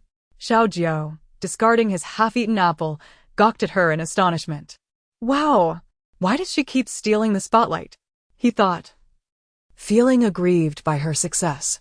Sprinting towards her 7th brother, she managed to reach him just before Xiaojiao could catch up. "Brother, help!" she exclaimed. Di Qizhong erupted in laughter. Look at our Luo's domineering spirit. Refusal is refusal. Chimed in Xiao Ba, also amused. Little Dio is being forced to walk by our sister. Wait, did a Luo just call brother? At Xiao Lu's words, all eyes turned to her. She tentatively attempted to articulate brother. Indeed, she did. Seated on the pristine mat, Di Qizhong supported his chin thoughtfully. A Luo, can you say seventh brother for me? Yay, brother. Wonderful. A Luo is getting better every day. She called mother yesterday and brother today. In just a few days, she shall utter simple words.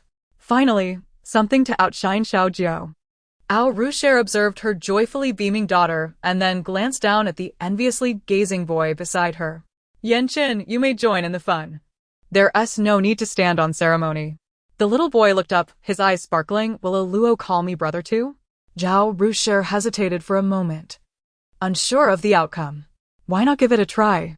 The boy's eyes lit up with excitement as he obediently removed his shoes and cautiously approached the little girl seated on the mat. A Luo, I am your Chun brother.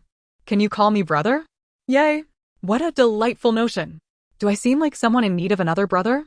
I already have these few to look after. Refusal. The boy, not comprehending her babbling, remained blissfully unaware of her discontent. Don't worry, a Luo, I shall wait patiently for the day you willingly call me brother. Biluó thought communication is so challenging. Suddenly, her eyes sparkled with recognition as she spotted a familiar figure outside, the elder brother she rarely saw, Di Zhong. Volume 1. Chapter 67. The Concubine. As the night deepened, Biluó had fallen asleep on Di Zhong's shoulder. Upon arriving home, Zhao Rushi was summoned to the prince's study. Biluó awoke, exchanging glances with her brothers, wide-eyed and alert. Are we eavesdropping, brothers? Our worthless father must have ill intentions in seeking mother at this hour. Let us hope he doesn't lay a hand on her. He has a history. Is sister looking for mother? Di Qizhong inquired. Di Zhong nodded vigorously. Sister misses mother. Let us take her to find her. As he lifted his sister to carry her outside, the maid Cui she blocked their path, sternly stating, Young masters, the princess has instructed me to keep a close watch on you and not allow you to wander. Di Qizhong's expression turned troubled. Cui she was not easily deceived. It appeared their escape was thwarted this time. Just then, a familiar voice echoed from the courtyard. Come along, since sister insists on finding mother, I shall take her. Di Zhong announced as he entered the courtyard, speaking to the two young boys. Cui she could not obstruct the air and trusted he was reliable, so she stepped aside. Biluó reached out, desiring only to be held by her composed elder brother. Mother. The sound of her childish and unclear voice made Di Zhong realize that after just a few days apart, his sister had learned to call for their mother. Without a moment to revel in his excitement, he hurriedly departed with her in his arms. Sister, father mentioned establishing Sue as a concubine. I am uncertain how to handle this, he feigned disappointment, inadvertently revealing his concern. He quickly regained his composure, attentively listening to his sister's thoughts. Father is truly shameless. Enjoying the best of both worlds. The white-haired man, the red mole, encountering youthful love in midlife. No, that red mole has now turned into mere mosquito blood. His true intention is to cast mother aside. Biluó comprehended the gravity of the situation. The notion of a concubine was merely a ploy by Di Jingtian to coerce their mother into a grave mistake, thus providing grounds for divorce. Di Zhong was taken aback. He had suspected as much. Bringing his sister along was indeed the right decision. The new thoughts in her mind proved invaluable. Upon hearing her sentiments, he realized her speculations might hold truth. Holding his sister, he dashed forth without regard for appearances. He hoped it was not too late, praying that. As Di Zhong reached the doorway, he slowed his pace, spotting the guards stationed there. Fully aware he could not enter openly. At that moment, two small figures scurried past him. Di Qizhong tugged at his sleeve, whispering conspiratorially, Elder brother, follow us. His two younger brothers had arrived as well. Fearing to linger and attract the guards' attention, he hastily trailed behind them. The brothers stood by the wall. And Di Qizhong pointed to a dog hole in the corner, winking, Brother, we can sneak in through here. Di Yizhong stared at the hole, feeling his intellect falter. Before he could respond, Di Baxiang nimbly squeezed through. Di Qizhong followed suit, raising his rear to enter. Sighing, Di Yizhong inadvertently stepped on the protruding backside, using it to propel himself onto the wall, landing inside. Di Qizhong, stuck in the hole, grimaced and grumbled, "Did you have to step on my backside?" "Of course not. It wriggled, and I couldn't resist." He maintained his composure, embodying the authority of an elder brother. "Hush, we must remain quiet. We do not know if father is aware of our presence in this courtyard."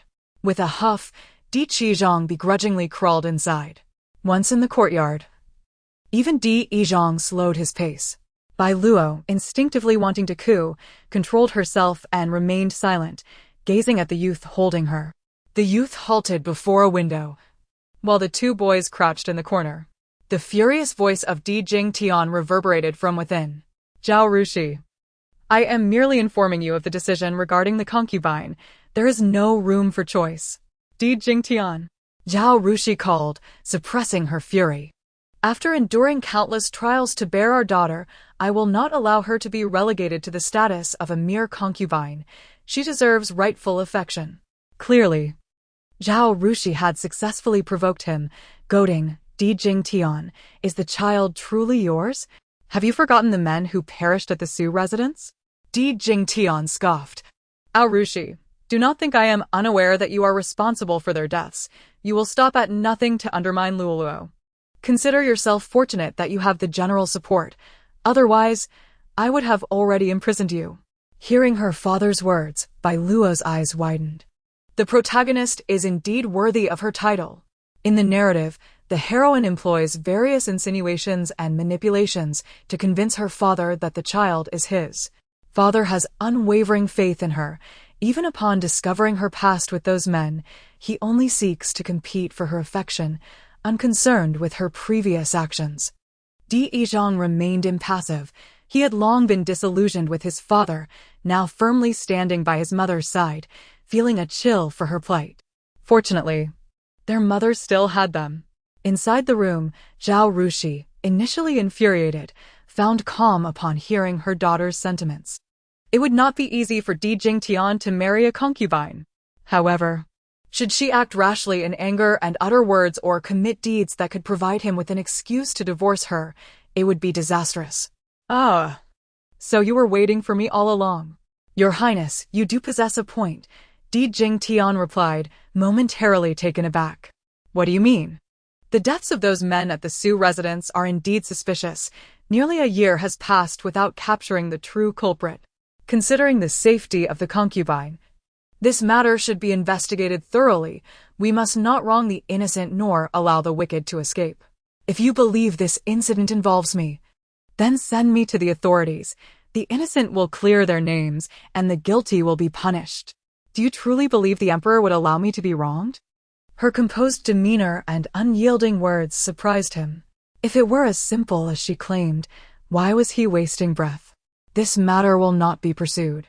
If you are sincere, inform your royal brother that you support the decision regarding the concubine. Consider it a repayment to Biluó." "What are you saying, Your Highness?" "I do not comprehend. A concubine? Are you certain this pertains to royal matters? Only common folk speak of concubines. Do you wish to abandon your princely title?" Volume 1. Chapter 68. Discovery. Upon hearing her daughter's voice from outside, Zhao Rushi instantly regained her composure. She silently regarded the man opposite her for a fleeting moment, a cold smile curling her lips. If he were truly willing to relinquish his title for Su Biluó, she would be more than willing to facilitate his decision. Her words succeeded in inciting the man's fury. He stepped forward, pointing an accusatory finger at her, bellowing, "Zhao Rushi, how dare you? Do you believe I will divorce you?" She swatted away his intimidating finger, no longer inclined to engage in pretense. With a mocking smile, she retorted, "Very well. If you possess the audacity, then go ahead and divorce me." She raised an eyebrow, scrutinizing the man before her. Wasn't this precisely his intention? She cast a disdainful glance at the enraged prince, snorted softly, and turned to leave. Di Jingtian fixed his gaze on her retreating figure, perplexed by her uncharacteristic calmness. Was she truly devoid of jealousy? After 18 years of shared feelings, could she not muster any resentment or anger? Clearly, when Yu Guangsheng had welcomed their fourth child, she had wept for quite some time in secret. Even upon the arrival of their fifth child, her demeanor had not been so indifferent. How wonderful it would be if she could erupt in fury. He would then have the justification to cast her aside in the name of jealousy. His mother had been right. Marrying a woman from a powerful family only served to bind him. Had it not been for her family's substantial influence, stationed at the borders, he would not be in such a passive position. He and Biluó, alas, were simply not destined to be. If only he had encountered Biluó when he was younger, perhaps today's troubles would not exist. Upon returning to the Wanxia courtyard, Biluó, utterly exhausted, had already succumbed to a deep slumber. Cradling his little daughter, whom they had named Xian, he gazed into her round, sparkling eyes, reminiscent of splendid obsidian. She was indeed as beautiful as her mother. He gently laid her down, assuring himself that he would never allow his women to suffer. Having stood outside in the cool breeze all night, just as dawn began to break, he cast a determined glance toward Zhao Rushi's direction. Zhao Rushi, this is all of your own making. Do not blame me for not granting you a chance at life. Suddenly, Zhao Rushi sneezed inexplicably. Reflecting on Di Jingtian's words from the previous day, she felt a swell of anger for her mother. How infuriating! If she were only a bit stronger, she would have obliterated him. How dare he be so arrogant? Mother, are you well? Di Zhang inquired with concern. After their mother had departed, he had taken his younger siblings away. The sky was nearing dawn, and he had finally resolved himself. The wicked must perish. As for his father, he preferred the former state of his father lying in bed. At least that was easier to manage. He wouldn't mind caring for him his entire life. Rushi paused for a moment before responding, I am fine. Mother, your health is of utmost importance. Rest assured, I will always stand by your side. Rushi felt a surge of emotion. Fortunately, her children did not share Di Jingtian's reckless nature. Otherwise, her perseverance over the past year would have been in vain. There was no need to worry about their mother. These past years had not been lived in vain. Last night, she had come to a profound realization. If she wished to live a peaceful life, she must eliminate both Di Jingtian and Su Biluó, the two sources of her troubles. Su Biluó had once been protected by a celestial fetus, making her difficult to kill, but now that she had given birth, Rushi was eager to test whether she still possessed such strange powers. As for the prince, she would not mind sending him to an early paradise. Biluó instantly noticed the cold glimmer in her mother's eyes and immediately speculated a possibility, feeling a wave of relief. How wonderful! Her mother was not the saintly figure she had imagined. What are you so happy about, Biluó? Zhao Rushi teased, playfully flicking her slender finger against her daughter's nose. Biluó, quick as a flash, seized her mother's finger and planted a kiss upon it. The most beautiful mother in the world. Do not let scoundrels affect your mood. Nothing is more important than oneself. In this warm moment, Xiaojiu hurriedly stumbled over, snatching his mother's hand in his eagerness for food. Zhao Rushi quickly withdrew her finger. Xiaojiu, do you think your sister has something delicious again? Xiaojiu grinned, displaying his newly emerged 8 teeth. Biluó sighed, oh dear, with such a foolish little deity, marriage will surely be a challenge in the future. I wonder who would take a liking to him. With nothing to eat, Xiaojiu sat to the side, clutching his little feet and continuing to munch. This habit will never change, will it? Oh, if only I could capture this moment on paper, I would tease him in the future. Ha ha ha. Alas, I am too small to do anything. Biluó sat to the side, resting her chin on her hands in despondency. Di Zhang, indulging his sister's whims, sighed. Xiaojiu is truly adorable like this. Suishi, prepare paper and brush. This young master intends to document my brother's delightful moments. Wow! Brother understands me. Zhao Rushi was taken aback, staring at her son in astonishment. Yeah, you wouldn't tea. Di Yizhong sat at the table, swiftly sketching a lively portrait of the little boy munching on his feet. The surrounding maidservants gathered, bursting into laughter at the charming depiction. The young master's artistry was indeed remarkable. Seeing everyone laugh, Xiao Jiao, holding his feet, gazed around in confusion, his bewilderment adding to the humor, prompting more laughter from the maidservants. Suishi, frame this well. It must be preserved for my little brother Jiao. Suishi accepted the drawing, inquiring, would the young master like to draw one for our little princess as well? Upon hearing this, Biluó quickly posed in her most beautiful stance.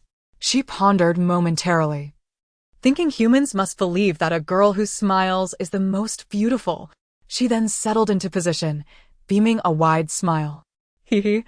Di Yizhong could not help but chuckle at his sister's demeanor. Fear not, sister. I shall ensure that I render the most splendid portrait of you. Although he was generally adept at painting, he took extra care when depicting his sister, wishing to capture her essence authentically, which required time. Soon, Biluó could no longer maintain her pose and wandered off to play. Di Yizhong didn't mind. His sister's image was already etched in his mind. It was an hour later when he completed her portrait, just as Biluó cuddled a doll almost her size and drifted into sleep. She wasn't particularly fond of dolls. She simply found it comfortable to sleep with one.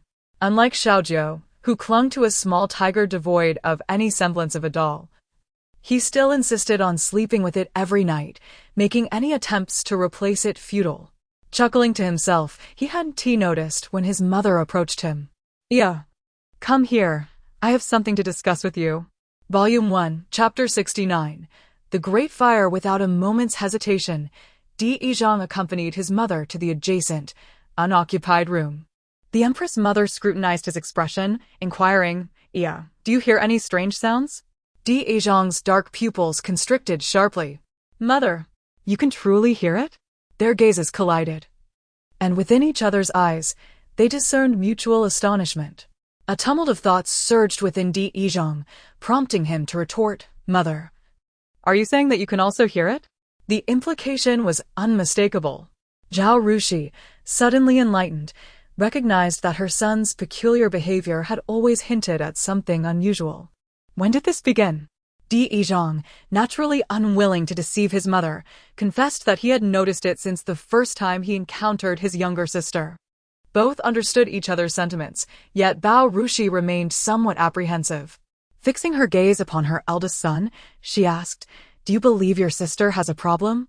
Only then did Zhao Rushi feel a sense of relief. After all, if they mistakenly deemed their daughter a monster, it would have surely caused a ruckus by now. Have you ever heard a Biluó speak of our future? Di Yizhong shook his head, realizing that his interactions with his sister were limited and that he had heard far less than his mother. Understanding this, Zhao Rushi decided to share the insights she had gleaned from a Biluó's heart. Yeah, according to a Biluó's sentiments, we are currently living within a narrative. The air was dry and caution was warranted regarding fire. As Biluó awakened, the room was attended only by her maid, Cui Shi. The sky outside had darkened considerably. She had not anticipated that her slumber would last an entire day.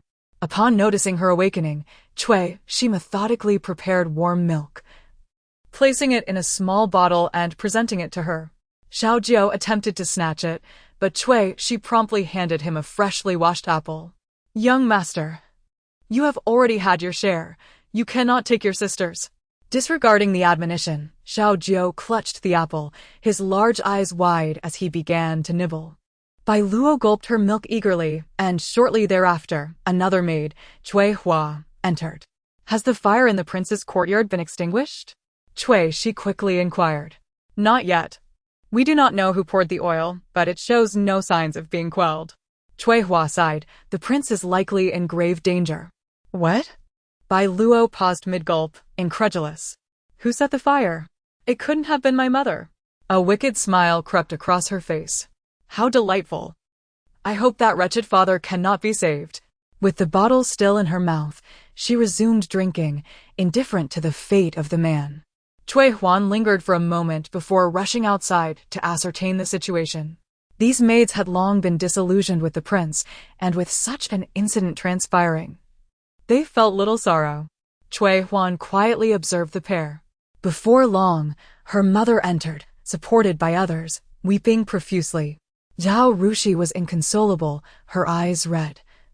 Her body weakened and sagging as the maids held her up. Why is the prince so unfortunate? Why has heaven turned a blind eye to him? Do not mind me. Go save the prince. With the door closed, Zhao Rushi stifled her sobs. Guard the entrance. Proceed with caution tonight.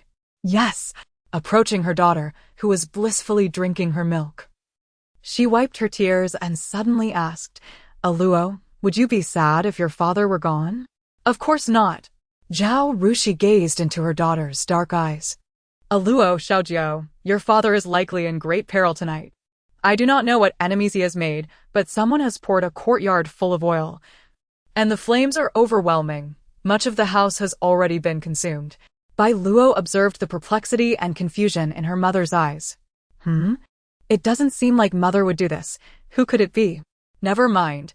Let whatever happens happen. Zhao Rushi's gaze deepened, concealing her own uncertainty. She too was oblivious to the identity of the arsonist. She wished for their demise, but had not yet acted. It was not Ir. Then who could it be?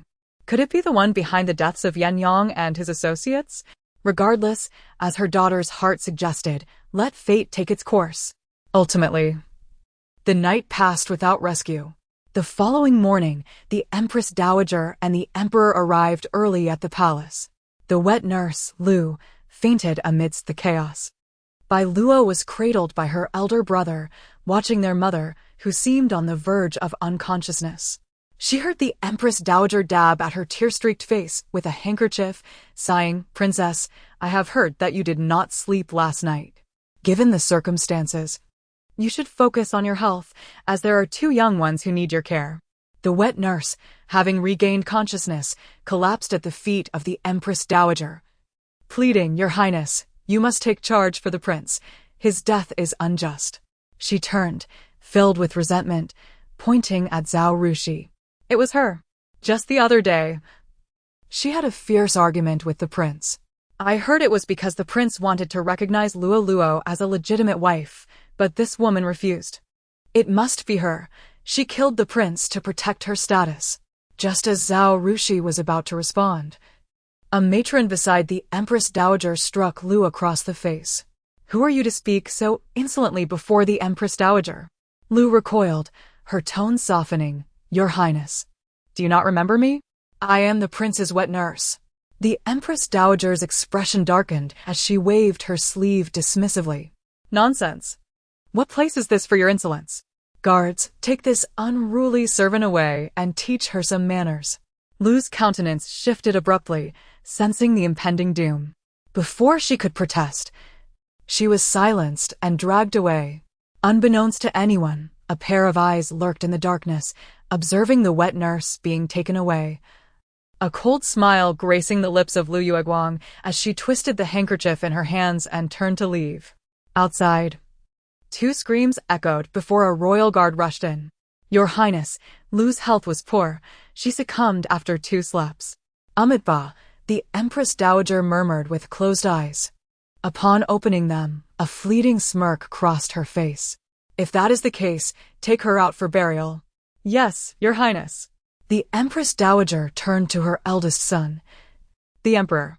Your Majesty, the body of Tian Heir is beyond recognition. This is not a good omen for the Huang family.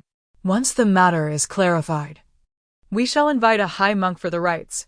Rest assured, Mother, I shall ensure that the murderer is apprehended and the wicked punished. Volume 1. Chapter 70. The Unseen Inferno. In a long-abandoned courtyard, a multitude of solemn individuals clad in uniform black attire gathered. Inside the dwelling, Emperor Jingtian lay on the bed, his body once more swathed in white cloth. His trusted confidant knelt at the bedside, relaying the intelligence he had gathered at the royal palace. You say the wet nurse has perished? He yearned to clench his fist, but the slightest exertion elicited a searing pain that radiated through his skin. Gritting his teeth, He stifled his anguish, sinking into a prolonged silence. Send someone to follow them. Once they arrive at their destination, devise a means to retrieve the body and construct a proper grave for her. Understood. On the day of the inferno, he had been incapacitated by a narcotic, only to awaken amidst the choking smoke as the flames erupted. Had it not been for the hidden passage within his courtyard, he might have met a truly gruesome fate. He had contemplated the myriad of individuals who might wish him dead, the murderer of Yen Yong, the family of the princess, or perhaps even the princess herself. Furthermore, the emperor and the empress dowager within the palace could also harbor intentions to eliminate him. For the sake of the deceased Biluó and his newly born daughter, he could no longer afford to remain passive. He sought vengeance for his beloved mother, his child, and himself. He aspired to ascend to the pinnacle of power, to posthumously honor his biological mother and beloved, reigning supreme over all. Coughing, his emotions surged. No, we have more pressing matters to attend to. He resolved to endure this pain, a constant reminder to never forget his hatred. Biluó. Su Biluó cradled her child within a carriage, as another man gazed earnestly at the infant in her arms. Biluó, is this truly our daughter? He inquired in a voice tinged with foreign intonations. A gentle smile played upon Su Biluó's lips as she replied, "Would you like to hold her?" Indeed. The man, filled with tenderness, embraced the child.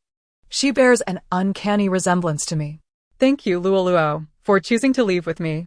Who would have thought that after 10 months apart, you would go to such lengths for me? She feigned shyness. No, I should thank you.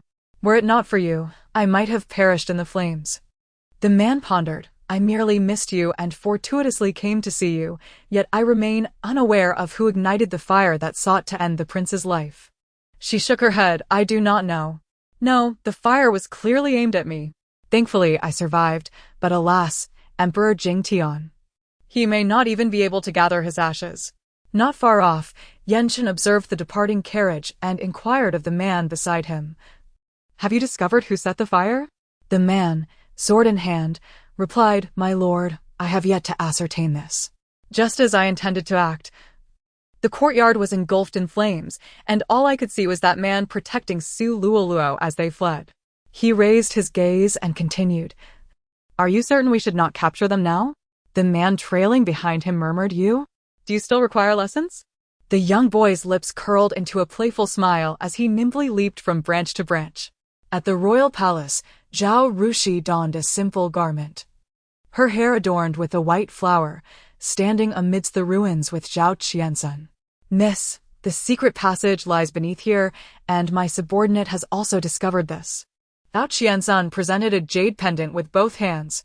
Zhao Rushi, upon a fleeting glance, immediately recognized it as the pendant Emperor Jingtian had worn daily for the past year. It is possible that he has not perished, she mused, unsure whether to feel joy or sorrow. Young master, please loosen your grip. Little Nine. Little Nine bared his teeth, heedless of her plea. His mouth clenched tightly around Biluó's small hand.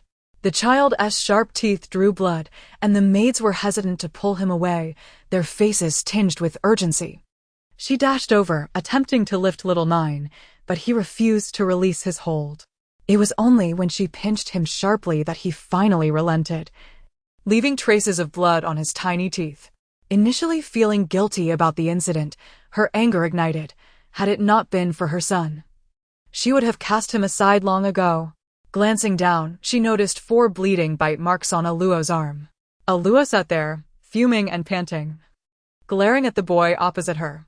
Her anger was not solely due to the minor injury. She was enraged because, how infuriating! He actually dared to tug at my poor hair. The maid Chui, she hurriedly explained. It was the young master.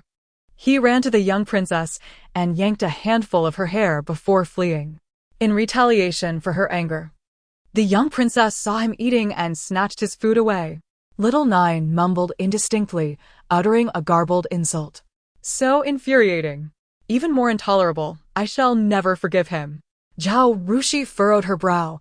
Who taught you to speak such words to your sister? 7th brother, Di Qizhong. Di Qizhong had the audacity to call her ugly. Biluó's fury surged, and she sprang to her feet, racing outside. Yet, she scarcely took 2 steps before being embraced.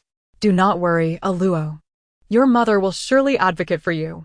Biluó patted her backside in a gesture, insisting, "Spank me. He called me ugly. I shall ignore him and befriend 8th brother instead, infuriating him." Rushi nodded. "Biluó, fret not. I will inquire of him first. Cui Shi, please summon 7th young master." Di Qizhong was soon brought forth. He had just been kneeling before his father's coffin, listening to the weeping of the household. His indifference towards a father he barely knew made the loss less sorrowful. Upon entering his mother's garden, Cui Shi shot him a knowing glance, causing his heart to tighten. Surely, he had done nothing wrong. As he entered the room, he intended to draw closer to his sister, but the little girl turned away. Emitting a soft huff, "What is the matter?" He sensed that he had offended her. "Mother, why is sister ignoring me?" Then, a thought struck him. "You are not suggesting I spoke ill of her, are you?" "7th brother, mother wishes to know, did you call sister ugly?" Biluó did not turn around, but one ear perked up attentively. Volume 1, Chapter 71. The bite. Emperor Qizhong was momentarily taken aback, raising his small fist in indignation. "What? Who dares to say my sister is ugly? Just watch me tear their mouth apart." "Wait, that's not right." His mother had just mentioned it was someone else who said that. Rushi raised an eyebrow. "Was it not you who said it?" He protested vehemently. "Impossible. I would only ever say that my sister is the most beautiful." Rushi nodded, sensing that there was likely a misunderstanding at play. A maid stepped forward to clarify. "7th young master, it was young master Jiao who said your sister was ugly. When the princess asked him who taught him that, he said it was you." Emperor Qizhong was struck dumb. When had he ever said his sister was ugly? The frustration was overwhelming. They actually believed young Master Jiao. He could hardly string together a complete sentence. No wonder his sister must have misunderstood him just now. He quickly knelt beside his sister, earnestly explaining, "Sister, please don't listen to young Master Jiao.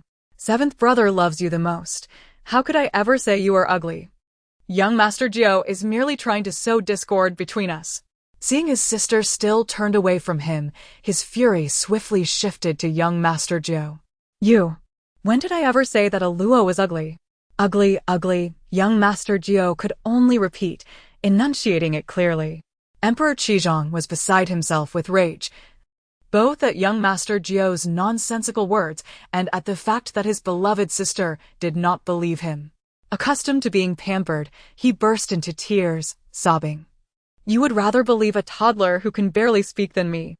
Woe is me. Indeed, having not grown up beside you, you've become biased." Listening to the grievances of young Master 7, Biluó turned to face him, her demeanor reflecting disdain at his tears. "How old are you to still be crying? What a disgrace." After a moment of contemplation, Biluó suddenly recalled a possibility. Indeed, he often referred to someone as ugly in their presence. That someone was Emperor Luong. Did 7th brother mean that 6th brother is ugly, and young Master Jiao misunderstood, thinking that only beautiful people could be called ugly? Haha. Young Master Jiao is actually complimenting her. 7th brother's inability to appreciate the handsome 6th brother was baffling. Why would he insist that such a good-looking person was ugly? His taste truly left much to be desired. Biluó felt a sense of relief. Why should she bicker with a newborn child? Observing her sobbing brother, Biluó stood and stumbled over to him, gently patting his small shoulder to draw his attention. "Oh, great one, you need not express your gratitude. Just remember not to pull my hair in the future." With a chuckle, Emperor Qizhong was instantly amused by his sister's playful grin. As long as she didn't hold a grudge against him, everything would be fine. He then noticed the white handkerchief wrapped around his sister's arm and, alarmed, grasped her small arm, asking anxiously, "Mother, what happened to my sister's arm?" "Oh dear, it was young Master Jiao who bit her." Rushi sighed. The bite had been particularly deep. Thankfully, Biluó had the maturity not to fuss over it. Just the thought of those 4 little teeth made her wish she could give young Master Jiao a sound thrashing. Emperor Qizong shot a cold glare at young Master Jiao and pulled him aside for a stern lecture. Emperor Ziojium, how can a boy bully a girl? Are you not ashamed? We shall no longer invite you to play with us. You display no sense of responsibility as a man. Young Master Jiao either understood or was intimidated by Emperor Qizong's expression as he began to wail sorrowfully. The maids hurried to console the child while Zhao Rushi, feeling exasperated, cradled her daughter and departed. If Emperor Jingtian had not perished, it was imperative to locate him swiftly. His absence was suspicious. One could not tell what malice he might be harboring. This matter was best kept from her daughter. It was unwise to burden her with such concerns at a tender age. 7 days later, the two brothers remained enveloped in the grief of their father's passing, oblivious to her presence. It was her fifth uncle who lifted her from the side, his voice steady. "Ah, so this is our little pink dumpling. Truly adorable." Having endured much over the past year, he was perceived by the Zhao family as someone meant to maintain the fort.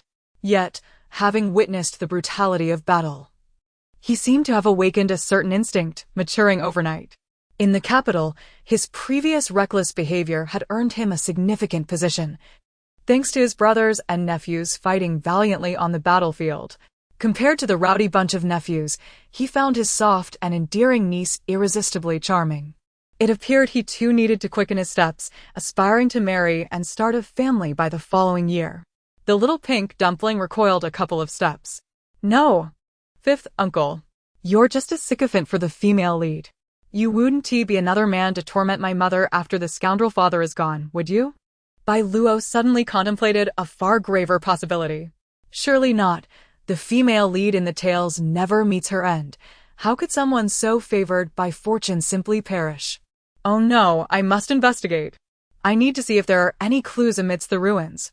With her tiny legs moving swiftly, Biluó dashed towards the debris. Zhao Rushi stood frozen, her hands outstretched. Had she truly just heard such earth-shattering revelations? Had she overheard her niece's innermost thoughts? What to do? In her niece's eyes, did she truly appear as such a person? How could this be? He had only met Su Luoluo a handful of times, and she was merely his brother-in-law's concubine. There was no way he could become involved with her. Children often speak without restraint. Surely Luo didn't understand him. It seemed he needed to spend more time with her. Zhao Rushi watched as Luo suddenly darted away, awkwardly glancing at her brother, mumbling. "Luo is a bit like fifth brother. Please do not take offense. She will become familiar with you in time." Zhao Rushi's face turned pale, her eyes brimming with tears, not surprised by the situation. "Yes, fifth brother, you should go inside for now." Suddenly, she spotted a familiar figure in the crowd, and just as she focused her gaze, the figure swiftly departed. Zhao Rushi covered her mouth with a handkerchief, concealing her icy demeanor. Emperor Jingtian was truly alive. Volume 1.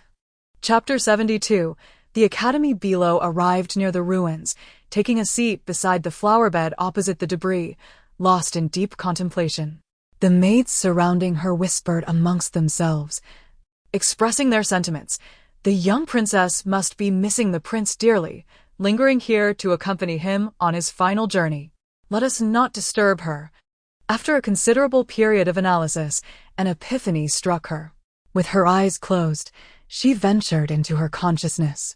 Within her inner realm, flowers bloomed vibrantly and the foliage flourished. The tome, the Book of Destiny, floated serenely in the air. A thought crossed her mind. If she were to master this tome that holds the power over human fate, would she not then be able to decipher the destinies of mortals?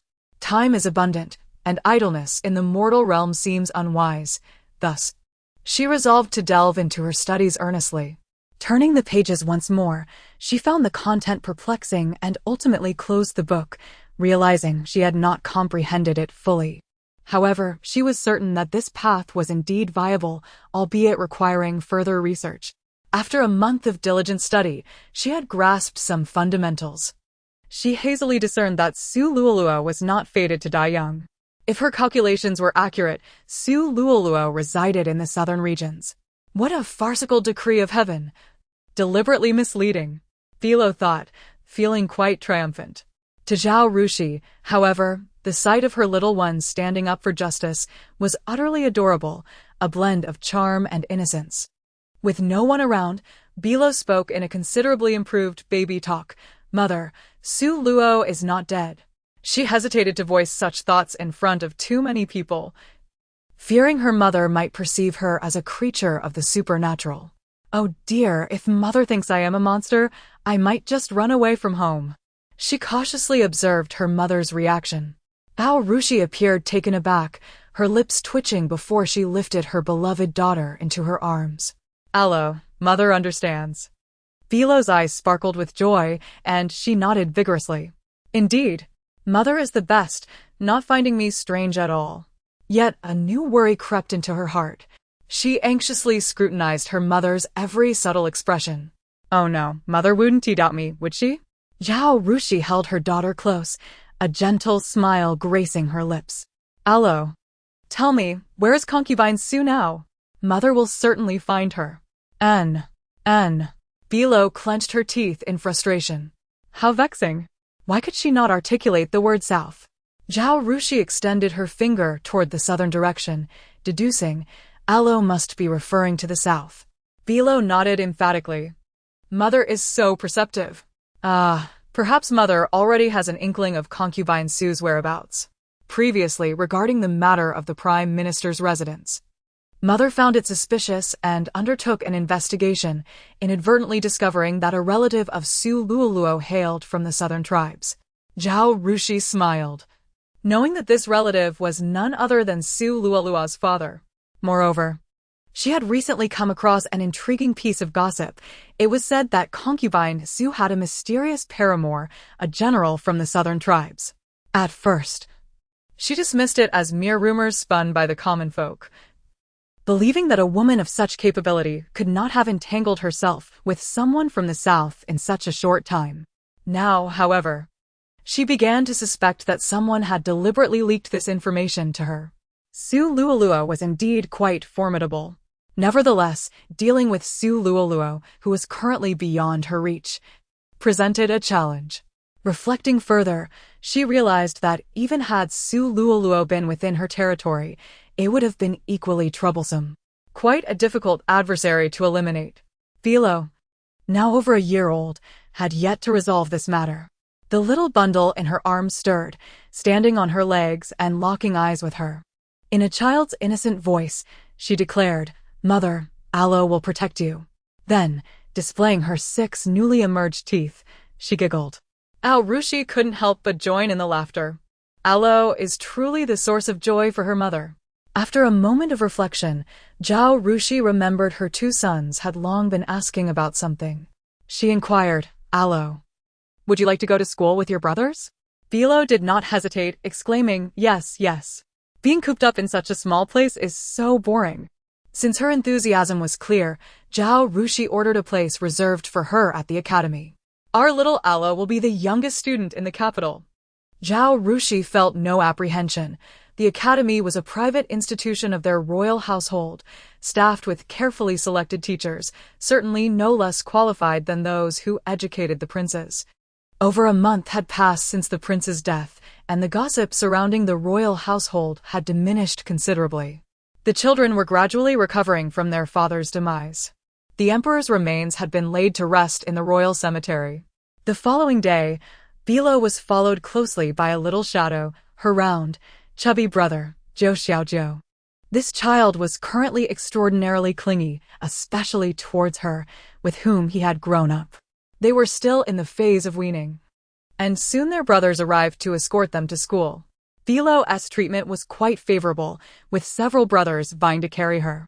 Meanwhile, the little Jiuxiao approached his 6th brother, who instinctively took a step back, his expression souring. Jiuxiao, unaware of his brother's aversion, innocently turned to his 7th brother. Di Qizhong had just entrusted his sister to the 8th brother, his arms weary, and was reluctant to carry the chubby Jiuxiao. Jiuxiao looked around, then plopped down on the ground, wailing. Despite his annoyance at the noise, Di Qizhong, being a devoted brother, lifted his younger sibling with a grunt. Yet, to no avail. Jiuxiao remained immobile. Di Qizhong rubbed his slender shoulders, speaking earnestly. Oh dear, ninth brother, it's not that seventh brother doesn't want to carry you. It's just that I truly cannot. Let this servant carry you instead. Eventually, the servant picked up the plump Jiao Xiao and they hastened their pace. Quickly. We can't let our sister be late on her first day of school, Di Baji urged. Biluó raised her tiny fist, cheering, go, go. Brothers, hurry. Inside the academy, Biluó was seated in a specially designed chair, cushioned all around, with a proper study desk placed before her. The stories narrated by the royal tutor were quite engaging, albeit somewhat lulling. As she settled in and soon drifted off to sleep, Di Qizhong stifled a laugh, amused by the resemblance between him and his sister. They both shared a tendency to doze off during lessons. How sleepy. Volume 1, Chapter 73. Brother San Di Jingtian sat within a thatched cottage, facing a man clad in black, his face obscured by a wide-brimmed hat. The man spoke, half a year ago, during the turmoil in Jiangnan. Those of us hoarding grain and the officials lurking in the shadows were executed under mysterious circumstances overnight. The emperor has not investigated the cause of their deaths. Do you believe he is aware of this matter? He continued with a mocking tone. In any case, the emperor cannot know that he is still alive. Since we are discussing collaboration, have you decided which child you will use as a pawn? Di Jingtian gripped the cup in his hand tightly. They were all his children. How could he bear to part with any of them? Yet, if he must choose, he would select his daughter Di Biluó, for she had taken everything that rightfully belonged to him and Luo's daughter. She did not deserve happiness. Only Luo's daughter should relish such joys. However, this daughter had been snatched away by her brothers or faced perilous situations multiple times since her birth, and Zhao Rushi now regarded her like a precious gem. Thus, he could only choose the sixth child. This child had not led a glorious life in recent years. Even if he ascended the throne in the future, the presence of the sixth child would be a disgrace to the royal family. If used as a hostage now, regardless of whether he lived or died, it could cleanse him of his shame. Choosing the sixth child would also serve the child's best interests.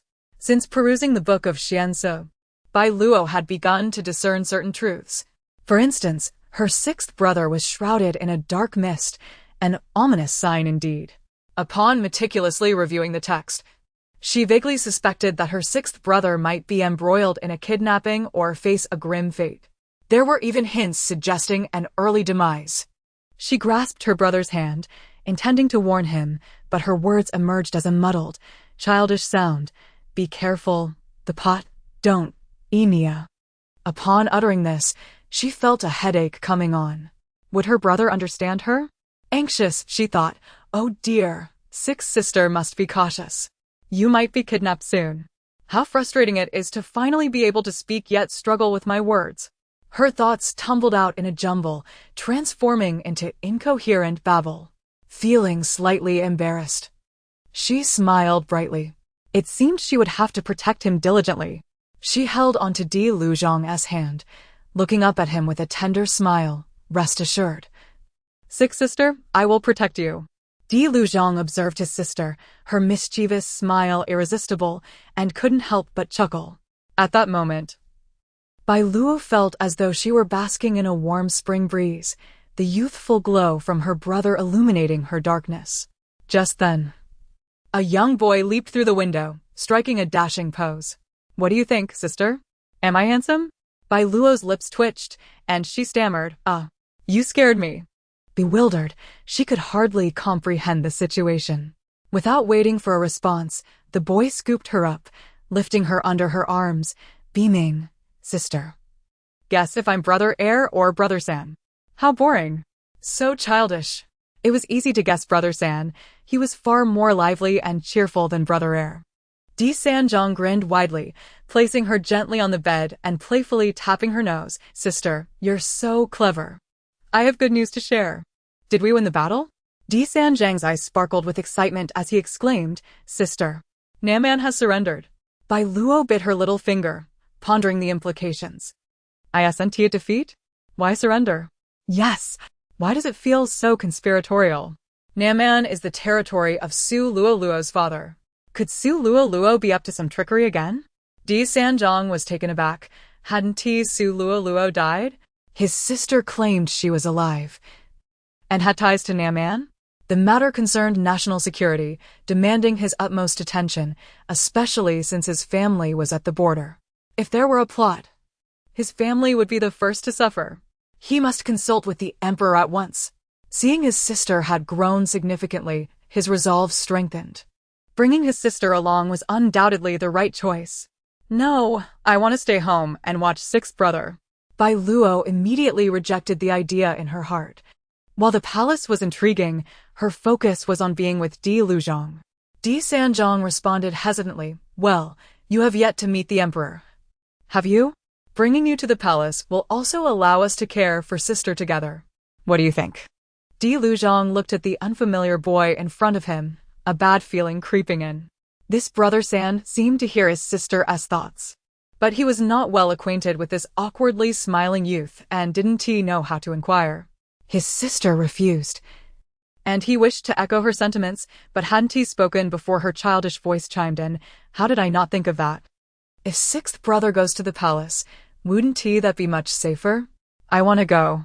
If I stay home, I wouldn't be able to help at all. The palace is different. It has strict guards. I just need to take Sixth Sister and keep her close. Biluó's words came out in a muddled manner. Di Luzhong replied, thank you, Brother San. I am willing to accompany you. Di Sanjiang, holding his sister, asked, should we bring a Luo along? Let us go. Di Sanjiang smiled contentedly. Unlike his seventh brother, who had to sneak around while carrying his sister, he prepared a carriage openly, taking his brother and sister directly to the carriage. Settling on the soft cushions, they set off towards the palace. As Biluó sat within the carriage, she suddenly noticed the dark cloud of misfortune surrounding her sixth brother intensifying. Clumsily reciting a fortune-telling incantation, she sensed that her sixth brother was in grave danger today. What should we do? Who is plotting against sixth brother today? Biluó clutched Brother San's sleeve, urging urgently, hurry, Brother San. Sixth brother is in peril today. We must reach the palace for refuge. Di Sanjiang, hearing his sister's thoughts, felt no doubt. He opened the carriage window and spotted a few vendors outside, their eyes glinting with malice, all fixated on his carriage. His heart raced, and he commanded the driver, faster. Volume 1, Chapter 74, Proton. As the words left his lips, the coachman turned with a peculiar smile. My apologies, young masters. A sense of foreboding washed over Di Sanjiang, just as his hand grazed the hilt of his sword. A multitude of assassins emerged from the shadows. The palace guards, caught off guard, fell victim to a swift onslaught, their throats cut before they could react. The startled cries of the common folk erupted around them. Di Sanjiang hastily entrusted the infant from the carriage into the arms of Di Luzhong, his expression grave. Sixth brother, hold your sister close and stay behind me. Remember, you must evade danger and protect yourself and her. Di Luzhong tightly cradled his sister, nodding earnestly. Yes, I will ensure her safety. Meanwhile, Biluó, though young, was consumed by worry, feeling like a burden in her smallness, her fingers nervously tugging at her scant hair.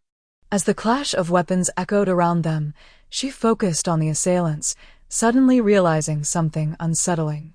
The palace guards are intentionally obstructing the escape route. There were few capable of compelling the palace guards to act in such a manner. It was undoubtedly someone connected to the royal family. Among them, the most likely perpetrator was her despicable father, Di Jingtian. What does he intend to accomplish? No, they must escape this place. Sixth sister, this way. Biluó pointed toward a direction. Let us go there. Being a demon lord, she quickly identified an opening amidst the chaos, a chance to break free. Yes. Di Luzhong nodded firmly. Biluó's chosen path seemed sound. As they navigated through the tumult, she expended some of her energy, momentarily hindering their pursuers. She calculated with her fingers, and to her astonishment, discerned a means of escape. Sixth sister, assistance is coming from the northeast. She extended her small hand, her voice coming out as only a soft babble in her urgency. Fortunately, Sixth Sister understood her intent and began running toward the direction she indicated. Biluó, though unskilled in martial arts, was fleet of foot, but carrying a little girl over a year old made his flight considerably more arduous. Soon, a masked figure clad in black drew near, shouting, "Halt! I have no desire to harm you. Come quietly, and do not force my hand." Biluó dared not relent. While he could manage alone, the safety of his sister was paramount. Should he let go, the assailant might turn his malevolence upon her. Accelerating his pace, the man sneered. "You think a weakling like you can outrun me?" He leaped atop a bystander's shoulder, vaulting forward, poised to strike. Protecting his sister, Biluó dove toward a nearby haystack. In the blink of an eye, a flash of white light enveloped them, and Biluó found herself resting upon the soft grass, the world around them frozen in stillness. A strikingly handsome, white-haired immortal approached, grasping Biluó's hand, and in an instant, they vanished. "Who are you? Why have you taken my brother?" Biluó exclaimed as the stillness dissipated with their departure.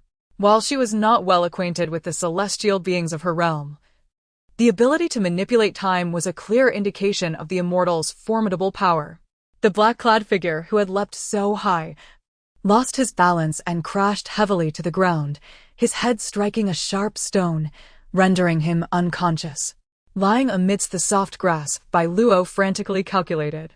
According to the Book of Mysteries, her sixth brother was to encounter fortune amidst peril, serendipitously meeting a celestial being, and then there was no further guidance.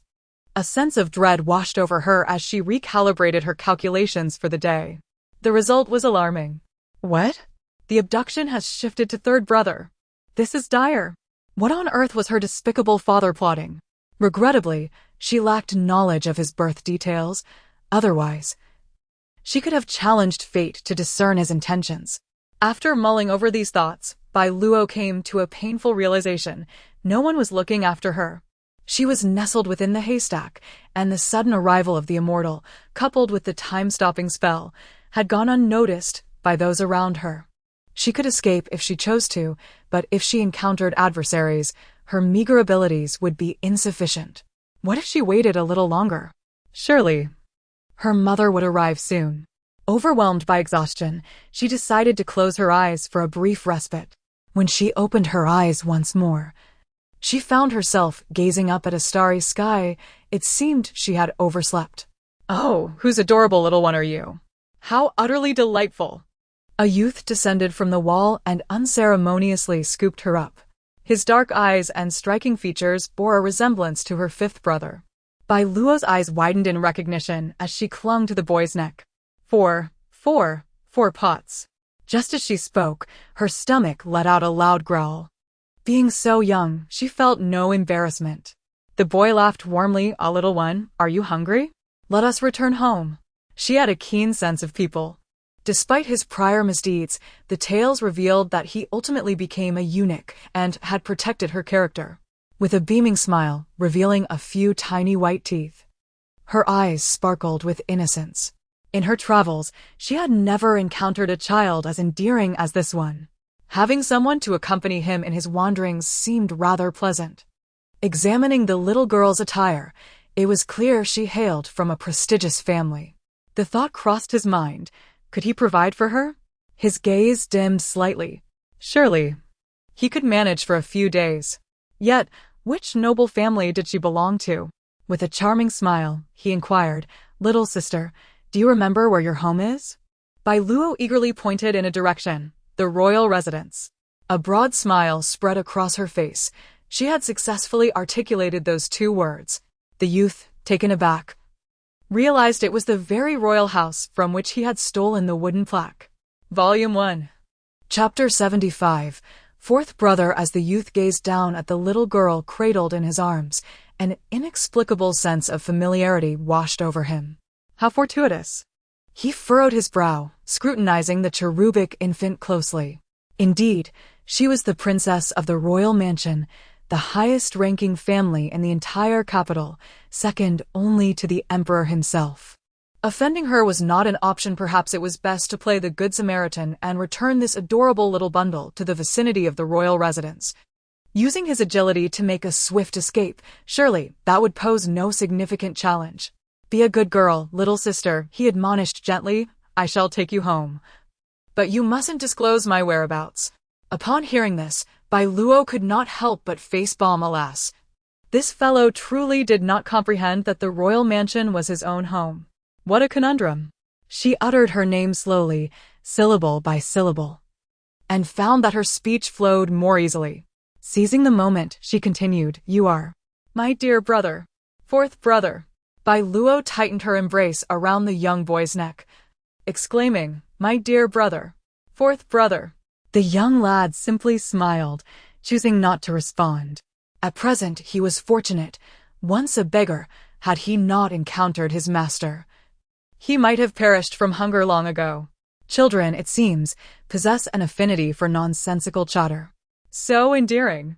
Perhaps one day, he would return the wooden plaque he had pilfered from the royal mansion to this delightful little sister. His gaze fell once more on the girl's pouting face, as she reiterated, Fourth brother. Suddenly, the youth halted in his tracks. The lost little boy appeared to be of a similar age, and his memories had been frozen at a time when he was but a child. Could it truly be mere coincidence? The youth's eyes drifted towards the direction of the royal mansion, and after a long pause, he stumbled forward, lost in thought. Seeing the youth in this state, Biluó finally felt reassured. It seemed he harbored doubts as well. Just then, the pair was encircled by a throng of people. Young master, the little princess is here. Biluó quickly spotted her brother. Di, his expression dark and brooding, took her from the young boy's arms without uttering a word. Elder brother, she called excitedly, pointing at the still bewildered youth. Fourth brother. Big brother, Woo-woo. This is my fourth brother. You must keep him here. Woo-woo, this is too difficult. Will my big brother understand? Though she had found her sister, the third and sixth brothers remained missing, their fates uncertain. Still reeling from a whirlwind of emotions, Di was astonished that within a single day, Biluó had managed to locate their long-lost fourth brother. Gazing at the young boy who bore a striking resemblance to the fifth brother still at home, he felt an indescribable turmoil within. He was aware that the disappearance of the sixth brother was intertwined with the presence of the boy before him. Fourth brother? Di nodded, having heard of the amnesia surrounding the fourth brother from his sister's heartfelt whispers. Biluó began to calculate, swiftly deducing the third brother's likely whereabouts. Third brother. To the south. Third brother has been abducted to the southern region and is currently en route. It may involve our scoundrel of a father. But what exactly does he intend to achieve? Originally, I feared for sixth brother's life, but now it seems he is destined to become a disciple of an immortal. As for his fate, I cannot predict it all. Alas, a wave of melancholy engulfed him as Di absorbed every word spoken by his sister. Upon learning that both of his younger brothers were not in immediate peril, he sighed with relief. As long as they were alive, that was paramount. Among the two, the third brother was currently in danger. It appeared that the search efforts must concentrate on locating him. Their father, lurking in the shadows, was not someone he could trust at all. Fear not, dear sister, I shall certainly find them. Before they could enter the royal mansion, Biluó was taken aback by the sight before her.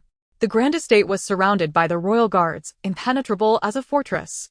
Those who knew of their missing child might understand, but those unaware could easily assume they had abducted the imperial heir. Her father had passed away, and their family had never orchestrated such a spectacle. Her elder brother reassured her, Do not worry, dear sister. The emperor and grandmother have brought these guards solely to assist in the search. They are deeply concerned for your safety. She clenched her fists and nodded, understanding the situation. As they approached the entrance, the Empress Dowager, supported by others, came rushing toward them. Oh, my dear Luo, I hope you have not suffered any distress. I have been so worried, she exclaimed, her voice tinged with concern. Biluó offered an awkward smile, feeling perplexed by the Empress Dowager's fervent affection. After all, she was not her biological granddaughter. Such concern elicited an unsettling premonition within her.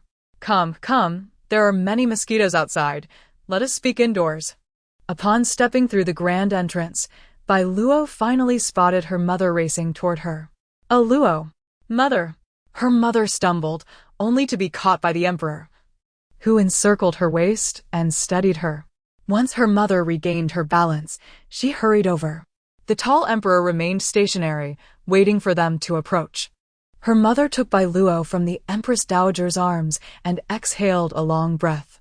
Thank goodness you are safe. I was so worried as tears began to trickle down her cheeks. Biluó playfully tugged at her clean sleeves to wipe her mother's face. Subsequently, she lay quietly against her mother's shoulder. Guanyin stood behind the crowd, unnoticed by anyone. Perhaps the weight of the royal presence made him feel an inexplicable urge to distance himself from this place. Everything around him felt so foreign just as he hesitated. He suddenly sensed numerous gazes fixated upon him. Raising his head, he locked eyes with the little girl in the distance, her gaze landing on him. Her tiny finger pointed in his direction, as if calling out to him. Fourth brother, while still in a daze, he heard a distant voice, tinged with a weeping tone, calling out, "Sea air! Sea air!" Volume 1, Chapter 76, Reunion. In the distance, Guanyin observed a woman clad in a gown of emerald green, her slender figure rushing toward her.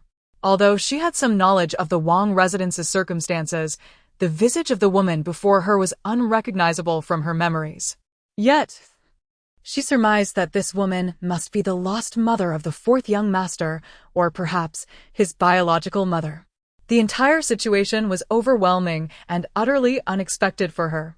She lowered her head deeply, uncertain of what expression to wear at that moment. The woman halted before her, gripping her shoulders and compelling her to meet her gaze. Curiosity bubbled within her, a desire to witness what would unfold next. Upon catching sight of her face, tears cascaded from the woman's eyes as she enveloped her in a warm embrace, affirming, "Seer, seer, you are indeed my seer." The woman's eyes radiated conviction. When my seer was lost, he was merely 4 years old, and even then, one could foresee the man he would become. I would never mistake him. She shook her gently, her voice breaking as she cried out, "Seer, you are my seer. Look at your mother. I am the one who gave birth to you." The multitude of memories etched in her mind surged forth, leaving her heart in turmoil, rendered speechless. It was all too sudden. She had never fathomed that she might be the scion of the Wang family. Bowing her head once more, the myriad of words that bubbled within her coalesced into a mere apology. Lu Yuguang stared in disbelief at her son. He still bore the semblance of his childhood, his face scarcely altered. Yet, why did he emanate such a chilling aura? A sudden chill gripped her heart. Was it possible that someone had intervened during the child's disappearance, deliberately concealing her son? Could that person be the Princess Zhao Rushi standing behind her? No, that was implausible. A person of her stature would not resort to such despicable acts. I have lost my memories. I am not well versed in the events of my childhood. One day, I awoke, clad in tattered garments, amidst a throng of beggars. She was not inclined to conceal the reality of her surroundings. This was the Wang residence. Even the man adorned in a resplendent yellow dragon robe, standing in the courtyard, occasionally scrutinized her. Here, there would be no secrets. Inside the room, only her mother and the servants attending her remained, while the others continued searching for her third and sixth brothers. Her mother laid her down on the bed, removed her shoes, and sat beside her, asking earnestly, "Luo, do you think your third brother is in danger?" Biluó approached, nestling on her mother's lap, resting her small, delicate fingers upon her chin as she calculated. The outcome remained unchanged. The omens are dire. Her mother's face turned visibly pale as she contemplated something. She could only hold her tightly, offering comfort. Yet, there remained a glimmer of hope. If only they could discern the intentions behind their vile father's plot against her brother. Biluó nestled into Zhao Rushi's embrace, tapping her small head as she began to analyze. Suddenly, she recalled the matter of the southern barbarians. The southern barbarians. Emperor Jingtian. Biluó straightened abruptly, a realization dawning upon her. She seemed to understand her father's intentions. If I were Emperor Jingtian, after encountering such events, I would undoubtedly collaborate with the enemy at the borders. Among those enemies, the most advantageous alliance would be with the southern barbarians. Even if Emperor Jingtian operates from the shadows, he embodies the essence of a nation. The adversary might perceive the emperor's lineage as fragile while considering collaboration with him, whose progeny is numerous. At the current strength of Emperor Jingtian, he may be compelled to offer one of his sons as a hostage, Di Sanzhong. The pure embodiment of misfortune has been unwittingly ensnared in my brother's predicament, resulting in Di Luzhong's inability to capture him and instead seizing Di Sanzhong. Contemplating this, Biluó felt a blend of frustration and anger as she struck her own palm. It was all her fault. Her half-hearted studies had rendered her powerless, resulting in her third brother's current plight, shrouded in uncertainty. No, I must find my brother. Zhao Rushi attentively listened to her daughter's analysis, secretly impressed. The narrative had shifted dramatically, yet her daughter was able to derive such conclusions from her insights. How wonderful it was! Her daughter was indeed her little lucky star. As for her intention to venture out in search of her third brother, she needed to consider her daughter's capabilities. Perhaps they could indeed rescue him. However, given Biluó's tender age, how could she safeguard her if peril arose? No, it seemed that she must devise a meticulous plan. Setting Biluó down, she instructed. Biluó, when Xiaojiu awakens, play with him for a while. Mother will go consult with your elder brother. All right, Biluó. Lacking the inclination to engage with Xiaojiu, immediately sought a comfortable position and reclined upon the bed. She would rest and gather her strength. Plotting a method to find her brother. After a day of slumber and another night's rest, Biluó awoke once more, the dawn yet to break. Hunger gnawed at her, and after drinking some milk, she began to fiddle with the toys on her bed. She could not help but wonder how her three brothers were faring. Emperor Sanzhong awakened in a daze, his surroundings cloaked in darkness. His body was confined in a cramped space, forcing him to bend uncomfortably, causing him great discomfort. He had been unconscious for an indeterminate period, utterly ignorant of the time or place in which he found himself. The only certainty was his sister's heartfelt thoughts, hinting that this matter might be tied to their father. A tiger does not consume its young. He breathed a sigh of relief. Reassured by the bond he shared with his father over the years, his father would undoubtedly protect him. After another quarter of an hour, the carriage came to a sudden halt. He could feel the vibrations of the carriage boards rubbing together, accompanied by the chaotic sounds of items being moved about. Soon, dim light seeped through the cracks in the wooden boards. Someone pried open the almost crushing panel above him. Outside, the night remained dark, yet under the moonlight, he could discern the figures of his captors and the desolate wilderness surrounding them. He was yanked from the carriage and thrust before a man in black. The man pressing down on him addressed the figure opposite him, saying, "Master, the situation arose unexpectedly. We could not locate Di Luzhong, so we seized this third young master instead." The man in black, with his back turned, let out a cold chuckle. "Heh. I am indifferent to which son it may be.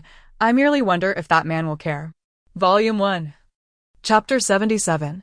The tiger does not eat its young. Who is this man? Without a moment's thought, Di Sanzhong knew. It must be his father. The king is not dead, and he feels an overwhelming joy. The man, seemingly observing something, chuckled eerily. "Do you wish to see him again?" Years of experience on the battlefield taught him to conceal any emotion in the presence of the enemy, so he chose silence. The man was unfazed by his coldness. His gaze drifted towards the horizon as a deep, gravelly voice emerged. "Look, he approaches." Following the man's gaze into the night, a figure on horseback sped towards them. Soon, he recognized the owner of that silhouette. It was indeed his father, who had returned from the dead. Unable to contain the pent-up emotions any longer, he cried out, "Father!" His uncles had taught him from a young age that a man should not shed tears easily, yet in this moment, he could no longer suppress his longing. The tumultuous emotions transformed into tears that stung his eyes as he knelt before the cloaked man, lamenting, "Father, you are alive. How wonderful that you live. He raised his gaze to meet those bewildered eyes of his father, whom he had always respected. The king, perplexed, asked, "Why have you captured the second son? What of the sixth?" The man in black laughed maniacally. "To achieve greatness, what is the sacrifice of a few?" His laughter echoed ominously. "Then let me witness your sincerity and courage." Di Jingtian's cold eyes fixed upon him, seeking meaning in his words. The man glanced at the youth on the ground and then back to Di Jingtian's profound gaze, speaking with icy precision. "Kill him, leave him at the next town. This way, all attention will be on the dying boy, and no one will notice our subsequent schemes." Di Jingtian disregarded him, drawing his long sword without uttering a word, the icy intent of his blade piercing through the man's chest. Blood splattered onto Di Jingtian's face. Sheathing his sword, he turned to the man beside him. "We must make haste. The pursuers will soon catch up." "Indeed," the man replied with a self-deprecating smile. "He probably does not even know which son has died. Unlike the sister he spent less than a month with." He gazed vacantly at the star-studded sky, momentarily envisioning an old man with a white beard descending amidst mist. Faintly hearing, little immortal passing by, here to escort the god of war back to his rightful place. In the distance, he heard the sound of galloping hooves, accompanied by his mother's cries, "Sanner, mother." His vision blurred, yet his hearing sharpened, catching the old man's exclamation, "By heavens, this is possible." Then, the old man turned and soared into the sky. Suddenly, Di Sanzhong noticed golden strands of light drifting towards him, intertwining like countless threads, entering his body. The icy chill within him began to dissipate, his heartbeat steadied, and clarity returned to his vision. He saw his mother approaching, accompanied by servants carrying his sister, the golden strands emanating from her. Sanna, his mother, crouched beside her. Believing he was on the brink of death, he surprisingly managed to muster a smile, responding, "Mother." "It seems I am all right." Biluó was set down by her maid, feeling her own chest, relieved, thank goodness, timely arrival. Seeing her elder brother safe, she was captivated by the old immortal. She glanced at him again, not recognizing the features she had seen when he was the demon king. Yet, one could not be certain. Deities descending to mortal form could conceal their appearances. However, it was impossible that any celestial being would undergo tribulations. Not when their family had not cultivated such fortune for millennia. The accompanying physician rushed forward to assess the injuries, his eyes widening in astonishment. "My lady, this is the miracle I have encountered." The sword pierced through the chest, close to the heart. While it should not have resulted in immediate death, he should not have survived. The elderly physician marveled at the youth, whose complexion was regaining color, his eyes sparkling with vitality, continuing to express his astonishment. The third young master, aside from his wounds, appears not to be on the verge of. Though he did not utter the word death, everyone understood. Di Sanzhong managed to rise, the blood from his wound seemingly congealed. Apart from the pain in his chest, he felt no other discomfort. Just as he intended to express his gratitude to his sister, he overheard her thoughts. I believe third brother should pretend to be dead. Concealing his identity could allow him to navigate undetected, just like how he and second brother resemble each other. One could remain hidden in the shadows, engaging in more meaningful endeavors. Di Sanzhong, why had he not considered this? It was not too late to feign death. No matter. He could hold his breath. With a swift roll of his eyes, he collapsed heavily onto the ground. Zhao Rushi, Biluó. Ah, third brother. Before she could ponder further, her mother suddenly fell to the ground, crying, "Oh, my son. Were you just pretending to be dead? My dear son. Someone, quickly take the young princess away. We must not allow her to suffer lasting trauma from this scene." Volume 1. Chapter 78. Encounter. The petite frame of the 1-year-old child offered no resistance as Biluó was taken away, catching a fleeting glimpse of her third brother's face, which appeared momentarily flushed with suspicion. Rushi wept in ragged sobs, tears streaming down her cheeks, and she realized her burgeoning talent for dramatics. Choking back her tears, She implored, "Physician, please, check on the third young master." Oh. The physician hurried forward to assess his breathing, and upon discovering the grim truth, his countenance paled. It seemed that perhaps the third young master's final thoughts, triggered by the sight of his kin, had overwhelmed him, leading to his demise. Otherwise, how could such a fate befall him? Indeed, when Biluó returned home, daylight broke brightly. Though her mother was heartbroken, she did not forget to pursue the murderer. Upon arriving home, her mother immediately dismissed the servants and took her elder brother to see the rumored deceased third brother. Why was it rumored? Because she had foreseen that the third brother was not dead. She was unaware of the schemes brewing beneath the surface. Could it be that, as she had suggested, these twins would one day exist in light and shadow? Such an uncanny connection? Fate? Sigh. For now, she must first deal with their worthless father. After that, she would seek out Emperor Luzhong, who knew whether those immortal beings would be oppressive. Meanwhile, Di Jingtian fled in disarray, successfully escaping into the southern barbarians' territory, eluding the relentless pursuit of soldiers. During this time, he learned of the tragic fate of the third son of the Wang family, realizing only later that it was not the second son who had perished, but the third. However, it made little difference. If they did not eliminate the third son, they would inevitably be caught by the pursuing soldiers. Upon reaching the southern barbarians, he was taken to the general's residence. The masked figure from that day was indeed the lord of this estate, the young general representing the southern barbarian emperor, and they struck a partnership.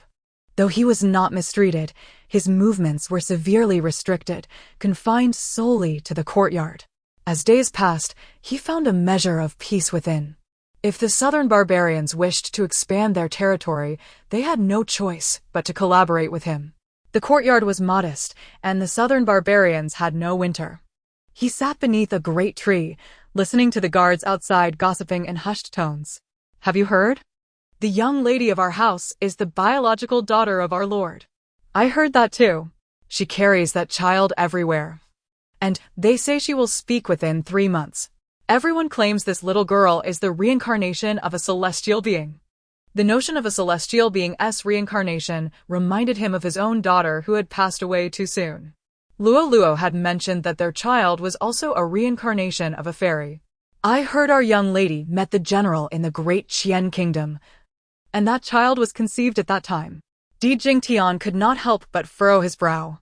The southern barbarians were far more liberal than the great Qian kingdom, where strict boundaries existed between men and women. In the southern barbarians, such entanglements were considered quite normal, yet the proprieties instilled in him from youth made him instinctively disapprove. Moreover, this woman was of great Qian descent. Rumors suggested that the lord intended to bestow the title of goddess upon the young lady, but the young lady herself opposed it, claiming she did not wish for her daughter to be the center of attention. Di Jingtian found the gossip tedious and rose to retreat to his quarters. On that day, the guards who had been stationed outside suddenly vanished, leaving even the attending servants perplexed about their duties. Hesitating for a moment, he stepped beyond the courtyard gates.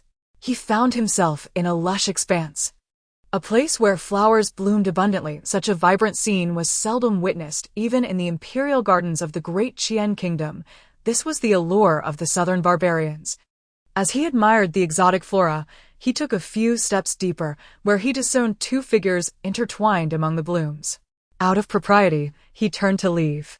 Luo, you promised to love only me. I want to hear you say you love me and not that old man, Di Jingtian." At the sound of the familiar name, Di Jingtian felt as though he had been frozen in place. The enchanting voice, laden with affection, echoed in his mind. "Young general, I love you, and you alone. I have never loved that old, inept man." Young general. Luo? It was indeed her. Di Jingtian turned unsteadily, concealed among the foliage, gazing at the 2 bodies entwined in the flowers. He clearly recognized the woman's face. It was his Luo. But how could this be? The words resonated in his mind. Had she not professed her love for him above all else? This woman must be an impostor. A ruse devised by the young general. "Young general, we are the perfect match. Please, Do not mention that old man again, all right? Very well, I will heed your words, Luo. Rest assured. I will ensure that you and our daughter, Shi Yan, become the happiest women in the world. Shi Yan? No, he had to clarify this matter.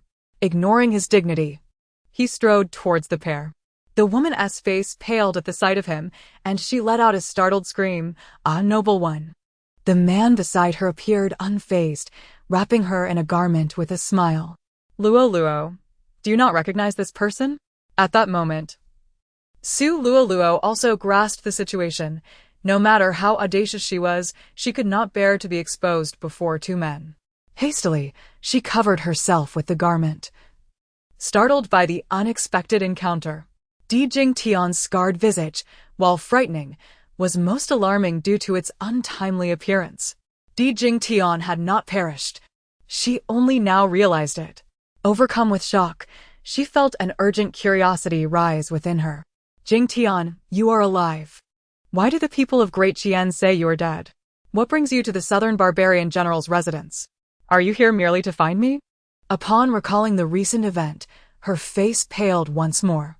Di Jingtian perceived the truth in her gaze. This woman was unequivocally Su Luo.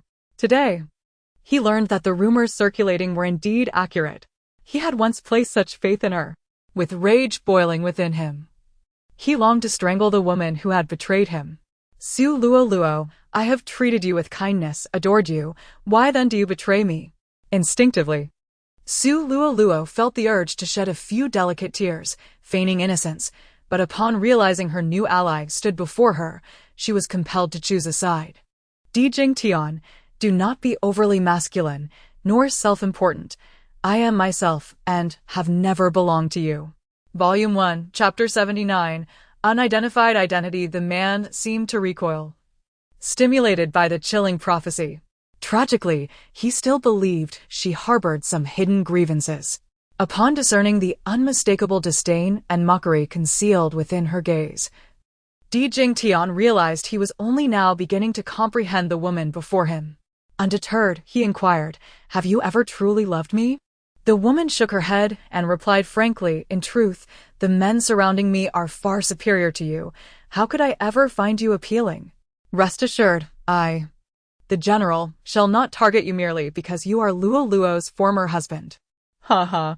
The youthful general vanished, leaving behind only the echoes of his triumphant laughter.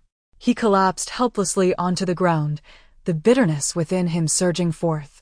Amidst this tumult of emotions, the visage of his wife, Zhao Rushi, with her charming smile, vividly resurfaced in his mind. All their quarrels materialized simultaneously. Why had he argued with his respectful wife? Each time, it had been over Su Luo. He had abandoned his devoted wife, who bore him 7 sons and 1 daughter, for a woman as fickle as Su Luo. As this realization struck him, he was abruptly reminded of the incredulous gaze of his deceased 3rd son. No! If only he could keep Shi from discovering that he was responsible for their son's death, perhaps there could still be hope for him and Shi. Indeed, he was determined to ascend to the throne, and the Zhao family was his greatest ally. Biluó's gait grew more assured, and she could now manage a light run. Within the palace, no one monitored her. She attended lessons alongside her brothers at will. Whenever she wished to avoid study, she would meander through the palace with her maidservant. "Little princess, where are we headed now?" Biluó looked up into her maid's gentle eyes and pointed towards the kitchen. She craved delicious food. Indeed, the culinary delights of the mortal realm were exquisite. Now that she could eat anything, she resolved to savor every delicacy within her lifetime. Her maid, Shi, took her small hand, saying, "Come, little princess, whatever you desire, I shall instruct the kitchen staff to prepare it." It would be splendid to sample everything. Before they reached the kitchen, Biluó suddenly heard exclamations from the courtyard. The other servants were taken aback, quickly restraining one another as they asked, "Chunhee, what nonsense are you spouting? The prince has been dead for several months, his remains reduced to ashes." Upon hearing this, Biluó broke free from Shi's grasp and hurried towards the door. "Father is indeed impressive, coming to me voluntarily. Little princess, Cui, she called after her. Let me carry you, please? Biluó opened her arms, her innocent voice chiming a hug. She was lifted as Cui she strode forward, her brow now adorned with a hint of worry. Soon, Biluó beheld the grand entrance to the palace, surrounded by a throng of onlookers. Passing through the wall of palace attendants, Cui, she held her aloft at the forefront of the crowd, right behind the palace's mistress, Zhao Rushi. Her gaze fell upon the man standing outside the palace gates. There was no surprise. It was undoubtedly Di Jingtian. However, what was her mother's expression? Shouldn't she allow the wayward father entry first? What could mother possibly intend? Upon seeing her, Di Jingtian's eyes brightened, and he called from a distance a Luo. I am your father. How dare you? Who are you? Why do you impersonate the deceased prince? What is your purpose? Biluó. In an instant, she grasped her mother's intentions. Looking at her mother, her eyes shone with admiration. Mother's strategy was brilliant. Di Jingtian had not anticipated Zhao Rushi's response, and an icy dread surged within him. Before so many witnesses, she denied his identity, causing the crowd to doubt his legitimacy. If Zhao Rushi refused to acknowledge him now, he might forever bear the stigma of being an unidentified impostor. Sure. I am your husband, Di Jingtian. Let us discuss this in private. How can you bar me from entering before such a multitude? Zhao Rushi's lips curled into a cold smile as she observed the growing crowd. She commanded, Someone, seize this man.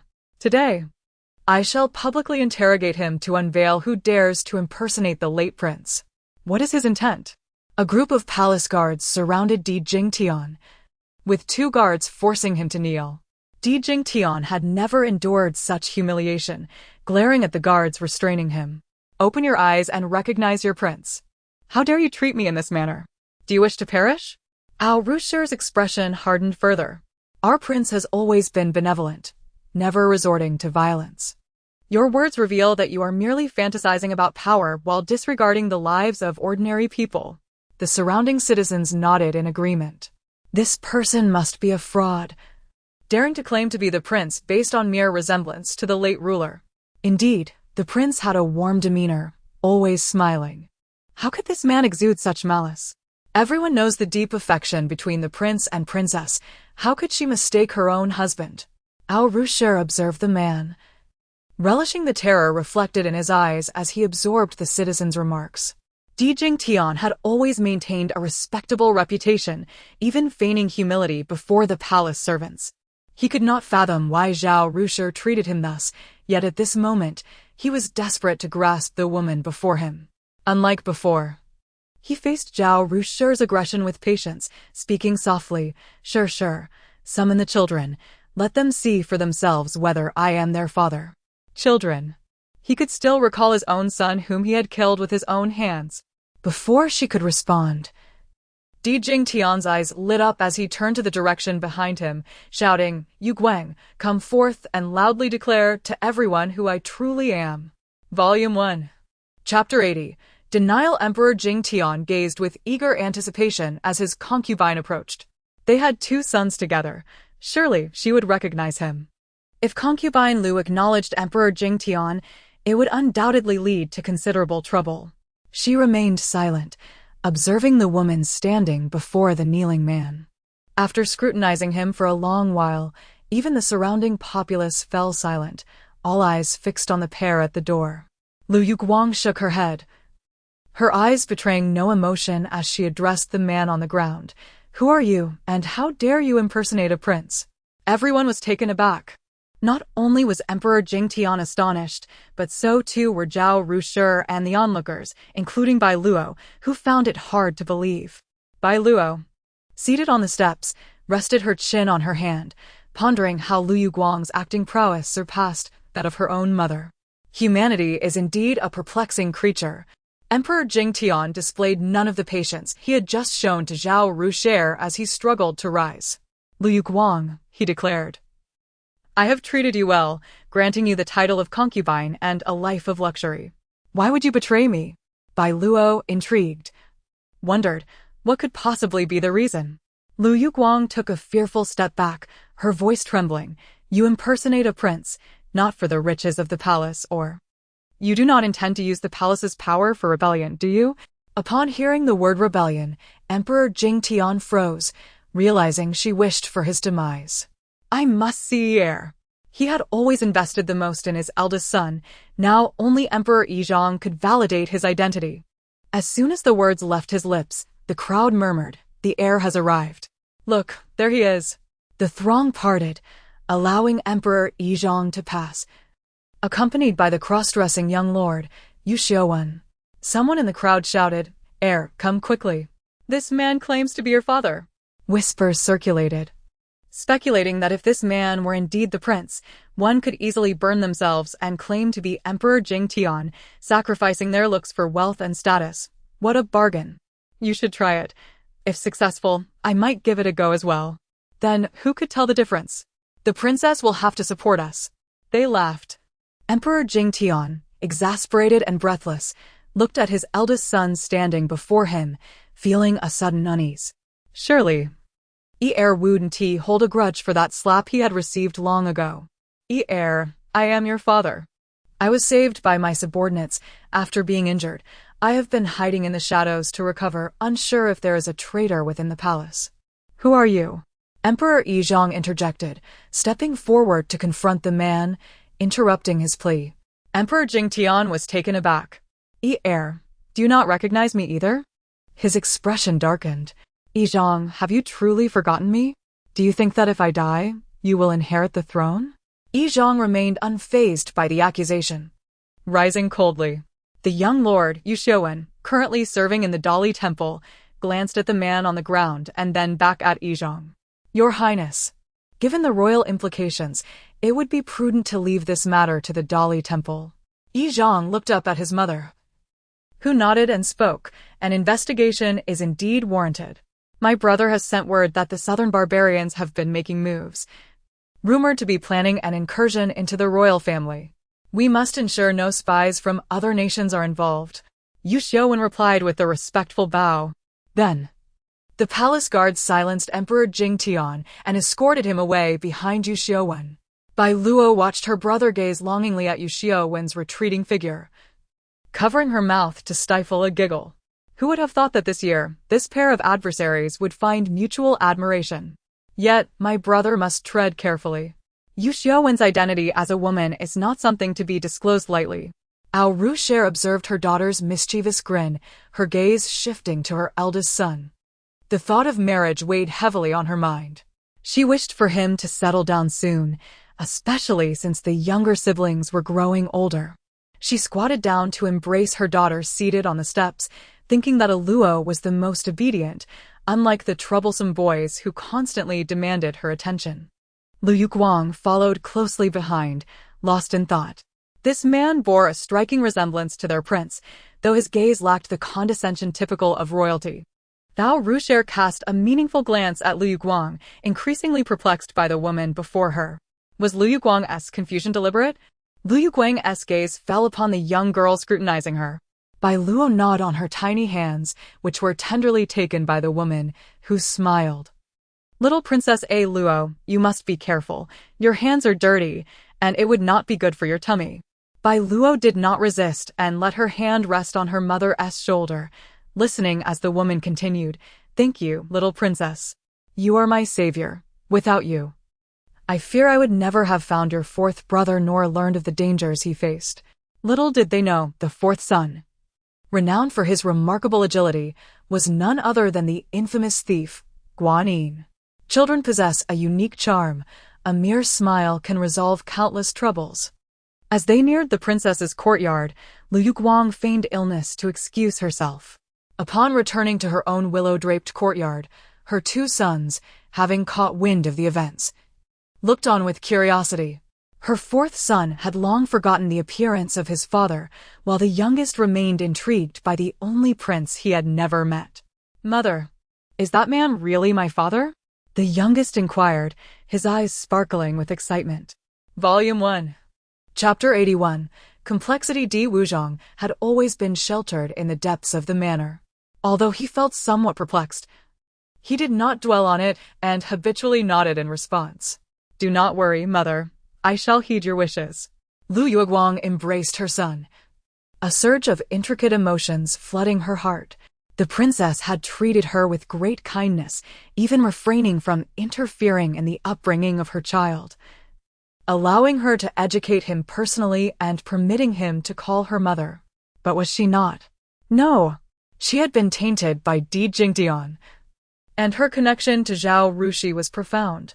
To prevent her son from living a life as humble as hers, she had to be resolute. Only by having her son become the heir could their descendants' fate be altered. She could endure humiliation for the sake of the greater good, but her son must not. She sat on the small steps, sighing as she gazed at the courtyard. Suddenly, a small figure entered. The newcomer was clad in an ostentatious red brocade robe, wearing a golden crown, and, even at such a tender age, one could glimpse the elegance he would embody in the future. With such looks, he would be unmatched across the realms. Thinking of handsome men, Biluó recalled the legends of the three realms. It was said that there existed a primordial ancestor who shaped the heavens and the earth, possessing a beauty that could stir the heavens and weep the spirits. Thousands of years ago, countless celestial maidens and demonic women had fought wars merely to catch a glimpse of his divine visage. Allegedly, the primordial being, overwhelmed by such disturbances, transformed his body into mountains and rivers, and his spirit into the stars above, ultimately dissipating throughout the realms. Alas, that era was far removed from her own, and she had never beheld the ancestral deity's divine countenance. Lost in thought, a small hand appeared before her, waving gently. Biluó sister, what are you pondering? As her gaze fell upon the smiling face of the little boy, she too broke into a smile. Shaochen brother, is this fellow so idle that he comes to me for no reason? Sigh, having to entertain a child is exhausting. Biluó feigned ignorance, continuing to beam. Hee. Yan Chen shuffled closer. Biluó sister, you haven't forgotten your brother, have you? Hee. However, this little boy seems quite clever in school. Like her seventh brother, he either sleeps or engages in mischief. He will likely become a dandy in the future. Even if the king of Yanbei unifies the continent of Yayuan, a lacking heir will surely bring calamity. A muffled chuckle broke the air, and Biluó curiously scrutinized the little boy who was lost in his own laughter. What amusing thoughts occupied his mind? The whimsical imaginings of children were truly beyond her comprehension. Hee, silly child. After her playful jibe, she noticed Di Yizhong entering through the doorway, and with a swift motion, she sprang to her feet, her small legs racing to her elder brother, arms outstretched. Hug me.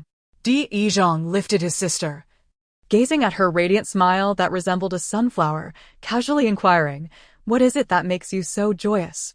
Biluó maintained her cheerful facade while internally praising her brother's actions that day. Di Yizhong merely smiled. It was only on the day of his third brother's injury that he learned of their father's actions. How could he not feel sorrow and disappointment over such deeds? If he could harm his third brother today, he could just as easily extinguish the lives of them all tomorrow. Must a son perish at his father's command? Since they were brought into this world, he would neither harm others nor allow anyone to harm himself. Moreover, the gravity of their father's transgressions was immense. If he did not choose a side, the entire royal manor could be toppled. Biluó's small head nestled against his shoulder as she let out a long yawn, clearly fatigued. His gaze landed upon the figure standing on the steps, a face etched with dissatisfaction, reminiscent of his two younger brothers, who were always competing and envious. The little boy, looking downcast, murmured, "Yes, father has already sent someone to fetch me." Suddenly inspired, he looked up with resolute eyes and declared, "Brother E. The royal manor has shown me kindness. No matter what happens in the future, we of Yanbei shall never turn our swords against the Di family."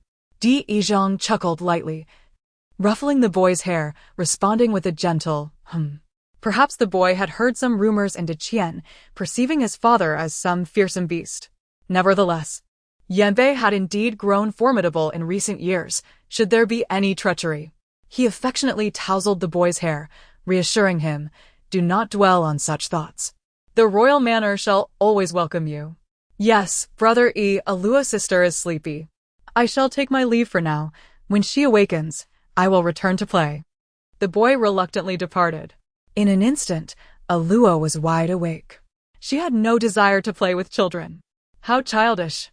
Biluó nestled in her brother's embrace, thinking, "That man is wicked. Brother, quickly tell me what happens next. What happened after Di Jingtian was captured? Is anyone coming to rescue him?" Biluó clenched her small fists, her expression a mix of anxiety and cautious curiosity as she gazed at her elder brother. Did her elder brother truly not realize that the man in question was their father? Perhaps it was better not to ask. Ignorance could be a blessing, and knowing too much could complicate matters. "Rest assured, sister, that villain shall never escape his prison in this lifetime." Hee. Their despicable father was still far from the distant Biluó in the southern barbarian lands and her divine daughter. They had traveled so far. Surely they would not meddle with the affairs of the royal manor again, right? Then, let us discuss, dear brother. Please take me to find Sixth Sister. I still want to ask her if she wishes to pursue immortality. What is so good about it? Volume 1, Chapter 82, The Corner Big Brother. Take arrow to find Sixth Brother. Biluó spoke slowly, striving to articulate her request completely. Di Yizhang gazed into his sister's expectant eyes, feeling an overwhelming reluctance to refuse. Yet he had no choice but to do so. "Sister, it may take a few more days before your big brother can accompany you outside." Their father remained imprisoned. Relying solely on their mother as support, he could not bear to leave such burdens upon her. However, finding Sixth Brother was an urgent matter. Although his sister assured him Sixth Brother was not in immediate danger, the lack of news was profoundly unsettling. Suddenly, a spark of inspiration illuminated his thoughts as he recalled a most suitable candidate, Di Sanzhong. His injuries had nearly healed, and he had intended for himself and his second brother to operate in tandem, one in the light and the other in the shadows. Now was an opportune moment for him to discreetly accompany his sister as they sought out Sixth Brother. Most importantly, they could listen to his sister's heartfelt sentiments. With such divine assistance from her, he believed Third Brother would surely locate Sixth Brother. The only remaining task was to communicate with their mother.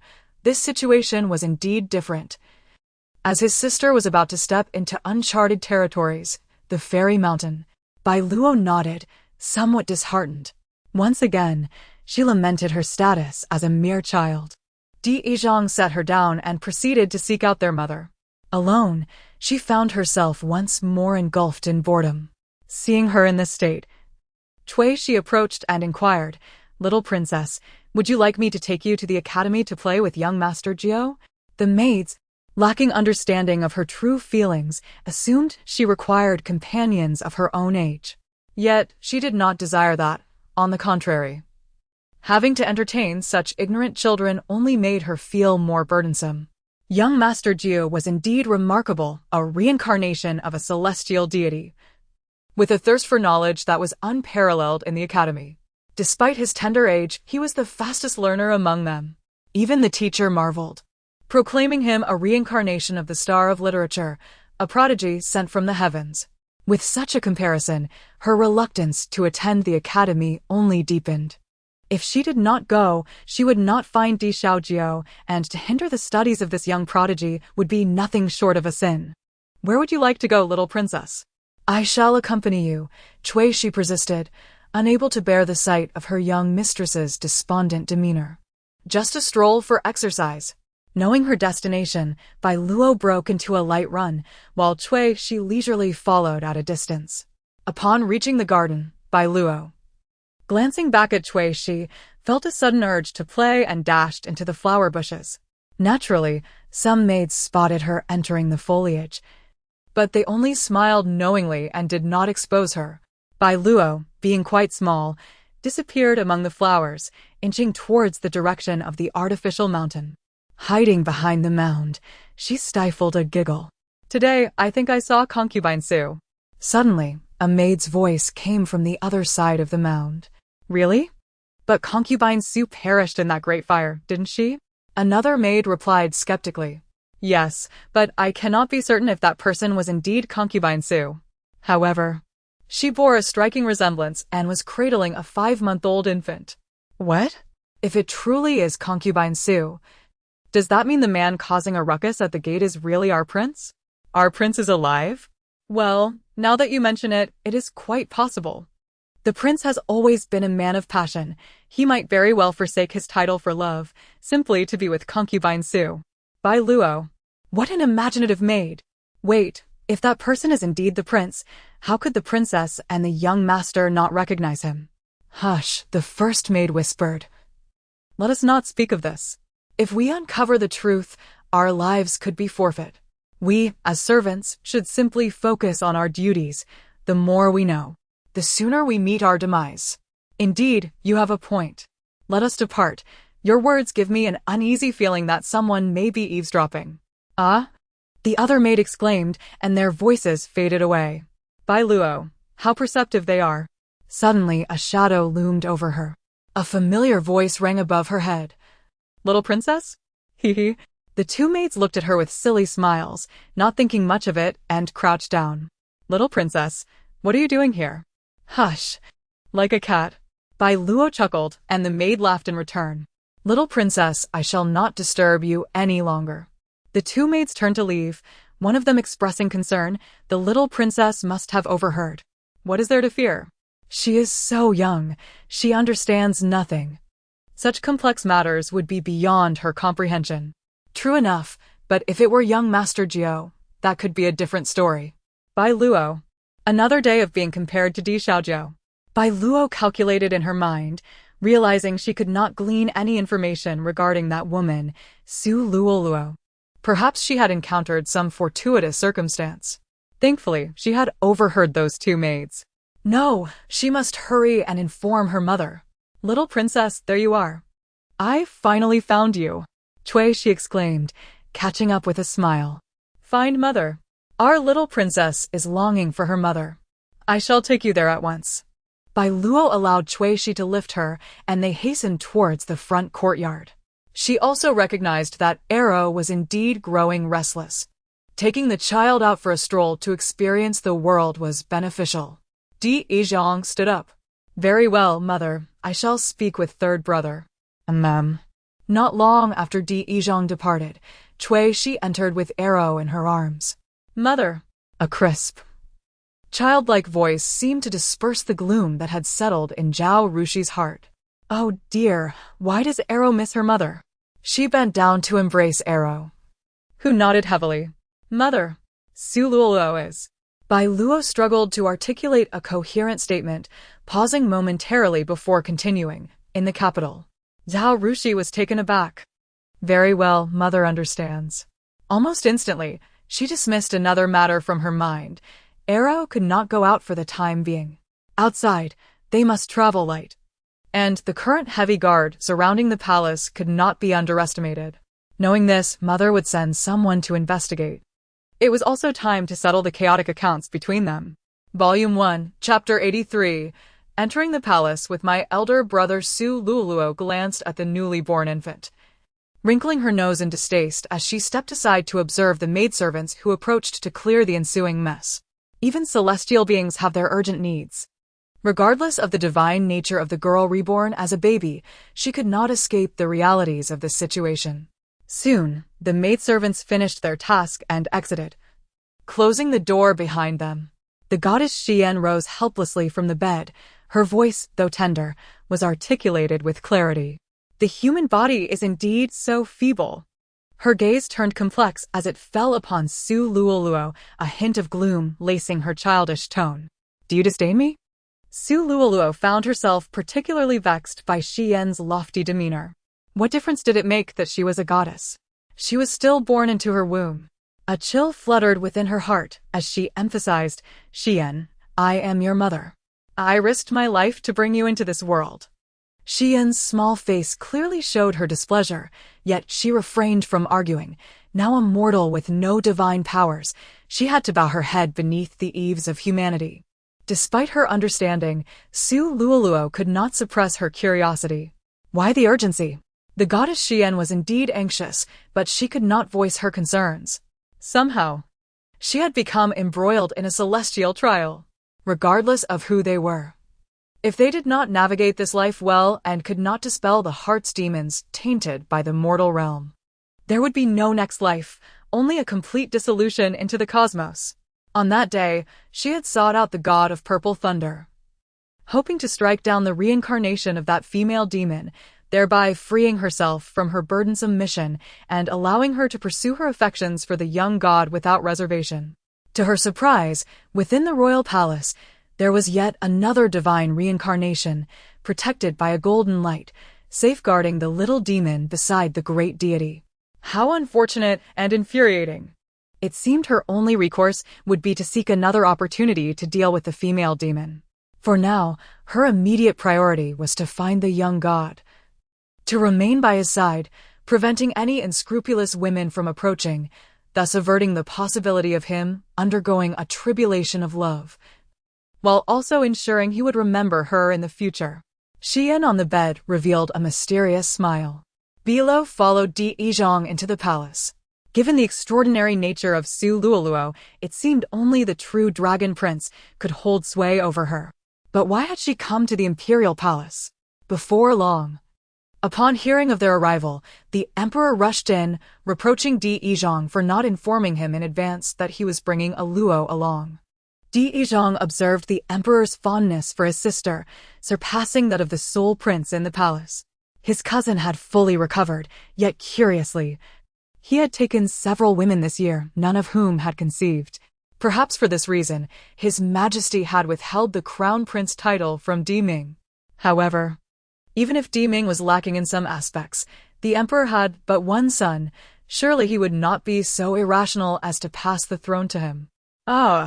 He had little interest in the throne. Biluó, unaware of her brother's peculiar disposition, saw the emperor, the ruler of a nation, beam with an exceptionally radiant smile as he lifted her high, asking a Luo, during this visit to the palace, "You must stay for a while longer and spend quality time with me and the Empress Dowager." With a request in mind, Biluó opened her arms and adorably called out, "Uncle Emperor." Heh. She firmly believed no one could resist her charms. Was it shameful to be cute? Not at all. After a few days of living as a human, she had learned the subservient instincts of humanity. What did it matter if she was once an invincible demon god? Now, she could hardly articulate her thoughts, so why fuss over it? Heh. Uncle Emperor, Biluó earnestly called again. Di Xian's expression darkened. Biluó, noticing the emperor's displeased countenance, scratched her head in confusion. What was wrong? Was there something inappropriate about her address? She wriggled free from his embrace, insisting, "I want down." I knew it. This emperor is so unpredictable. Do I really have to entertain him like a child? Di Xian's mouth twitched, seemingly forcing a smile as he looked exceedingly awkward. "A Luo, be good. I am not busy today. Let us stroll around." It seemed he was trying to ease the situation, for she indeed had a request. "Uncle Emperor, sounds good." Biluó clapped her hands in delight. The emperor fell silent for a moment, as if finding relief, and then laughed heartily, exclaiming, "In life, how can one crave too much? The joy of today is a blessing from the heavens, and I have come to understand."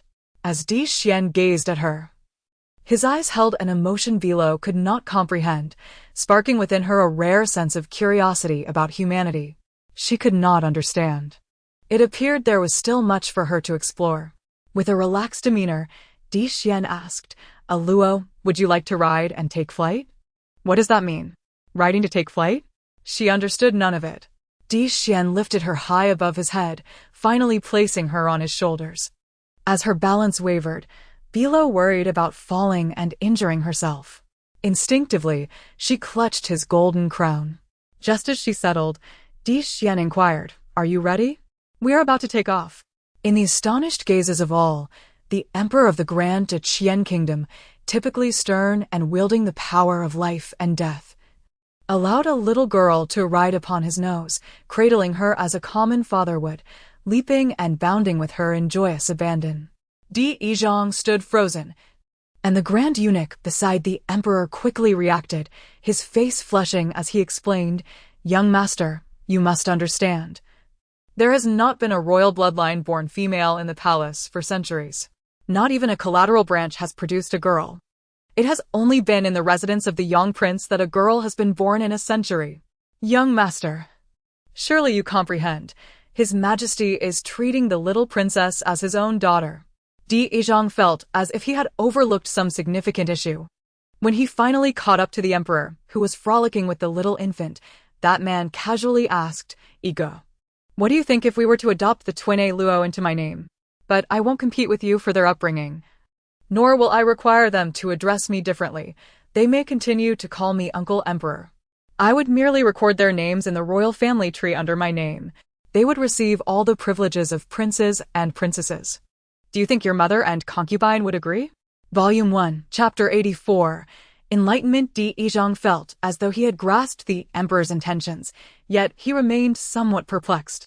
The emperor's actions today suggested a desire to adopt a princess. What baffled him was that, according to the emperor's own words, he held no advantage in this matter. What was the purpose? If he truly cherished her, why not simply bestow the title of princess? Why must she be adopted under his name? And why bring along Xiaojiao? Di Xian, unfazed, tugged at the small arm of Biluó resting on his shoulder, inquiring, "Luo, what do you think? Is being a princess a favorable position?" Biluó remained silent. This question was posed with great skill. Anyone with a modicum of understanding would assert that being a princess was indeed preferable. She was no exception. The status of a princess was exalted, and even ordinary folk would hesitate to offend her, especially the sole princess of the royal family. Moreover, she had nothing to sacrifice. As for the family lineage, it held little significance for her. At the very least, in the mortal realm, even Xian, the reincarnation of a goddess, could not rival her standing. A hearty laugh resonated as Di Xian strode forward, assuring, "Fear not, my dear Luo, being my princess will certainly not bring you any misfortune." Before long, they arrived at the Empress Dowager's palace, where the emperor eagerly proclaimed his decision to confer the title of princess upon her. "Mother, I declare that Luo shall be made the legitimate princess." The Empress Dowager paused in astonishment before abruptly striking the table. "What? Are you intending to make this matter public?" Unaware of the gravity of her words, the emperor's expression shifted. "Mother, you misunderstand. She is merely a nominal princess, still residing in the royal manor, and may call me uncle." The Empress Dowager cast a complex glance at the emperor, then turned her attention to Di Yizhong behind him. "Your Majesty, come with me. There are matters I, as your mother, must remind you of." Di Yizhong bowed respectfully, remaining still. Biluó tightly grasped the emperor's crown, her cherubic face adorned with an innocent smile. "Uncle, hug. There are secrets to uncover. The emperor's gossip is worth hearing. Come on. Luo, be good and wait here with your brother while I attend to something. I have heard you can eat quite a bit now. Later, I shall take you to the imperial kitchen to choose what you wish to eat." Regardless of the emperor's reassurances, Biluó would not let go. Her tiny fingers dug into his hair, ruthlessly grasping a significant handful. "If you leave me here, you may as well say goodbye to your hair." If he abandoned her, she would not hesitate to pull him bald. The emperor clearly sensed her intentions and, before the gathering, pleaded, "Luo, be gentle. Your uncle is getting old, and my hair cannot withstand such treatment." The Empress Dowager observed the mischievous little girl atop the emperor's head and sighed in resignation. "Let us go. Bring her along." With that, she turned and entered the inner hall, disregarding the emperor's expression. Di Xian hesitated briefly, shaking her tiny hand. "Luo, are you sure you want to go?" Biluó nodded emphatically. The emperor followed suit. The inner hall was a place designated by the Empress Dowager for Buddhist worship, a location Biluó had previously despised due to the overwhelming aura of light. However, for reasons unknown, at 3 months old, she began to sense an aura of reverence surrounding her, transforming into a unique energy that belonged solely to her. Now, imbued with this righteous energy, she was no longer fearful of the Buddhist light. Yet, she still found the sandalwood incense in the room bothersome. For the sake of secrecy, she could endure it. The Empress Dowager remained silent as she approached the Buddha, offering 3 incense sticks. Observing the rising smoke, Biluó let out a heavy yawn. The Empress Dowager glanced at the incense and then at her. "I just remembered, this incense has a calming effect. I have been accustomed to it for years, and its soothing properties no longer affect me. I suspect it may be too much for a Luo's small frame." Di Xian nodded in agreement. "Mother, do not worry. Everything sent to you is being monitored by my people, so it poses no danger. If a Luo feels tired, a short rest would be beneficial." The Empress Dowager nodded, her gaze filled with unspoken emotions. After a long pause, she began, "Your Majesty." Di Xian interrupted, "Mother, a Luo is tired. Let us wait until she is asleep to discuss anything further." The corners of the Empress Dowager's mouth lifted slightly. "Are you afraid that a child of merely a year old would comprehend anything? Worry not. I possess far more experience than you do. At her age, she understands little." Di Xian's lips pressed into a fine line, and he opened his mouth but said nothing more. Biluó, utterly exhausted, found the one drawback of childhood was the lack of self-control. Despite the tantalizing gossip before her, her eyelids drooped, and her thoughts faded into darkness. Di Xian gently cradled a Luo in his arms, a position he had secretly practiced with his pillow for some time. Observing a Luo's heavy eyelids, he turned to his mother, inquiring, "Is a Luo asleep?" "Yes," he replied. "Xian'er, do you blame me for what happened back then?" "Mother, I do not blame you. I am no sage. I hold my father accountable. He deprived me of the opportunity to choose." The Empress Dowager sighed deeply. 20 years have passed, yet you have not quelled the regrets within your heart. The unattainable desires of youth will inevitably haunt one for a lifetime. If you harbor resentment, I shall support you. No, the current outcome is the best one.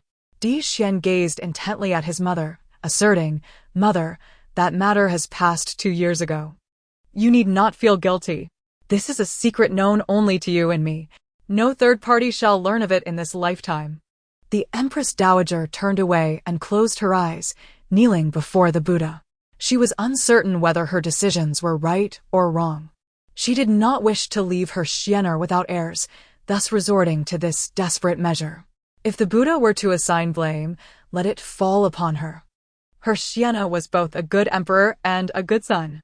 She could only hope that the Buddha would see her son's sacrifices for the people and allow her to bear the weight of all transgressions as a mother.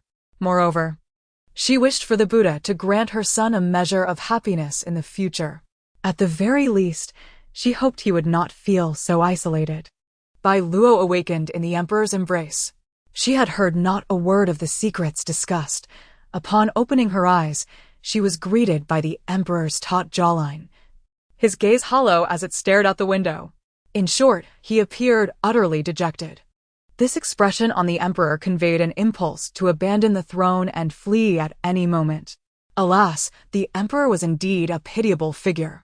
To possess the world, yet merely be a worker for the populace, trapped within these palace walls, devoid of freedom and self. Sigh. Perhaps she should cast his fortune? Volume 1, Chapter 85. The national master. The divination conducted by Biluó was destined to be unsuccessful. The title of the true emperor is not easily discerned. Upon noticing her awakening, Emperor Xian lowered his head and said, "Luo, I shall take you to meet the national master, so she may divine whether you will enjoy a life of peace and joy." The national master? Biluó recalled the rumor of the dragon's 9 offspring, which perhaps was merely a tale. Surely, the national master could not be reliable. The eunuch by the emperor's side reminded him, "Your Majesty, the national master has been waiting for quite some time. She seems anxious, pacing back and forth in her chamber, unable to sit still." Soon, Biluó encountered the fabled national master, who seldom ventured from her abode. Upon seeing this so-called national master, Biluó was utterly taken aback. The rumored master appeared only slightly older than her elder brother, seemingly around 10 years of age, yet possessing an air of maturity beyond his years. What shocked her most was that this boy bore an uncanny resemblance to her forsaken brother from her past life. In her previous existence, Biluó endured a millennium. believing she had long since banished the memory of being a forlorn wretch. Yet, upon laying eyes on him again, the anguish of being scorned by countless souls surged within her heart. She lightly struck her head against the emperor's shoulder, her mood darkening, which did not escape the emperor's notice. He placed her upon the dragon throne, disregarding the boy's bow, and inquired, "Biluó, tell your royal uncle, what troubles you?" Biluó glanced at the curious boy who was secretly observing her, her eyes lighting up as she nodded vigorously. Supporting herself against the ground, she spoke clumsily. "He is detestable." The national master abruptly raised his head, his expression shifting. "Little princess, one must not speak carelessly. His Majesty is wise. This is the first time I have had the honor to meet the little princess, and I have not offended her in any way." Biluó glared at the boy, her features contorted in anger. "He is wicked." Without needing to divine, she was certain that this individual was her brother reincarnated. In her past life, she had been cast away by her cruel parents simply for being a girl, abandoned in the Tower of Infants, where all forsaken girls were left to their fates. After growing a few years, she developed demonic energy and easily located her earthly parents. Unfortunately, upon seeing her, they were filled with both fear and astonishment, labeling her a monster and inciting the entire village to capture her with the intent to burn her alive. In her previous life, she was fortunate enough to survive, only to be imprisoned beneath Wuzishan for 50 years by an unknown savior. Now, encountering her brother's reincarnation, this female demon harbored no intention of foregoing her vengeance. The emperor, having not heard the national master's explanation, kept his gaze fixed upon her and asked again, "Biluó, you dislike him?" Biluó nodded emphatically. "Then shall I have him killed?" Without hesitation, she shook her head resolutely. The emperor treated her well, and she did not wish for him to stain his hands with murder due to her words. Just make things difficult for him. At such a tender age, how can he claim the title of national master? Surely, it must be due to nepotism. If he could truly divine, I would walk out on my hands. The emperor coldly addressed the boy. "Do you see? Your life today is spared solely due to the kindness of the little princess." Biluó observed the boy, who seemed to clench his teeth in secret, bowing his head in reluctant gratitude. "Thank you, little princess." Biluó smiled, revealing her delicate gums, relishing in the sight of him, unable to act against her yet unable to tolerate her. Defiance was unavoidable. The emperor turned and seated himself at the table, allowing Biluó to sway her small legs atop it. The reason for the national master's visit today was unclear. Despite his young age, the boy remained composed, kneeling firmly on the ground, undeterred by the emperor's earlier demeanor. Biluó thought, what is so remarkable about Xian? Not to mention divine maidens. The world is rife with celestial beings. My dragon and phoenix twin brother is a minor deity in the celestial realm, destined to become the ruler of the heavens.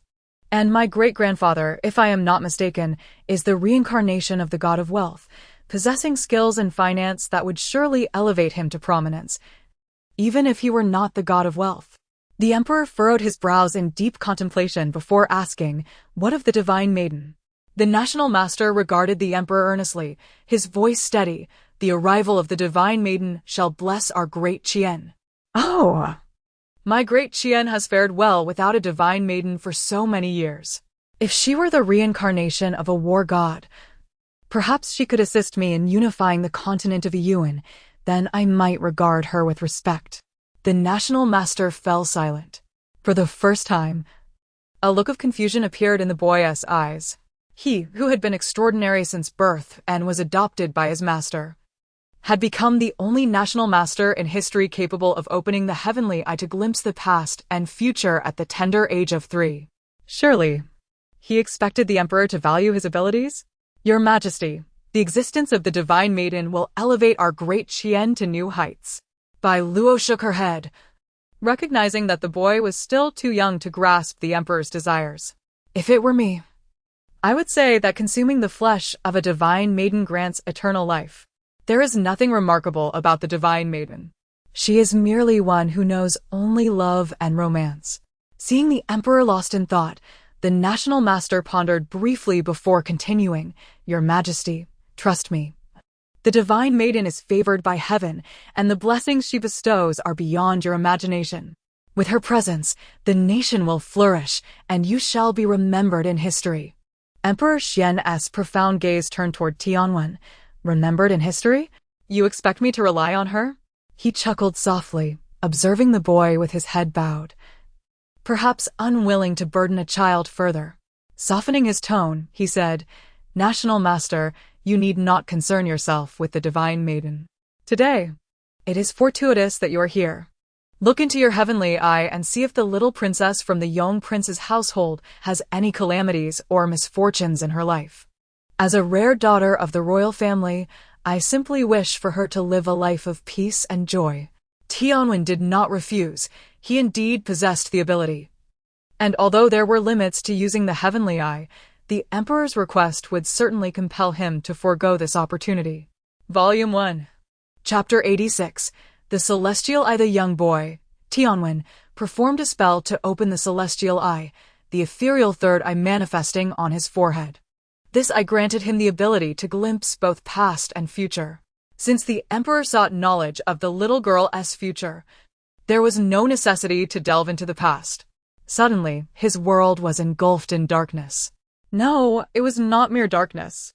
It was a kaleidoscope of colors cloaked in shadow. He felt an uncontrollable pull into another dimension. In an instant, a light appeared above him, and his eyes, having just adjusted to the darkness, instinctively shielded themselves. In a fleeting moment, he acclimated to the brightness and gazed towards what seemed to be the only possible exit. Upon clarity, he was utterly astounded. Above the dark sky, a colossal screen materialized before him, displaying a boy who bore an uncanny resemblance to himself, albeit appearing 3 years younger.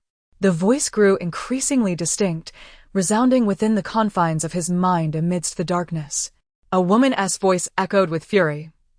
10 months of pregnancy, and we have birthed a liability. What shall we do with this? Indeed, another voice chimed in, if we had a morsel to spare. Let our son feast well.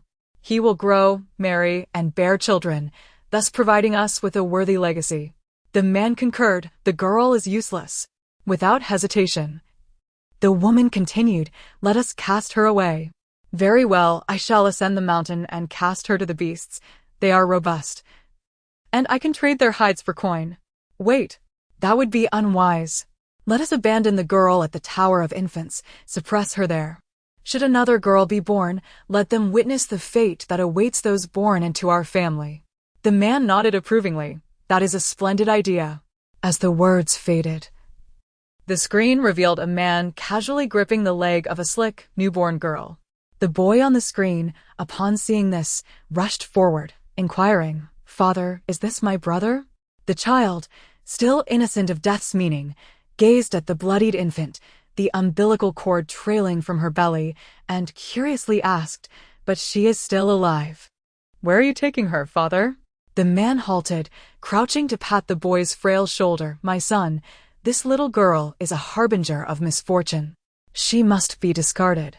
The boy blinked. Father, can't we keep her as a toy? He nodded earnestly, yes. I want a brother, not a sister. He then noticed a butterfly-shaped birthmark on the infant's hand, diverting his gaze before scampering away. Clad in thick cotton garments, he overheard a friend say, Xiao Tian, my mother mentioned that a monster resides in the Tower of Infants across the mountain. The child, both frightened and intrigued, wondered what kind of monster could rival the great worms of the mountain. My mother said that the tower always echoes with the silly laughter of babies. How peculiar. The children there are cold and hungry. If they cried, it would be normal, but laughter? Shaking his head, the boy urged, Dan, just tell me already. No need for suspense. My father says it is an abomination. Furrowing his brow, the boy questioned, what does that even mean? You're just trying to scare me. And so, rumors began to swirl. Villagers spoke of a ghostly infant within the tower, claiming that multiple witnesses had seen the child crawling atop a mound of baby corpses, drinking their blood when hungry, and seeking warmth beneath them when cold. Ultimately, this matter caught the attention of celestial beings. Seasons changed. Years passed, and after 5 years, an esteemed sect of cultivators arrived with their disciples. They dismantled the dilapidated tower of infants, enlightening the villagers that their beliefs were misguided. For both boys and girls are blessings from the heavens. The scene shifted. A remarkably beautiful, plump little girl stood before the now-raised tower alongside a white-haired immortal. She looked up and asked, "Elder brother, that was my home. By destroying it, do you intend to return a home to me?" The immortal gazed into the distance, casually responding, "What is it that you desire?" Crouching down to meet the little girl's gaze, his eyes held unfathomable stories. He spoke. "You carry an overwhelming aura of slaughter. The line between good and evil is thin for you. If I were to simply take you away, you would undoubtedly become a threat to the 3 realms." At the mention of the 3 realms, confusion clouded the girl's eyes. She could not comprehend, but sensed the rarity of this opportunity. The white-haired immortal was engaging her, which signified hope. "How can I earn this opportunity?" Her eyes sparkled momentarily before dimming with disappointment. She lowered her head. "I cannot clearly remember my family. My mother, upon giving birth to me, hardly glanced my way. I only recall her voice, cold and distant. My father, too, is a blur. I can only remember his beard, but not his face. I think I had a brother who seemed rather simple-minded. I wonder if he has grown or changed." The white-haired immortal smiled gently, tousling the girl's hair. "Fear not. I know who your parents are and shall naturally reunite you with them." Volume 1, Chapter 87, The National Master Brother in an Instant. The little girl radiated joy. And in the moment she smiled, it seemed as though time and all things had lost their hue. Her appearance was such that it drew the admiration of all who beheld her. The innocence of her radiant smile was enchanting as she proclaimed, "I remember my brother. I believe he loves me. I shall personally present him with the most precious gift." The silver-haired youth, perhaps sincerely wishing for her success, replied with a smile, "Go ahead. Pursue your desires. I grant you 3 days. Return here after 3 days, and I shall accompany you to find them." The little girl nodded earnestly, her eyes sparkling with determination, and she dashed away. Unbeknownst to her, she had heard whispers of a delicate yellow flower blooming amidst the cliffs of the back mountain. It was said that consuming this flower would impart wisdom and strength, ensuring one could achieve the highest honors in examinations without difficulty. The little girl, agile and unafraid of heights, carefully descended the treacherous roots of the vine-covered trees, nearly slipping to the abyss below on several occasions. Ultimately, she discovered a petite yellow flower emitting a gentle glow on the cliff face. The moment she plucked the flower, her face radiated pure happiness, as if she could already envision her brother's elation upon receiving this extraordinary gift. However, the ascent proved far more challenging than the descent. With limited stamina, the little girl found herself exhausted midway up the cliff. Despair washed over her as she struggled to hold on. Just as she lost her grip, she latched onto a vine at the cliff's edge. After several harrowing encounters with fate, she finally managed to climb back up. Without pausing to rest, she cleaned herself and hurried to meet the silver-haired figure. On the 3rd day, she awaited the arrival of the elder. "Taoist, let us depart," she exclaimed. "Indeed," he replied, hesitating momentarily. The silver-haired sage brought her to the entrance of a farmhouse. "Go on, this is your family." With that, he turned and vanished. The little girl, her heart brimming with thoughts of family, approached the door with her obsidian-like eyes filled with hope. She knocked gently, and a young boy answered, his complexion paling as he exclaimed, "You are the demon of the infant tower." Clearly, the once curious boy could not resist his intrigue and had ventured to the tower known for harboring ghostly infants. Although he did not encounter any ghosts, he had seen a small creature dragging a long, withered umbilical cord, its mouth stained with blood, a sight most unsettling. In the ensuing years, he found himself unable to resist stealing glances at her, indelibly imprinting her image in his memory. Now he stood before the innocent yet voracious child. "Do you remember me, brother?" The little girl's perceptiveness seemed acute as her cheerful demeanor faltered. The boy pressed the door slightly ajar, leaving only a narrow opening through which to glimpse the outside. "Go away. Your brother is not here," he shouted. The little girl, furrowing her brow, extended her hand to reveal a butterfly mark. "Brother, I am your little sister. I have a gift for you." At that moment, a woman emerged from within the house. Perhaps by maternal instinct, she recognized her at once, yet upon their first meeting. Her initial words were harsh. "You, a harbinger of misfortune, begone. We have no child like you."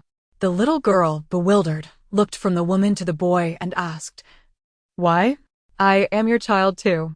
The woman's expression contorted with rage as she retorted, "No reason is needed. You are an ill omen. Why do you not perish? Do not return to bring us misfortune." As she brandished a shovel and approached, the implement struck the little girl's head, and blood splattered. Before she fell, she witnessed her mother covering the boy's eyes, murmuring, "Son, do not look. It will stain your vision." As her vision blurred, she glimpsed her biological father, a man dragging her by the leg, tossing her into the village's neglected graveyard. "This abomination, today I shall fulfill my duty to rid the world of such filth." After what felt like an eternity, the little girl retrieved the delicate yellow flower from her bosom and consumed it. The boy before the screen remained bewildered for quite some time, finally grasping the truth of what he had seen. Initially, he witnessed his past life. Later, upon the little girl's encounter with the silver-haired sage, he recognized her as the beloved little princess of the young prince's residence, Biluó. This was the tale of the little princess and his former self. He realized the depths of his own depravity, the shameful nature of his parents. Trapped in this darkness, he could not discern his fate nor witness whether the little girl, after consuming the celestial herb, survived. He could not forgive himself for the man he had been in his previous life. Guilt surged within him. If he could escape this darkness, he would undoubtedly strive to make amends for the brotherly affection he owed. Time slipped away. Days, months, perhaps even years passed, until, just as he felt he might grow weary, a voice called out from the darkness, "Brother." Before him, the little girl sat at the table, swinging her legs and softly calling, "Brother." His heart melted at the realization that she remembered him, that she recognized him as her brother. It was a moment of pure bliss. This lifetime was long, and he vowed to provide her with the very best of everything. He began, but before he could finish, a pair of large hands reached out to him, lifting the little girl from the table. The young boy, filled with tenderness, patted her back gently, saying, "Sister, what happened just now? The emperor said you were motionless. You frightened your brother." The little girl, Biluó, pouted unconsciously, unable to articulate the horrors she had just endured. It felt like a nightmare, yet she could not recall its contents, merely left with a profound sadness. It was her brother's gentle call that roused her from her stupor. How wonderful it was to have a brother like a treasure. Her gaze swept over the boy, whose face was etched with awkwardness, wondering if this young national master could decipher anything from her plight. Volume 1, Chapter 88. Recklessness. Di Xian inquired, "Master National Teacher, have you discerned something significant? Your expression reveals much." Tianwen emerged from his contemplative state, his complex emotions momentarily clouding his judgment. In his previous life, his actions rendered him a scoundrel in his own eyes. Though he perceived the ominous aura surrounding his sister in this lifetime, his assertion that she was blessed was merely a fabrication. However, his master had advised him that when confronting matters of life and death, one may speak half-truths. Often, individuals are unwilling to hear the truth.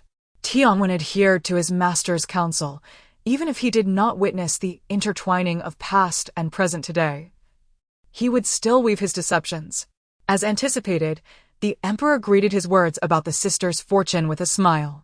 "Summon the scribe," commanded the emperor. The chief eunuch swiftly provided ink and paper, drafting the imperial edict per the emperor's instructions. By the grace of heaven, the emperor decrees, the young princess Biluó, born of the Wang family, heralds fortune and auspiciousness. From a tender age, She has exhibited remarkable intellect and an extraordinary demeanor, earning the admiration of the masses. Upon observing her conduct and character, I declare her a jewel of our imperial lineage, a boon to the people. Henceforth, I bestow upon her the title of princess, with the honorific name Yongning. May the princess inherit the favor of heaven, the blessings of the earth, the respect of humanity, and cultivate her virtues. As a princess, may she bestow blessings upon the populace and be eternally enshrined in history. Thus decreed. The edict was inscribed with remarkable haste, as if it had been preordained. Biluó found herself at a loss for words. Did this discussion even involve my mother? She lamented. Only then did the emperor recall to ask, Master National Teacher, who holds greater significance, the divine maiden or our princess? With renewed satisfaction, the emperor waved his hand dismissively. You may depart. The day's events had left him in a state of bewilderment, and only upon reaching the threshold did he remember his master's admonition. Di Xian gazed out the window, contemplating. I see. Biluó, meanwhile, grew intrigued by the prophecy of the 9 sons of the dragon, perceiving its connection to her family. Regrettably, her lack of skill prevented her from divining the fate of the nation. Does this prophecy of the 9 sons of the dragon pertain to her scoundrel father still imprisoned? Surely not. Could her wretched father still be alive? Who knows? Perhaps it is destiny that he, Di Jingtian, possesses the fate of an emperor. Sighing deeply, Biluó reflected on her regal lineage, realizing she might one day lament for the world. Should Di Jingtian ascend to the throne, the common folk would surely suffer.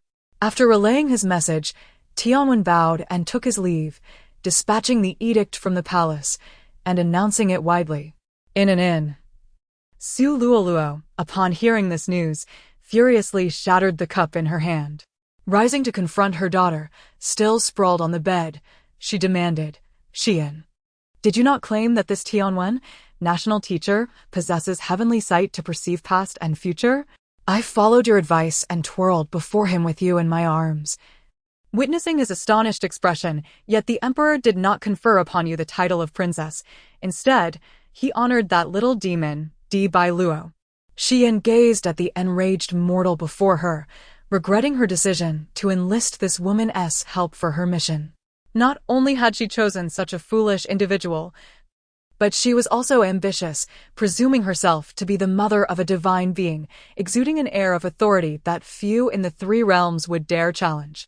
The complexities of reincarnation were profound. Simply having this mother was enough to vex her. At this moment, she did not even know the identity of her true father. Perhaps it was Di Jingtian. She had expressly warned her against entanglements with him. Yet that warning seemed to have fallen on deaf ears. If her father were indeed Di Jingtian, then she would be bound as siblings with the little divine prince. What a foolish woman! Had she known, she would have forsaken the path of reincarnation, choosing instead to seal her divine powers and descend to the mortal realm, confronting a mere teenage boy with her celestial strength once he reached 18. Alas, there was no room for regret now. She could only press onward with determination. As she observed the woman's fierce gaze, her irritation grew. She is a demon god, exuding malevolence. Those who draw near her will surely meet a grim fate.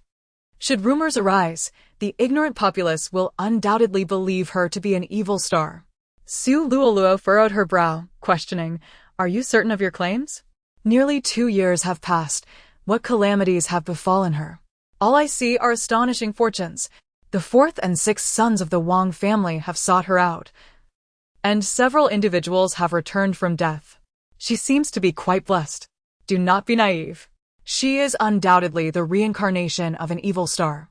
No wicked being experiences a favorable rebirth. Your observations are mere coincidences. Perhaps it is due to the little divine prince. The little divine prince? Su Luoluo's brow knitted tightly, as if she had grasped a momentous revelation. The little divine prince, the future celestial emperor as chronicled in tales. She recalled a phrase from the novel, though it bore little relevance to the main plot she had followed, and thus she had paid it no mind. She pressed on, Has the little divine prince reincarnated as well? Qian's heart tightened, her expression shifting. Fortunately, Being but an infant, her countenance could not betray her turmoil. She feigned indifference, stating, "The little divine prince is destined for greatness, ordained to be the future celestial sovereign. From his birth, peace is foretold for the three realms, a blessing for the mortal world, most evident in the imperial family." Seeing the skepticism in the woman's eyes, she hastily diverted the conversation. "What of Luzhong? Did he not go missing? You should spread rumors, claiming that." Volume 1. Chapter 89. Madness for 2 days. Biluó resided within the imperial palace, during which time ministers audaciously counseled the emperor during court sessions, asserting that the capital was rife with rumors branding her as a harbinger of disaster.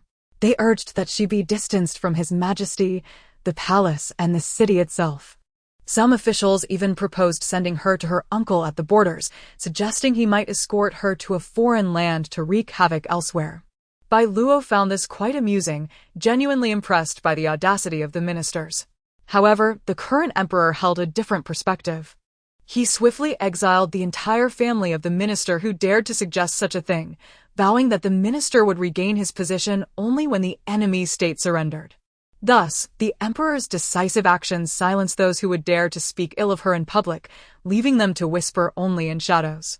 At this moment, she deliberately positioned herself to eavesdrop beneath a tree, overhearing 2 ministers discussing, "His Majesty truly lacks offspring," which has allowed the young girl from the young prince's household to take advantage of the situation.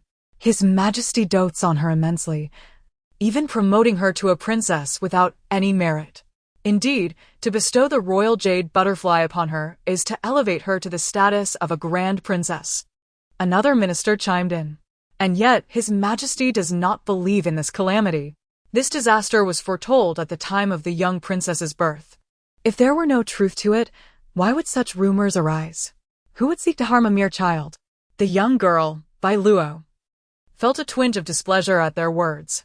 She could only utter a few words in confusion, casting a questioning glance at her imperial uncle, the emperor. He, perceptive as ever, understood her inquiry without the need for elaboration. With this revelation, Biluó realized she was indeed privy to the identity of the person they spoke of, a connection stemming from her knowledge of storybooks. If it were linked to the tales, it must involve Su Luo. Isn't that indeed Su Luo's acquaintance? It appears she has recently taken up with this fellow. How swift her actions are! She is quite capable. Yet another day of envying Su Luo. Upon meeting the emperor's enigmatic gaze, she instinctively covered her mouth. Just moments ago, had she truly allowed her thoughts to surface? She must not let the emperor hear her musings. The concept of inner thoughts is profoundly intimate. If overheard, she would be stripped of all her secrets. She then considered that the emperor's expression might stem from the minister's discussion about his inadequacies. Surely, there must be an issue with His Majesty's health. Otherwise, how could there be only one sickly prince in the harem after all these years? It was evident that their emperor was unable, as she had heard her sister mention that he shunned women. Not only her sister, but none of the other consorts had earned his favor. It was rumored that their sole prince was also lacking. With the royal line faltering, the future of the great Qian kingdom seemed precarious indeed. After lamenting these matters, the 2 ministers suddenly realized the impropriety of their conversation within the palace. The grandson of the Grand Tutor remarked nonchalantly, "What do you know? The most dangerous place is the safest. His Majesty would never suspect we are speaking of him right at his doorstep. Indeed, it is far more perilous to converse at home, where we are unaware of how many of the Emperor's spies lurk among us." Biluó mused to herself. These 2 certainly possess a modicum of insight. Once they had finished their discourse, they drifted into trivial conversations as they exited, leaving the subjects of their gossip to exchange glances. Biluó, with a mischievous smile, thought, if both the emperor and the prince are unfit, perhaps the throne should be entrusted to my eldest brother. He seems the most reliable among us. Poor old man, despite the multitude of physicians, none have been able to remedy his condition. Biluó found the man's words rather foolish, hardly befitting an emperor, yet there was an undeniable charm in his demeanor. After the great flood in Jiangnan last year, Countless refugees were expected to surge into the capital, and numerous officials would be implicated. Yet, to this day, there has been no word. Could it be that the heroine has intervened? This year marks another grand examination, and though the emperor is astute, appointing only upright officials to oversee the tests, it is lamentable that capable candidates still face disqualification. Years later, that same candidate would shine brilliantly, but by then, many officials would have been co-opted by the emperor, leaving the young man vulnerable. Ultimately, due to undermining certain interests, he was assassinated. When the time for the examinations arrives, I shall remind my imperial uncle to ensure the royal physicians attend to these candidates, and should anyone fall ill, they must be promptly examined to prevent any further calamities. Recalling this individual, she also thought of another student with a similar fate. There was a scholar from Jiang who scrimped and saved to reach the capital, only to faint from hunger during the examination. This individual harbored resentment towards the emperor, blaming him for the calamities that plagued the land. Eventually, he allied himself with the emperor's rival, offering counsel and strategy. This reveals a dire truth. Many scholars struggle to find sustenance before their examinations, and I am aware of it. There may even be those who perish along the way. I must take action.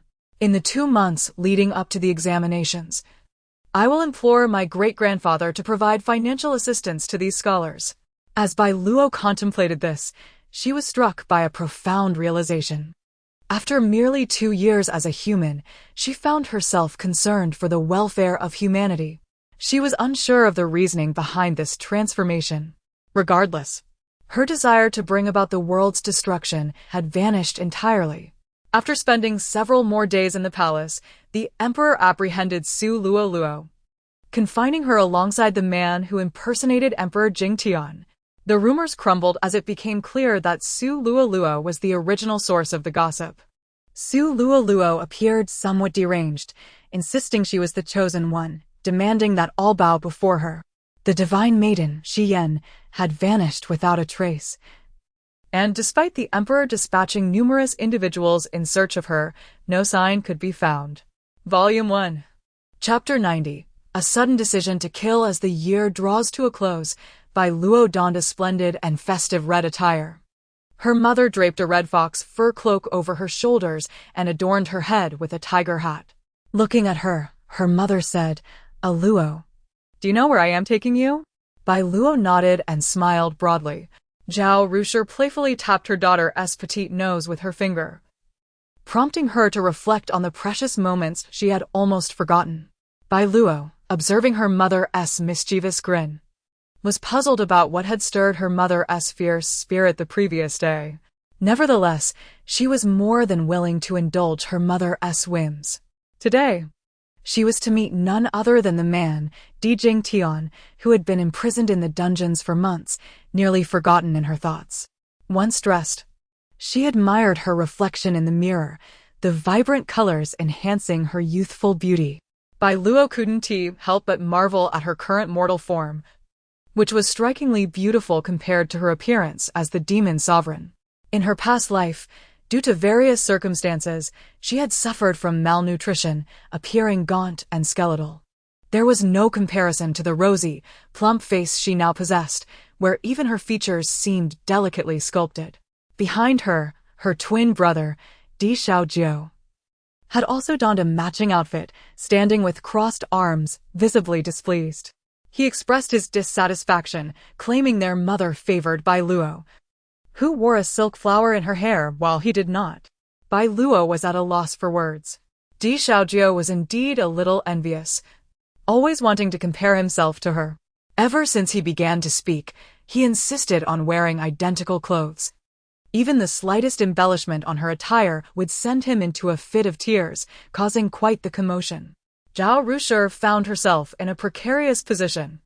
Her youngest children, Xiaoqi and Xiaoba, had matured significantly over the year and had become less troublesome, even showing an eagerness to learn, which eased her burdens.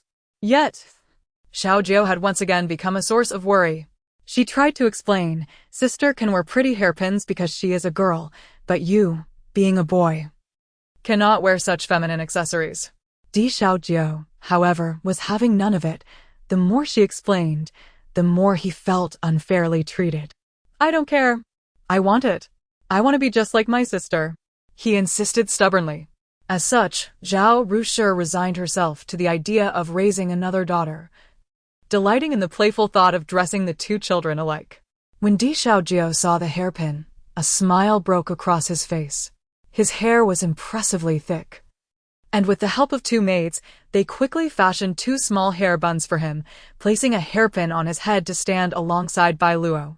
Your Highness, I must say, the young master and young princess do bear quite the resemblance. Upon witnessing her twin brother's identical attire, Biluó couldn't suppress a giggle. Di Xiaojiu's appearance was simply too amusing. Unaware of the laughter he inspired, Di Xiaojiu tugged at his mother's sleeve, eyes sparkling with excitement.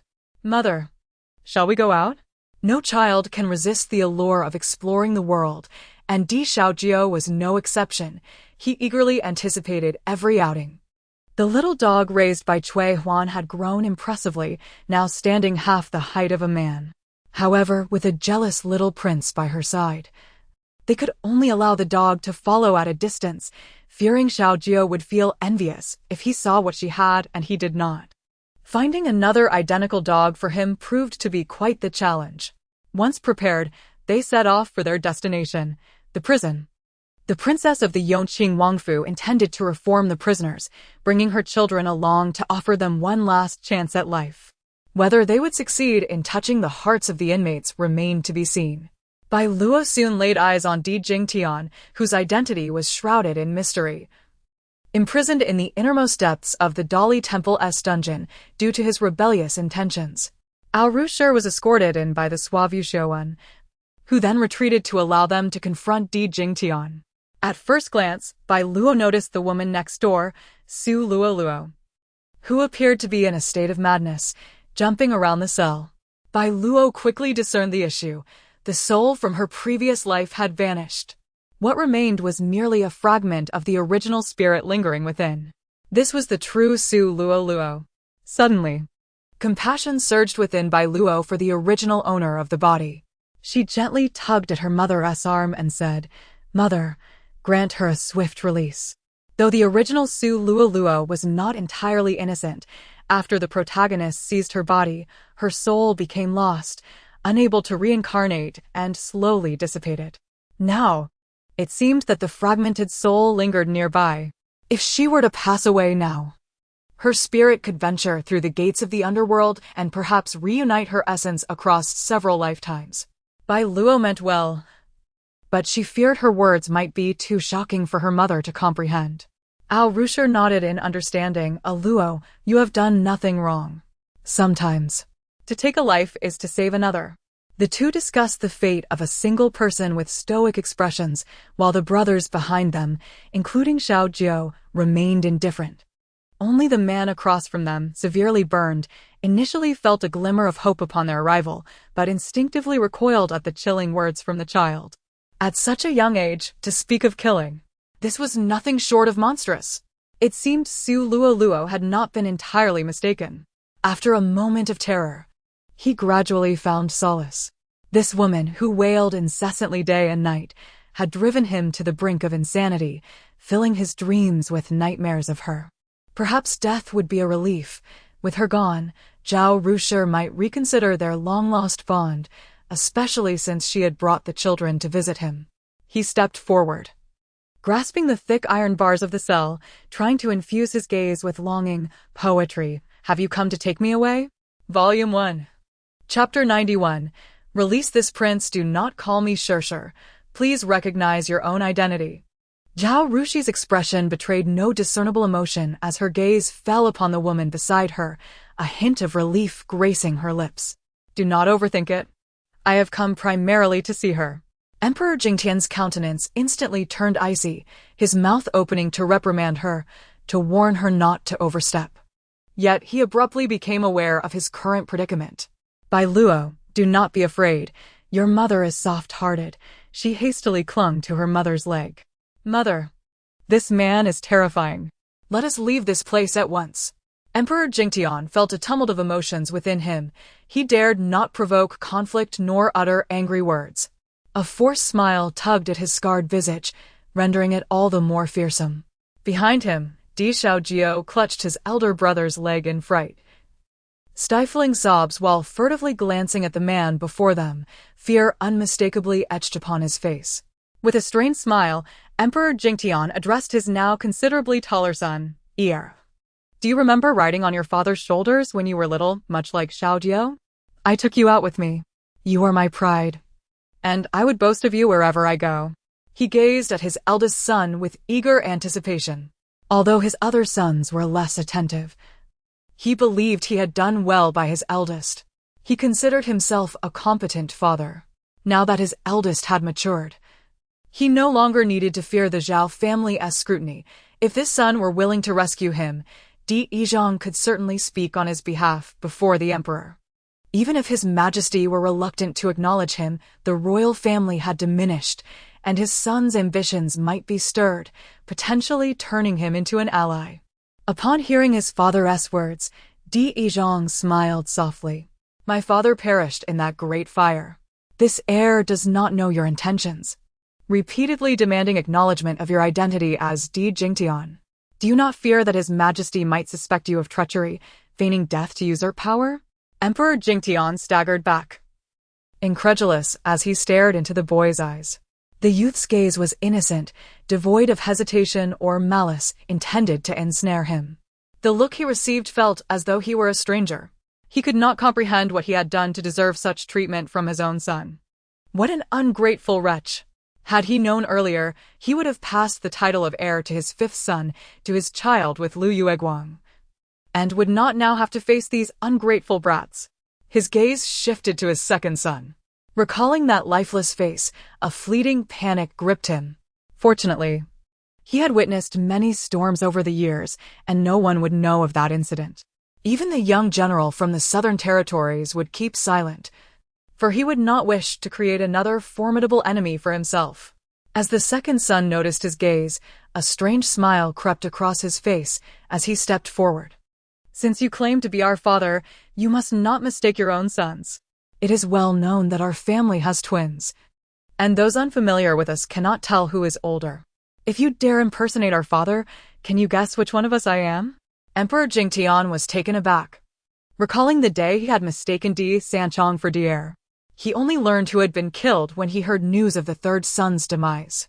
However, that was of little consequence, as it was not uncommon for families to turn against one another within the royal court. Their family had fared better than most. In his youth, he had been acutely aware of his lowly status and dared not aspire to more, fearing suspicion that might endanger his life. He had never anticipated that.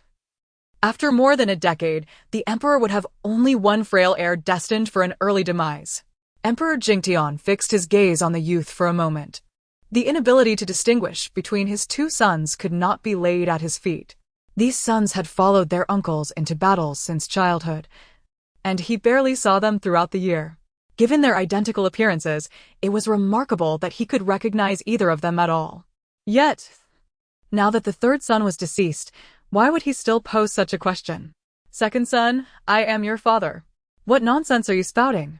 I know you twins share a deep bond, but I am undeniably your father. The youth laughed heartily, tears streaming from his eyes. Biluó gestured for her mother to set her down, and she approached her third brother with open arms. Third brother, come here for a hug. Di Sanchong's eyes glistened with moisture as he accepted the small bundle without hesitation. Upon hearing his brother's words, Emperor Jingtian instinctively interjected, Biluó, that is your second brother. Do not call him that. Biluó turned her head, her smile oddly mischievous. Ugly man, what are you talking about? Third brother is right behind you, watching. For the first time, Emperor Jingtian felt a chill run down his spine, an inexplicable wave of dread washing over him, as if a sudden cold breeze had enveloped him. His hairs stood on end. It is said that children possess the ability to see things beyond the perception of ordinary people before the age of 3. Di Sanchong's death had been unjust and tragic. Surely he would not come seeking him now. No. He is my father, even if he were to visit. He would not harm me. Biluó, do not speak such nonsense. Observing the relief in the third son's expression, Zhao Ruoxi realized she had achieved her purpose for today and had gained much in the process. Sensing the ominous atmosphere, she believed this new year would indeed be a momentous occasion. She no longer relied on emotions tied to men. She had learned the value of emotional independence. No longer did she indulge in a savior complex, believing she could rescue anyone. The expression on Emperor Jingtian's face shifted dramatically as his hand stretched out from the railing. His visage contorted in rage. You cannot leave. Release this prince. I have had enough of this cursed place. As he watched their retreating figures, he screamed hoarsely, Sure, ear. Take me with you. Volume 1, Chapter 92. The death of the wet nurse Emperor Jingtian shouted in despair for what felt like an eternity. His voice eventually hoarse from the effort. At last, he beheld a figure draped in a black cloak emerging from the shadows. A flicker of hope ignited within him. However, as the cloaked figure approached, the man's expression shifted from joy to sheer terror. Your Majesty. The man's face remained shrouded in darkness, visible only to Emperor Jingtian, who scrutinized it intently. The words tumbled from his lips, a desperate inquiry. You know I am real, but why? Why? He was, after all, his own younger brother. The color drained from Emperor Jingtian's face, a tumult of fear surging within him. It dawned on him that his beloved brother had been acutely aware of everything pertaining to him. The dread overwhelmed him as he contemplated how much of his current plight was orchestrated by the man before him. The man spoke, his tone devoid of any elation. You should be grateful for your fine children. Otherwise, you would not be alive to sit here today. Emperor Jingtian pressed his lips together tightly, unnerved by the innate imperial aura that radiated from the man, even within the confines of the prison. It was clear now that sparing his life for the sake of his children was indeed a mercy. His actions could have jeopardized his entire family. But as long as his sons remained, he could consider himself victorious. After all, both this man's sons and he himself faced difficulties in siring heirs. Perhaps, in the future, the world might still belong to his sons. As he contemplated his progeny, a sense of schadenfreude washed over him as he regarded the man before him. What was the emperor to him? With his harem of 3,000 beauties, he had but a single son, while he himself had sired 10 children through his 2 wives. Brother, the outcome of this contest is yet to be determined. A sardonic smile played at the corners of the man's mouth. Jingtian. Those you neglect, your wife and children, will inevitably find someone who cherishes them. With that, he turned and departed, leaving Emperor Jingtian momentarily stunned. After a pause, he grasped the man's implication. Beyond astonishment, a wave of anger mingled with a hint of guilt surged within him. This brought to mind 20 years prior when he and his elder brother had ventured to the border where General Zhao was stationed. Due to his status as the crown prince, his brother donned a mask to conceal his identity. One day, he ventured out, claiming to have rescued a woman who was nearly wronged. The next day, Emperor Jingtian encountered Zhao Ruoxi. Her gaze fell upon the jade pendant at his waist, and she exclaimed, "It's you." He fell for her at first sight, mistaking her enthusiasm for flirtation. In retrospect, he realized that the woman saved by the emperor was none other than Zhao Ruoxi. He recalled the rumors circulating in the palace about his brother's unattainable love. Revelation struck him. Zhao Ruoxi had been mistaken about her affections from the very beginning. Jealousy and resentment consumed him as he contemplated the future that might await his brother and Zhao Ruoxi. He leaned helplessly against the iron bars, gazing at the solitary window in the copper wall, utterly despondent. Behind him, the faint sound of footsteps echoed. He turned to meet a pair of icy eyes. For a fleeting moment, he was taken aback, then managed a bitter smile. Is everyone so free today to come and gawk at my misfortune? The visitor, clad in a green dress, bore the traces of time upon her once youthful face.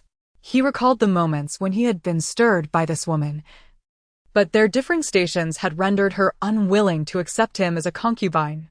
She had departed from the prince's residence, only to return to the palace when her marriage was imminent. Lu Yueguang squatted down, her cold gaze fixed upon him, her husband. "My lord, how do you fare in this place?" Emperor Jing Tian retorted, "Have you come to revel in my disgrace?" Lu Yueguang shook her head, her expression earnest. "No, I have come to share a secret with you." Furrowing his brow, Emperor Jing Tian was unwilling to listen. Whatever the secret, he was already burdened enough and wished to avoid any further revelations that could disturb his fragile peace. Lu Yueguang had not come merely to cast a glance at him. She stated plainly, "I killed your wet nurse." Ignoring the grimace that crossed his features, she continued, "I poisoned her. When she was punished, the poison took effect. And you were dead at that time, so no one cared about a meddlesome wet nurse. No one checked on her condition, otherwise the poisoning would have been discovered." Emperor Jing Tian stared in horror at the woman who had always appeared so delicate. Today marked the first time he realized how deeply she had concealed her true self. He felt utterly powerless, unable to avenge his wet nurse. Yet he could not comprehend her motives. "But my wet nurse is also your aunt. She treated you kindly. All that scholarly refinement you possess is due to her efforts and investments. Without her, where would you be today?" Lu Yueguang maintained her impassive gaze upon him. "She nurtured me merely to manipulate me, to make me her pawn. I will never forget how you all treated me that day. That old woman deserved to die. It matters not. Given my current state, even if she were alive, she would suffer more. Her death is a blessing." Her indifferent attitude clearly struck a nerve with Lu Yueguang, who retorted with a cold smile, "That was your own mother. Your attitude betrays your cold-heartedness, revealing that your previous kindness was merely a facade." Emperor Jing Tian, weary to his core, couldn't help but inquire, "How do you know this?" "Su Luoluo told me," she replied, directing his gaze toward the empty cell where a recently departed prisoner had been held. No longer doubting, he acknowledged that Su Luoluo indeed possessed knowledge of many hidden truths. "It matters little. Even if everyone were to discover that my wet nurse was the one who seduced the former emperor, climbing into his bed to bear me, so what? Such a disgrace will only bring further scorn upon your children. Rest assured, they will remain oblivious," Lu Yueguang asserted, rising to her feet, her cold eyes fixed upon him. "Emperor Jing Tian, you cannot escape. Do you desire liberation? I can assist you. As you said, death is also a form of release." Lu Yueguang extended her hand, revealing a blue porcelain vial nestled within her pale palm. "As husband and wife, this poison will grant you a painless death." Emperor Jing Tian stared at the vial for a long moment, then, extending his grimy hand through the iron bars, firmly grasped the vial with newfound determination. Volume 1. Chapter 93. A woman in power in his grasp, he clutched a green porcelain vial, taking poison to end his life. Zhao Rushi instructed Zhao Qiansun to incinerate his body directly to prevent any unforeseen incidents, and subsequently inter it within the royal tomb, replacing the original garments of honor. In death, he remained a member of the imperial lineage. Adhering to tradition, his burial in the royal mausoleum constituted a gesture of respect from her as his wife. Ao Rushi was aware of who had supplied Emperor Jingtian with the lethal poison, yet she chose not to pursue that individual, the unfortunate woman. As the saying goes, why should women create difficulties for one another? She resolved to act as if she were oblivious to the deeds of Lu Yueguang. The demise of Emperor Jingtian transpired in silence, and naturally no one would lament the fate of a mere prisoner in the dungeons. The ministers regarded him merely as a thief. The years of marital affection dissipated entirely after she recognized his true nature. Presently, her primary concerns revolved around the marriages of her sons, the academic pursuits of her younger offspring, and the upbringing of her youngest twins. Furthermore, there was the matter of her sixth son. She should not delay any longer. With the weather warming, once her eldest son's marriage was settled, she would hand the affairs of the princely residence over to the future princess consort and embark with Biluó to search for the youngest. Additionally, she was puzzled as to why the emperor had yet to issue a decree for her eldest son's princely title. Biluó accompanied Emperor Qizhong to the palace. Upon seeing Emperor Xian, Biluó eagerly clung to the emperor's leg. Looking up with a smile, Uncle Emperor, you appear to have regained much of your youth. Biluó, needing a favor, displayed an exceptionally amiable demeanor. The little darling gazed at him with wide, innocent eyes, nearly melting the heart of the sovereign. Unable to bear disappointing the young girl, Emperor Xian, eager to witness her surprise, interjected before Biluó could speak. Our Biluó wishes for your elder brother's title to be conferred, does she not? Biluó's dark, grape-like eyes sparkled with excitement, her cherubic face displaying two shallow dimples that made her utterly endearing. The emperor, unwilling to keep the child in suspense, instructed the chief eunuch behind him, destined. Present the edict I have prepared for the little princess. Yes, your majesty. The emperor casually explained, Biluó, take a look at this edict. I cannot issue it to heir just yet. Biluó tilted her head in confusion. Why, Uncle Emperor? There is a matter for which I require heir's assistance, and it is nearing resolution. After this, I shall issue the decree. The royal task assigned to her brother must be of great significance. Biluó refrained from further inquiry, understanding that the prince's position was secure, and thus she was not in a hurry. Her prior concerns stemmed from the fear that the emperor might overthink matters due to Emperor Jingtian's incident. Thank you, Uncle Emperor. The childish voice chimed. Emperor Xian's face lit up with joy, as if blooming with flowers. Biluó is truly obedient. Yet Biluó had another matter weighing on her mind. Unsure of how to broach it, her conflicted expression tightening. Alas, what should I do? My brother has fallen in love, but Yuxiaowen's identity. Yuxiaowen will certainly not reveal her true identity as a woman. She has worked hard to reach this point, having endured much. If she were to forsake everything for a man, I would lose all respect for her. Such a woman deserves greater admiration, yet the era does not permit it. The traditional views of society are too entrenched, unlike in other realms where abilities reign. This decaying system, who knows who might shatter it? Why must women be relegated to domesticity, unable to pursue their own careers? With these thoughts, Biluó began to contemplate the destruction of the three realms. There were too many injustices. Only through annihilation could a new world and order be forged. It was akin to a game. Emerging from her musings, Biluó inquired, Uncle Emperor, why can't women serve in the court? Although she posed the question, she was somewhat aware of the reasons. Women, though equally capable as men, found themselves confined to the domestic sphere, primarily due to their own conditioning. They had been ingrained with the belief that their duty lay in managing the household and educating children, coupled with the filial piety towards their elders and responsibilities towards the younger generation.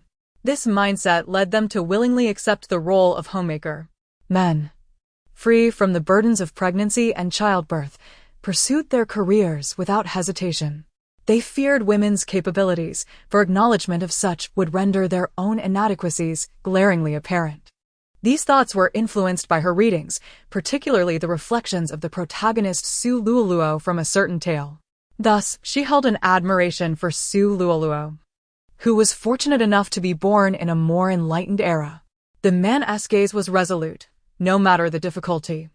Uncle Emperor was determined to see this matter through. Biluó felt a pang of emotion, if every generation could produce such a discerning emperor. Yet, that was an impossibility. To be a ruler necessitated adherence to certain principles. Alas, how can I subtly facilitate Yuxiaowen's reclaiming of her identity as a woman? I fear my brother's beloved may one day lose hope and flee, refusing to marry him. Destined brought forth the edict, asking, Little princess, would you like me to read it to you? Today was primarily to gauge the emperor's stance. Emperor Xian observed the eunuch Destined, his expression inscrutable, and queried, Destined, with whom has the heir been particularly close of late? Yuxiaowen. Haha.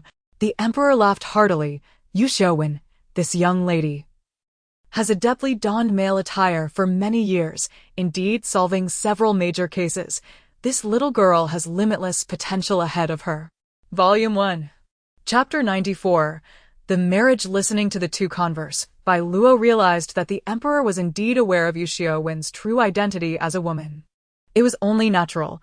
With so many informants at his disposal, and the Yu family being one of the most prominent clans in the capital, the emperor would certainly conduct thorough investigations when selecting individuals for his court. Di Xian continued, "This young lady has borne the weight of the entire marquisate. Such a remarkable girl is indeed rare." Biluó tugged at the emperor's robe, signaling him to pay attention. "Uncle, I want her to be my sister-in-law." The emperor, taken aback, soon echoed her sentiment.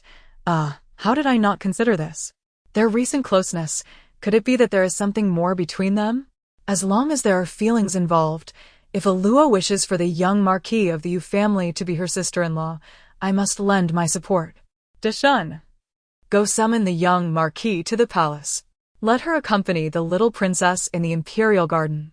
Turning to Biluó, the emperor added, "Biluó, I have a small task for you. When the young marquis arrives, convey my message to her, should she wish to reclaim her womanhood. I shall assist her and hold no grudge." Biluó, understanding the significance of her brother's lifelong happiness, readily agreed. Nodding vigorously, she declared, "Uncle, I promise to fulfill this task." The emperor affectionately ruffled her soft hair. "Good girl, Biluó."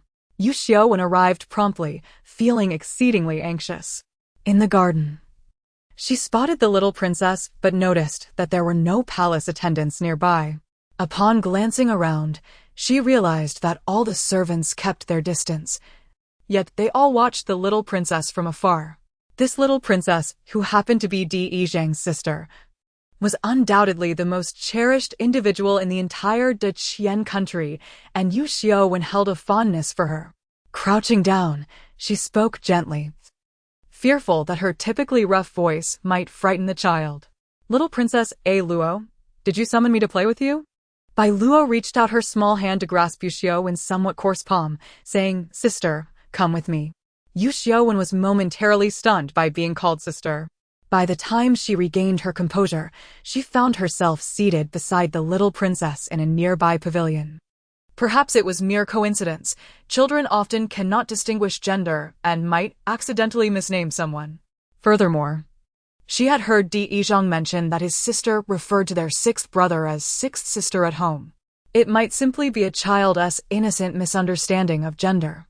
With no one around, she quickly concealed her astonishment. In this palace filled with watchful eyes, she could not reveal her true identity.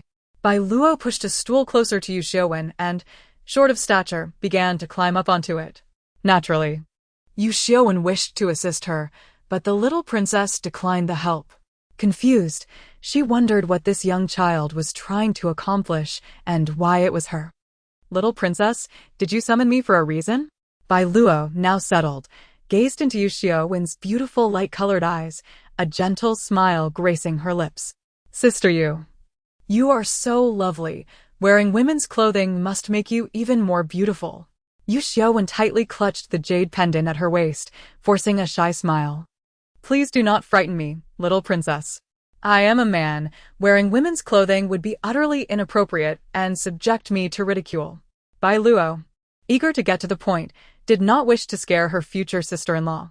"Sister, I heard from Uncle that you are disguised as a man, a heroic woman. He even encouraged me to learn from you." The jade pendant nearly slipped from Yu Xiaowen's grip as she processed this. Had the emperor known her true identity all along? If so, then he not only chose not to expose her, but also continually favored her while concealing her identity. "Little princess, am I about to face annihilation?" Perhaps due to Di Yizhang's influence, or the little girl's endearing nature, or perhaps because of her own overwhelming fear, Yu Xiaowen found herself confiding in this small child. "No way," Biluó replied with innocent delight, her eyes sparkling. "Sister Yu, marry my brother. Then Uncle will also be your uncle, and even if the worst were to happen, she counted on her fingers, even if it involves the entire clan. Uncle will not let that happen."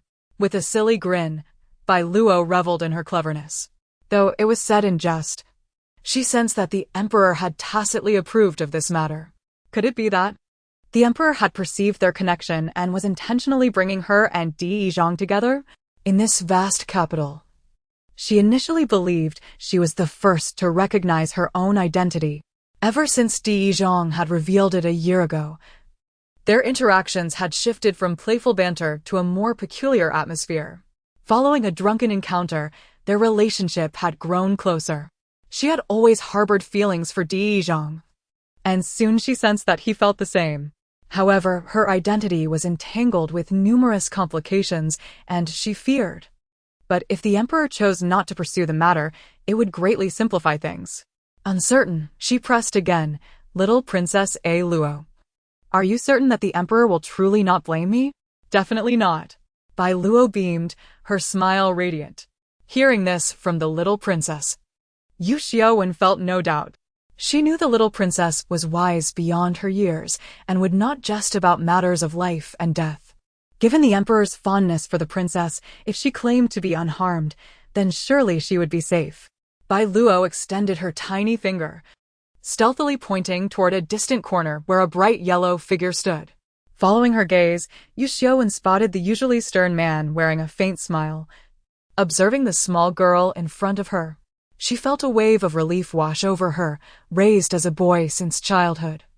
She unhesitatingly stood and bowed deeply to her brother, the emperor, who was at a distance. The chief eunuch De Shun promptly approached, offering assistance. "Miss Yu, you have endured much over the years. The emperor has matters to discuss with you. Please allow this old servant to escort you to his presence." She bowed to the chief eunuch beside the emperor. "Thank you, eunuch." De Shun hurried to step aside, while two maidservants rushed forward to support Yu Xiaowen. "Miss Yu, please do not overwhelm this old servant.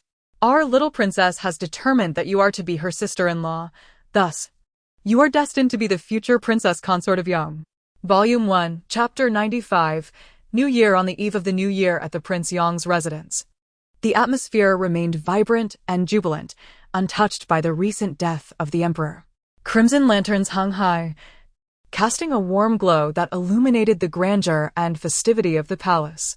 Elaborate couplets adorned the bright red door, each character infused with auspicious blessings.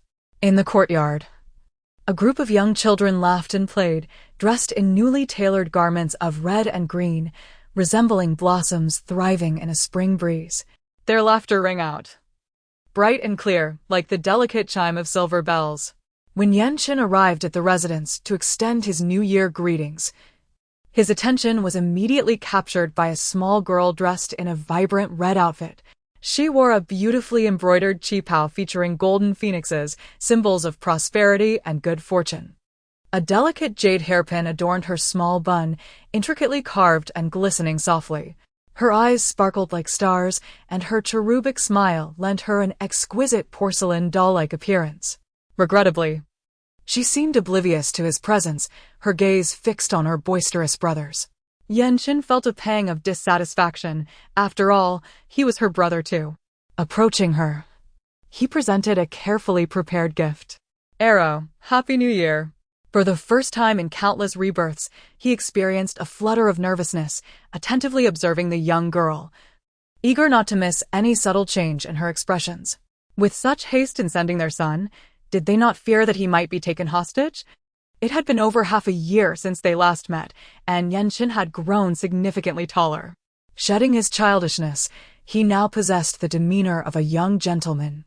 His face had become increasingly refined, and his enchanting eyes hinted at a youthful charm. If he continued to grow, he would surely drive many young ladies to madness. Upon meeting the expectant gaze of the little boy, she finally directed her attention to his gift. Being a child, she felt free to unwrap it in front of him. As she beheld the exquisite and expensive yellow rosewood box, anticipation welled within her. "Yanqin, can I open it now?" Yanqin sat beside her, placing the gift gently into her hands. His voice was gentle and humble. "Of course, go ahead and see what it is." What could it be? A unique treasure, one of a kind. Her imagination raced. Could it be a luminescent pearl from the South Sea or a longevity pendant from the mystical turtle of the abyss? As the box opened, she discovered a white teddy bear. The bear, though somewhat rough around the edges, reminded Biluó of the plush toys her two brothers had hastily sewn for her. It seemed that this little boy had indeed crafted it himself.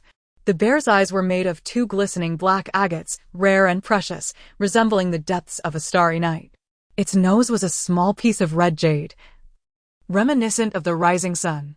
The bear's fur was a soft silvery white, appearing as if it had been plucked directly from a polar bear, meticulously stitched onto the toy. Each strand lovingly groomed, imbued with the warmth of moonlight.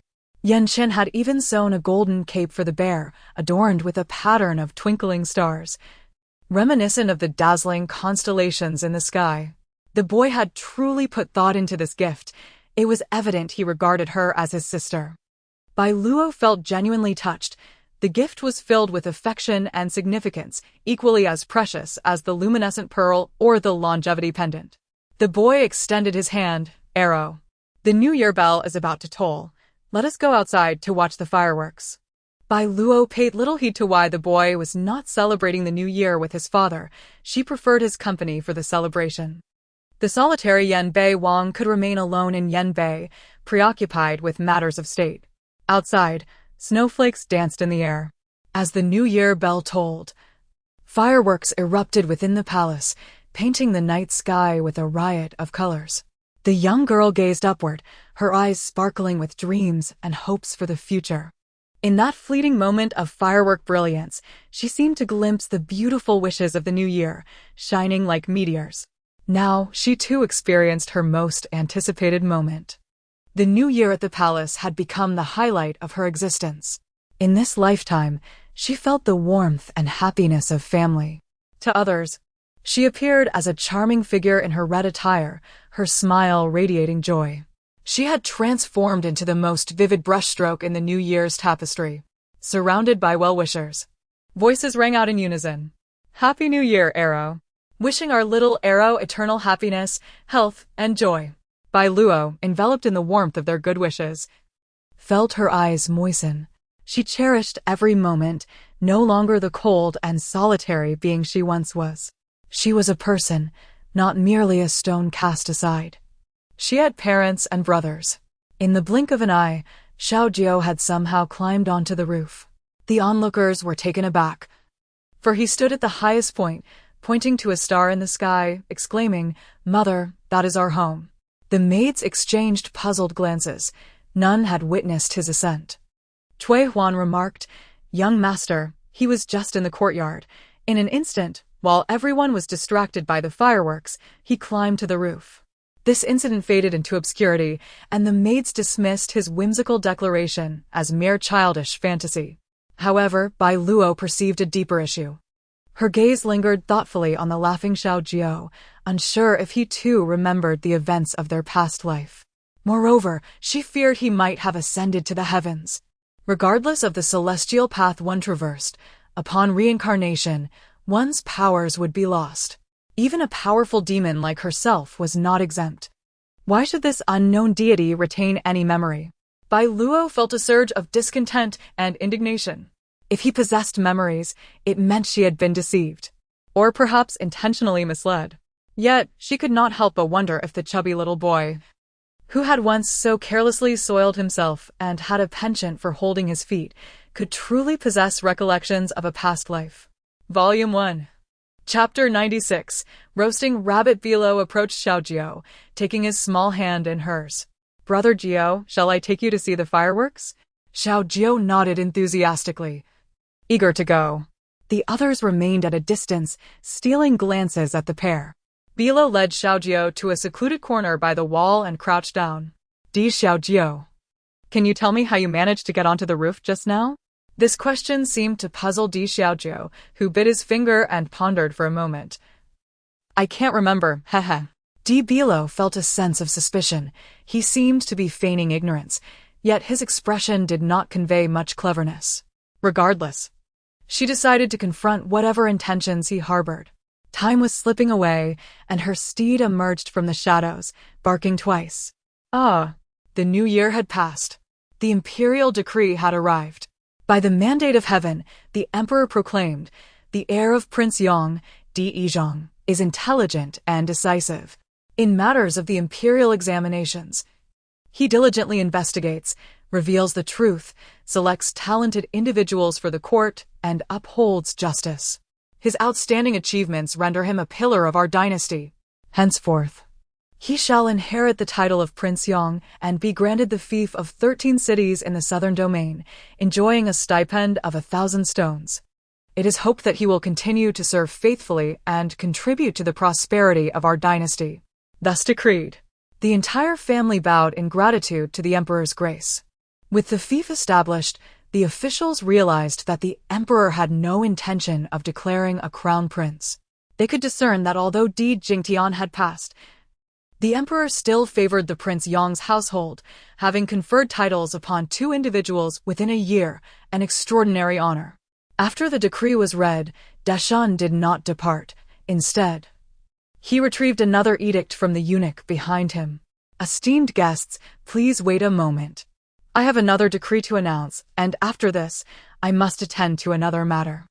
The Prince Yang's household may begin preparing gifts. Soon, the eunuch proclaimed the second edict with great fervor.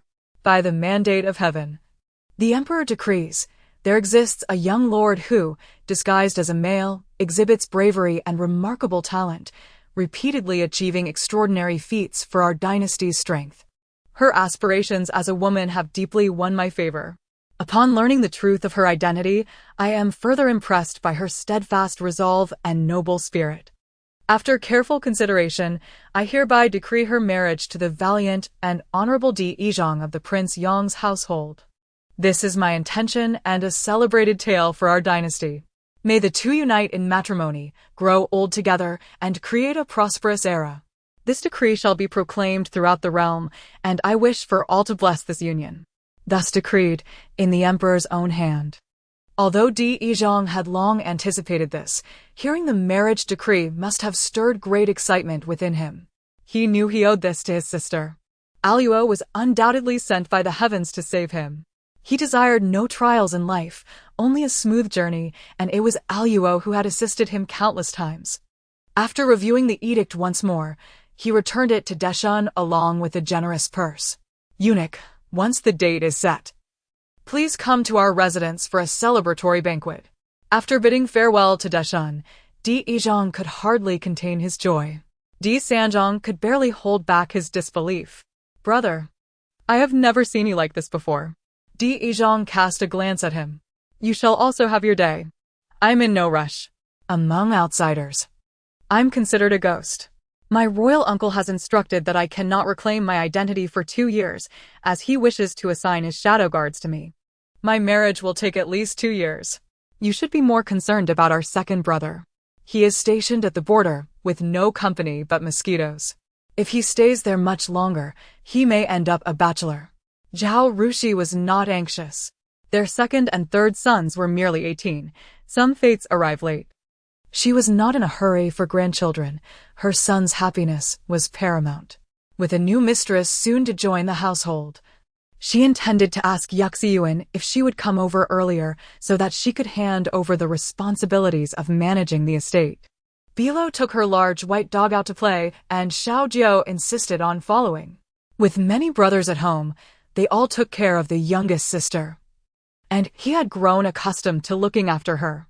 The several sons in the family had become increasingly worry-free. Even Luce's 2 sons had remained well-behaved. The amnesiac Di Xizhang exuded an air of chivalry, free from gloom and resentment, genuinely fond of Biluó. Perhaps the fleeting thought of a young boy had led to Di Liuzhang's tribulations. Just like the tales of daughters, no one can sail through life without encountering challenges. Perhaps this was the trial of the 6th son. After Di Yizhang's marriage, Biluó, along with her mother, journeyed eastward, crossing the vast ocean for 7 days and nights. In the distant eastern seas, there stood a particularly high, mist-shrouded celestial mountain. Mother, Brother Lu is very likely here. She could not calculate precisely, but relied on a slim chance and inquiries along the way to find this place. The true celestial mountains exist in the heavens, far beyond the reach of mortals. However, this was a realm of cultivation on earth. Over thousands of years, those who researched immortality had indeed achieved some success. These individuals had traveled across the East Sea, isolating themselves here to focus on their cultivation. The capable ones would ascend after enduring various tribulations. while those slightly less fortunate could still live for a century.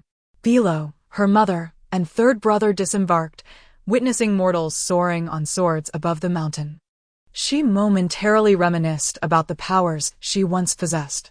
Although she could not soar to the first layer of heaven, she could at least avoid walking on her legs. The group soon found themselves unable to continue and sat down at the foot of the mountain. Destined, accustomed to battle, felt no fatigue from the climb. During their rest, he casually hunted 2 wild rabbits and a couple of wild birds, roasting them to eat. The aroma of roasted meat filled the air. Biluó indulged in the feast until a little mountain boy, flying on a broom, nearly swept them away. As the only man present, Destined stepped forward first. "How dare you, little boy? You didn't even greet us before attacking." The little mountain boy glared at the 2 eaten rabbits and the colorful feathers scattered on the ground, his brows furrowing in anger. "How dare you? Those were celestial beasts that my master worked hard to obtain." Volume 1. Chapter 97. Cultivating Immortality. Biluó could not discern that this was a celestial beast. It appeared quite ordinary, yet its flavor was exquisite. Relying on her youthful charm, she endeavored to sweeten her words, hoping to smooth over the situation and inquire about her 6th brother's whereabouts. With a beaming smile, she approached and said, "My dear young sir, I sincerely apologize. It was not our intention. How about this? If there is any way we can make amends, please do not hesitate to ask. Give us 2 months, and we shall do our utmost to fulfill your request." She grinned, her eyes twinkling, convinced that this young lad would be swayed by her charm. "Humph. Today's events must be reported to my master. You are obliged to provide an explanation," the boy retorted coldly. Biluó was taken aback. He truly was not swayed by her tactics. What a waste of her smile. The boy's broom expanded, lifting the 3 of them effortlessly and whisking them to the mountain's summit in the blink of an eye. Biluó was unperturbed by the speed.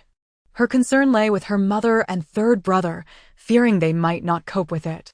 Upon shifting her gaze to their faces, she found them composed, albeit with slightly disheveled hair. Zhao Rushi crouched down and asked her, "Biluó, are you afraid?" Of course, she was not afraid. As a divine being, she could soar through the skies far quicker than this. Yet, most of the time, she did not need to fly. Gods could teleport. As long as there were no prohibitions against her, she could reach her desired destination with a mere thought. In a sweet voice, she replied, "Not at all." The boy scrutinized them, then scoffed, "Not bad. It's the first time I've seen mortals withstand such speed without becoming dizzy." Destined stepped forward, bowing respectfully to the boy. "Young brother, I acknowledge my shortcomings today. We are willing to offer appropriate compensation. You mentioned taking us to see your master. We kindly ask you to expedite this, as we have pressing matters to attend to." The boy's expression remained frosty as he huffed, "Humph, follow me." As the 3 of them looked up, they beheld the towering Lingyun sect. It was Biluó's first glimpse of a human cultivation sect. Not only Zhao Rushi was unaware, even Biluó, now a demon goddess, found herself puzzled by the boy's words. Noticing their confusion, the boy patiently elucidated, "This is no ordinary staircase. It is the ascension platform." Biluó still did not comprehend. She shook her head and inquired, "What of the ascension platform?" The boy's eyes widened with lingering disbelief and fear, his demeanor softening as he explained, "The ascension platform is a necessary trial for entering the realm of immortality.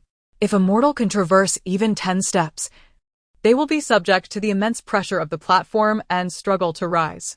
Those with a celestial affinity who can walk further will demonstrate greater talent for cultivation. You have already surpassed 100 levels. How can you not feel fatigued? Unless..." The boy's eyes widened, "Unless you are deities descended to the mortal realm." "What deities descended?" The group exchanged glances. Biluó understood her own situation.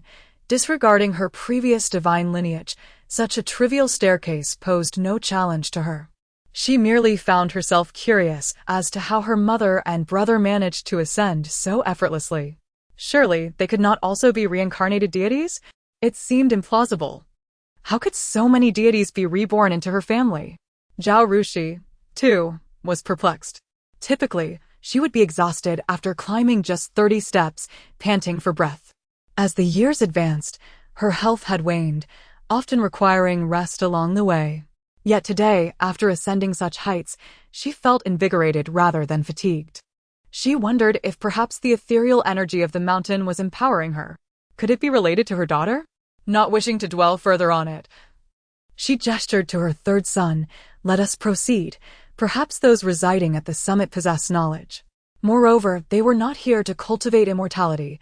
Her curiosity was merely piqued, not of utmost importance. The boy scratched his head, deep in thought as he walked, until they reached the top of the staircase, still unable to fathom the situation. What? You dare consume my master's celestial pet? A man glared at them, his eyes ablaze with fury. Biluó's youthful voice chimed in, Young sir, we meant no harm. They bore no distinctive markings, and we mistook them for wild hares. We acknowledge our mistake, and if you have any requests, we shall compensate accordingly. The man's expression mirrored that of the boy, filled with indignation. He sneered, I hope my master does not decide to toss you into the sea to feed the fish. How tyrannical. Biluó grew increasingly dissatisfied. Clearly, her charming demeanor was ill-suited for this circumstance. The two appeared eager to evade responsibility, seeking only to hand them over to their master for retribution. As the two brothers walked ahead, the boy asked his senior, Does that fellow still refuse to accept the role of my master's disciple? It has been a year, and he rejects such a generous opportunity. Who would have guessed? They were indeed ungrateful, having ventured into the Central Plains twice for their master. His master offered him the position of a closed-door disciple, yet he audaciously declined. That was the only closed-door disciple available. If that opportunity were granted to me, his senior lamented.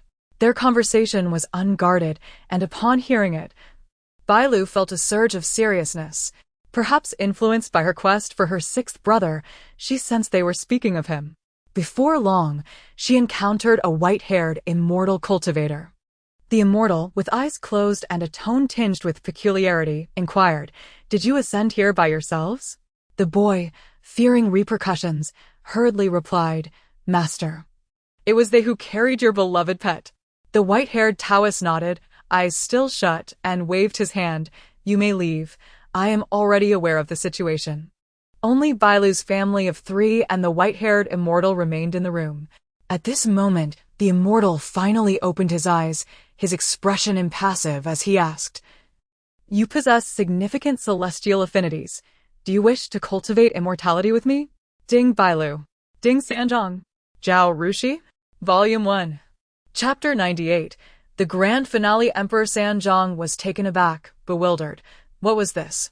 He had come to find someone, yet he was being asked to pursue immortality? Immortality?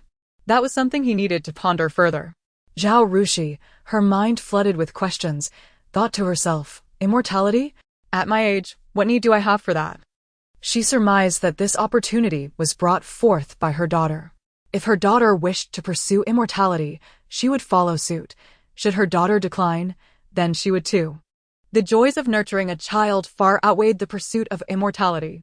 Zhao Rushi and Emperor Sanjiang exchanged glances, each perceiving the understanding reflected in the other's eyes.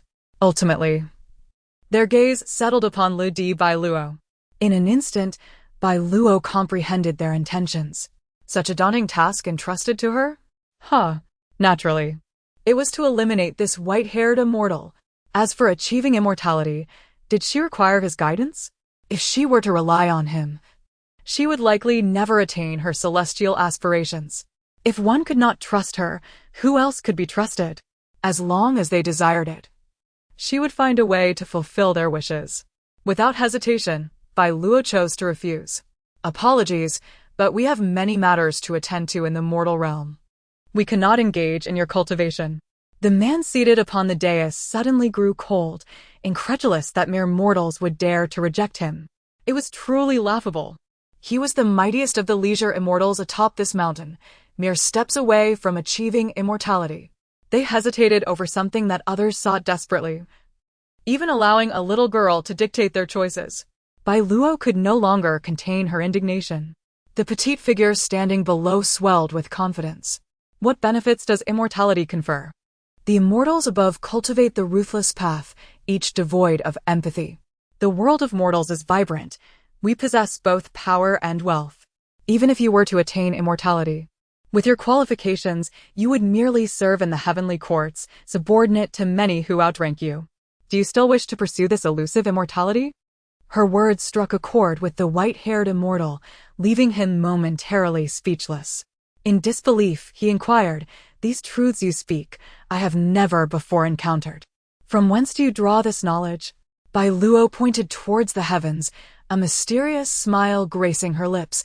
"The secrets of heaven cannot be divulged." The white-haired immortal was momentarily silenced, and after a long pause, he sighed, "Very well, let fate decide.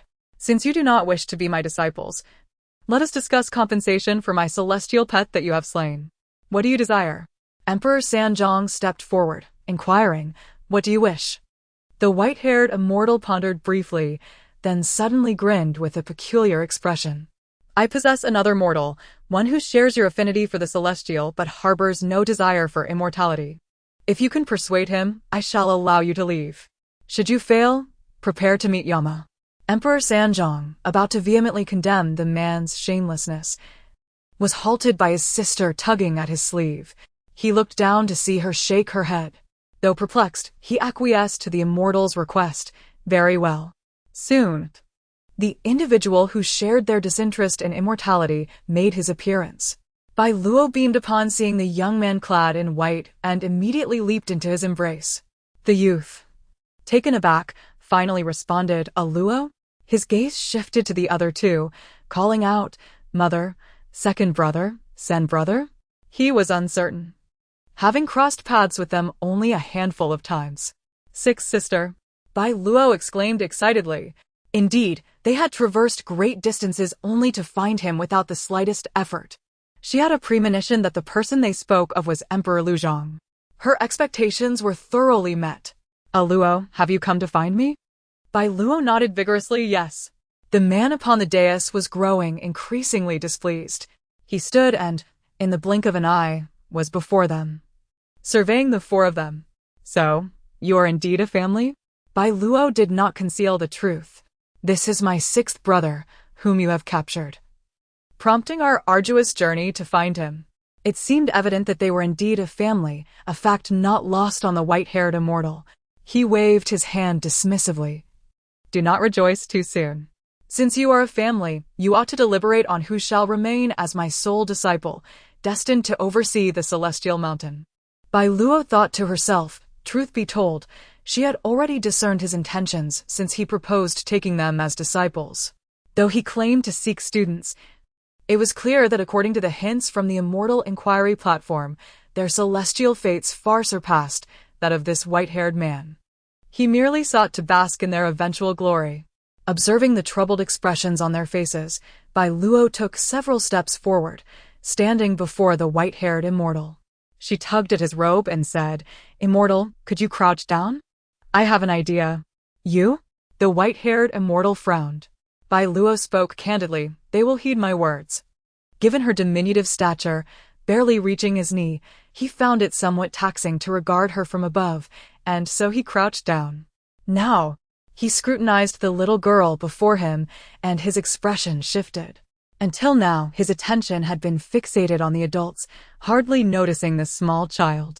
Yet at this moment, he sensed an inexplicable aura radiating from her. A curious feeling of wanting to submit to her washed over him. This girl was extraordinary, far from ordinary. Though he was the most powerful on this celestial mountain, recent events had seen a rival emerge in the form of a reincarnated goddess found in the Central Plains, which had stoked his jealousy. How could he have missed such an opportunity? Looking at the little girl before him, her ethereal presence seemed 100 times more potent than that of the goddess named Shiyen. It appeared that his fortune had arrived. This little girl could very well be his ticket to ascension. What is it you wish to convey? Volume 1, Chapter 99, The Grand Finale to Biluó.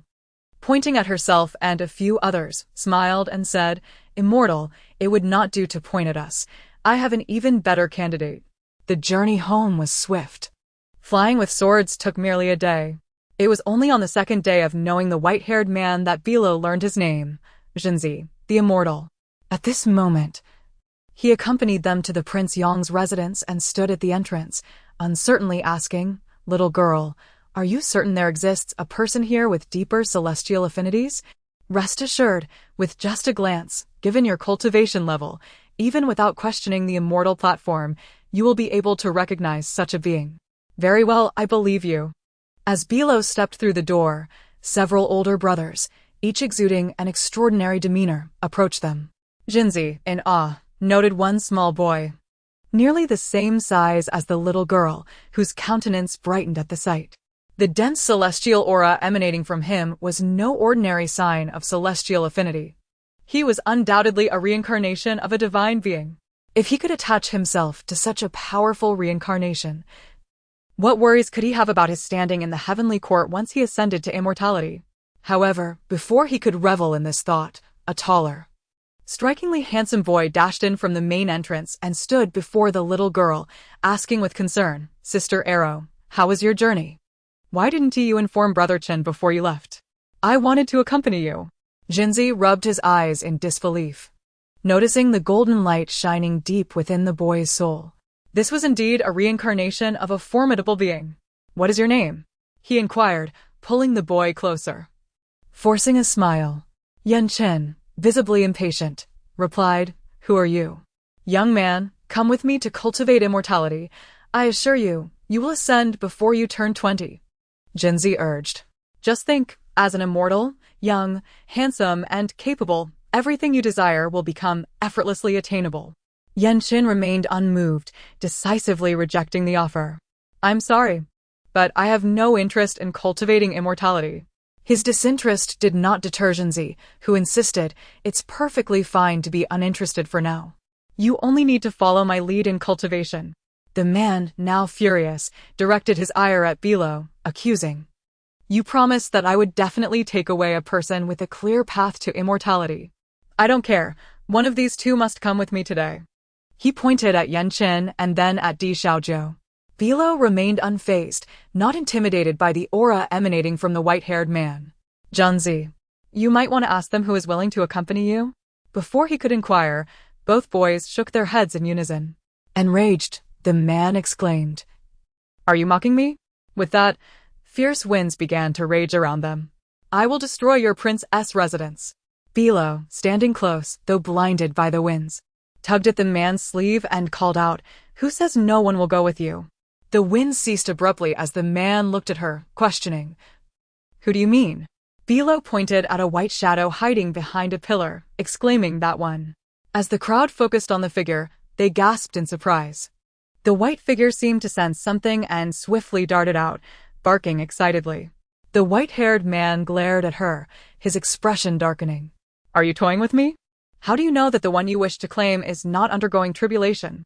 If you disrupt the celestial tribulation..." Jinzi, realizing the truth, understood that these individuals were extraordinary.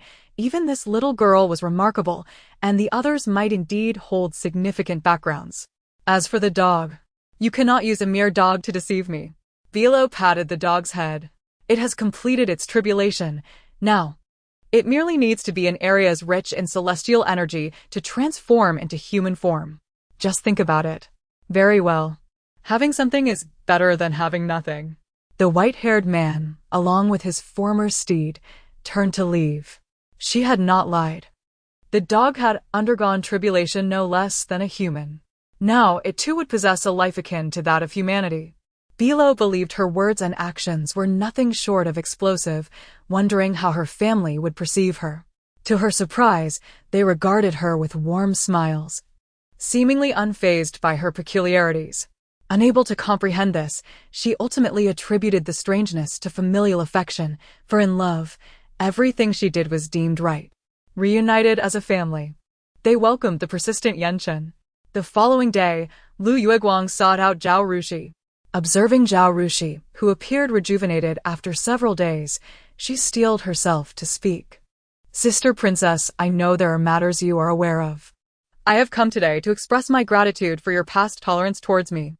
Some words eluded her. Others were difficult to articulate. Since the prince's passing, witnessing her two sons nearly ruined by her actions, she suddenly gained insight. She could not bear the thought of her sons being merely the offspring of a concubine, yearning to seize the title of heir, yet she had overlooked her sons' feelings. What if Zhao Rushi's children had all perished? Would the emperor truly allow her sons to inherit? No. Even the beloved Di Yizhong had only been granted the title after accomplishing significant deeds. The emperor likely sought to suppress the nobility, preventing their reckless offspring from monopolizing resources. As for her own sons, she had no confidence that the emperor would regard them favorably. At best, they might aspire to become minor lords. With harmonious brotherhood, an elder brother who was a general, and a younger brother and sister favored by the Empress Dowager, their future days seemed promising.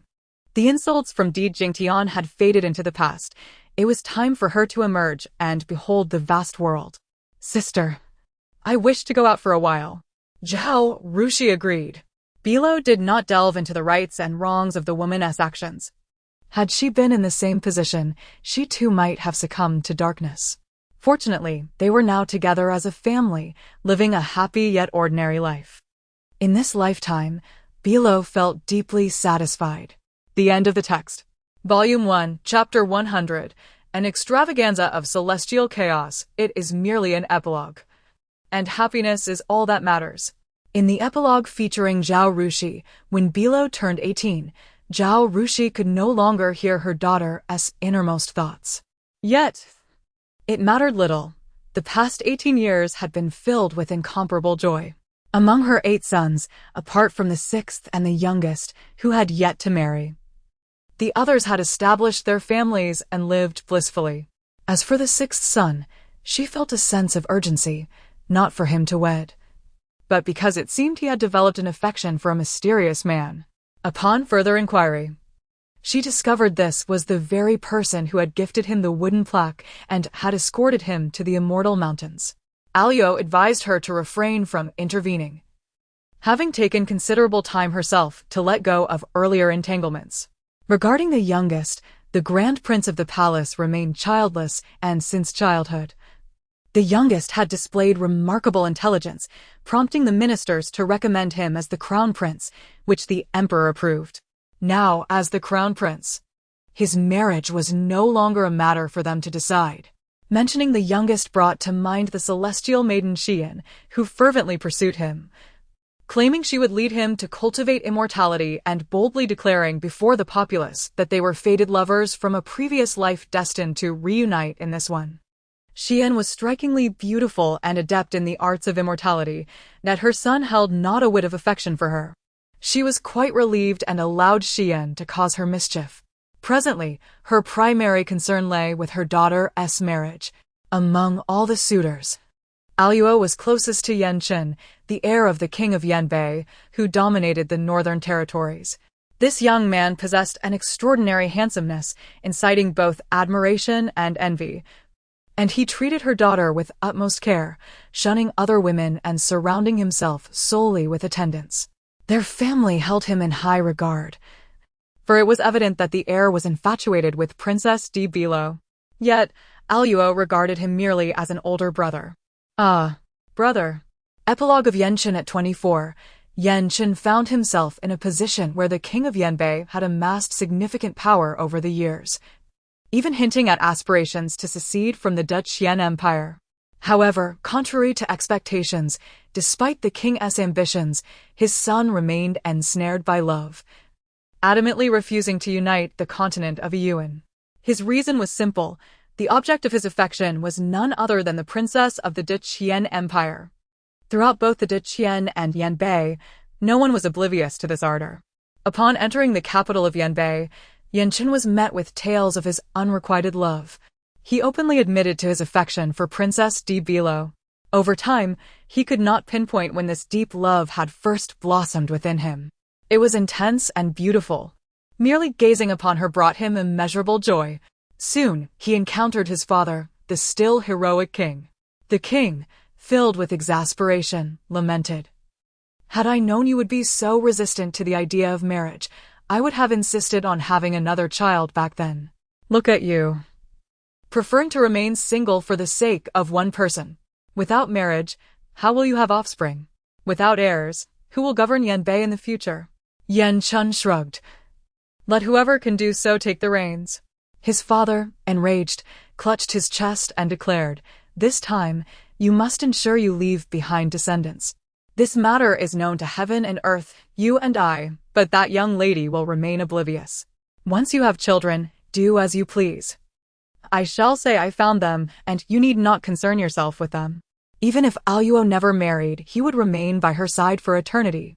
Epilogue of Di Xiaojiao. Dragons give birth to 9 offspring, not in the sense that a dragon can have 9 children, but rather, it refers to the true dragon. Who is I, Di Xiaojiao? I recount, from the moment I became aware of my surroundings. No, it should be from the moment of my birth. I have been able to hear the voice of one person, my twin sister. Her thoughts conveyed to me that I was a celestial deity, yet I felt nothing. Only when night fell did I inexplicably leap onto the rooftops, gazing at a particular bright star in the sky, feeling an unexplainable conviction imparted to me to save all living beings. It was only later that I learned, due to having been struck by lightning during my reincarnation. I had bypassed many of the usual steps, leaving me with remnants of divine power, though I neither knew how to wield it nor desired to. From the voices I later heard, I feared I was the first to discover that the beloved sister of our family was, in fact, the reincarnation of a world-destroying demon god. I hesitated not, nor did my family. We were born of the same mother, twins, the closest of kin among all our relatives. To save her was to save all living beings. Observing her ordinary life, I knew that as long as I protected her diligently, the calamities I dreaded most would not come to pass. The heavenly sovereign who governed a realm was my father, and this person. Epilogue of the celestial chaos. The demon god, sustained by malevolent thoughts, found her powers greatly diminished without the hatred that once fueled her desire for destruction. Her subordinates, seeking to rise in rank, were eager to seize the opportunity. Meanwhile, those within the 3 realms who sought her demise were still numerous. Yet, she ventured into the underworld, where she found not a single reincarnation record on the death ledger. On the other side, the celestial maiden Xian had allied with those who sought to vanquish her and now stood before her. Xian, having endured a mortal life, seemed to have grown considerably. She stood at the forefront of the crowd, proclaiming, "You, demon, today I, the daughter of heaven, shall act in accordance with the will of the heavens and obliterate your very soul. I shall see who dares." Biluó beheld her earthly twin brother suddenly appearing before her, clad in resplendent robes, exuding grandeur. This surprised her. Yet, what astonished her further was the simultaneous emergence of more than 10 others. The would-be assailants knelt in submission. It was then that Biluó comprehended the truth. Di Xian was, in fact, the reincarnation of the heavenly emperor. Her mother, Zhao Rushi, was the goddess of creation from the east. Her elder brother, Di Yizhang, was the lord of beasts. Her second and third brothers were the twin celestial lords governing the stars. Her fourth brother presided over the deities of good and evil. The fifth brother was the lord of destiny. And her sixth sister, unexpectedly a woman, was the reincarnation of the god of war, reborn in a male form. While her lover had sought her across 3 lifetimes, being the celestial keeper of the world's artifacts. The seventh brother, lacking any skills, was the star of literature. The eighth brother was a reincarnation of the Buddha's foremost disciple. Even her great-uncle, the god of wealth, was among her lineage. Just then, a magnificent light shone before her as hundreds of golden-winged phoenixes bore a luminous palanquin toward her. The once flustered celestial maiden Xian's expression brightened, and she knelt, exclaiming, "It is the Lord of Chaos. With the Lord of Chaos present, the demon god shall surely be vanquished." The Lord of Chaos. At that moment, a familiar figure stepped forth, adorned with golden lotus blossoms, advancing towards Biluó. The man spoke softly, "Biluó, I have arrived late." "Yanchen?" "Biluó, it seems she has truly triumphed." The end.